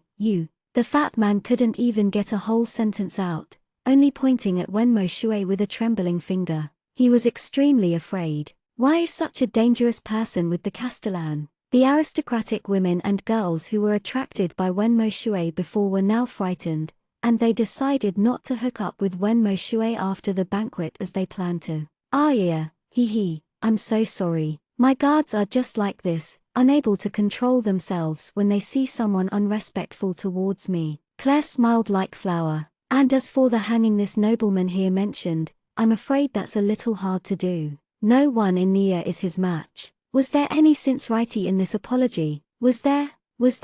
It was very obviously that not only wasn't there any sincerity, it was full of pleasure. The hall was deathly silent. Everyone's expression was ugly. Most people wanted to criticize her, but because of Claire's strong backing, Cliff, they couldn't say anything too harsh. Flynn knitted his brows tightly, thinking about how to get the upper hand back.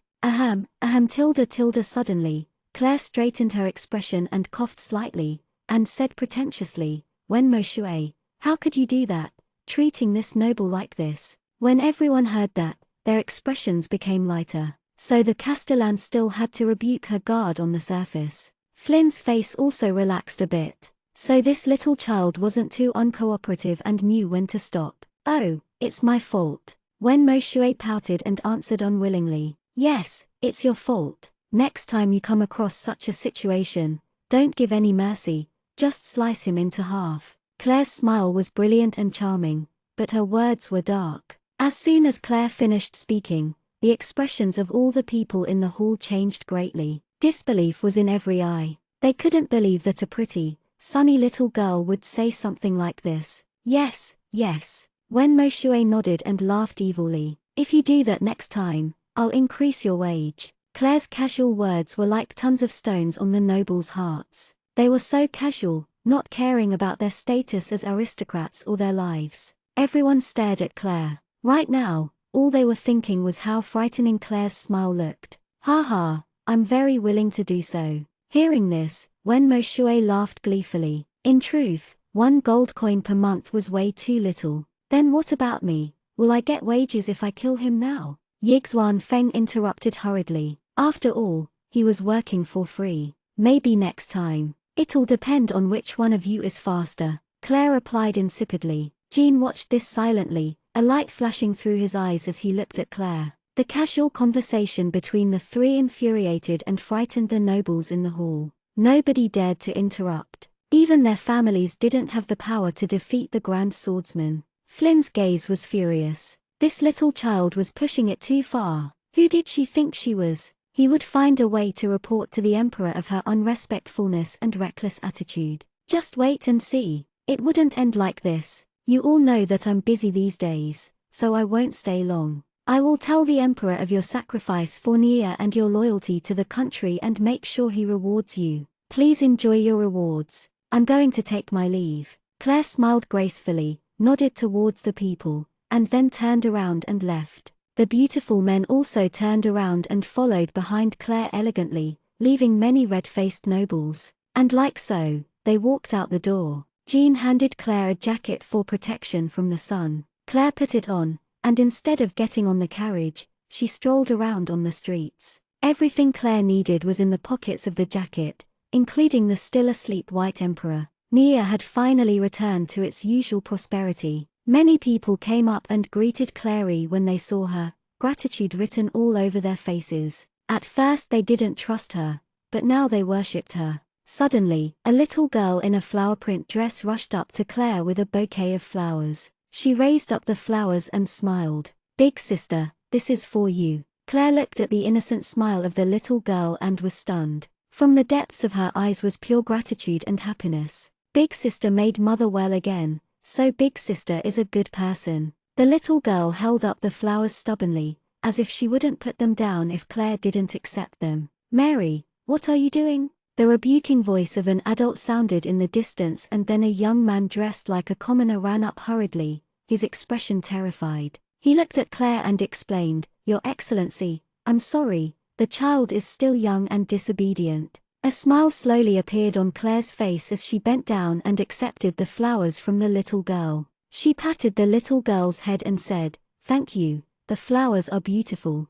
The young man was shocked. Born a noble, yet the Castellan was so approachable. "Big sister, you will always protect us, right?" the little girl asked happily when she saw that Claire accepted the flowers. "Mary," the young man's expression changed, rebuking the little girl as he picked her up. He apologized immediately to Claire. "Your Excellency, I'm sorry, I'm really sorry." "Yes, I will. I will always protect everyone, always." Claire smiled and looked at the little girl, promising. "Yay, yeah." The little girl cheered, holding her father's neck and smiling. Claire smiled as she looked at the young man and said, "No need to be so cautious. Your child is very adorable. If there are any problems in the future, just go to the castle and find the proxy Castellan. He will help you." "Thank you, Castellan. Thank you, Castellan." The young man hastily thanked over and over. Walter asked wickedly, "Claire, since when were you so kind?" After Walter finished asking, he waited for Claire's life-threatening pinch, but even after a long time, there was no response. Claire was silent, not saying a word. "Kind? Really? Why was this word so ridiculous?" Seeing Claire's silence, Walter started to become add more fuel. "Claire, what kind of style are you doing today? Just then you were laughing, telling someone to kill someone and dismember their dead body. Now you're adorably and kindly deceiving that man's little girl. Was it something you ate or drank?" Walter chattered on without end. Claire was silent. She went forward slowly, like she was pondering over something. At that moment, a small youngster walked over and brushed past them. Once Claire came back to her senses, she discovered that Walter's voice was going farther and farther away. What was going on? "Claire, damn you, you idiot, I've been stolen. Just then when that guy brushed past you guys, they stole from your bag. If you still don't quickly come over here and save me," Walter furiously shouted. "What?" Claire's expression changed. The youth who had just brushed past them, they actually stole from her. Claire promptly felt her bag and sure enough, found her wallet and the spiritual stone gone. White Emperor was still sleeping peacefully and everything else was still there. It was just that the money and the spiritual stone was gone. "What is it, Claire?" Yixuan Feng asked with a tilted head. He discovered that something was wrong with Claire. "We've been stolen from," Claire said quietly. Everybody's expressions changed. They all subconsciously felt their bags. Only when Mo Shui's expression was unperturbed, because he didn't have a wallet or anything else valuable. Jean's expression also changed. There was actually someone who could stealthily steal money from him. Yixuan Feng was so pissed his teeth ached. There was actually some blind guy who dared to steal from him. When he found that little thief, he would definitely beat him up so much that even his own mother wouldn't be able to recognize him. Claire coldly turned to Lead and said coldly, "Follow me." If it was just the wallet, then perhaps Claire really wouldn't have any method to capture that thief. Even though stealing anything was bad, how could a person be stolen? Walter was actually stolen away. It was an outstanding robber. Very obviously, a very outstanding robber. Claire emotionlessly followed Walter's instructions, going past 2 streets, chasing all the way to a faraway alley. The alley was very secluded with no signs of life. At the very end, a door appeared at the right. Tottering on the verge of collapse over the door was a sign that indicated it was a hotel. Claire pushed the door open, a person asleep at the front desk. When they heard the sound of the door being open, They raised their head and saw Claire's group, preparing to say something. But Claire snapped her finger and a small fireball flew in front of the businessman. It swayed as it circled twice and then disappeared. The businessman's mouth opened wide, not a word coming out. Megaikian. A Megaikian actually came to such a classless little inn like his. We're looking for someone. No matter what sounds you hear in a moment, don't bother. We will compensate twice the amount for damages. Yixuan Feng was practically gnashing his teeth as he said these words hatefully. Claire didn't say a word and went straight upstairs. Walter was making a racket incessantly. Claire, how are you this stupid? Huh? A living person, was actually able to be stolen away. You didn't even notice when they touched your bag. Claire had a dark expression the whole way as she went to the room Walter directed her to. Wasn't this first time she had been stolen from? Wen Moshue, you're in charge of the window. Jean, watch the door. Claire was really a bit angry. She had actually been stolen from without noticing. How did you know it was here? Yixuan Feng looked doubtfully at the door. I set up a spell on my wallet, Claire explained half-heartedly. Yixuan Feng immediately realized and fiercely kicked the door open. Wen Moshue was like lightning as he raced to the window madly, blocking the escape route of the person inside. And Jean guarded at the doorway. Yixuan Feng smiled evilly, his fist tightened so much, there was the sound of cracked knuckles. If he didn't beat up the robber inside the room so much that their head would be filled with bruises, then he wouldn't be called Yixuan Feng. After the door was kicked open, sure enough, the first reaction of the person inside the room was to run towards the window, but the window was already guarded by Wen Moshue. The door was also guarded by another warrior. Where will you run? Yixuan started laughing evilly. Claire sized up the young robber in the room. Plain clothes, slim body, brown hair, long bangs that even blocked the brows. A pair of jet black, large eyes watched them alertly. If I give you the items, let me go, the young robber said immediately. Naturally, he understood the situation. Originally, they had thought they were fat sheep. Who would have thought they were all strong experts? It was a real miscalculation. The young robber quickly brought out all the wallets and put them on the table. Naturally, there was also Claire's spiritual stone. All the items were brought out, untouched. Claire was silent as she approached, grabbing her wallet and spiritual stone and putting it into her bag. We can let you go. Just wait for me to beat you up so much that nobody can recognize and then it'll be fine. Yixuan Feng pushed up his sleeves, preparing to start. But Claire blocked Yixuan Feng and walked up to the young robber. The young robber faced Claire's eyes and stepped back, feeling a little uneasy. This woman gave him an indescribable pressure. What's your name? Claire asked the thin and weak-looking youngster. The youngster bit their lip, not saying anything. Suddenly, Claire started laughing coldly. If you don't respond, I'll let them strip you bare and then tie you up and send you to the prison. There won't even be a trial because I am this city's Castellan. The youngster looked at the cold light in Claire's eyes, and their heart couldn't help trembling, saying quietly, I'm called Summer Ailuo. Everybody in the room twitched their mouth when they heard Claire's threat. What kind of threat was this? Strip away their clothes. It was fine to just send them to prison, why strip them? Very good, Summer, talk. Why do you need to steal? Claire said insipidly. She pulled up a chair and sat down, then indicated at Jean to close the door. I'm a robber. Now Summer's voice didn't have any timidness. Instead, they stuck their chest out, speaking boldly. Their meaning was, I'm a robber, it's proper for me to steal. But Claire noticed that when Summer said this, there was a trace of pride. What about the other things you stole? Will you bring them out or will I let them search your body? Claire coldly stared at Summer as she said these words. Holy shit, Claire, you want to do villainous things to another villain? Walter cried out in surprise. Claire didn't say anything, silent. Nonsense. They had all tasted this robber's skill. If the items he stole didn't have anything good, it would be strange. Also, the robber had been tightly pulling at the bag in their hand the whole time. Summer angrily looked at Claire, gnashed their teeth, and handed over the bag in their hand in the end. Claire grabbed the bag with one swipe, not caring for formalities. Then she started looking inside. There were jewels, necklaces, etc., all unordinary items. Claire, do you like these? Go home with me. I'll give you as much as you want. Yixuan Feng crouched down, looking at Claire look through the items, laughing. But Claire didn't even look at those treasure left on the side. These were all useless items. In the very depths of the bag was a book. Claire was about to start flipping through, but the words on the cover caught her eye. It was Chinese. Really, truly Chinese. Treasured lotus-style cultivation. The 4 words in Fangsong font were imprinted clearly on the front cover. Where did you steal this from? Claire asked while frowning at Summer. I don't know. I've stolen from so many people. How could I know which person this is from? Summer snorted, replying disdainfully. Oh. Well then, Yixuan Feng, strip him naked and tie him up, then take him away. Claire instructed insipidly and stood up. I'll talk.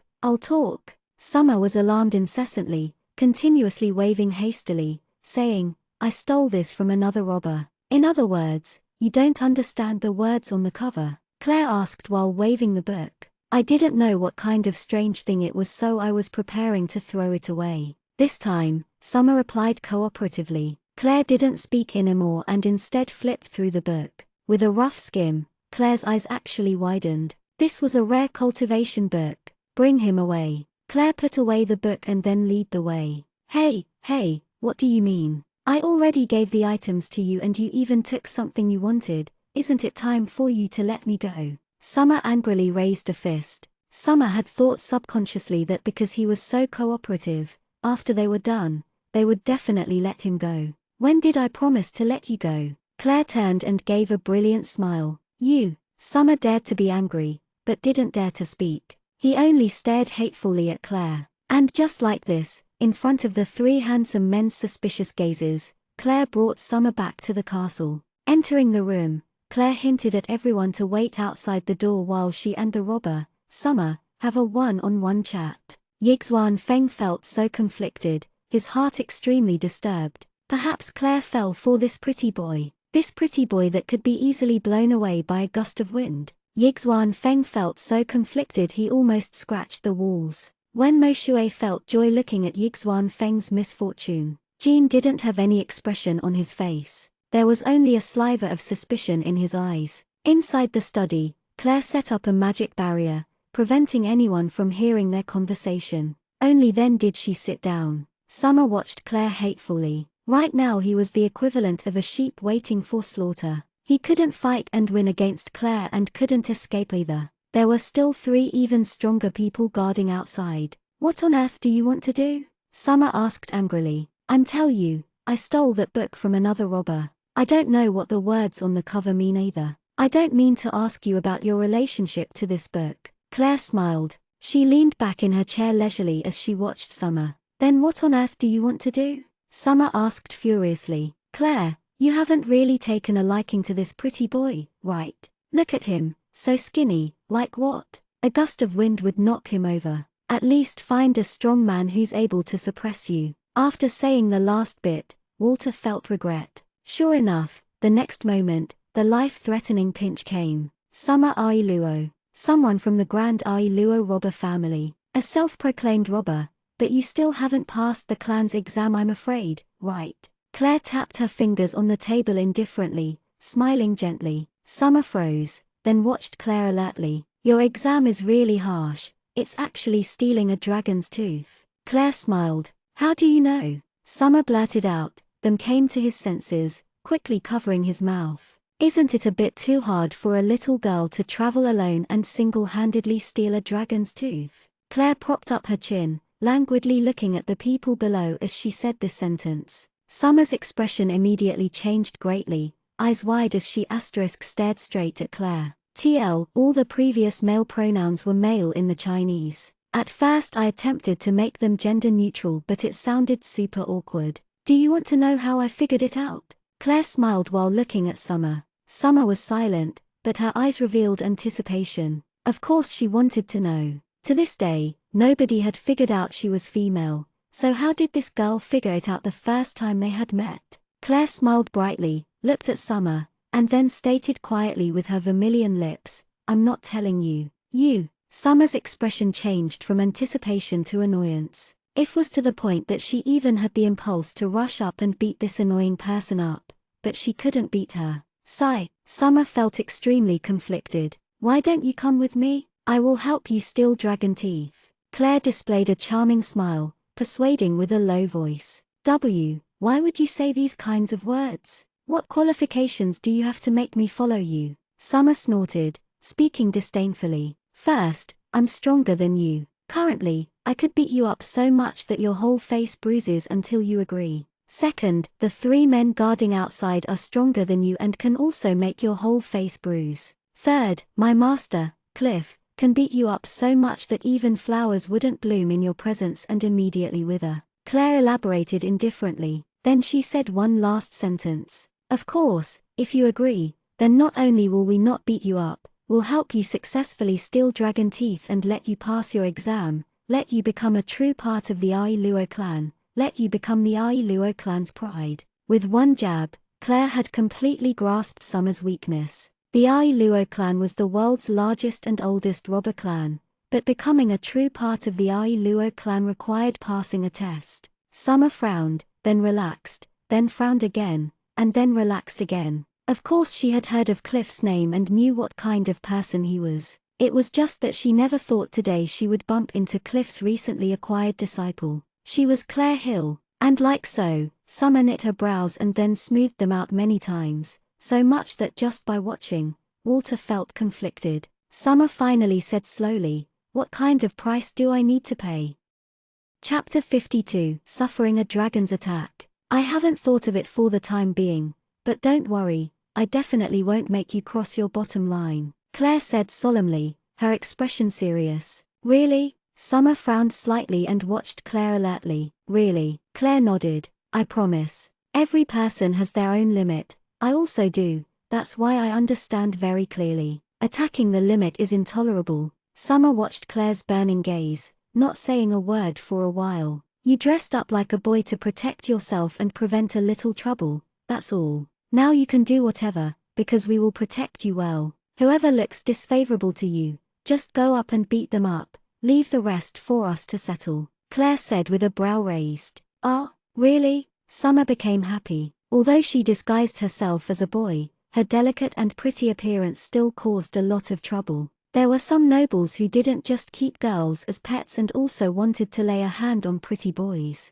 She made a dangerous escape each time. She hated those perverts, but she didn't have the power to fight back. Now that she heard what Claire said, naturally she became happy. Walter curled his lip, very speechless. Claire, that little devil, really knew how to hit their weak spot, beat with a stick, then offering a carrot, as if they didn't join her gang, then they would be done for. Only, he really didn't expect this thin and weak youngster to actually be a girl. Not only that, they were actually someone from the Ai Luo family, the #1 rank thief family in the world. They dared to steal anything and they were able to steal anything. Rumors say that historically, the most outstanding thief had even stolen something from the Temple of Light after infiltrating into their main temple, and even cut off a lock of hair from the Pope. Nobody was willing to provoke this kind of terrifying family. Who knew if one day you would awake to find a part of your body gone? But it was very hard to formally become a part of the family and required passing an extremely difficult exam. Really, from now on, you can return to dressing like a girl. Claire smiled and seriously nodded as she promised. Which normal girl didn't like beauty? Which was willing to dress themselves as incomparably sloppy? Me. Good, that's what you said. You can't force me to do what I don't want to do. Summer happily said, whenever you need me, just tell me. I will try my best for anything within my limits. Deal. Claire smiled brilliantly. From today on, Summer is one of us. Claire gave everyone solemn introductions. Summer, this is Wenmo Shui, this is Yixuan Feng, and this is my knight, Jean. May everyone please get along well from now on. You're actually a woman. Wenmo Shui frowned as he circled around Summer and sized her up. Ha ha, very good, very good. Yixuan Feng smiled so wide his eyes were crescent moons. So it was like this, ha ha, very good. It's a woman, not a pretty boy. What are you looking at? Summer was very uncomfortable with Wenmo Shui's gaze and said angrily, do you think I can't steal all your clothes at night and make you walk out of your door naked? It's not like I'm stupid, if you steal everything. At worst, I'll just not walk out the door. Wenmo Shui started fighting with Summer. You can choose any room from the Castellan castle. After 2 days, we'll leave this place. I want to go to the Sprite Forest, and on the way we'll go through Dragon Valley. When the time comes, I'll come up with a way to do what I agreed with you," Claire explained to Summer. "All right." Summer didn't pay attention to Wenmo anymore and turned to agree with Claire's words. "Oh, where did this little beauty come from?" Cliff's voice came from the main hall, directly followed by him running in like the wind in. "Master, this is a new person to join us, Summer Ailuo, she." Before Claire finished speaking, Summer called out in surprise, because Cliff, that old perverted wolf, lifted up Summer's skirt with one swipe. "Master," Claire said angrily, unhappy. "Claire, this person is really Sir Cliff." Summer held down her skirt, and hid behind Claire with lingering fears, with her head poking out to look at the vulgarly laughing perverted old wolf. She had long before heard that everything was good about Cliff except that he was very perverted, but she never would have thought he would actually make this kind of unacceptable action to a person he had just met. Claire looked at Cliff's vulgar smile and unhappily said, "Master, I'm warning you, you're not allowed to make a move against Summer, or else I'll slaughter you." Cliff curled his lip and didn't speak anymore. From that point on, with Cliff around, Summer definitely wouldn't wear a skirt anymore. Yixuan Feng and Wenmo Shui were both stupefied. This was their first time they had seen this side of Sir Cliff. And like so, the day passed with much ruckus. Night descended, all living beings silent. Claire leaned on the bedpost, flipping through the book she had gotten from Summer.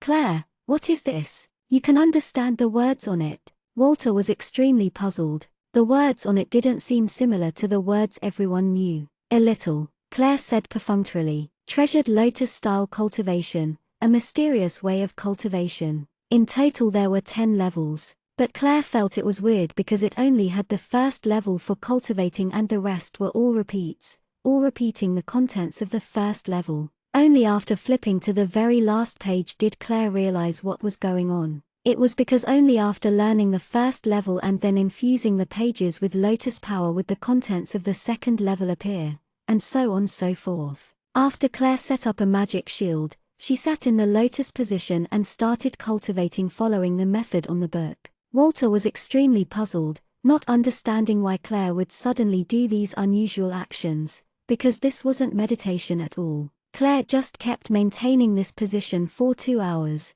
Under the incredulous gaze of Walter, a small golden lotus appeared on Claire's forehead. But once Walter wanted to look more carefully, the golden lotus disappeared instantly. But now Claire had entered a mysterious kind of realm. An indescribable happy chi entered into all 4 of her limbs, and suddenly, she could feel everything around her clear as crystal. Even with her eyes closed, she could still feel everything around her very clearly. It was a strange feeling she had never felt before, being able to sense all the objects in the surrounding based on the movement of air. Only after a long time did Claire slowly open her eyes. Claire's gaze returned to the book, a light smile emerging on her face. She seemed to have picked up a treasure this time. Claire laid back down, looking at the nearby White Emperor. White Emperor just continued to be in a deep sleep. It seemed like last time when he transformed into a human form and insta-killed that Benjamin, it used up a lot of strength. Now, he kept on sleeping deeply to slowly recover. Walter already lost interest and fell asleep. Although a spirit didn't need to sleep, Walter forcefully closed his eyes to sleep. Using his words, it was only this way that he could feel he was a normal person. White Emperor, Claire gently stroked White Emperor's furry body, her eyes revealing a complex expression. White Emperor's last words from the time when he insta-killed Benimo were deeply imprinted into her memory. "My contractor, quickly mature." Claire clenched her fist tight. Strong, she must become strong. Claire's eyes became cold. Looking at White Emperor, her gaze became colder and colder, but unwilling and wronged even more so. Because White Emperor's and Claire's contract was actually a master-servant contract. However, the master wasn't Claire, but White Emperor. White Emperor was Claire's master. Only if Claire continuously became strong and surpassed White Emperor would she be able to reverse the contract. It would be then that Claire could become White Emperor's master. She definitely needed to become strong, and reverse the contract to become White Emperor's master. Claire breathed out a deep breath, slowly closing her eyes. 2 days later, Claire had roughly finished dealing with all the matters and then gave Heath the right to act on behalf of the Castellan. With Nia City's residents seeing her off, Claire's carriage left Nia City. "You're actually very popular," Summer said sourly. Summer and Claire, along with Jean, were in the carriage. Currently her head was sticking out the window, looking at the group of Nia City's inhabitants behind the carriage. Claire was silent, not saying a word. If they wanted to go through the spirit forest, they would have to pass through Uvasali, a relatively behind the times, barbaric country, then pass through a hazy swamp and Dragon Valley in order to reach Sprite Forest. They had already obtained border passes. Many days prior, once Duke Gordon received Cliff's message that he would bring Claire to go learn from experience, he immediately sent out people to find the fastest way to get passes. Once they were far from the city, Cliff made everyone switch into the most ordinary clothes. They sold the carriage and all rode on horses, disguising themselves as a small group of adventurers. This way they would save themselves a lot of trouble. Early on, Cliff had told Claire that on the journey, Claire and them would deal with whatever they met themselves. Only if there was a life-threatening danger would he make a move and save him. Only this way could they achieve the results of learning from experience. His words made very good sense. Claire also felt that doing it that way was good. But could someone tell her why there was a dragon here? Wasn't it that they had to go Dragon Valley, the place where dragons lived, to see dragons? Why was it that the moment they entered the ravine filled with thick fog, they would suffer from a dragon's attack? There was a gigantic three-headed black dragon, one head spit fireballs, one spit water arrows, and there was one that could actually blow out wind blades. Bizarre. What kind of dragon was this? Daddy Mi's mood right now is really bad. I'll slaughter you guys. This dragon actually could spit out human words. Claire set up a fire shield, blocking the water arrows the giant dragon had spit out. Summer was behind Claire. Looking at the mad giant dragon, she stuttered, "Claire, I did want to steal teeth. But aren't there too many mouths?" "You don't say." A normal dragon would have one head and one mouth, but this dragon actually had 3 heads and 3 mouths. Wasn't it too many? Cliff stood far away, observing the other side's situation from high up. Yixuan Feng and Claire set up magic shields, blocking the waves of mad attacks from the giant dragon. Their hearts were incomparably depressed. What was going on? They had never heard of a dragon here, only a few lower-level magic beasts. Before they entered the ravine and were resting in a village, the villagers all warned them repeatedly that recently, this ravine was always filled with thick fog, and from time to time, produced the sound of angry roars. Many low-level magic beasts ran away from this ravine. The villagers all said that a high-level magic beast had arrived, so nobody went into the depths of the ravine to hunt or gather herbs and all worked at the ravine's valley. They definitely wouldn't take even one step into the inside that emitted fog in the morning. Once they heard these outsiders actually wanted, they naturally advised them repeatedly with kind intentions. Claire and them thanked them for their kind intentions, but they had to enter the ravine, because going through the ravine was the fastest path. If they turned back and took a detour, they would be delayed by perhaps 10 days. Naturally, they weren't willing to waste that time. It was just a high-level magic beast. Their group of people could handle it easily. But could someone tell them what was going on? Why was there a gigantic 3-headed dragon amidst this thick fog? The giant dragon seemed to be very angry, continuously roaring, attacking them with all its might. Claire and Yixuan Feng felt more and more strained as they guarded. But soon, they discovered something off. From the very beginning that dragon stood at the same place while attacking, not going forward at all. Also, the dragon race was supposed to be very powerful, able to oppress humans. The pressure this dragon gave them was very little.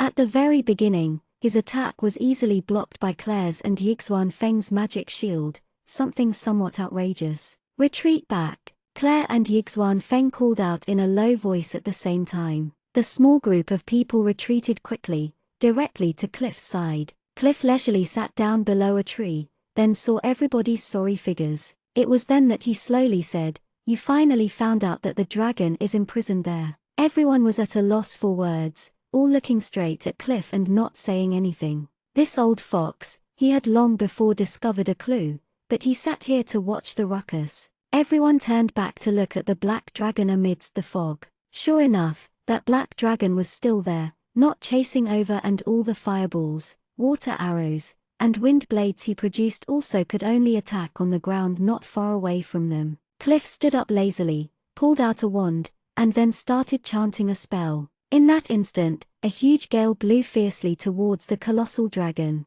The next moment, the thick fog dispersed and the giant dragon's body appeared. Around the giant black dragon on the ground in 4 directions were 4 pillars, half the height of a person. On all the pillars there was a shiny ball of light. In the middle of all the balls of light were a chain of light. The 4 cables of light bounded the giant dragon firmly. Chapter 53. Everyone saw the black dragon's huge body and was shocked. The giant dragon was black from head to toe, his dark scales sparkling under the sunlight. As warriors, the first thing Jean and Wenmo Shui thought was that if those scales were used as guarding items, then they would basically be high-level products. Behind him were 2 huge wings, the 3 heads with hateful expressions. "You lowly humans, come here to receive death." That huge black dragon furiously thundered, so much so that the leaves on the trees started to shake slightly. "Are you an idiot? If we came whenever you told us to, that would be so embarrassing." Summer snorted at the giant dragon and made a face. "You damnable human scum, I'll shred you to pieces." The giant dragon roared, doing his utmost to twist his body, but still couldn't leave the place at all. Cliff looked at the giant dragon and his expression slightly changed. How could someone from the royal dragon family be here? How could he be trapped here? Cliff thought out loud. What? This guy is also a prince? Summer snorted and grimaced, looking at the battered and trapped giant dragon. Claire frowned looking at the incessantly angry black dragon, but she was thinking of other matters. Holy crap, this is how a prince behaves. When Moshue directly spit. Rough, vulgar, and ugly, this giant dragon was the dragon race's prince. Someone come and immediately knock him unconscious. He simply didn't believe this kind of guy was a prince of the dragon race. What he wanted the most right now was to be able to get rid of this giant dragon and peel off his scales for guarding items. Armor, gloves, knee brace, thinking of it made his mouth water. If it also soaked in dragon blood, then the set of guarding tools would be to King awesome. How was the dragon race's prince trapped here? The dragon's sense of honor was unusually strong. What they detested the most was those earth dragons and demidragons who had been reduced to being humans' mounts,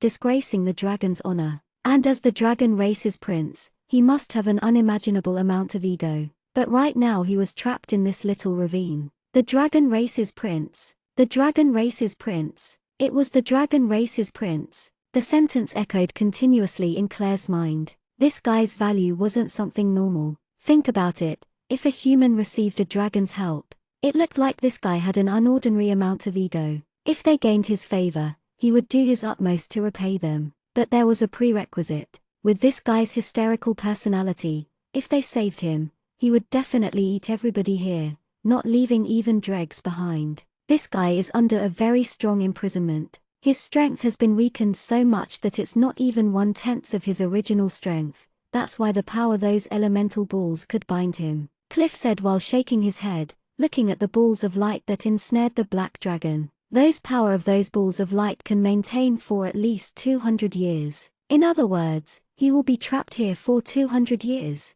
Claire looked at the black dragon who was still roaring from a distance, her voice not high or low as it spread, controlling her volume so that it was just enough for the black dragon to hear. He must have committed an offense and trapped here as punishment. Yixuan Feng said while stroking his chin. Pa, Daddy me was set up. Shut your bird beak, what rubbish are you talking about? When the black dragon heard everybody's words, he started roaring more angrily. Then you're really an idiot, actually being set up by someone. Claire snorted disdainfully. That's right, an idiot. Idiot. Summer made a face at the black dragon. The black dragon became even more furious and roared, struggling with all his strength. I'll shred you guys into pieces. This is the second you said that. I'm still standing here perfectly fine. Summer curled her lip, smiling complacently. The black dragon was practically about to be driven mad. His eyes were about to burn. Damnable human scum, actually daring to act so out of line in front of him. Lowly ants. The black dragon wanted to struggle free from his restraints, but wasn't able to move at all. The trapped prince will miserably be trapped in this dark ravine for 200 years, and then when the punishment is over, will arrive back at the Dragon Valley and discover that the dragon who trapped him will already be sitting on the throne and rightfully issues the order to kill him. Claire shrugged, saying these words with an indifferent expression. That's really a poignant story. Yixuan Feng sighed. Everybody had on an incomparably grieved expression. Walter was laughing so hard his mouth was about to break. Claire, this bad person, actually getting happy from other people's misfortune. These group of bad people, each had on a remorseful expression, but the smile in their eyes could be covered up. Damnable humans, I'll slaughter you guys. As the black dragon's weak point had been touched, he became even more berserk. He roared with all his might, his 3 heads spitting out 3 magic elements, attacking at the ground before him. He could only attack to that distance. Claire suddenly changed the topic, turning to look at the black dragon and said, exceptionally solemn, the noble dragon prince shouldn't be stuck in this dark place without sunlight for 200 years. No, even if it's 2 days, it shouldn't happen. The black dragon fell silent. Being continuously stuck in this kind of place would be really uncomfortable and it would be impossible to be happy. Even low-level magic beasts can circle around and watch your highness from a distance, not to mention humans. Yixuan Feng sighed deeply. Yixuan Feng had interacted with Claire these past few days and already understood her very well. Whenever Claire had this kind of tone, she would have a plan. What he needed to do was add on to the situation. It would be fine if he just fanned the fire. Yes, that's right. It's not 2 days, not 2 months, not 2 years, but 200 years. Summer, that girl, also added fuel to the fire. Silent, the black dragon had fallen silent. After a long time, the black dragon's gaze was finally not angry anymore. He said in a low voice, "What do you need?" A faint curve appeared from the corner of Claire's mouth. "1 of your teeth and 3 wishes. Fulfill 3 of my wishes under the condition that you can do it." Claire said seriously. "Human, you're being greedy. 1 wish." The black dragon snorted. 2. Claire frowned and said with much difficulty, "It can't be any less. It's a trade of 200 years for 2 wishes and 1 tooth. That's all." From the very beginning, Claire didn't think the black dragon would be generous. Naturally, she had to raise the price a little bit, then lower it later. It would already be very profitable to get 1 more than her expectation of 1 wish. "All right, human, do you have a method to remove these restraints?" The black dragon said in a low voice. "I can't." Claire shrugged and replied straightforwardly. The moment she finished speaking, the black dragon started to roar furiously. "Lowly human, you actually dare to play around with me. I will make you pay the price." The black dragon roared angrily, flapping his 2 giant wings, stirring up a gale. Although he really wanted to rip apart the hateful human in front of him, he didn't have any way to move forward the whole time. "Just look at you, so rude and impulsive. No wonder you were tricked and trapped," Claire said unhurriedly. "Just because I can't undo it doesn't mean someone from our group can't undo it." The black dragon stopped what he was doing, waiting and watching Claire. The atmosphere was very strange. Walter twitched a bit. This little devil, could she be any more evil? Summer, on the other hand, was unconcerned. From the very start, she had already been slowly become accustomed to Claire's evilness. Now, on the contrary, she didn't feel Claire was so evil anymore. This way of bullying actually seemed very fun. "Human, you're very cunning. What's your name?" Strangely, the black dragon wasn't angry, and instead, asked this question quietly. "Claire Hill," Claire replied, feeling a bit strange in her heart. This fiery guy actually didn't get angry when she tricked him. Very strange, very unusual. "Claire, I'll agree with your request, but I want a condition," the black dragon said quietly, rumbling like muffled thunder. Setting the initial price. This black dragon was actually this shameless. "If you agree with my condition, then our deal will be met," the black dragon said in his muffled voice. "Say it and I'll consider it first." Of course Claire wouldn't agree to anything rashly. "Let me stay with you. I want to learn humanity's despicable craftiness and shamelessness. You are an exceptionally worthy subject to study," the black dragon said, exceptionally conscientiously. "I want to seize back what is mine. Perhaps what you said is right. I'm too impulsive and that's why I was entrapped. I want to learn with you and then go back and face the person who trapped me." After hearing the black dragon's speech, Claire didn't know whether to laugh or cry. Was this complimenting her or sarcasm? But everyone behind Claire couldn't hold back, to the point that they all convulsed with laughter. As Cliff laughed, even his brows couldn't help rocking the whole time. Summer covered her stomach as she laughed heartily. When Moshue was even more exaggerated, crouching on the ground, slapping the ground over and over, laughing so much he was about to have a spasm. Only Jean and Yixuan Feng could bear it a little, not laughing so exaggeratedly. You can, but we need to agree on 3 things. First, you cannot revert back to your true form whenever you want to. You can't transform back to your true form unless I allow it. Second, you need to control your fiery, impulsive nature. You can't attack humans whenever you want to and need my permission to do so. I haven't thought of the third one at this point. I'll say it when I think of it, Claire said to the black dragon after thinking. Okay, no problem. Now can you help me undo these restrictions? The black dragon asked. Master. Claire turned to look at Cliff, who was still bursting in laughter, frowning. Oh, okay.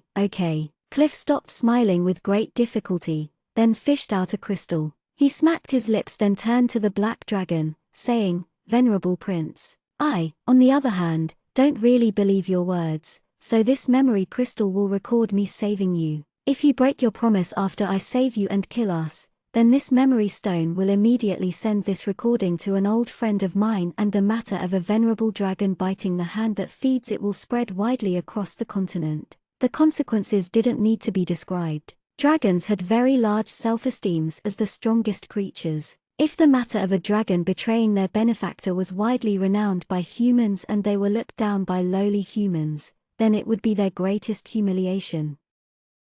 Chapter 54. This old fox, the black dragon cursed. Actually, he had that plan at the start. If these people saved him, he would immediately dismember these lowly humans into 1,000 pieces, but just then, he had already changed his mind. Humans had always been the most despicable, shameless, and cunning creatures. Following and learning from her these things and going back to deal with his elder brother was a pretty good idea. Claire squinted. Cliff's thinking and hers matched up, but, now that she looked at it, this black dragon definitely wouldn't kill them now. Cliff casted a spell on the crystal and then handed it to Claire. He pulled out his wand and raised it fiercely, starting to chant many incantations. The wand emitted a light beam at the black dragon's head and then turned into 4 light beams that rained down, directly attacking the 4 balls of light that binded the dragon. Slowly, the 4 balls of light started trembling, then vibrated more and more intensely. Small beads of sweat appeared on Cliff's forehead,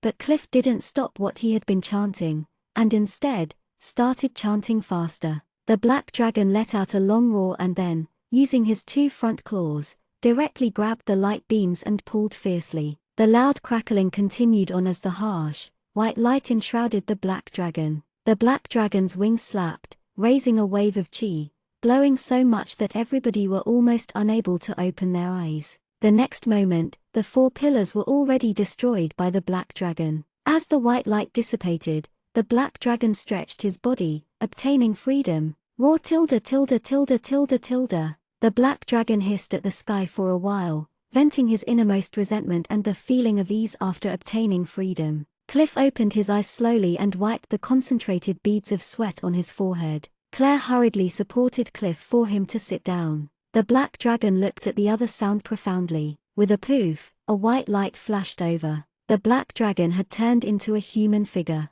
Black hair, black eyes, clothes completely black. His handsome face held a trace of wildness with more savageness from the depths of his eyes. Claire, teeth.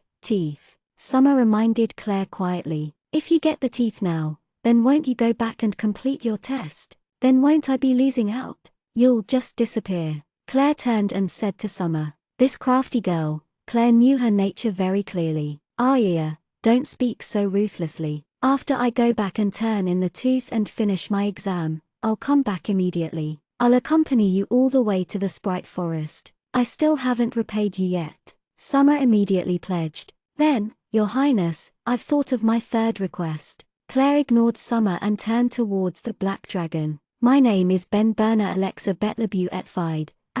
The black-haired black-eyed black dragon started saying his name as if he were chanting a prayer. He spoke for a long time without any indications of stopping. Dragons' names were all this long. Asterisk a bunch of English-sounding stuff. I'll just call you Ben. Claire blocked Ben's words. Give this girl the tooth you promised and then send her back to the Luo clan household, and then after she completes the exam, bring her back and meet up with us. We will camp here and wait for you guys. 1 day and night should be enough. If this girl doesn't come back, then trample on their clan's household until even dregs aren't left. After hearing this, Summer's expression changed greatly. In reality, she did have this idea of returning and not coming back ever again. Claire, this guy, was really too dangerous. Her woman's sixth sense made Summer feel like as long as she stayed with Claire, danger would come knocking on the door. In the far, far future, Summer would confirm over and over that her woman's sixth sense was abnormally accurate. I refuse. A look of disdain appeared on Ben's face. There's no way I'll let a lowly human sit on my back. Summer started smiling, but then when she heard Claire's next words, her smile froze. I didn't say to let her ride you. You can suspend her on your tail or grab her with your claws. Claire interrupted Ben impatiently. Oh, that's fine. This time, Ben nodded cooperatively.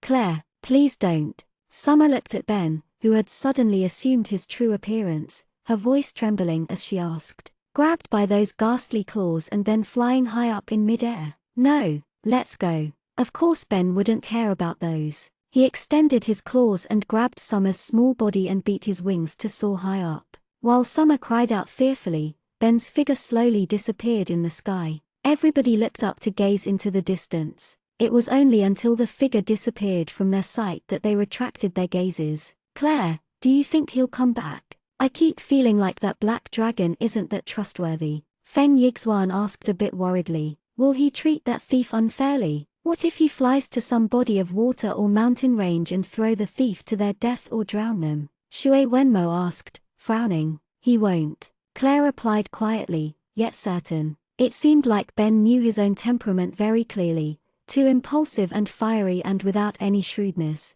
which was how he had been trapped. Now he had finally learned to be a little smart when he had obtained his freedom, so naturally, he wouldn't let this opportunity go. Yes, he actually wanting to learn from her how to be despicable, shameless, and crafty. It was something that would make one speechless. Claire stroked her chin. Then we'll be camping here today. Boy, go and find some tree branches. Boy with the sword, find some wild game. The poker-faced one. Yes, that's right. I'm talking about you. Stop looking. Erect the tent. Cliff sat down leisurely and instructed everybody, then patted the spot next to him. Come, darling disciple, let's sit here and rest for a while. Feng Yixuan went to get tree branches, Shui Wenmo went to go hunting with his sword, and Jean started to build the tent. Master, have you gone to the sprite forest before? Claire asked. I have. I sent a sprite home. That sprite was very curious on how the human world was like and wanted to meet humans. Cliff looked up ahead. Suddenly, his gaze started to become a little listless, like he had seen something from the far, far past. Claire quieted down, waiting for Cliff's next words, because she saw a faint trace of grief from the depths of Cliff's eyes. The sprite that Cliff had saved was definitely a woman, definitely. That sprite was very beautiful, very gentle, as pure as a sheet of white paper. She was curious about how the outside world was like, so she secretly slipped away from the sprite forest, passed through the Dragon Valley and then arrived at the bustling world of humans. Cliff said softly, as if he was afraid of alarming the person in his heart. Your master and that sprite definitely committed adultery. Walter's voice sounded vulgarly in Claire's mind. Out of Walter's expectations, Claire actually made a sound of approval, agreeing with Walter's idea. But mankind's greed and ugly craving was far from what she could imagine, so she was captured by humans and locked away. They were planning on offering her to a very perverted and muddle-headed emperor.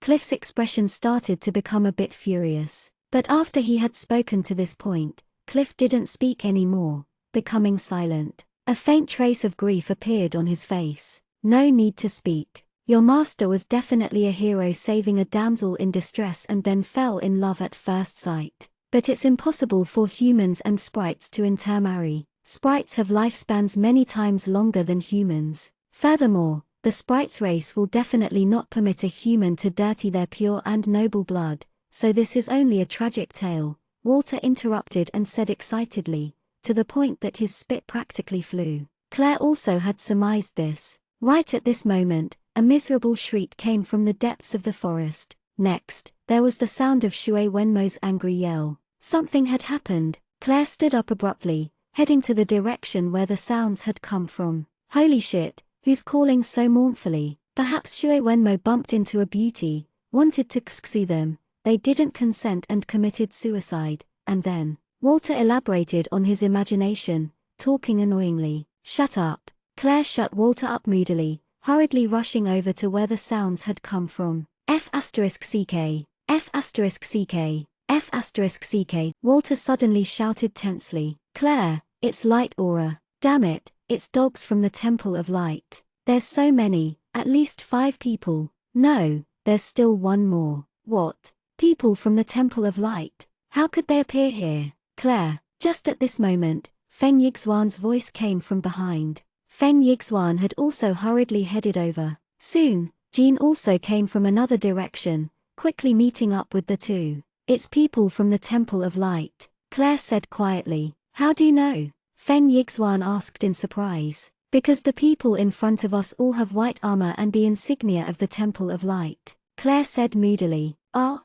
Feng Yixuan looked up. Sure enough, he saw 5 holy knights clad in white armor attacking Shui Wenmo with their swords, and Shui Wenmo was resisting them with a bit of difficulty, not allowing the holy knights to pass him. Claire looked past Shui Wenmo and was astonished to see another holy knight. But his white armor was already extremely dirty, covered in mud and blood stains. In his embrace was a girl who was completely pale-faced and completely covered in blood. The girl was hugging the knight tightly, her face filled with concern, because the knight was on the brink of fainting. Evidently, they had already gone through a harsh battle. What was going on? Why were Shui Wenmo and the Temple of Light going against each other? F***CK. 5 against 1. Scum! Feng Yixuan howled angrily. Of course he wouldn't care about some Temple of Light. In his eyes, there were only 5 scum using numbers to go unfairly against his brother. Feng Yixuan's movements were the very definition of nimble and cruel.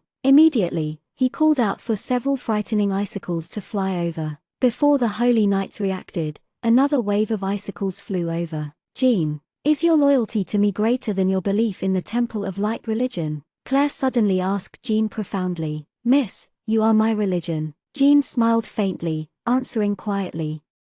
Chapter 55, Getting rid of Holy Knights. Then that's good. Claire snorted coldly. Listen carefully, don't even leave one alive. Since they were going to make a move anyway, with the way the Temple of Light worked, they definitely wouldn't allow anyone to challenge their authority. Since they were going to provoke them, then they would have to deal with them properly, eliminate them from the roots, definitely not allowing them to get the chance to turn the tables. Not even a little. Yes, Jean consented lightly. Icy coldness emanated from his eyes. He pulled out the sword with a whoosh and then added on a layer of Duqi. Who are you guys? Do you guys know how great of a sin it is to block the Temple of Light from arresting traitors? One of the holy knights yelled out in a hurry as he saw another 2 strong people join the fight. After we kill you, we'll burn your corpses until not even dust remains and melt your armors. Who could know they were people from the Temple of Light? Claire's cold voice made the holy knights tremble with fear. This girl, what she said was definitely true. She definitely planned on doing it. Such a young age yet actually such a cruel heart. Don't let them run away, Claire warned. They can't. Feng Yixuan snorted, already cruelly waving his hand for more to go over. Claire walked next to the holy knight who Shui Wenmo had been protecting, crouched down slowly, and was actually stunned to see the girl in the embrace of the holy knight was black-haired and black-eyed. Perhaps this girl was the person who could topple the Temple of Light, the person who was predicted to come once in a millennium. That's why this girl was chased to be killed. But Walter's voice sounded at this moment. Claire, don't thinking blindly. This girl isn't the person from the prophecy. Look at the depths of her eyes. There's a trace of blue. Although it's very faint, it's truly there. This should be how the Temple of Light kills 1,000 innocents to not let one go. This is one face of the Temple of Light's methods. Today, their luck was very good, bumping into us. Claire looked closely. Sure enough, she saw a trace of blue in the girl's eyes. Also, this girl's destiny is very average, Walter said confidently. He understood the stars a little. Claire picked up the about-to-faint Holy Knight's sword and turned to also join the fight. The fight became 4 versus 5. Once Cliff had walked over slowly and heedlessly, he saw a scene that almost made his heart jump to his throat. Claire and a few guys were pursuing and attacking a few knights from the Temple of Light extremely viciously, only hitting vitals, so much so that it looked like they wouldn't stop until they killed them. But their opponents were not holy knights from the Temple of Light for nothing. Confronted with Feng Yixuan and them's vicious attacks, they neutralized them one by one. Meanwhile, Feng Yixuan and Shui Wenmo's flawless coordination gave them a headache incessantly. Claire and Jean also coordinated very well from sparring, also making their opponents fight strenuously. Cliff stared at the scene in front of him, not coming back to his senses.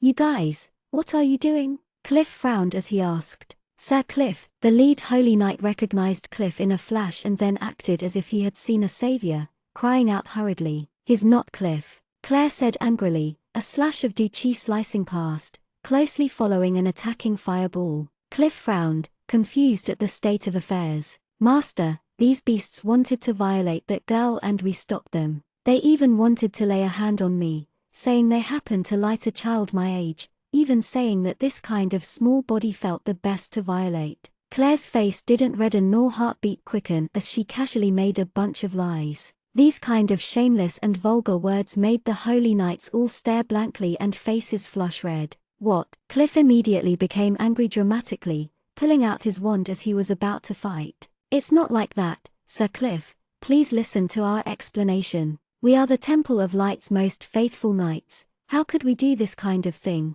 We are." There was no ending to the "we," only a mournful cry. Claire expressionlessly stuck out her tongue. In reality, she knew very clearly that this kind of botched lie would have no way of tricking Cliff. But the circumstances had already turned into this. Cliff had no choice but to join them, because he understood the way of the Temple of Light better than anyone else. Claire's words were only to give him an excuse to not stop them from killing. If Cliff made a move, then who could fight back? Soon, the Holy Knights fell. "Master." "Ah, then you go rest first. We'll come in a while." Claire smiled gently. The bloody spectacle on the ground was not suitable for the elderly to see. Cliff faced the sky. "Yes, today's weather is pretty good. I'll go first and roast meat while waiting for you guys." After he finished speaking, he picked up the few hairs Shui Wenmo had just dropped on the ground and turned and left immediately. It would be best if he didn't see the execution of the people from the Temple of Light and pretend he didn't see anything.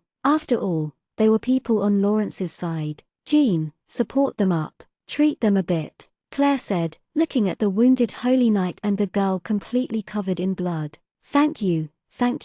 The girl completely covered in blood looked at the emotionally, thanking. She didn't have any wounds on her body, all the blood on her body was the Holy Knight's. "Yes, miss." Jean bent down and grabbed the heavily wounded Holy Knight, leaving as Cliff did. The Holy Knights who were currently unable to struggle all angrily and incredulously watched Cliff's figure disappear. That was Sir Cliff, no doubt about it. Then the blonde-haired girl was his disciple, Claire Hill, the rumored male chaser who had suddenly started to straighten out. They actually dared to brazenly make a move on people from the Temple of Light. "Pile them up, I'll burn them," Claire said to Shui Wenmo and Feng Yixuan as a cold light appeared in her eyes. "What are you going to do?" "The Goddess of Light's all-seeing vision will record all your sin down. You will be punished," the leading Holy Knight rebuked angrily. Feng Yixuan and Shui Wenmo turned a deaf ear, rapidly making their moves. Shui Wenmo first went forward and slashed one after the other,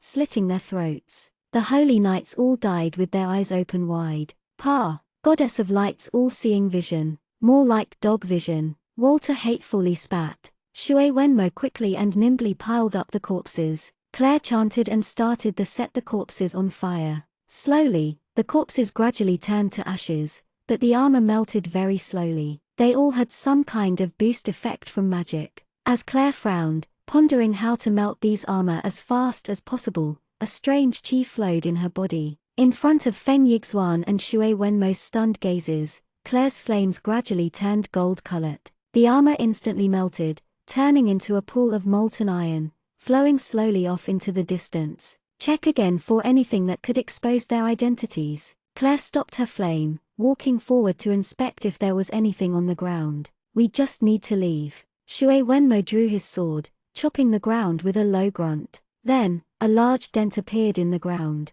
Without another word, Shui Wenmo burst with Du Qi again, raised the ground that'd been burned, and flipped it over into the huge dent, burying all traces. Only after the three inspected the surroundings carefully again and were completely sure did they prepare to go back. Claire, suddenly, Shui Wenmo stopped, quietly calling Claire's name. Yes. Claire turned and looked towards Shui Wenmo, not understanding. Thank you. Shui Wenmo's thank you was very quiet, but very clear. Claire immediately understood what Shui Wenmo meant. Yes, if it wasn't for Shui Wenmo, they wouldn't have been dragged into this conflict, wouldn't have gotten involved with the Temple of Light's matters, and wouldn't have become the formidable Temple of Light's enemy even more so. What are you thanking for? I don't know what you're talking about. Nothing happened here. Claire smiled, turning to leave. A faint smile appeared on the corner of Shui Wenmo's mouth. But Feng Yixuan fiercely grabbed Shui Wenmo's neck and spoke in a voice only loud enough for the two to hear.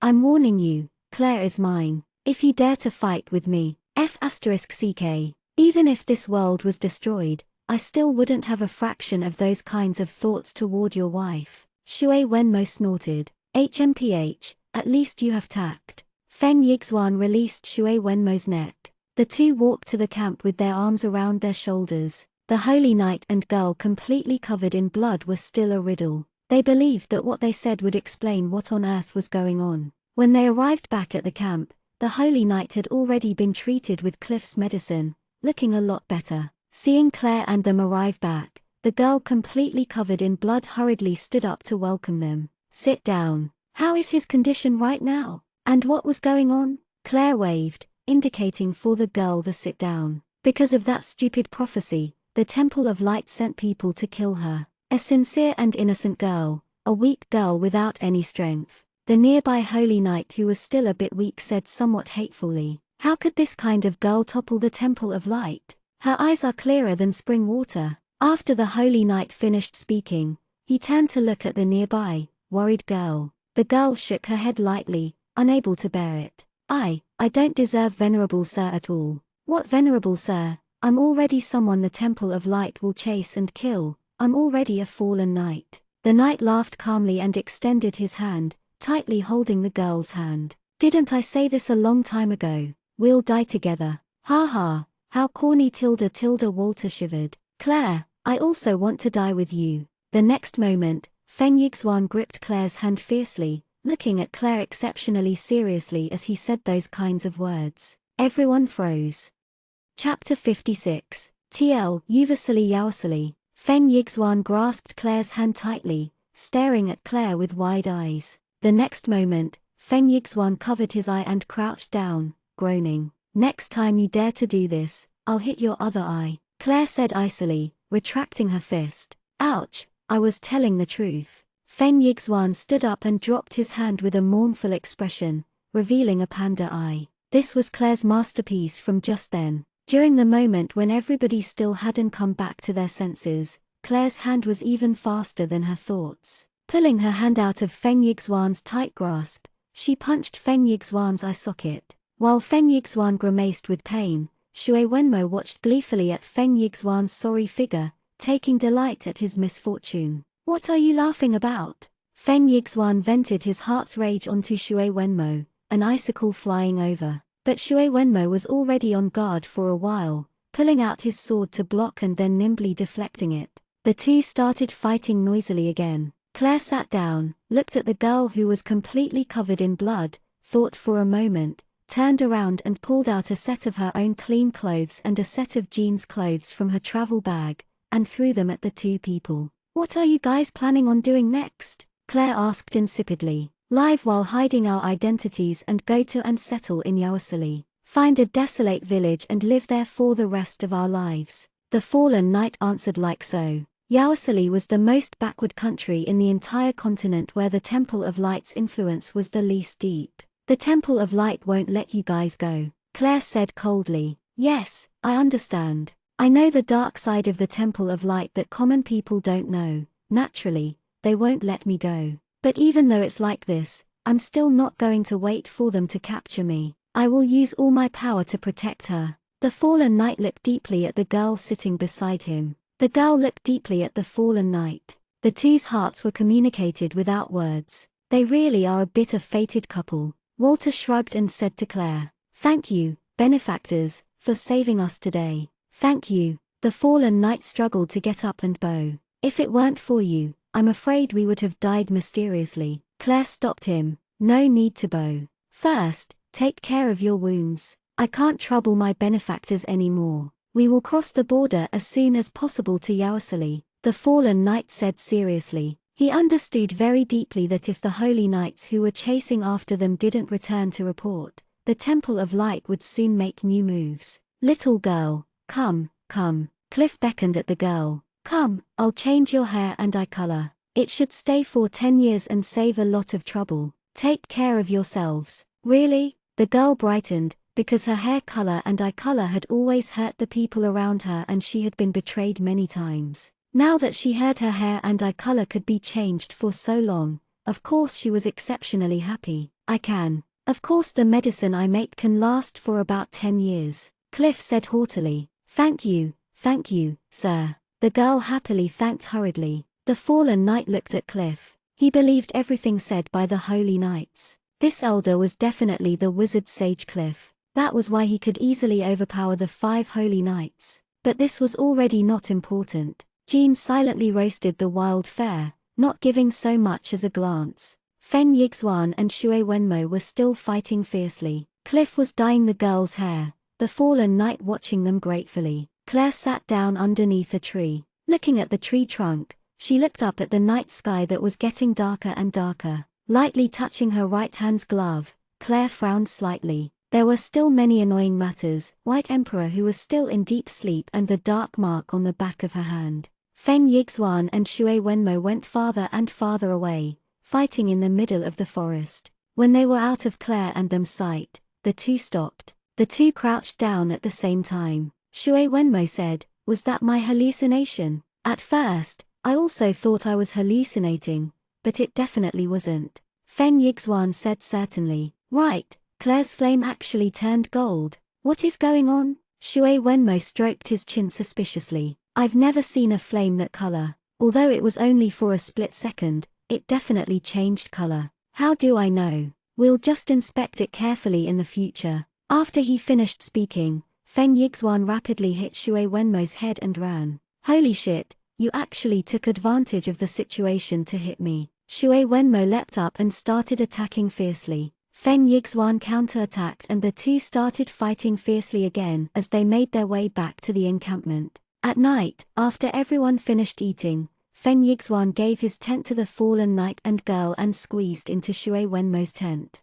Claire was lying down calmly in her own tent, looking at the magic lamp hanging from above, thinking back to the treasured Lotus Styles mental cultivation method. After thinking back over and over, Claire became more and more awake, unable to sleep. So she simply sat in the lotus position and started cultivating the treasured Lotus Styles mental cultivation method. An indescribable fluidity encompassed Claire's whole body. Heat flowed through her 4 limbs and bones, wandering slowly. The slow flow of the heat became faster and faster. The moment she infused with her danshan, suddenly, something seemed to emerge in Claire's mind. Suddenly, Claire opened her eyes. She had already finished learning the first level of the treasured Lotus style. A light smile appeared on Claire's lips. This metal cultivation book, even if people from this world could read it, they wouldn't be able to learn it, because probably nobody from this world knew the acupuncture points written in the book. With a slight flick of her finger, a small,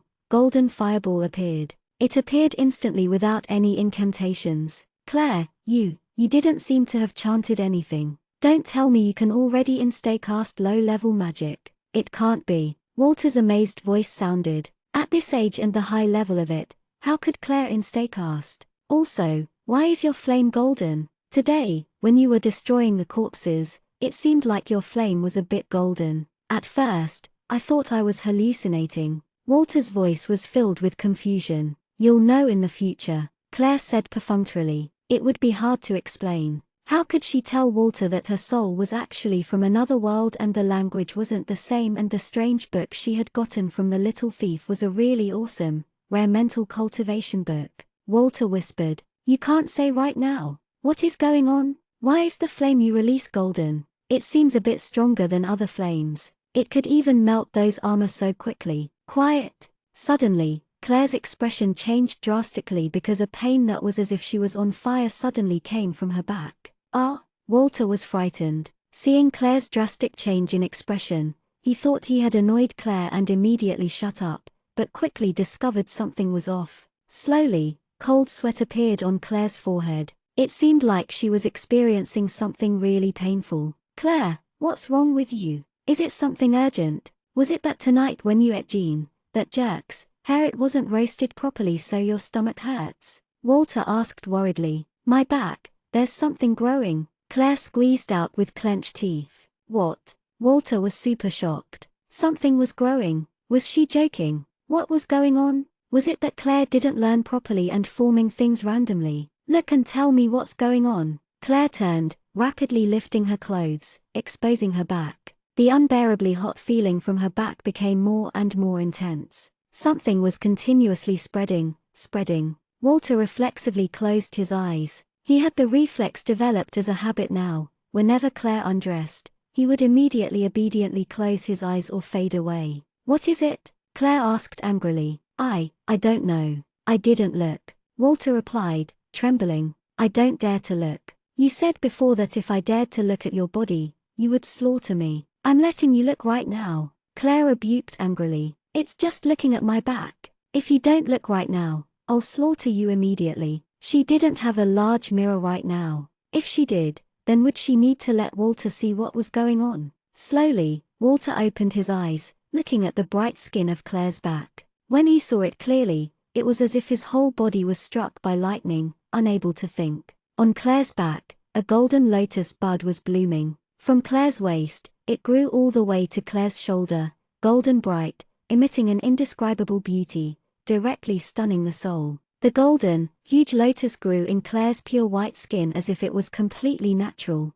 In total, there were 12 petals, but out of the 12, only one had blossomed and the other 11 were tightly folded. Walter watched dumbfoundedly, profoundly stunned by the devilishly beauty. He forgot to think, forgot to speak. There was actually something as beautiful as this in the world. "Walter!" Claire shouted angrily, pulling Walter back to reality. "Ah, what? Claire, what?" Walter made a mouth-wiping movement. If he had saliva, it would have already dripped onto the ground. Currently, Claire already didn't feel any more pain and put her clothes down, asking angrily, "What on earth did you see? What's on my back?" "Oh, a golden lotus. There are 12 petals. One flower petal has blossomed, but the other 11 haven't. So pretty. I've never seen anything so pretty before." Walter was still deeply stunned. "But, Claire, how did a lotus grow on your back?" Claire was silent, but her mind was working very fast.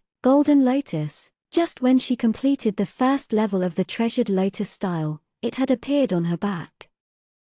Chapter 57. Feng Yixuan takes advantage of Claire. Golden lotus. It was definitely created by this mysterious mental cultivation. A flower petal had opened up within her skin, showing that she had finished learning the first level. In a similar fashion, every level learned would unfold a petal. But the book had written that the mysterious treasured lotus-style way of cultivating only had 10 levels. If each petal represents one level, why were there 12 petals on her back? What did it mean? "Walter, you didn't see wrong. There were 12 petals," Claire asked, frowning.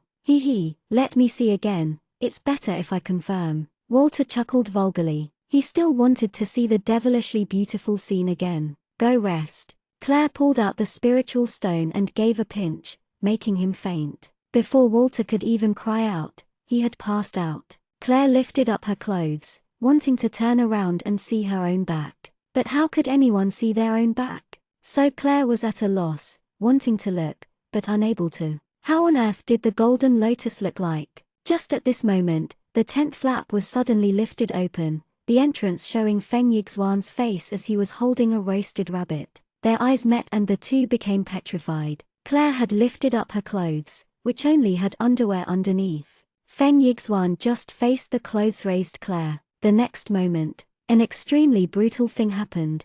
Feng Yixuan's mournful cry resonated into the night sky, lasting for a while. When everybody faced Claire's tent, they only saw Feng Yixuan's face was completely bruised as Claire was stepping on him. Feng Yixuan's hand was still raising the well-roasted rabbit, not letting any dust stick to the roasted rabbit. "It's nothing, I just have some personal business with Feng Yixuan, that's all. Sorry to bother everybody," Claire said to everyone standing at the entrance in a nonchalant manner, smiling sweetly. Personal business? This personal business could make someone's entire face be bruised and then stepped on. Shui Wenmo emitted a flash of craftiness from his eyes. He extended his hand out, blocking everyone, saying while chuckling, let's go. Since it's their personal matter, then we shouldn't bother them." The vague words made one's imagination soar. Everyone understood in a flash, turning to go back to their tents. Jean looked at Claire's expression, looking like he was thinking about something, but also turned and left. He had understood the look of repressed anger in Claire's eyes. When the surroundings quieted down, Claire used her foot that was stepping on Feng Yixuan to grind him a little, and said a bit hatefully, "Talk, what did you see just then? Your underwear is so sexy, it's actually purple." Feng Yixuan recklessly replied honestly. Greeting him was a foot that stepped on his back with much strength. Claire said angrily, "Let me ask one more time, what did you just see?" I didn't see anything." This time, Feng Yixuan learned from experience, changing to this response. But the slight trace of perversion in his eyes gave him away. Just then when Claire had been lifting her clothes, she had been facing the tent entrance directly, so Feng Yixuan didn't see Claire's back. But he did see Claire's purple lace underwear. "You don't knock when entering. You actually dare to open the tent flap without my permission," Claire said angrily, still a bit resentful. "I was wrong, I won't do it next time," Feng Yixuan said with a sullen expression. "It's all because of that stupid night's roasted rabbit. It tastes so bad. That's why I roasted another one and wanted to secretly give it to you." Only then did Claire notice that the Feng Yixuan she was stepping on was clinging to a shiny roasted rabbit, raising it high, not letting any dirt from the ground stick to the rabbit. Claire retracted her foot. "Get up." Only then did Feng Yixuan crawl up. "From now on, you can only enter after getting my permission." Claire's expression lessened slightly, but still a little angry as she spoke. Yes, okay. Of course I will." Feng Yixuan gave the rabbit to Claire, swearing solemnly. "All right, you can go back." Claire accepted the rabbit, Feng Yixuan turning to leave. Claire looked at Feng Yixuan's figure and said quietly, "Thank you. It's something I should do." When he heard this, Feng Yixuan became happy. He smugly touched all the bruises on his face as he left, thinking to himself that the beating was worth it. Besides seeing such a good scene, he also gotten Claire's touching thanks. Claire looked at the rabbit that had been roasted brilliantly, the heat controlled perfectly. She really never expected that the Feng Yixuan who came from an exceptional household and environment had such a skill. But it had been really dangerous just then. Fortunately she hadn't faced her back towards the tent's entrance, otherwise Feng Yixuan would have seen the golden lotus, and who knows how the situation would have been like. Claire looked at the glove on her right hand and sighed lightly. It was really too mysterious now. Her hand had been marked by that abnormal god of darkness and her back had grown a golden lotus. If the 12 petals all opened up, then would the golden lotus disappear? She hoped so. Claire bit the roasted rabbit gloomily, thinking angrily. In the early morning, the fallen knight and the girl were going to leave. The fallen knight's wounds were treated by Cliff's medicine and much better, and the girl's hair had been dyed a common brown, eyes dyed grey, average to the point she couldn't be more average. We cannot implicate our benefactors. Our goals are pretty small and we won't be too eye-catching. From this point on, we will take our leave. The fallen knight solemnly bowed deeply, the nearby girl also stooping to bow. Currently, the two had changed into the clothes that Claire had sent them. They had already cast away the armor and sword that could expose them, becoming an extremely common pair of travelers. Be careful on your way. Claire pulled out her wallet and took out a few golden banknotes and then poured out some golden coins, giving them to the fallen knight. Hold on to these. Buy land in a remote village and settle there.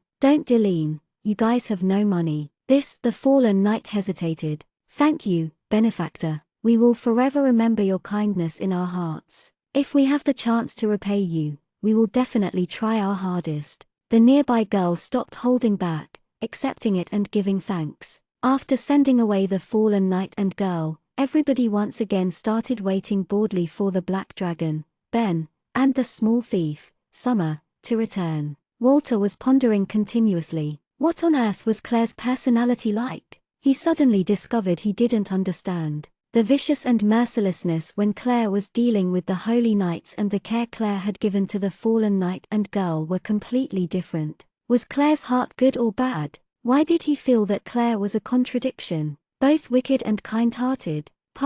What kind of messed up combination was this? Walter spit to himself. Suddenly, Walter quivered for a moment, something flashing in his mind. Contradiction, both wicked and kind-hearted. This kind of soul was the most beautiful thing to the god of darkness. Perhaps it was because of this that the god of darkness had claimed Claire as an offering. And when he said it was not time yet for the offering, was he waiting for Claire's soul to grow more? The most perfect combination, wicked and kind-hearted. This kind of beautiful soul would be hard to come by in several thousand years. Walter was frightening by his own conjecture. Was it like this or not? He could only calculate one step at a time. He would definitely understand the situation in the future. While Cliff was watching over her, Claire started meditate, sitting on the ground. When noon hadn't arrived yet, a fierce gale came from mid-air, alerting everyone. The black dragon Ben had come back with the little thief Summer in his claws. After Ben descended,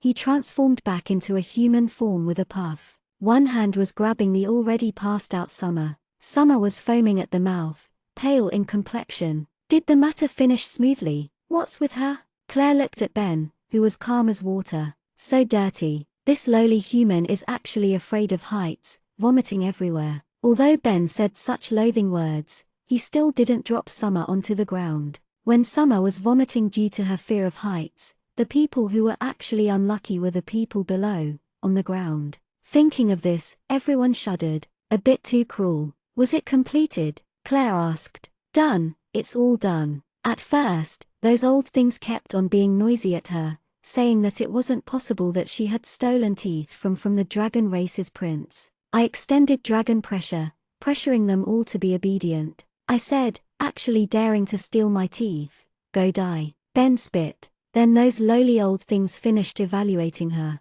Was it possible? Black Dragon Ben had learned to be smart this quickly. So only that happened. You didn't take revenge afterwards. It just ended unsettled. Claire kept on feeling that something was off. Of course, I just made them bring out the little thief and then let them go. That's why I just brought back this lowly little thief. Ben laughed loudly, then lowered his head to look at Summer, who he was holding on to, pulled her up, and shook her, hard. Wake up. Summer made a few retching sounds, slowly opening her eyes. When she saw Claire, suddenly, an exceptionally warm and affectionate look appeared in her gaze. While sobbing, she said, Claire, tell him to let me go. This evil-hearted guy, after he knew about my fear of heights, he flew around in circles, otherwise we would have arrived much earlier. I've vomited out everything I ate last night.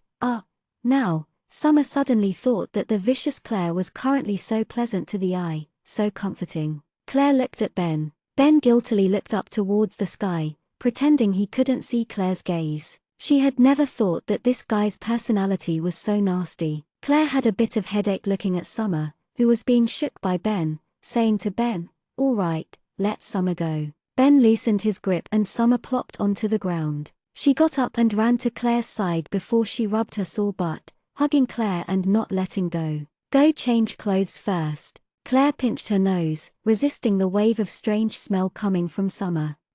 Summer smelled herself and then spit and vomited.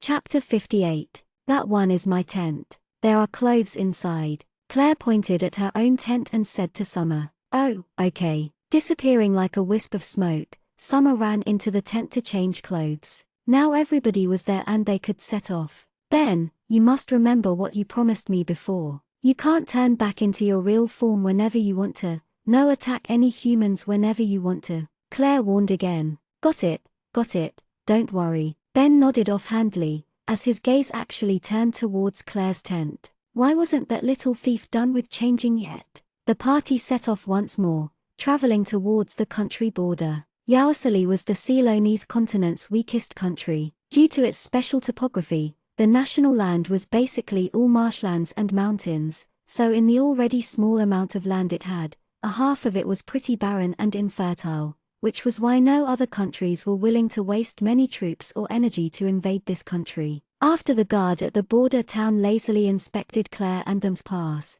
they traveled together and then started to doze off. So tiring, Claire. Can we have a hot bath tonight? Summer stretched her body, watching Claire expectantly. Yes, we'll find a pretty good inn, rest, and then travel tomorrow. Claire was also a bit tired. Also, she wanted to find a quiet and safe place to study the second level of the treasured lotus style. Wow, Claire, you're awesome. Summer jumped up and down, looking completely satisfied. Even if it was in the middle of summer, cold baths were still uncomfortable. After they found the border city's best inn and Claire paid for a room for each person, she instructed the boss to send food and hot water to each room. Now it was finally quiet for a while. Claire locked door after entering the room and laid on the bed with her clothes on. Walter, first go check to see if that black dragon Ben is staying obediently. After Claire sent Walter away, she took out the treasure lotus-style book, flipped through a few pages,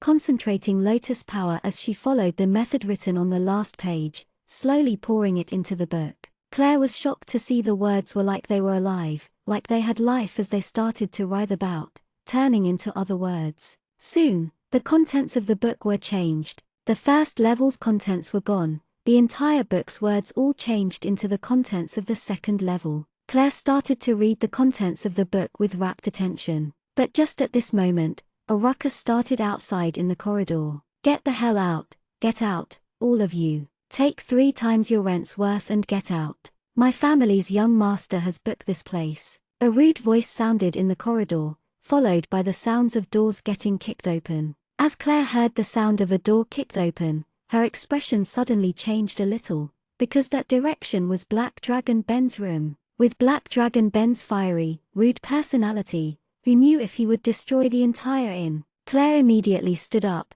opened the door, and hurriedly walked out. Walter experienced schadenfreude as he floated back. Oh yes, Claire, there's going to be a good show. Claire hurriedly dashed to Black Dragon Ben's room. At the doorway, a person dressed like a chamberlain was currently bellowing with a foul mouth. Get the hell out, I'm talking to you, black-haired lowly scum, get the hell out quickly, take your money and get lost, don't delay my young master's rest. In the corridor, there were chamberlains at every other door, all kicked doors open and yelling at the people inside the room to get out. Claire and Walter both prepared mentally, waiting for Black Dragon Ben's explosion. But the next moment was as peaceful as ever, Black Dragon Ben's room extremely quiet. Claire froze for a moment, then hurriedly rushed over. Standing at the doorway, she saw Black Dragon Ben obediently sitting on the bed, but his flushed red face showed the anger that he was currently enduring fiercely to suppress. All of you,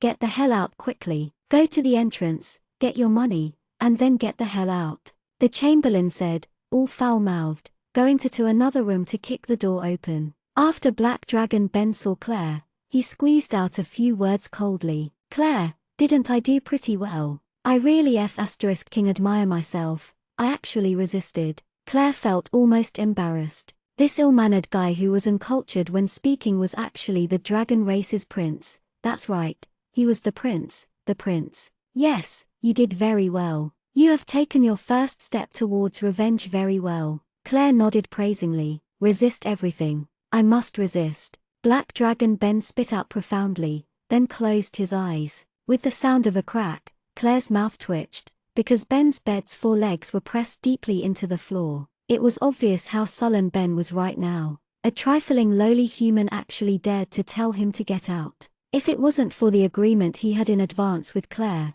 he would have long since eaten these people, then destroyed the inn. Very good. Continue, continue. Claire nodded, then turned. Now Feng Yixuan, Jean, etc. also opened their doors, all looking to see what kind of people were hollering about. Only Cliff didn't open his doors. He knew Claire and them would settle the situation. A string of footsteps came from the corridor's staircase, followed by a feminine voice full of dissatisfaction. Such a disgusting place. Do I really have to live in such a place? Is it that I can't go to a better place? Young master, this is already the best inn of the city. Please endure a bit, sir. Your servants have already driven away those lowly commoners for you. A voice consoled. Next, appearing in everybody's line of sight was a gorgeously dressed young man, face full of freckles, but also completely smeared with the powder that noblemen used, his face so white, it was like a pig's skin. A group of chamberlains followed him from behind.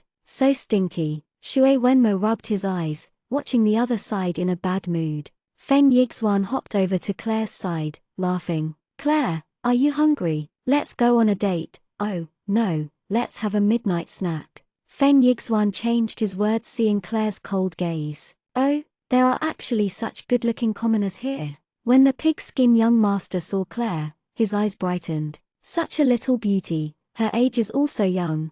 Playing with this kind of figure was the best. Go ask who brought them, set a price for this young master. Just in time for me to enjoy tonight. The pig-skin young master looked at Claire pervertedly, saying to the nearby chamberlains, who would have thought this poor place actually had such goods. Yes, young master. The nearby chamberlain immediately ran over, running to Claire. They looked at Claire, then at the nearby Feng Yixuan. You, ignorant commoner, how much is this little girl worth? Name a price. Our young master has taken a liking to her. It is her good fortune to serve and attend to the young master's needs. Perhaps the young master will pamper her for a few days. The chamberlain said to Feng Yixuan rudely, watching him arrogantly, not knowing that the god of death was about to descend. Before Claire could even speak, Feng Yixuan went on a rampage. Die! Feng Yixuan's gaze was suddenly cruel, without any warmth. With a roar, without giving the other side any chance of reacting,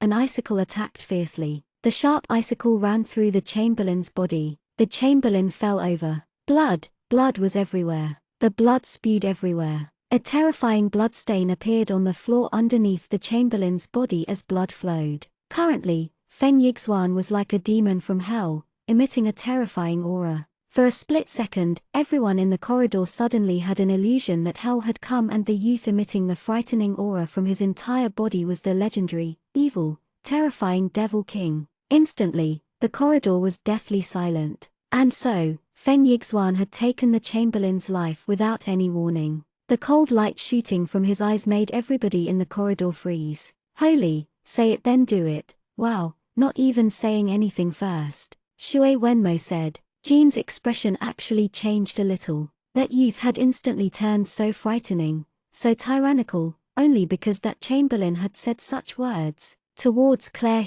Jean grasped his sword hilt tightly. Everybody only focused on the chamberlain being killed by such magnificent magic, and nobody noticed the corpse that had fallen onto the ground, the heart already shattered by Du Qi. Jean and Feng Yixuan had made their moves at the same time. Meigai Qian. It's a Meigai Qian. Someone's been killed. Somebody come, someone's been killed.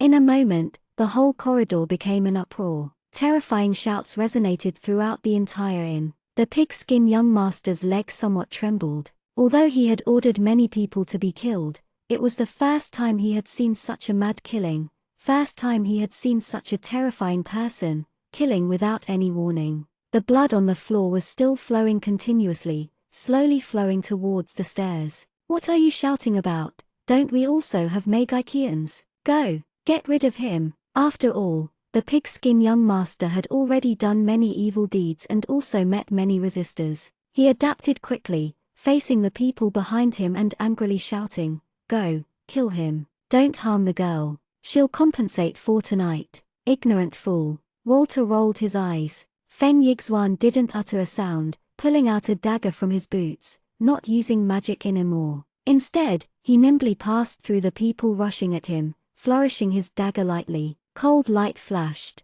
With every flourish, a person's throat would be lightly sliced open. Then, blood spewed like fountains in the corridor, rising and falling in succession. It was basically the dance of a god of death. Gorgeous, yet bringing the dense and dreadful aura of death. Feng Yixuan's eyes flashed red, exceptionally frightening. Go and block him, block him. The pigskin young master finally started to feel fear, finally realizing he had provoked someone he couldn't afford to provoke. The two Magikians behind the pigskin young master immediately emitted magnificent magic. With a slight wave of his hand, Feng Yixuan set up a magic shield, easily blocking the other side's attack. Shui Wenmo leaned on the wall, yawning as he watched Feng Yixuan's one-man show, but on the inside, he felt apprehensive. Before, when people had insulted and humiliated his family, Feng Yixuan hadn't been this moved. Today, it was like he had eaten some kind of expired aphrodisiac.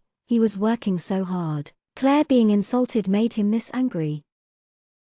Chapter 59, Claire's Shamelessness Leading Astray. Claire, why is he so angry? Black Dragon Ben was confused, standing at Claire's side, asking because he didn't understand at all. Claire was silent. Jean's expression changed, a profound look arising in his eyes. Why was he so angry? He was so angry for Claire, because he clearly showed that he liked Claire. This wasn't strange. But why? Jean's hand quietly covered his chest. Why was it that just then, when he heard that Chamberlain say those words, an inexplicable anger surged here, and became larger and larger? Why? Why was it that the moment he heard those words, killing intent immediately arose in his heart? Jean tightened his grip on his sword. Claire watched Feng Yixuan take their lives like a god of death, and for a moment, her heart became completely blank. What was this feeling? Landy, go up. If I die, you won't get a single penny. My grandfather will even blame you. The pigskin young master retreated like his life depended on it,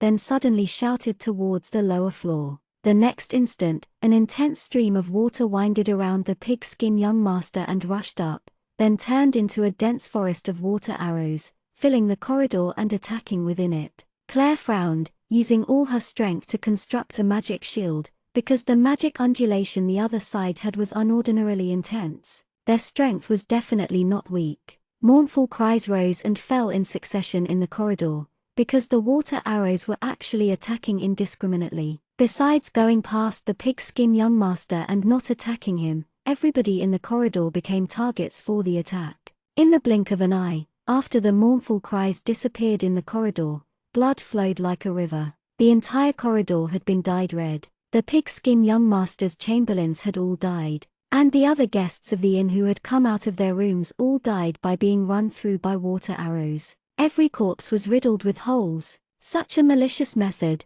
not even letting their own men go. Feng Yixuan went back to Claire's side, coldly watching the entrance of the corridor's stairs. Oh man, so many people died. Black Dragon Ben said nonchalantly while shaking his head, making his way to Claire's side while watching the corpses that covered the entire floor. Then he looked at Claire expectantly, saying, "Can I make my move now? Can I eat that Magikian?" Black Dragon Ben was pointing at the Magikian who had slowly made his way up the stairs. "He's mine," Feng Yixuan said coldly. "I'm very poor. I don't have any money. That's why I'll kill you guys. I'll have money then." The Magikian who had made his way up the stairs said such words slowly and woodenly, without any tone or any warmth. "That's why, you should all die today. For my money." "Careful," Claire said softly, frowning. This Magikian was definitely someone unordinary. Claire started to become a little worried, because just then, not only did she use all her strength to construct the magic shield,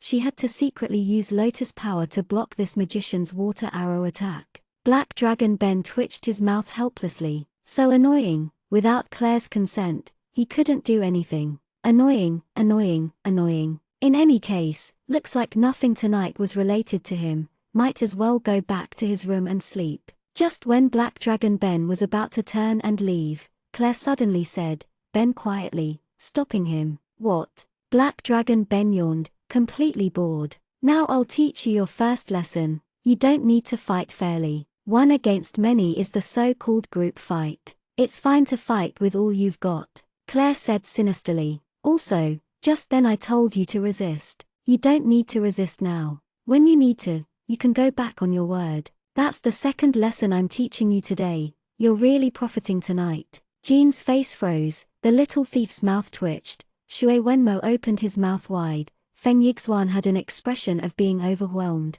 Walter just fainted. The next moment, the group fight started. Part 2, The Crisis Strikes. Black Dragon Ben gave a strange cry, spitting out a fierce fireball. Instantly, the water and blood flowing in the corridor were evaporated. The other Megakian calmly and unhurriedly set up a water shield, but was pushed back by Black Dragon Ben's strange strength. But the water shield didn't break. F***ck your great-grandfather. Black Dragon Ben cursed without care for his status. He had only used a third of his strength, but never thought that the other side would be able to resist this attack of his. Once again, the Megakian made his way up, but greeting him was an even more fierce, even more shameless attack. Jin and Shui Wenmo already ran up to give a barrage of attacks. Feng Yixuan was even more shameless, continuously releasing majestic magic. Claire yawned, leaning on the wall and spectating.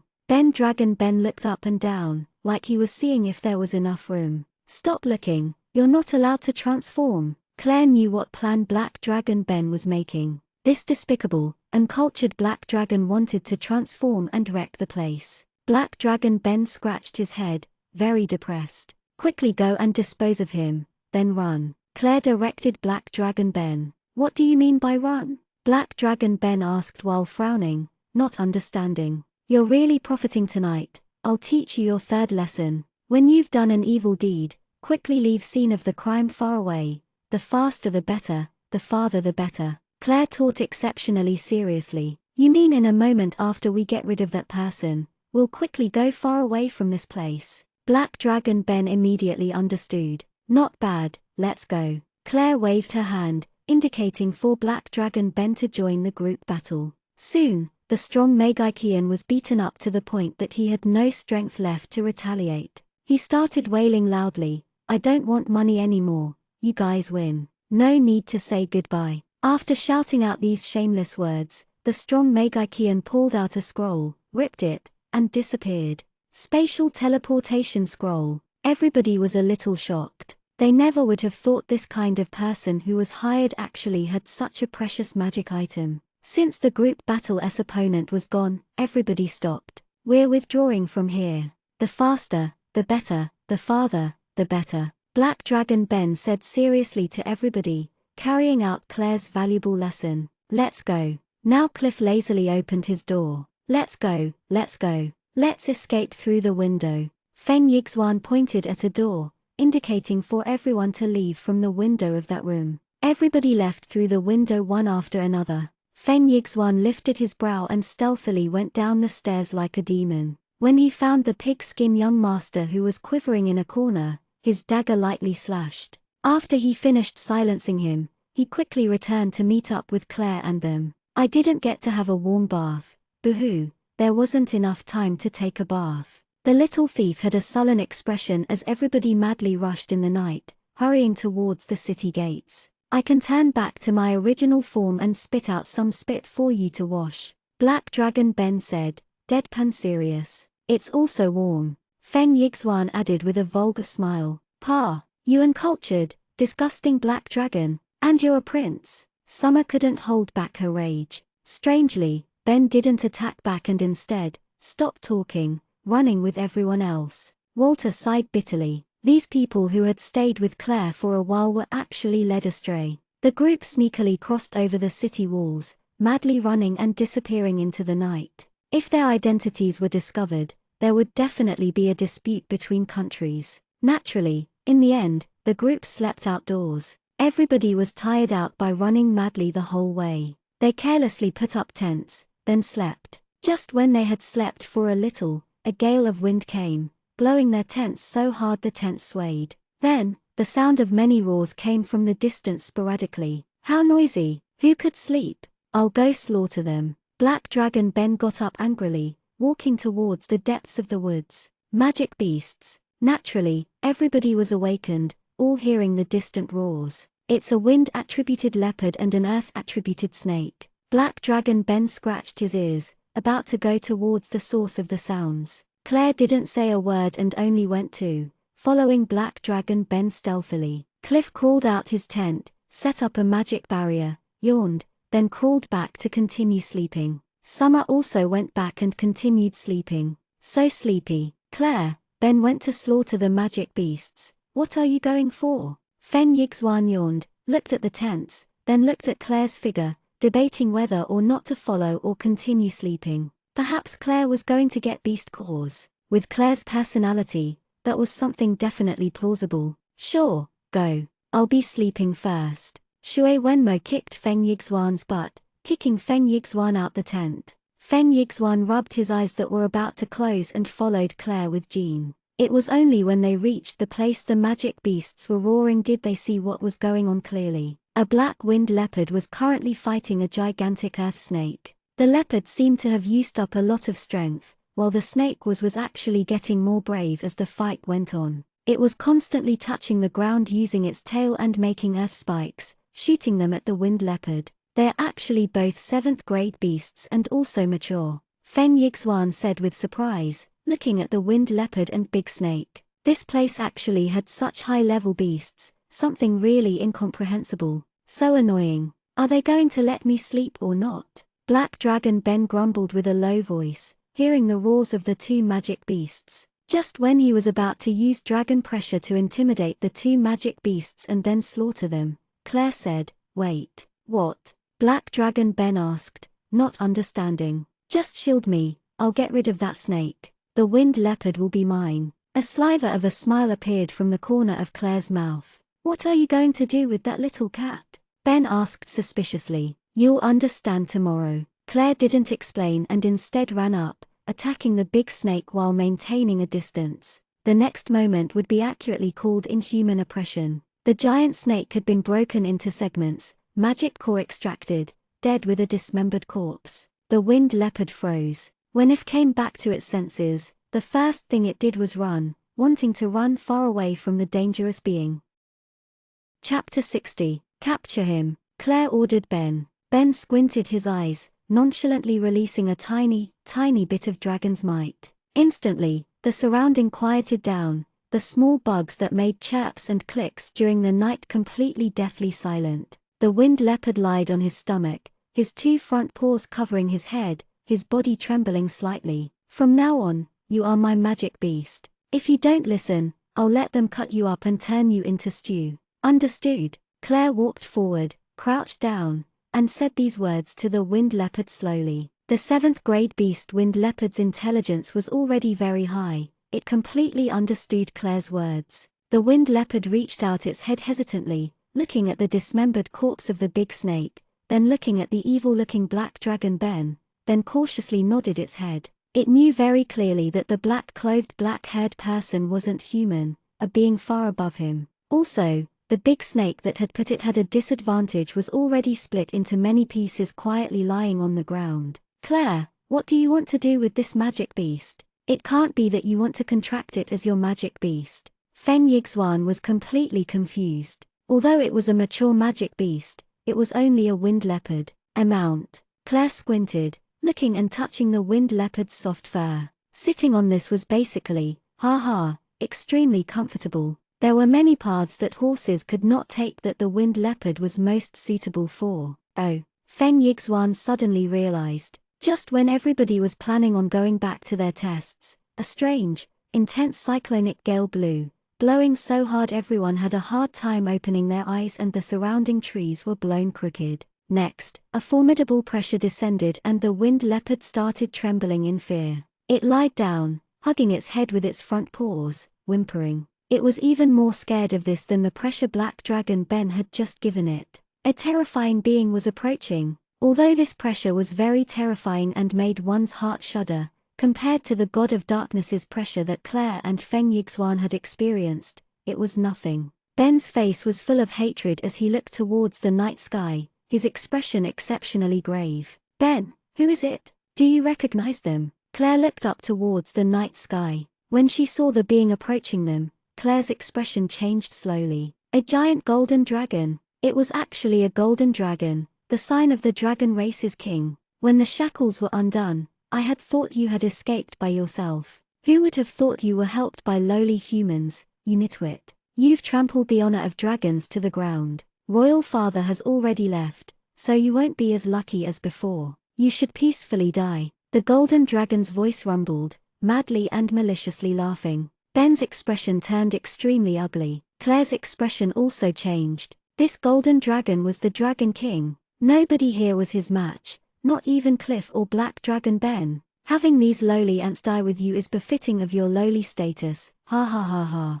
The golden dragon laughed heartily. Feng Yixuan slowly clenched his fist. All the people here added up weren't the golden dragon's match. Was it time to undo the seal? The golden dragon started flapping his incomparably giant golden wings and flew, looking down disdainfully at Black Dragon Ben. You lowly scum, royal father would protect you at times like this. Let's see who will protect you now. Claire watched the crazed golden dragon in midair solemnly, her heart somewhat sinking. Dragon, this kind of being, was a being from legends. An average dragon could easily wipe out an entire city. The dragon in front of her was definitely not average. He was the Dragon King, a golden dragon. His strength didn't need to be mentioned. She knew enough from seeing Ben's expression. The only royal successor is me. What qualifications do you, lowly scum, have to fight with me? I'll annihilate you today. The golden dragon roared, spitting out dragon aura. The dragon aura filled with destructive power attacked.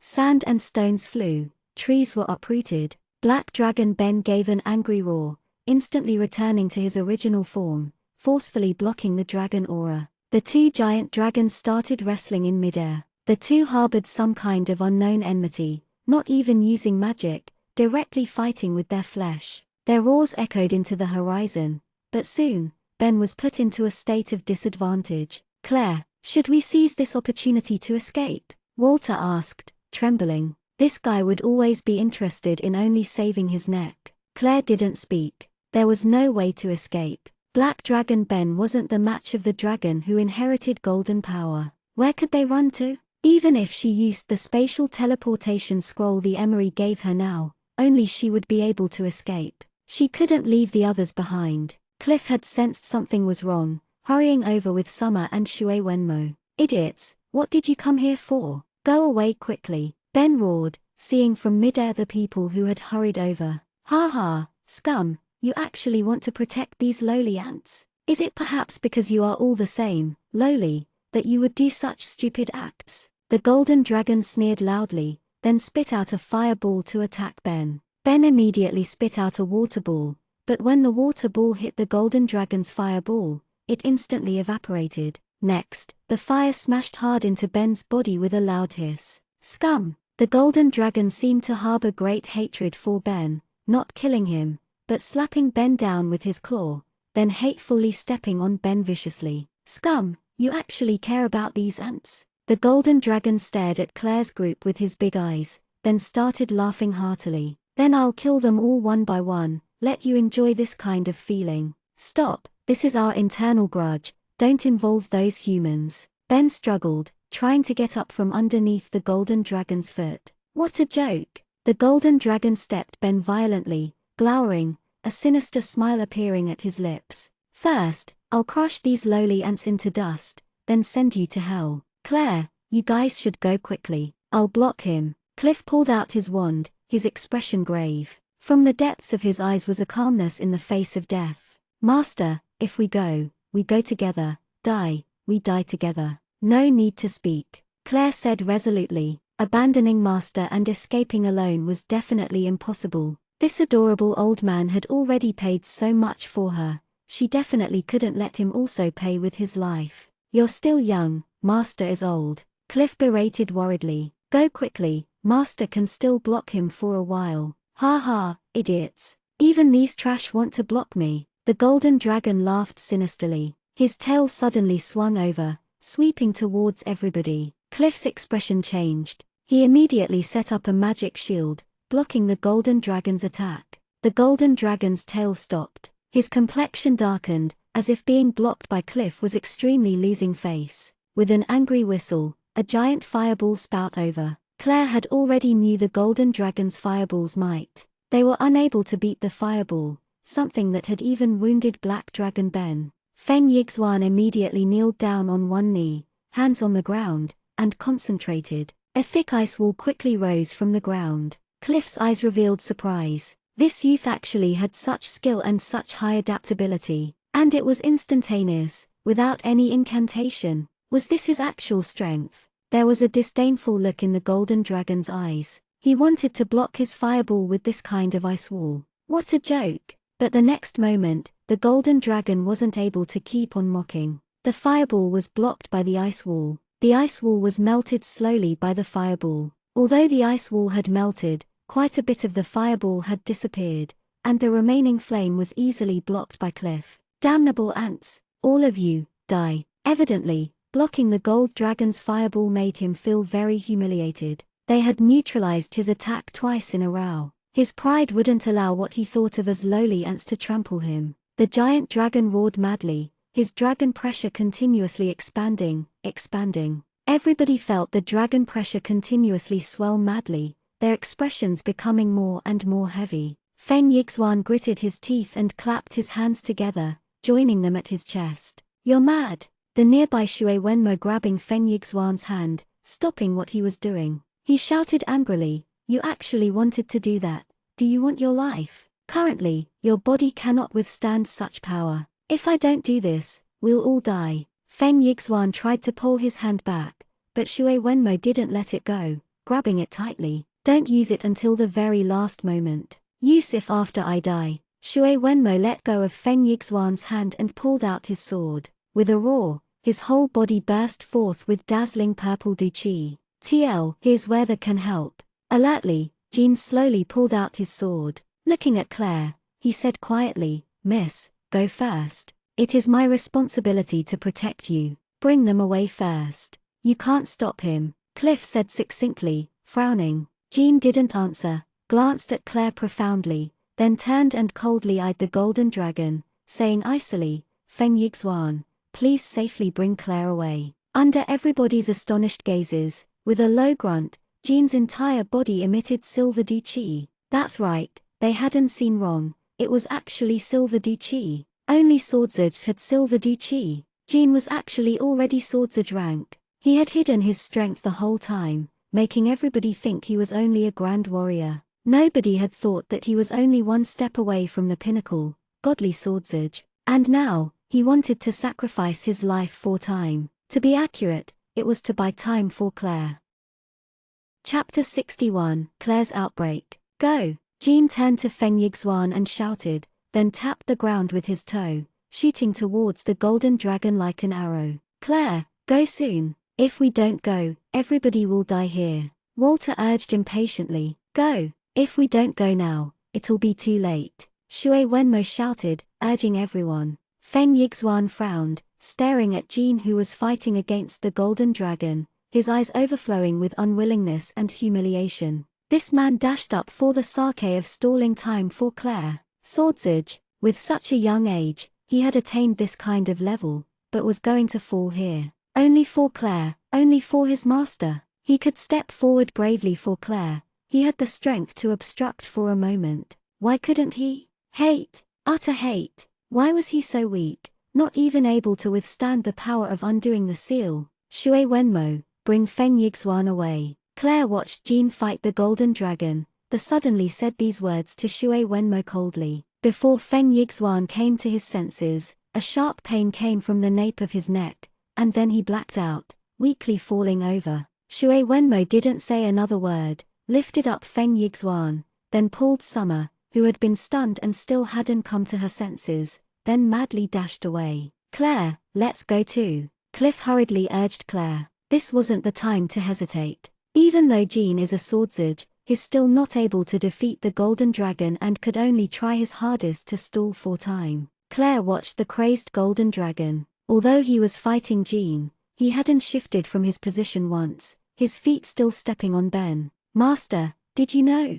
In the beginning, I had ill will towards Jean, unable to accept him, because he wasn't loyal. But now, Claire smiled softly, her eyes tranquil and calm. Master, forgive me. Go first. I cannot throw Jean away. Cliff's expression changed, but he didn't say anything. Instead, he chanted a small spell. Claire's body became rigid, unable to move. Cliff lifted the unable to move Claire with magic and started floating, rapidly escaping. Master, Claire called out in alarm. Cliff was actually taking her away forcefully and throwing Jean away. Claire, you can't die here, and you're not supposed to die here. Currently Cliff's voice was ice cold, indescribably callous. Claire stared wide-eyed at Jean as he slowly went off into the distance. Roar! Suddenly, the golden dragon was in pain, painfully snarling. It turns out, Jean had wounded his tail. The tail had a harsh wound currently bleeding bright red blood. Damnable ant, be destroyed with this land.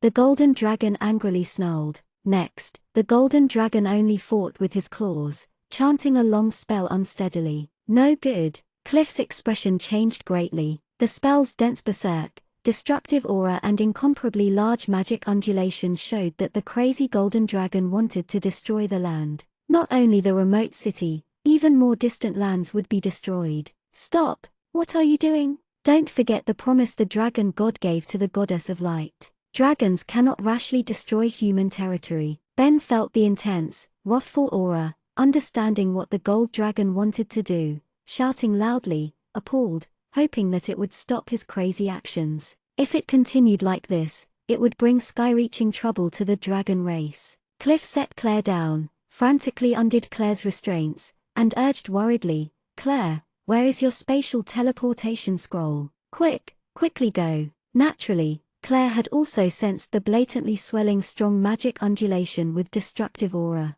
As long as the golden dragon finished chanting, this area of land would soon become a wasteland, barren, all living beings instantly destroyed. Jean also felt the danger, sharply attacking with his sword with Du Chi at the golden dragon's mouth. The golden dragon smiled disdainfully. With an abrupt wave of his claw, Jean was suddenly struck to the ground. The golden dragon directly pierced down, preparing to skewer Jean's heart. Jean! Claire's eyes instantly widened. An indescribable power suddenly poured out of her body fiercely. Currently, Claire only had one thought in mind. Jean cannot die. It was as if time stopped, everything still. All living things went silent, everything going still. The golden dragon halted right when he was about to finish chanting, breaking the spell. The enormous power was not released. The golden dragon widened his eyes, staring at his own claw. His claw had stopped right before Jean's chest, unable to go any closer. An enormous power restrained him, making his body unable to move. Time hadn't stopped. Instead, a formidable power restrained all the living things in the surrounding from moving. Cliff froze, because he felt by his side Claire's body pouring out an indescribably formidable power, continuously pouring out. Power, boundless power. It was a scorching power, making one exceptionally constrained, to the point that one would almost forget to think. Claire's gaze misted over. Slowly, she rose in the air. Four-legged reptile, go back to where you came from. A cruel smile appeared on Claire's lips. She raised her hand slowly. Instantly, a heaven-defying golden flame shot out. The beautiful, dazzling golden flame streaked across the night sky, attacking the golden dragon. Only then did the golden dragon come back to his senses. With a cold humph, he disdainfully extended his front claw nonchalantly to block Claire's flame. A mere human's flame, one pinch could extinguish it. Just then was merely some kind of strange fluke. He actually became absent-minded because of that tiny human's indescribable power. But the golden dragon cried out painfully. The golden flame had ran through the golden dragon's claw, creating a hole. Lowly human, what did you do? The golden dragon roared painfully and angrily. The claw wound was actually becoming bigger and bigger. Also, there was a scorching hot pain that became more and more intense. Do you really have grandeur? You're just a four-legged reptile, that's all. Claire floated slowly to the golden dragon, looking at him face to face, a faint, icy cold smile appearing at her lips. If you still don't treat the wound, you'll become a three-legged reptile. The chilling voice was like that of a demon from hell, profound and terrifying, like it could corrode the soul. The golden dragon's expression finally changed, because the pain he felt from his claw was becoming more and more scorching hot, and his wound was slowly expanding. Although he couldn't believe a lowly human could harm him, his wound was really worsening. Lowly human, I'll remember this debt. Wait for the most cruel revenge. The golden dragon finally believed Claire's treat, speaking hatefully, then flapped his wings, speedily disappearing into the night sky. Claire gazed at the golden dragon as it left, then let out a long sigh. If the golden dragon really wanted to fight to the death, then Claire would definitely be the one defeated. This kind of cowardly dragon who only cared for his neck was actually the dragon race's king, truly inconceivable. Claire, Cliff quietly called Claire, who was floating in midair. Claire slowly came back to her senses, then descended down. The next moment, she landed into a warm embrace. Jean had caught Claire in timely fashion. "Claire, how are you?" Cliff immediately rushed over and asked. "Miss, are you all right?" Jean's expression was full of concern. "What's going on? Why is your flame golden? Why were you able to burn his body? Dragons' bodies are the firmest. Why would he be wounded?" Ben turned back into a human and also ran over, asking suspiciously. What was scary about dragons was that not only were they able to do high-level enchantments, their body was exceptionally sturdy. Normal swords were basically unable to create any injuries on them, let alone a golden dragon's body. But Claire's flame had actually burned it. How could they not be surprised? But Claire didn't say anything at this moment. Another burning sensation came from her back. This time, the second petal had bloomed. Unexpectedly, at this critical juncture, she had comprehended the second level of the treasured lotus style. That was how she was able to beat back the golden dragon. She felt an even more terrifying crisis about to attack. Also, this crisis was very distinctly only for her alone. Tribulation lightning. Damn, why was it that with only the second level of the treasured lotus style she was going to receive tribulation lightning? Wasn't it only when those BS godly cultivation methods were cultivated to a very high level that there would be tribulations? When people learned godly cultivation methods, they would go against heaven's law and naturally would be receive punishment by heaven, passing tribulation, withstand heavenly lightning. With success, one would gain a godly amount of power. Failure would naturally result in the soul shattering and dispersing. But that was only in the Orient. What did it have to do with this realm?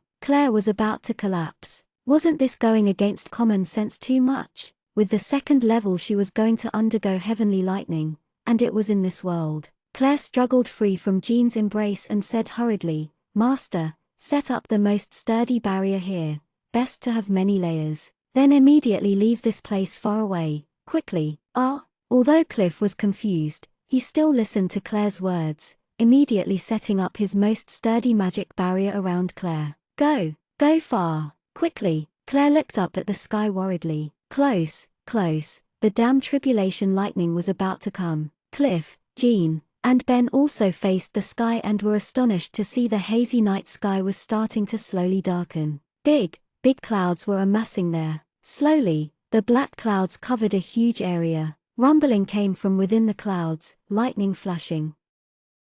Chapter 62. Was there going to be a downpour of rain? But why was it only that way around them? Other places were still bright like before. Selective rain? There was something as ridiculous as that. First leave this place quickly. In a while, there will be lightning strikes. This lightning is no small matter. It's not something the human body can resist. Claire said to them solemnly. This lightning is only directed towards me. If you leave, there will be no problem. What? When they heard Claire's words, their expressions changed greatly. There was actually something like that. "Miss, you even said that it's something the human body can't resist. How are you going to resist?" Jean became worried, wanting to rush to Claire's side. But Cliff had already set up a sturdy barrier and even put up a couple of layers. Naturally, people outside weren't able to reach Claire. I'll immediately undo the barriers. Cliff also became frantic. "There's no time, Master. If you undo them right now, I will definitely die. If you don't, I'll still have a sliver of hope for living. Quickly get out of the way." Claire immediately shouted at Cliff to stop. "What's going on? Claire, what on earth is going on?" Cliff was so frantic, his face was full of sweat, but he didn't understand. "I'll tell you after, don't bother me now." Claire immediately sat in the lotus position, clapping her palms lightly before her chest, starting to use the second level of the treasured lotus style. "Let's first withdraw," Ben advised Cliff and Jean, seeing the rumbling dark clouds and the lightning and thunder within the layers. The two weren't willing to take even one step away. Black Dragon Ben instantly transformed back, grabbed one of them in each claw, then immediately retreated. The rumbling sound of thunder resonated into the horizon. A lightning writhing about amidst the dark clouds, making one's heart alarmed and one tremble with fear, completely charged with berserk and dreadful power. Just one lightning bolt. Claire clenched her teeth. She should be able to withstand it. A shocking, dreadful, Snow-white lightning bolts streaked across the night sky, directly striking at Claire. "Claire, miss!" Cliff and Jean both frantically cried out. It wasn't some small lightning from a Magikian, it was a natural lightning bolt from the sky, brimming with berserk and unsteady power. The bolt of lightning lit the surroundings white. As he watched the situation, Ben froze. His claws loosened, dropping Jean and Cliff. They saw very clearly that all of Cliff's barriers were struck broken by the lightning bolt, but didn't see it wound Claire. Because they couldn't see Claire, Claire was wrapped up tightly by a gigantic golden lotus. The giant golden lotus shined brightly, dazzling more so within the night, more beautiful than anything that could be imagined. It deeply shocked their souls, making one unable to move their gaze away. The lightning bolt broke Cliff's barriers and attacked the golden petals, but was like a stone that had been thrown into the sea and sunk to the bottom, without any reaction. The next moment, the dark clouds dissipated. The night sky was once again glittering with stars, as if the dark clouds and lightning just then was their hallucination. The two humans and dragon just blankly stared at Claire, deeply engrossed by the golden lotus wrapped around Claire. Slowly, the golden lotus gradually opened its petals, showing Claire, who was sitting inside. Everybody would remember this sight for a long time. The current Claire was so at peace and beautiful, attracting one's soul. Claire gradually opened her eyes and slowly got up. Looking down and seeing the giant lotus beneath her feet, she inwardly cursed at the creator of the treasured lotus-style cultivation method. How sneaky! The golden lotus seemed to be specialized for the tribulation lightning. In other words, every time she comprehended, there would be tribulation lightning and the golden lotus would protect Claire. Cliff and Jean hurriedly rushed over, both looking very worried. Just at this moment, the golden lotus suddenly shined millions of rays of light, completely submerging Claire. Slowly, the light dimmed down. Everybody was in shock as they watched Claire close her eyes, hair blowing, her sleeves also flying fast. Her refined look stunned one's heart. An indescribable feeling of freedom emitted out of every fiber of her being. It was as if something from deep within her body was slowly sprouting, then blossoming. Then the bright golden lotus slowly disappeared. The surroundings darkened. "Claire!" Everyone hurried over. Claire sighed quietly. How was she going to explain to them? "Claire, you advanced." Cliff watched Claire and suddenly shouted, pleasantly surprised. "You're actually now at the level of a wizard. Before, you were only a grand Magikian." "What? Wizard?" "The capital's temple of light." In front of the inscription of the goddess of light, there was the green-haired woman, the temple of light's best prophet. She was currently kneeling, eyes closed, in front of the divine inscription. A moment later, she slowly got up and opened her strange pair of eyes. The goddess had just given out orders. The person the goddess wanted to find was in Yaosali. They needed to immediately send people there to find them. Advanced. She advanced just like that. Claire looked at her hands suspiciously, feeling something was different from before. There was some kind of power filling her body. But, she had so suddenly just like that. Did it have to do with the treasured lotus style? "Claire, what was that flower just now? Why would lightning strike?" Ben continued to ask, suspicious. That Claire was thinking of how to reply. "Claire!" An impatient shout came from the distance. It was Feng Yixuan's voice. Everyone turned to see Feng Yixuan madly dash over. "Everything you saw just then was what I learned from the book from summer," Claire replied briefly, not planning on hiding anything. "Learned it from that book." Jean was suspicious. The words on the book didn't seem to be from this continent. Why was Claire able to understand them?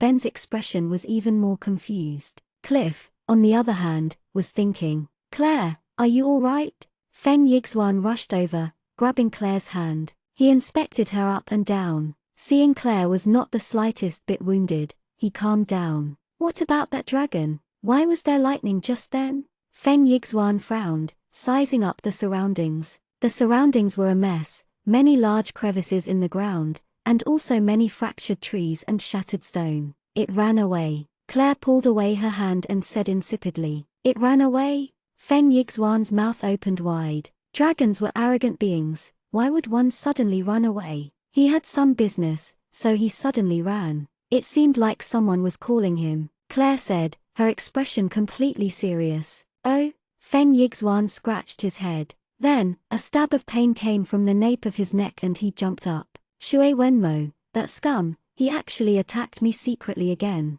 If I don't completely beat him up this time, he won't know. You can't die here. Let him take you away. Claire stopped Feng Yixuan. Feng Yixuan froze and just stood there, facing away from Claire, suddenly quieting down. Nobody could see his expression. From far away, Shui Wenmo and Summer also made their way over. They had hurried over after confirming they were safe. As they came close, everybody saw that one of Shui Wenmo's eyes had become a panda eye, evidently from Feng Yixuan. Where's the dragon? Summer asked suspiciously. There was some matter to deal with at Dragon Valley. He was suddenly summoned over. Ben had understood Claire's real meaning, lying without any indication of guilt. Wow, our luck is so good. Summer jumped up and down. Ben had said these words, so naturally, there was some credibility. But now they had already created a grudge with the Golden Dragon. Wanting to safely pass through Dragon Valley would be harder than hard,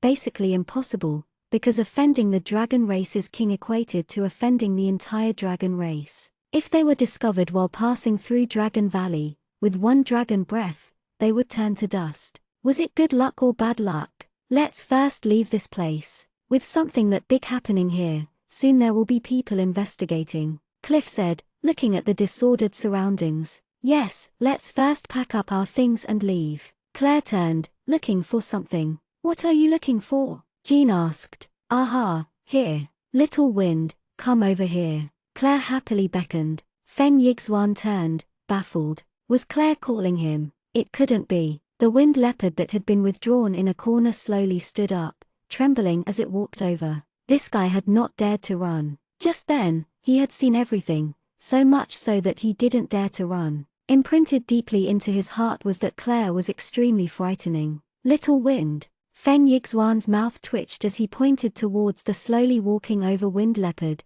completely confused as he asked, his little wind, you got a problem? Claire rubbed the wind leopard's soft fur, extremely satisfied. If you touch it and call out my name, I'll be thinking of strange things. Feng Yixuan chuckled. Claire's face darkened. While stroking the wind leopard, she said, from now on your name is Little Leopard, understand? The pitiful wind leopard looked at the dominating Claire and then nodded heavily. Now Claire relaxed. Everybody didn't need to carry anything as everything went into Cliff's interspatial ring. But the ring couldn't carry anything living. The 4 horses couldn't travel there and it would be up to them to walk there. But now it was different. The wind leopard's tall body, soft fur, graceful body, and thick padded feet completely made it a top-notch mount. Currently, Claire was riding the wind leopard, face full of content. Claire had practically laid down, half of her body touching the wind leopard's back. Summer seemed to be afraid of furry animals, staying far away. After leaving the place far behind, Claire yawned. The sky was already faintly glowing white. The ruckus had transpired the whole night, so they didn't get to sleep. Let's rest here. You guys should go back to where you came from. There's no way you can pass through Dragon Valley. Ben sat down and said insipidly, you've offended that narrow-minded, vicious and merciless guy who's sure to remember it. Now he's even inherited the royal golden power. Once his wound is better, he'll immediately think of a way for revenge. It's better to first think of how to deal with him. Chapter 63, Golden Dragon's Wrath. Cliff's expression flickered. He understood that everything Ben said was true. But if they weren't able to cross Dragon Valley, then there was no way to reach Sprite Forest, not to mention the god of sprites. Then there would be no way to undo the mark on Claire's hand. If we go now, we'll definitely die when we pass through Dragon Valley. If we don't go, there's still a chance, Claire said to Cliff insipidly. Of course Cliff understood Claire's words. Before the god of darkness descends, become strong, and use one's own strength to undo the mark, going against the god of darkness. But, was it possible? Could they wait until then? All right now, master, don't think about it. The sky's starting to brighten, we should rest. Claire yawned. Let's set up tents. Cliff's expression was solemn. He silently grabbed something. His heart was exceptionally grave. Go forward, or withdraw. The surroundings quieted down. Everybody went into their tents.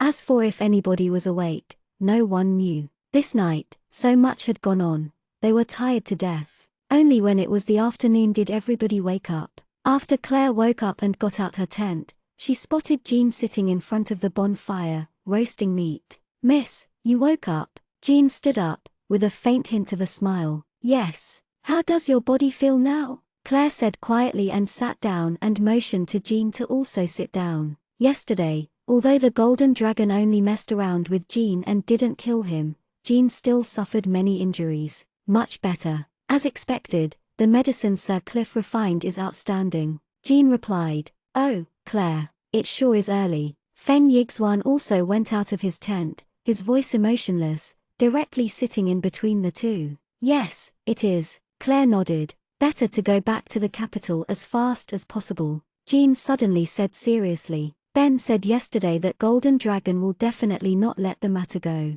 Gaining experience does not necessarily mean we need to go to Sprite Forest. We can choose other routes." Feng Yixuan frowned, wanting to say something, but then suddenly remembered that the mark on the back of Claire's hand was only known by him and Cliff. Thinking of this, Feng Yixuan swallowed back his words. "Yes, let's go back. After, the capital is the Temple of Light's territory. If what Ben said was correct, the Goddess of Light and the Dragon God have an agreement. Dragons cannot attack human cities." Claire nodded. If that golden dragon hadn't been scared off by her words, he still wouldn't have created a huge problem instead of running. This kind of dragon actually became the Dragon King. What a disgrace to the dragon race. Looks like Ben's relationship with that dragon was very strong, Claire speculated. If Ben hadn't been trapped, perhaps he would have become the next king. "Miss, are you hungry?" Jean rotated the roasting meat, asking quietly. Before Claire could respond,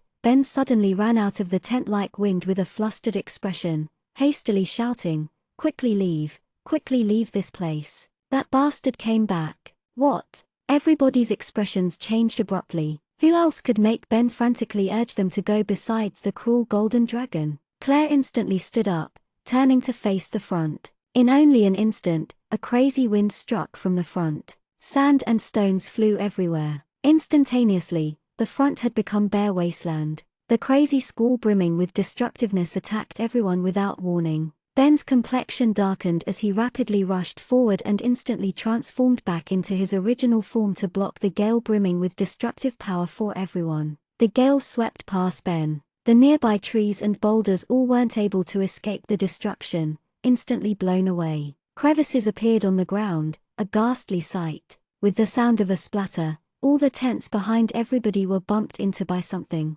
Next, those parts of the tests were slowly dyed red. Claire was shocked to look up and see more red, seeing Ben seep out blood. The crazy gale already cut Ben's strong body. What had splashed onto the tents was Ben's blood. This squall could actually cut Ben's body. Cliff and Ben were all soon out of their tents. Seeing the scene in front of them, everybody's complex irons all paled. "Lowly human, I said before that I would make you pay the price. I will shred your corpse into 1,000 pieces, your soul shall suffer for all eternity." The golden dragon's roar came from the distance, filled with hate and wrath. Claire's expression also changed. The golden dragon was actually this quick to return. This quick to contain the wound on his claw. This time, they weren't able to withstand the golden dragon's ire. What could they do? Soon, the golden dragon appeared within their line of sight. He widened his eyes sinisterly, snorting rudely, his eyes full of hatred and humiliation. Before, he had actually been scared off by that lowly human. At the time,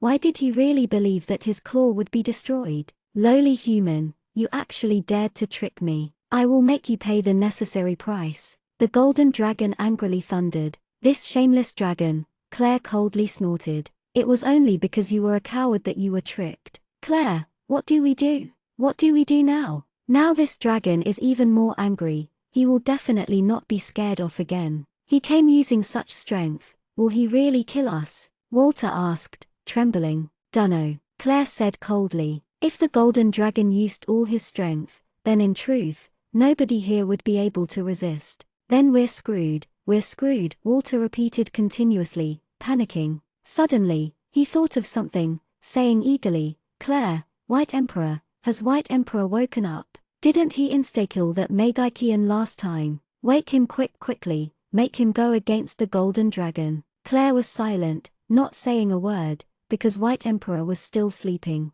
From the connection from the contract, Claire knew White Emperor would still not wake up at this moment. He was still recovering. Ah, I knew it. I knew nothing good would come out of staying with Claire. This time, I'm really screwed. Summer said mournfully, looking miserable. Don't give up until the bitter end. Shui Wenmo said solemnly. The golden dragon came closer and closer. Once he saw Ben standing in front of everyone, his expression became more and more sinister. Fuming with rage, he said, "You really fell beyond redemption, actually accompanying these lowly humans. How humiliating for the dragon race. Way better than a bastard who used evil means to become the king." Ben gritted his teeth and retorted. "Ha ha!" The golden dragon disdainfully started laughing wildly. "Blame your own stupidity. Go to hell." The golden dragon stepped back a little, rapidly chanting a spell. A glaring light beam suddenly shot out. Ben's expression changed and he dodged.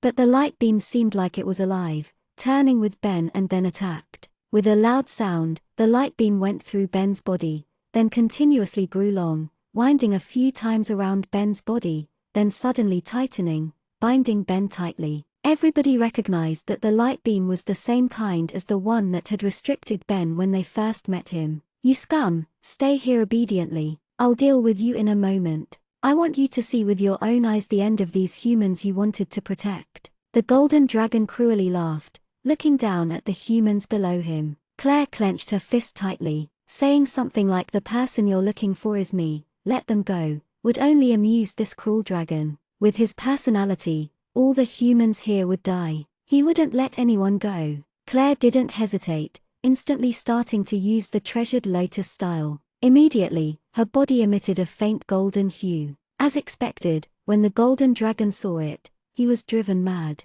It was only because this colored flame had wounded him, throwing his heart into chaos, making him mistakenly believe he was going to be wounded greatly, that he had humiliatingly ran away. The humiliation must be exterminated thoroughly. Die! The golden dragon grinned evilly, flapping his wings, spitting a strong dragon aura over. Cliff hurriedly set up a barrier. Feng Yixuan also set up a barrier to help. The surrounding dust flew, blurring everybody's sight. "Careful!" Ben's weak voice sounded, making everybody alarmed. Once the dust settled, everybody's expression changed differently. A glaring light beam was already attacking and right before Claire's eyes. As expected, the golden dragon was very crafty, first spitting out dragon aura to confuse everybody, then shooting out a light beam. The light beam was just about to go through Claire's body, and Claire was a human and couldn't resist this kind of attack that Ben could. A malicious grin appeared on the golden dragon's face. This light beam would go through and melt that lowly human, slowly melting the body with the soul. Then it would dissipate amidst the slow, eternal suffering. Nobody could stop it, nobody could save her. "Ha ha, ignorantly lowly human, this is the price to pay for hurting me." The golden dragon laughed heartily, waiting for Claire's miserable death, waiting for the lowly human's despair. Feng Yixuan's complexion instantly paled. He was about to rush up and block Claire without any hesitation. Jean also moved. Their goal was the same, blocking for Claire. Cliff set up multiple magic shields with one breath, but the light beam easily pierced through the magic shields and the magic shields instantly disintegrated. Claire closed her eyes. The treasured lotus style was churning crazle within her body. Golden lotus. At this moment, she needed to summon the golden lotus that could block the heavenly lightning and block the light beam with the golden lotus. "Quickly come out, golden lotus. You whimsical guy, actually not coming out at this crucial moment. F***ck, there's going to be someone who'll save you. What do I need to come out for? Waste of time." A lofty, rude voice suddenly sounded in Claire's mind, then instantly disappeared. Before Claire could come back to her senses and ask who is this, what was that supposed to mean? A familiar, terrifying repressing feeling suddenly appeared. The insane smile the golden dragon had suddenly froze. A feeling of repression that even he couldn't resist appeared, throwing his heart into chaos incessantly. A differently feeling slowly appeared, and the light beam that was going to run through and melt Claire's body and soul stopped right in front of Claire's chest, not moving forward at all. Everybody was dumbstruck. Only Cliff and Feng Yixuan understood what was going on with the familiar pressure. The terrifying pressure descended as the surrounds were gradually swallowed up by darkness. It was obviously daytime, but the surroundings were a mass of darkness, pitch black. A vortex appeared within the darkness. Then, blood-red light appeared within the vortex. A mocking smile appeared on Claire's lips. Who would have thought? It was actually him who came to save me. It was the god of darkness.